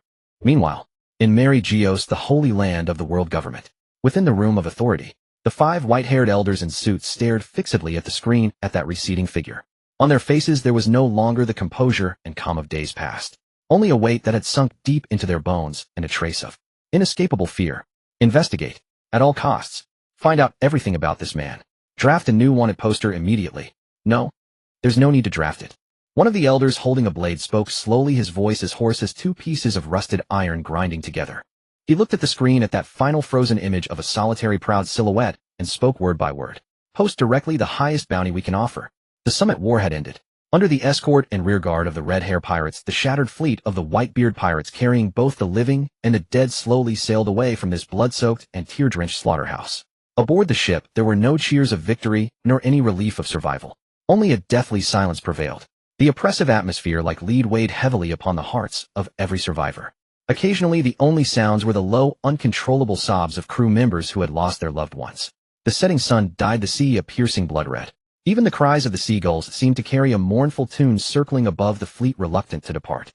Under the main mast of the Moby Dick, Whitebeard's colossal mountain-like body was covered by a large white cloth. He lay there quietly, as if merely asleep. Countless crew members spontaneously knelt before that body. Heads bowed, shoulders trembling uncontrollably, yet not a single one uttered a sound. They knelt there as if wishing to leave their very souls on this cold sea. Everyone move. A hoarse, yet commanding roar broke the suffocating silence. Phoenix Marco, his handsome face smeared with blood and exhaustion. His eyes were bloodshot, rimmed with red, but in those blue irises sorrow had vanished, replaced only by the responsibility that the 1st Division commander, as the son his father trusted most, had to bear. Marco, suppressing the excruciating pain in his chest, strode swiftly across the deck. He grabbed a dazed crewman, pulled him to his feet, slapped his cheeks, and commanded in a raspy voice. Inventory all medical supplies. Treat the wounded. Those who survived have more important things to do. He kicked a man weeping over a bottle of liquor, snatched the bottle, and poured it over a bleeding wound. The time your father and brothers bought with their lives isn't for you to cry here. If you want to cry, finish all the work first, then cry as much as you damn well please. Under Marco's almost brutal organization, the surviving commanders steeled themselves as well. Diamond, Josu, Flower, Sword, Vista. These iron-blooded men who had fought like 100 on the battlefield now, with red-rimmed eyes, organized crews to tally casualties and comfort their broken brothers. They knew Marco was right. The living must carry the will of the fallen and continue forward. The entire ship finally stirred from its stagnant grief and began to move again. Lynn, however, took no part in this. He stood alone quietly in a corner of the railing. The sea wind whipped his black coat, making it rustle loudly. His gaze calmly fixed on the two figures covered in white cloth, lost in thought. His silhouette stretched long in the afterglow of the setting sun. In the eyes of the crew slowly regaining their composure, that silhouette appeared both lonely and immensely reliable. As if as long as he stood here, the ship that had lost the protection of the world's strongest man would never sink. Inside the medical cabin, Ace's fingers twitched slightly. After being unconscious for an unknown time, he finally awakened from the endless darkness. The scene before him was blurry. The sounds reaching his ears were the suppressed cries of his comrades and Marco's hoarse shouts. What happened? Ace's consciousness lingered at the moment he had shielded Luffy. He struggled to sit up. A tearing pain shot through his chest, making him gasp sharply. He looked down and saw his chest wrapped in thick bandages. Though still agonizing, the fatal wound seemed healed. Confused, he supported himself on the bed frame and walked out of the cabin. Then he saw the scene on the deck, the battered ship, his comrades covered in wounds and sorrow. Finally, his gaze fixed on the vast white cloth, fixed on the massive mountain-like outline that was still recognizable, even covered. In that instant, Ace's entire mind seemed struck by a divine thunderbolt from the heavens. Blank, utterly blank. All memories rushed in like a breached flood. He remembered his stubbornness in chasing Teach despite warnings. He remembered being captured after defeat, triggering this war. He remembered his father severely wounded, yet still standing tall to save him. He remembered his father's final order given with the last of his strength. The overwhelming regret and despair like a tangible tsunami engulfed his sanity in an instant. Father! A hoarse, almost inhuman cry filled with endless pain and despair burst from Ace's throat. Then his vision went black, his body stiffened, and he fell backward, once again falling unconscious. An indeterminate span of time passed.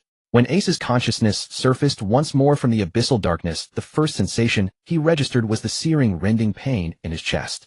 He slowly opened his eyes, and the dim ceiling of the ship's cabin met his gaze. The air was thick with the pungent mingling of blood and disinfectant. Gone were the battle cries and cannon fire of the battlefield. In their place was only the monotonous rhythmic sound of waves lapping against the hull. The war was over. The thought flashed through his mind like a floodgate thrown open. Pop's towering, indomitable silhouette, the bodies of his comrades falling one after another, and that cry that echoed across the sky. I am a relic of a bygone era. There is no ship in this new age that can carry me. Each scene, each frame carved into his mind like a merciless scalpel, tormenting him over and over. Why? Ace stared vacantly at the ceiling, his lips moving faintly, uttering a barely audible, desperate murmur.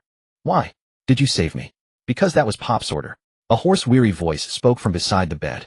Ace turned his head with difficulty and saw Marco. The 1st Division commander, once a man who always wore a lazy smile, now had bandages wrapped around his face, his eyes sunken and bloodshot, as if he had aged a decade. He sat there silently watching Ace's gaze, complex, tinged with sorrow and exhaustion, but above all an unyielding resolve. Pop's order. Ace laughed bitterly, tears streaming silently from the corners of his eyes. This damn son of his not only disobeyed him, but got him killed. What right do I have to follow his orders now? Let me die, Marco. Ace struggled to sit up, but the searing pain made his whole body tremble. Yet in that moment his eyes blazed with a desperate plea. Please. Someone like me doesn't deserve to live. It's all my fault. I killed Pops. I killed everyone. Let me atone for them. Marco watched him in silence, watched him drown in a tidal wave of guilt, like a drowning man desperately seeking the release called death. Finally, as Ace's howl verged on breaking, Marco moved. No comfort, no persuasion. He lunged forward, grabbed Ace by the collar, and yanked him bodily from the bed. Listen to me, Ace. Marco's face was almost pressed against Ace, his bloodshot blue eyes blazing with fury. Each word like a red-hot brand seared into the depths of Ace's soul. Your life hasn't been yours for a long time. Pops and our fallen brothers traded their lives for yours. They died so you could live, not so you could wallow here begging for death. If you dare waste this life. Marco's roar, hoarse and savage, echoed in the cramped cabin. Marco will be the first to come for you. Each word struck Ace's heart like a hammer. He froze. He stared at the furious Marco, at this gentlest of brothers, now wearing a face twisted like a demon's. The urge to die was crushed by something heavier, vaster. It was responsibility. The burden of living on forced upon his shoulders by the countless dead, a duty paid for with their lives. Ugh. Ace could no longer hold it in. The emotion that had been choking him, threatening to burst him apart, finally found a vent. He no longer screamed or struggled. Like a child, he buried his face in Marco's chest and wept. Tears of remorse, of pain, and of the unbearable pressure of a forcibly granted new life. Marco said nothing, just silently bore the trembling of his comrade and the heart-wrenching sobs. He knew that after the tears, Ace would truly live again. After what seemed an eternity, Ace's cries faded into soft hiccups. He slowly raised his head. Though his swollen, tear-reddened eyes still held a bone-deep sorrow, the hollow emptiness of death had been replaced by something heavy, something called resolve. He had survived. For the sake of the fallen, he had to live. He wiped his tears and rose from the bed. The wound in his chest still throbbed, but his steps were unshakably steady. After the tears, he knew he had to face one person. The man who single-handedly had changed everything. Ace pushed open the door and walked step by step toward the solitary figure standing at the bow of the ship. He knew he owed that man a thank you that could never ever be repaid. The sea breeze carried a briny tang brushing across the deck of the Moby Dick. A profound silence permeated the vessel, standing in stark contrast to the earth-shattering battle that had erupted mere moments before. Crew members sat or stood in silence, methodically cleaning their weapons or tending to each other's wounds. No one spoke, only suppressed sobs echoed intermittently from the shadows. Lynn stood alone at the bow, his gaze calm and unwavering as it fixed upon the horizon, dyed crimson by the dying sunset. His silhouette appeared solitary in their eyes, yet like an anchor rooted in storm-tossed waters, it instinctively soothed every restless soul aboard the great ship. A heavy, oppressive cadence of footsteps approached from behind. One step, then another, as if pressing directly upon every heart. All movement on deck ceased, as every pair of eyes turned toward the origin of those footsteps. It was Ace. He had just stirred from unconsciousness, his face as pale as paper, his eyes brimming with an almost unbearable weight of anguish, remorse, and a nearly consuming sense of guilt. Guided by Marco's stern yet compassionate words, he had chosen not to end his own life, but instead to walk toward the man who had saved him and irreversibly altered the course of the entire war. The crew held their breath. They did not know what Ace intended, yet they could feel it. The very future of this ship might be decided in the minutes to come. The division captains, such as Marco and Jinbi, watched the scene with complicated expressions. More than anyone, they understood that the Whitebeard Pirates had already begun to crumble. Their father was gone, and the glory of days past was forever lost. To survive upon this merciless sea, they would need a new pillar. And without question, that pillar was Lynn. Ace stepped forward until he stood behind Lynn, then halted. The sea wind tugged at his dark bangs. His lips quivered as if eager to speak, yet not a single word escaped. The weight of every gaze made him suffocate, but he knew this step had to be his to take. The next moment, as gasps erupted around them, Ace's legs buckled, and he bent sharply at the waist, about to drop completely to his knees before Lynn's back. A second division commander, a pirate with a bounty exceeding 500 million, one of Whitebeard's proudest sons. He was about to express his unutterable gratitude and remorse through the humblest of gestures. This guy. A crew member clapped a hand over his mouth, disbelief written across his face. Kneeling in the world of pirates signified absolute submission and the surrender of one's very life. Yet Ace's knees never touched the deck. A hand, a seemingly ordinary hand, gently but firmly caught his arm the instant he began to descend. The strength wielded was not overwhelming, yet it was resolute enough to prevent him from sinking an inch further. Lynn did not even turn around. "What do you think you're doing?" His voice was calm, devoid of any discernible emotion, as steady as the sea breeze that swept through every corner of the ship. Ace's body trembled violently. He raised his head, gazing at that same unyielding back, and forced out several hoarse words. "Lynn. Thank you. He wanted to say more. To say he was sorry, that it was all his fault, that his life henceforth belonged to him.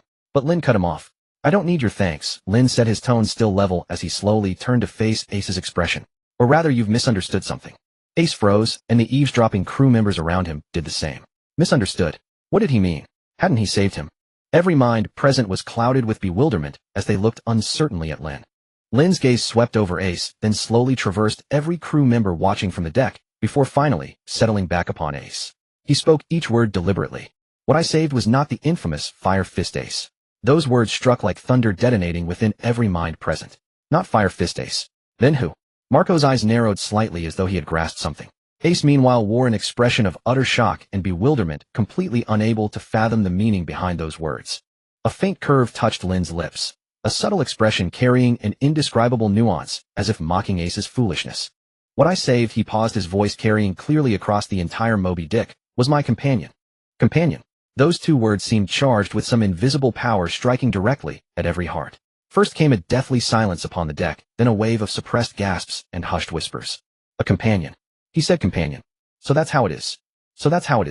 I should have realized it sooner." That guy Lynn never cared about reputation in the first place. He didn't rescue a great figure. He was simply protecting his own family. In that instant, everyone understood.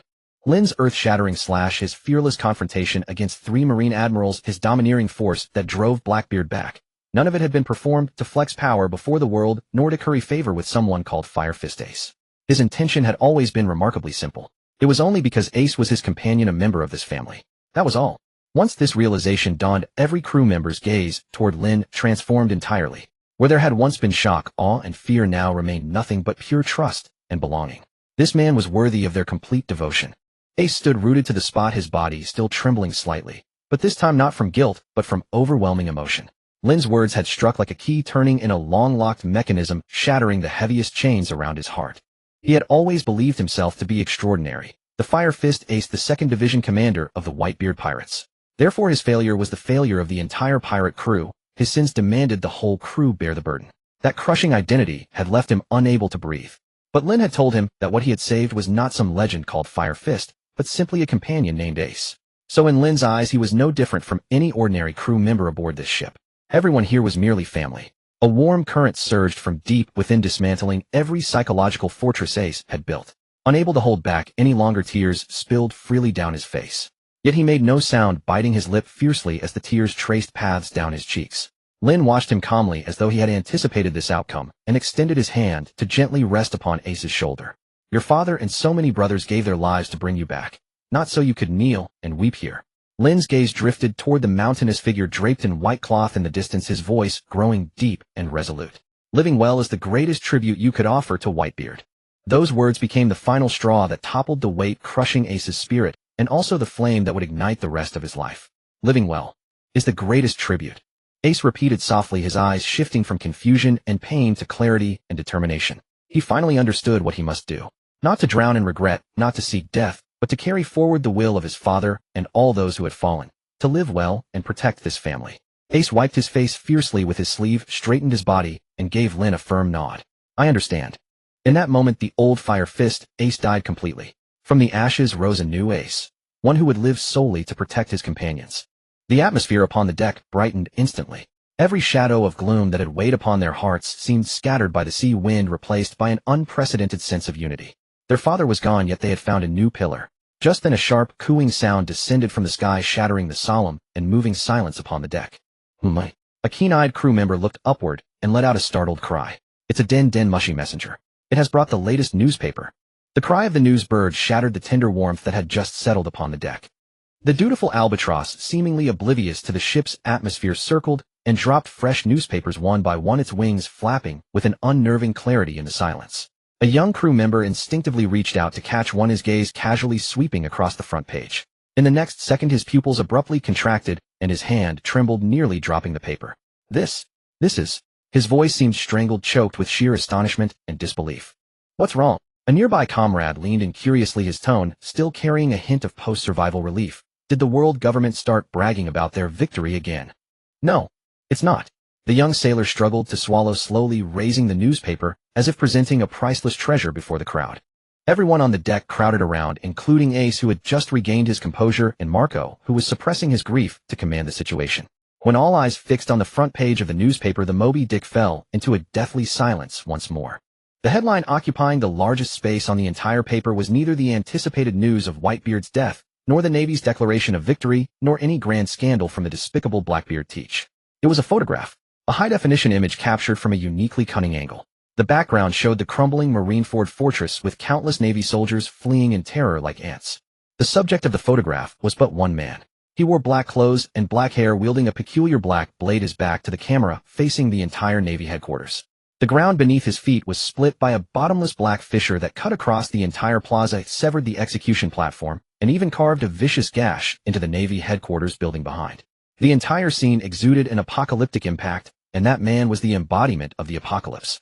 Above the photo, in bolder, bloodier fonts than ever before, was a title that shook everyone. Divine Punishment, the man who surpasses the 4 emperors. Boom. That title exploded like a bomb in the minds of all crew members, stirring waves far more tumultuous than the Paramount War. Surpasses the 4 emperors. A crew member muttered, his weapon clattering onto the deck unnoticed. Am I dreaming? Another man pinched his thigh, fiercely wincing in pain, yet his eyes remained locked on the newspaper, as if trying to burn through it. Ace's mouth hung wide enough to hold an egg. He understood the terror of that slash better than anyone. Yet when that terror was presented objectively and calmly through the newspaper, its impact only intensified. Marco's hand trembled slightly as he held the paper. He thought he had already overestimated Lynn, but now it seemed he had still underestimated him. The world government, that proud and arrogant behemoth, had actually used terms like divine punishment and surpasses the 4 emperors. This was no longer an acknowledgement. It was a kneeling worship. The contents of the article were outrageously detailed. It described in detail how Lynn appeared at the most critical moment, how he forced back the 3 admirals with a single slash, how he crushed the Navy's strongest combatant, Red Dog, Sakazuki, in a frontal assault, how he sent the newly formed Blackbeard Pirates fleeing in terror with just a glance, and how he single-handedly halted the public execution orchestrated by the world government. Between the lines there was no longer the usual contempt and belittlement toward pirates. Instead it was replaced by a fear bordering on reverence, as if they described not a human, but an irresistible natural disaster. So, Mr. Lynn did all this. Defeated Red Dog head-on. Oh my god, that's an admiral. Scared off Blackbeard. No wonder that guy ran so fast. The crew members' exclamations rose and fell, and the look they directed at Lynn had transformed from trust and gratitude into fanatical worship. At that moment the subject of all the discussion calmly took the newspaper from Marco, glanced at it, and remarked blandly, "The angle is pretty good, makes my legs look long." Everyone. Meanwhile the hurricane named Lynn had already swept across every corner of the world. On the Red Hair Pirates ship, which was leading the way, Red Hair Shanks burst into laughter, shaking the wine bottles on the table. "Beckman, see. I told you a brand new era has been split open by that kid." Dressrosa. Doflamingo sat on his throne, the newspaper crumpled in his hand, veins bulging on his forehead. His smile was twisted beyond recognition, a mix of excitement and extreme wariness. Fufufu. What a monstrous creature. Surpassing the 4 emperors. Did those old farts in the world government get completely beaten into submission? The next second a crisp crack sounded. His iconic flamingo sunglasses split down the middle with a clear line. On an unknown winter island, the supernovas who had just formed an alliance and were ready to make a big move fell into dead silence. Eustace Kid's cigar dropped with a thud, the hot ash burning his leather pants without him even noticing. He stared at that back in the newspaper, his face a mask of utter disbelief. What the hell? How is this even possible? Beside him, Killer adjusted his mask with a grave expression. This man. He's on a different plane from us. From the restaurants of the East Blue to the mafia dens of the West Blue, from the science forces of the North Blue to the kingdoms of the South Blue, from paradise in the first half of the Grand Line to the New World's hellish arena. Everywhere, civilians, Marines, pirates, revolutionaries. Everyone who saw that newspaper was utterly shaken by that demonic back. The door of the old era had been shut with Whitebeard's death, but the door to the new world had been hacked open by a man named Lynn in the crudest, most unreasonable way. On the Moby Dick the crew's shock and fervor continued. Just then Ace seemed to notice something. He flipped to the last page and froze. "Marco, look at this." There was a faint tremor in his voice. Marco took the paper with a puzzled expression and focused on the corner of the final page. There prominently displayed was a newly issued wanted poster. The image showed Lynn's cold profile captured during the Paramount War. As Marco's gaze slowly moved down from the photo to the long string of numbers that seemed to spill off the paper, his breath stopped. He raised a trembling finger pointing at the wanted poster, his lips quivering but unable to utter a single word. The surrounding crew members curiously leaned in, and the moment they saw that number, the boisterous atmosphere on the deck vanished instantly. Everyone's movements froze in time. It was as if an invisible giant hand had clutched their throats, stopping all breath. Time seemed to freeze at that moment. On the deck, hundreds of hardened warriors who had just endured a bloody life-and-death struggle were now all, as if struck by a petrification spell, frozen in place, their gazes locked onto that thin newspaper. Marco's fingers trembled violently, not from fear, but from an extreme emotion that blended absurdity, shock, and ecstasy. Ace, who had just stopped his tears, nearly burst into tears again. His mouth opened and closed, yet no sound escaped. His throat felt as if a scorching hot branding iron had been lodged inside. The design of the wanted poster was both simple and imposing. The photo chosen was of Lynn standing alone on the plaza of Marineford, his blade held horizontally before the 3 admirals. His icy gaze pierced through the paper as if it could transcend time and space, staring directly at every person who saw this wanted poster. Above the photo in blood-red letters was a name that exuded domineering authority: Lord of the Abyss. Below the photo was a name that everyone knew all too well, yet now felt utterly unfamiliar. Dead or alive, Lynn bounty 5600, 56 billion. A string of zeros struck like heavy hammers, slamming into everyone's hearts. F56 billion.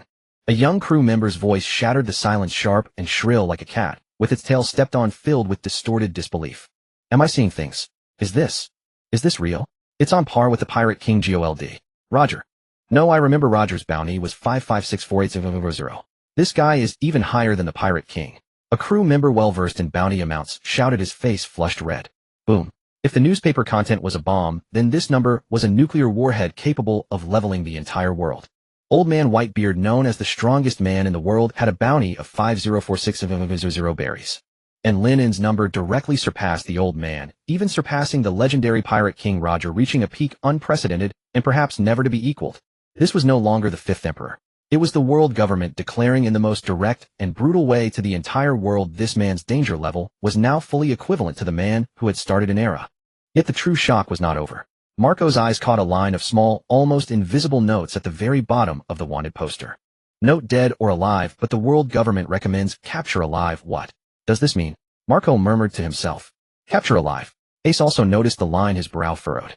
A note like this on a wanted poster. I've never heard of it. This strange note instantly cooled the excitement that had just consumed everyone over the astronomical bounty, and a chill crept up from the soles of their feet. Dead or alive meant killing the target could also earn the reward. But the subsequent phrase recommends capture alive carried an eerie dissonance. It was as if it said this person's corpse was valuable, but his living body held immeasurable worth far beyond 56 billion berries themselves.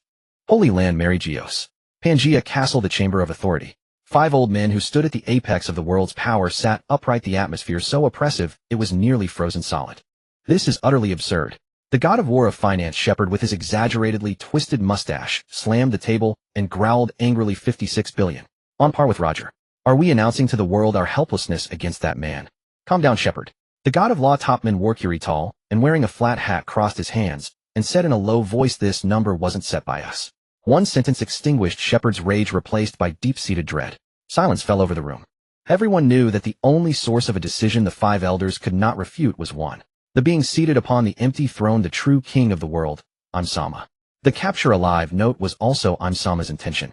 The god of science and defense, J. Garcia, Saturn, clad in a deep red suit with a massive scar on his chest, spoke, slowly breaking the silence. That man, Lynn, in his abilities have surpassed our understanding. He paused, his expression turning extremely grave. That was not a mere slash. According to battlefield analysis, that single strike even severed the very concept of Akainu's magma. This is no longer power explainable by devil fruits or hockey. Amsama believes we must obtain him, study him, and harness that power for our own use, severing the concept. The moment those 4 words were uttered, even the hot-tempered Shepard drew a sharp breath. They knew better than anyone what such power meant. So 56 billion is just a lure of bait enough to drive every madman in the world insane. The god of environment, Marcus Mars, concluded. Whether pirates, bounty hunters, or those lurking in the shadows, they will all swarm toward that man like sharks drawn to blood. Exactly. Saturn nodded. Amidst the endless troubles, we will find the opportunity to capture him alive. That is the true purpose of this wanted poster. On the Moby Dick, the crew's frenzy after a brief moment of doubt reached its peak. 56 billion. Who cares about capture alive or dead? This means our ship has a man worth more than the Pirate King. With Lynn in here, who would dare cause us trouble? After a fleeting shock, everyone's faces lit up with genuine pride and ecstasy. It was an unparalleled sense of security. They had lost the protection of the strongest man in the world, Whitebeard, but had gained another, even more unfathomable lord of the abyss. The shadow of the old era was completely dispelled in that moment. Ace and Marco exchanged glances, seeing the relieved smiles in each other's eyes. They knew this home was secure. Everyone turned their worshipful, fervent, trusting gazes toward the center, surrounded by the storm. But Lynn merely took his wanted poster from Marco, examined it carefully for a moment, and didn't even spare a glance at the astronomical figure below. His gaze lingered only on the captured image of his own cold-eyed profile. Under the eager or expectant watch of everyone, the newly crowned highest bounty criminal in history finally spoke. He pursed his lips and uttered a sentence that instantly silenced the whole deck. Pretty good shot. Under the guidance of the red-hair pirates, the Moby Dick and the surviving fleet finally reached an unnamed tiny island. It was an island so tranquil it seemed forgotten by the world, its trees lush and green with seabirds nesting on the cliffs. This was Whitebeard's homeland, a place so impoverished that it could not even pay the heavenly tribute to the world government, yet a land secretly shielded by the wealth that man had plundered over a lifetime. The ship docked. But this time there was no hearty toss of ropes, no clamor of crewmates rushing ashore. A suffocating silence enveloped everyone. The commanders silently carried one corpse after another, each veiled in white cloth, and laid them on the broadest clearing at the island's center. And the central spot was reserved for the mountain-like giant. There was no mournful music, no wailing cries of grief. The crew spontaneously kindled a bonfire not for warmth, but to skewer every piece of meat they could find from the ship and roast it over the flames. They opened cask after cask of treasured liquor, and the potent aroma of alcohol mingled with the smoky scent of grilled meat permeating the entire island. This was a pirate's funeral, using the strongest spirits and the finest meat to bid farewell to their most cherished family. Lynn watched all this calmly, neither joining in nor stopping it. He stood silently under a large tree, his gaze sweeping over faces that were either silent or forcing smiles. As night fell, the funeral officially began. No one presided, and there was no fixed procedure. Marco was the first to step forward, hauling a whole cask of liquor staggering to the center of the clearing. There, Whitebeard's massive naginata named Murakamijairi was thrust deep into the earth. Hanging from the blade was his iconic captain's coat emblazoned with a giant skull emblem, a silent king still guarding his children. Without a word, Marco unscrewed the cask and poured the entire contents with a splash before the naginata. The liquor soaked the ground and drenched his trousers. After that, he plopped down on the ground, grabbed a skewer of charred meat, took a fierce bite, and mumbled indistinctly, "Old man, you always used to sneak my booze. This time drink your fill." Gulp. His voice trailed off, and he simply buried his head, shoulders trembling uncontrollably. "You bastard, old man. Promised to be our captain for life, and then you slipped away first." Diamond Jozu walked forward with reddened eyes, scattering a handful of diamond fragments before the grave.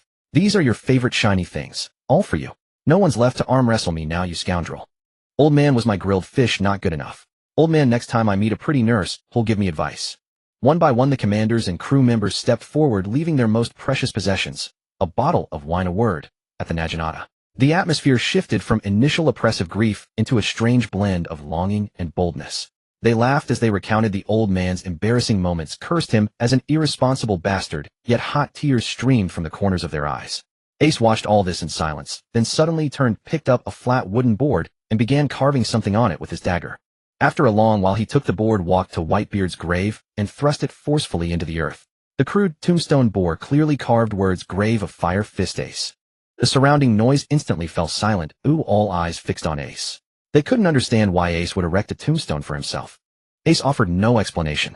He lifted a cask of liquor first, walked to Whitebeard's grave, sprinkled half of it, and whispered, "Old man, thank you." Then he turned and poured the remaining half of the cask before his own small tombstone. "Rest in peace, Fire Fist." After that, he turned to all his comrades who were watching and gave a deep bow. In that moment, everyone understood. The old Fire Fist Ace, impulsive, arrogant, and willing to risk the entire crew's safety for glory, had died completely in that war. The one who survived would be a new Ace fighting to protect his family. The bonfire continued to burn, the liquor kept flowing, and this grand farewell lasted until the sky began to lighten. When the first rays of dawn tore through the night, everyone had collapsed drunk on the grass, lying in disarray, snoring loudly. Only a few commanders and the ever-watchful Lynn remained seated. Marco stood up, brushed the grass clippings off his clothes, and a flicker of clarity passed through his drunken eyes. He walked over to Lynn, then glanced at Ace, Jozu, and the others.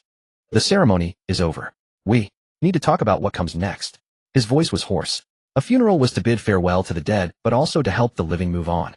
At Marco's summons, all the commanders and corps members gathered around another secluded bonfire. The harsh reality after the revelry lay cold and brutal before them all. A commander, his wounds freshly bandaged, stared blankly at the half-empty bottle in his hand, as if asking others, or himself, his voice barely a whisper, with the old man gone. "Are we still the Whitebeard Pirates?" The bonfire crackled, sending sparks flying. This question, like a merciless ice spike, pierced everyone's heart. The heroic atmosphere for moments before instantly froze, and all fell into silence. Indeed, without Whitebeard, were they still the Whitebeard Pirates that made the world tremble?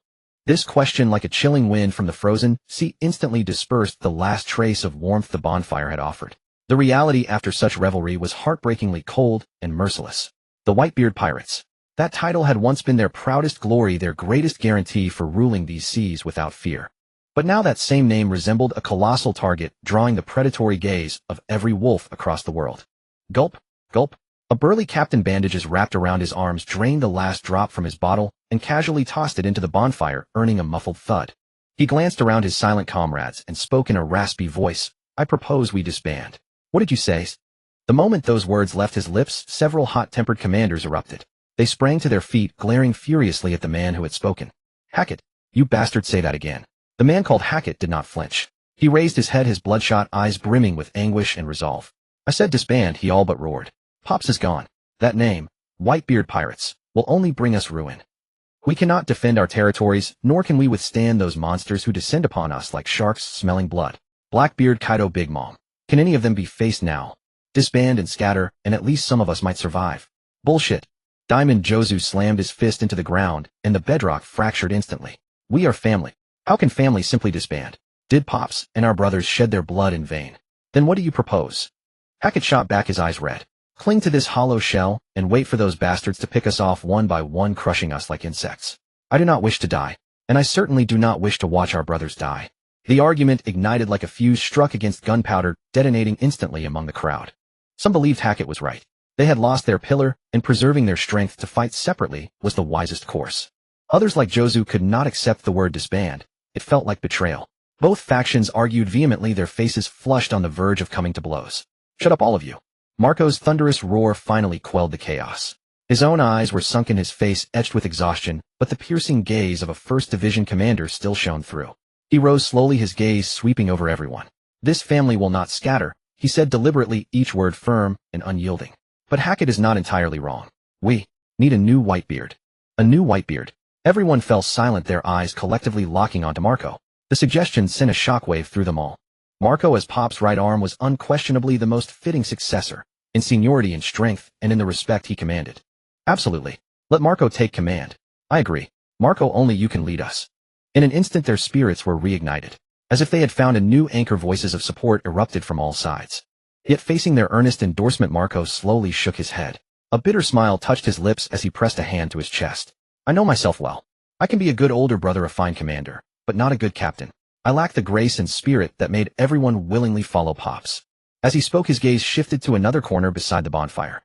There Lynn idly prodded the flames with a branch, as though the very life and death debate before him held no consequence for him at all.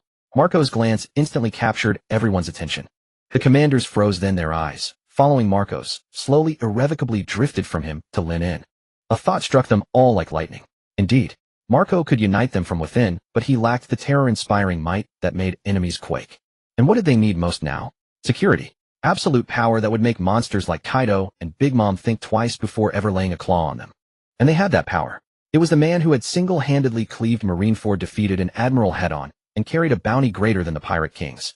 Marco took a deep breath, met every gaze, and approached Lynn with an expression more solemn than ever before. Lynn. He spoke with utmost gravity. Come, be our new captain. The impact of those words was more explosive than any proposal before them.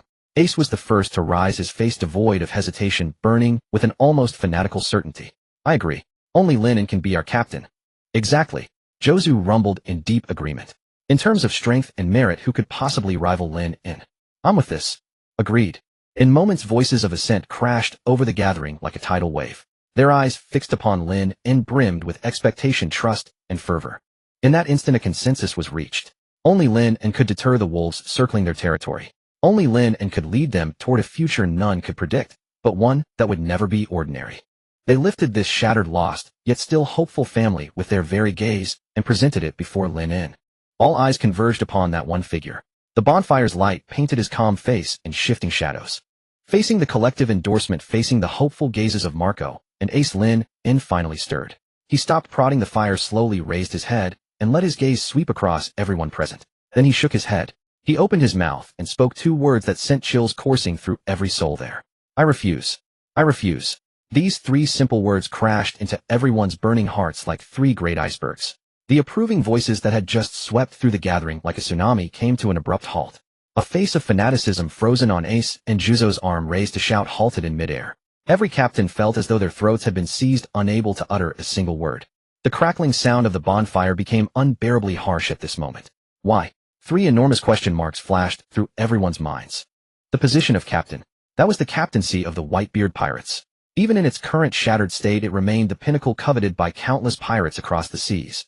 Moreover, this was almost unanimously the only choice, the sole path that could allow this home to endure. Marco bore the most complex expression upon his face. He looked at Lynn, his lips parting as he rasped hoarsely. What is your reason?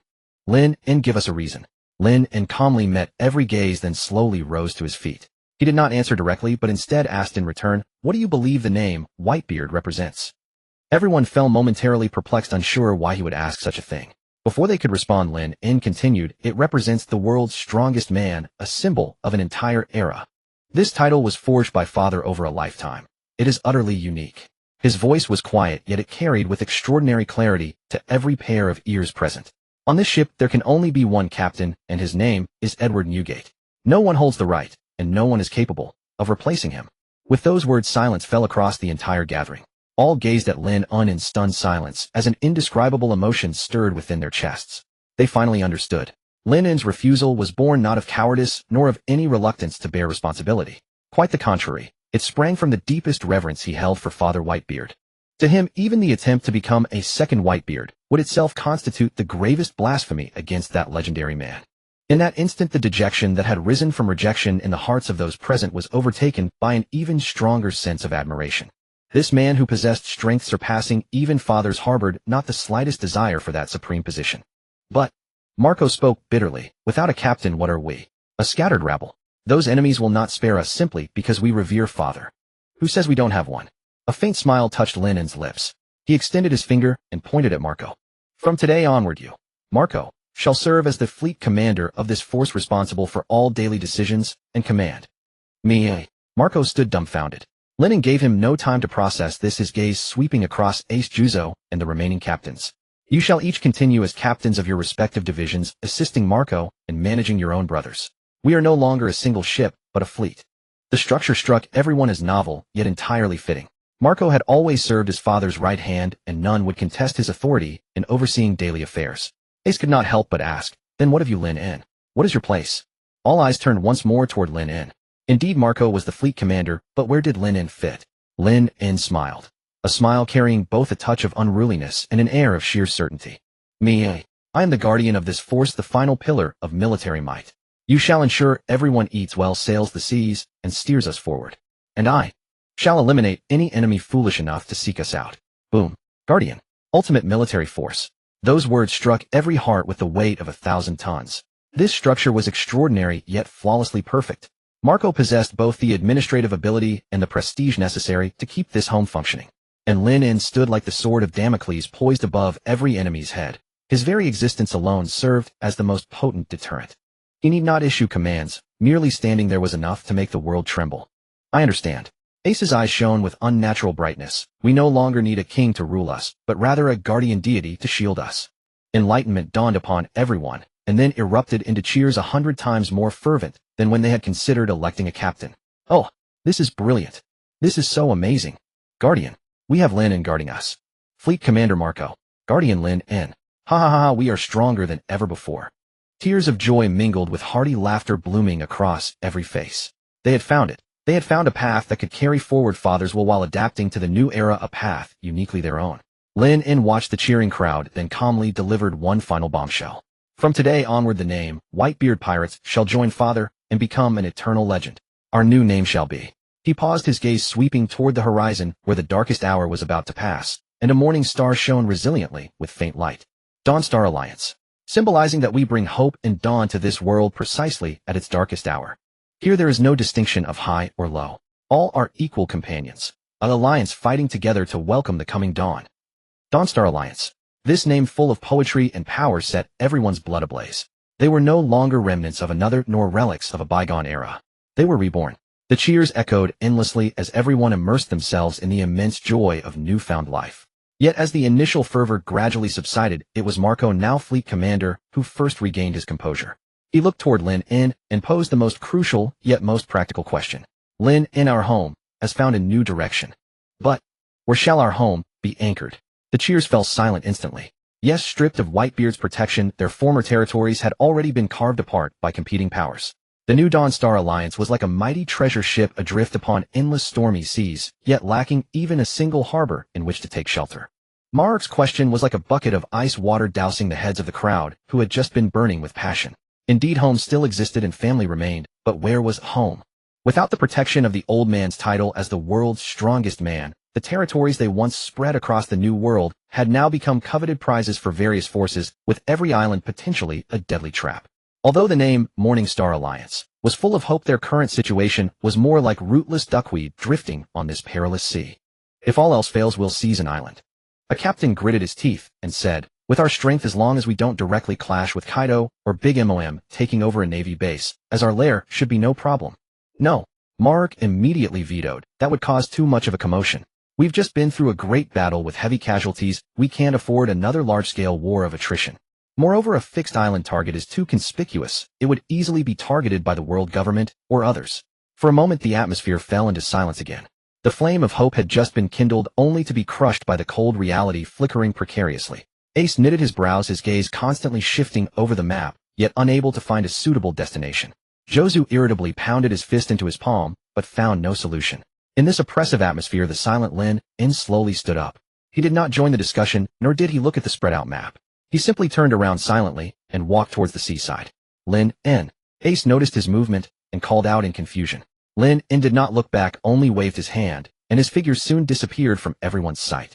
The sea breeze was slightly salty, gently caressing the sandy beach. Lynn came alone to this tranquil seaside. This was Whitebeard's hometown. The sand beneath his feet and the seawater before his eyes had witnessed the man's growth and departure. He extended his right hand and grasped the empty air. A pitch-black fishing rod that seemed to absorb all light appeared silently in his hand. It was the divine fishing rod that had not been used for a long time. In every past fishing session, what he sought was weapons skills and powerful forces capable of changing the tide of battle. But this time what he wanted was completely different. Lynn gazed calmly at the boundless sea before him, silently reciting in his heart, "What I need is guidance." He gently cast the line which connected the unknown and miracles, silently cutting through the air and plunging into the sea ahead, the waters that bore the legacy of a legend's end. The fishing line entered the water without stirring a single ripple, but its end emitted a faint star-like glow and rapidly sank into the fathomless depths. Time passed minute by minute. This fishing session was exceptionally lengthy. The sky turned from bright to dark, and then from dark to bright. Lynn stood like a statue, motionless by the sea. The fishing line seemed no longer connected to a hook, but extended to the other end of the world, beginning a tug-of-war with the fate of the entire planet. The next morning, when Mark, Ace, and the others came looking for him out of concern, this was the scene they saw. Lynn stood holding the fishing rod in the morning light, the sea calm, and without waves, as if nothing had happened. "Lynn, what are you?" Ace was about to ask. Suddenly, the fishing rod in Lynn's hand jerked violently, and a terrifyingly immense force came from the other end of the line. The force was so great that the sand beneath Lynn's feet sank slightly. "Here it comes." Lynn's eyes narrowed, the muscles in his arms instantly tensed, and he engaged in a frantic tug-of-war with the colossal force from the deep sea. Splash! The sea surface was churned by an invisible force, forming a massive whirlpool. What is he fishing for? A sea king? A captain was stunned, speechless by the sight. No. It feels heavier than a sea king. Mark's expression was extremely grave. Under everyone's stunned gaze, Lynn let out a low shout and exerted force with his arm. Finally, a dark shape broke through the water, was forcibly dragged out from the center of the whirlpool, and landed. Everyone craned their necks, looking curiously. It was not a treasure chest, nor some legendary creature. It was a circular stone disc about the size of a tabletop, made entirely of an unknown metal. The stone disc was bronze-colored, its surface covered with rust and seaweed, but it could not conceal the incredibly complex and mysterious star trajectories carved on it. It lay there quietly, as if having slept for millennia, exuding a desolate aura that transcended time and space. What is this? An ancient compass. Ace stepped forward in confusion, wanting to touch it. "Don't move." Lynn stopped him. He walked to the ancient star disk, and without any hesitation, bit his fingertip. A drop of crimson blood fell onto the central groove of the star disk. The moment the blood touched the disk, the entire stone disk seemed to come alive. All the rust instantly faded away, and the once dim star trajectories lit up one by one with brilliant silver light. An immense and ancient aura surged into the sky. The next second, a dazzling pillar of light shot up from the center of the star disk, exploding in midair to form a gigantic three-dimensional holographic map. On the map was a mysterious sea region shrouded in thick clouds that had never appeared on any sea chart. And at the very center of that sea region, an unimaginably huge island floated quietly on the sea of clouds 10,000 meters above. It was a floating island formed from the complete skeleton of an ancient giant whale. The naturally formed bones served as the sturdiest walls and fortress. Just as everyone was struck speechless by this miraculous sight, a line of golden text slowly appeared above the Sky Island. Target the Lost Sky Island, Whale Fall Island. The colossal map of light and shadow hung, suspended in midair. The island of pure white bone floating in the sky struck every onlooker's gaze with a primal and sacred visual impact, etching itself deeply into their pupils. Gulp! Someone swallowed hard, breaking the dead silence. "Is this a sky island?" Ace's voice trembled, not with fear, but with sheer excitement. He had heard legends of sky islands, but never imagined he would one day witness such a magnificent sight with his own eyes. And this was merely a projection. "It's bigger than any island we've ever visited. It's like a continent floating in the sky." Diamond Jozu rumbled in his deep voice, his own proud massive frame appearing utterly insignificant before the projection of this bone island. Lynn calmly withdrew the drop of blood, and the vision in the air faded, merging back into the ancient astrolabe. He held the astrolabe in his hand, his gaze sweeping over the astonished faces before he spoke calmly. It is called Whale Fall Island. Legend says it was formed from the bones of an ancient fallen giant whale, a natural airborne fortress. Natural fortress. Those two words struck like a hammer against Marco, the 1st Division commander, who immediately grasped the island's value. Floating 10,000 meters in the sky, it inherently isolated 99% of enemies. Easily defended, rich in resources, it was the perfect base tailor-made for them. With this place we have a foundation to recuperate and rebuild. Let's go. We're heading there. Marco's eyes blazed with unprecedented light. He grabbed Lynn's arm, his voice trembling with emotion. Lynn, and how do we get there? The confusion dissipated. When a clear and hopeful goal appeared before them, the fleet, which had been shrouded in deathly gloom just yesterday, came alive again. No mobilization was needed from Marco. Quick, check the sails. The upcoming voyage is no ordinary one. Food and fresh water, double the supply. Who knows how long it will take? Sharpen the weapons. We can't let anyone take our new home easily. The crew members who had been immersed in sorrow and confusion moments earlier now seemed injected with adrenaline, their eyes burning with dreams of the future and the passion for adventure. Ace ran excitedly back to his ship, took out his beloved hat, and carefully wiped it with a cloth, an unrestrained smile on his lips. Everyone found their tasks. The chants of mending sails, the footsteps of hauling supplies, the metallic scrape of polishing weapons, all merged into a chorus of rebirth. The oppressive and somber tone was completely reversed, replaced by an upbeat, spirited exploration and adventure. Amidst the bustling preparations, Marco studied the astrolabe, tracing its patterns. The astrolabe not only indicated the location of Whale Fall Island, but also clearly marked a unique route to reach it. It was a special updraft known as the Wind Path, which appeared only at a specific time and place. 3 days later at dawn, all ships were reassembled, fully stocked with supplies, and the crew stood spiritedly at their posts. Following the astrolabe's guidance, the fleet arrived at a seemingly unremarkable stretch of sea. Yet as the sun rose, a massive undercurrent began to churn beneath the calm surface, and the surrounding clouds started to swirl and converge at a visible rate. A colossal pillar of clouds connecting sea and sky began to form slowly. Standing at the bow of the Moby Dick, Marco raised the astrolabe high. Bathed in the morning light, the ancient astrolabe resonated with the swirling cloud pillar, emitting a faint glow. He took a deep breath and roared with all his might toward the vast fleet behind him. Morning Star Alliance target, Whale Fall Island. Set sail. Oh. Amidst thunderous cheers, the pirate ships adjusted course and resolutely sailed into the cloud pillar that led to the sky. The hulls began to shudder violently as powerful updrafts lifted the vessels higher and higher. The seawater fell away, replaced by an endless sea of clouds. Amid the cheers, the massive fleet vanished into the depths of the cloud sea between sky and ocean. Not long after they left, several reconnaissance ships bearing the flags of the Navy and the world government cautiously entered the area. Report. The targets have completely disappeared. I repeat, all remaining vessels of the Whitebeard Pirates have vanished without a trace. Radar Vivre card signals. All lost. It's as if they evaporated. The chilling report echoed through the den mushy back to Marine headquarters, sending a shiver down the spine of everyone who heard it.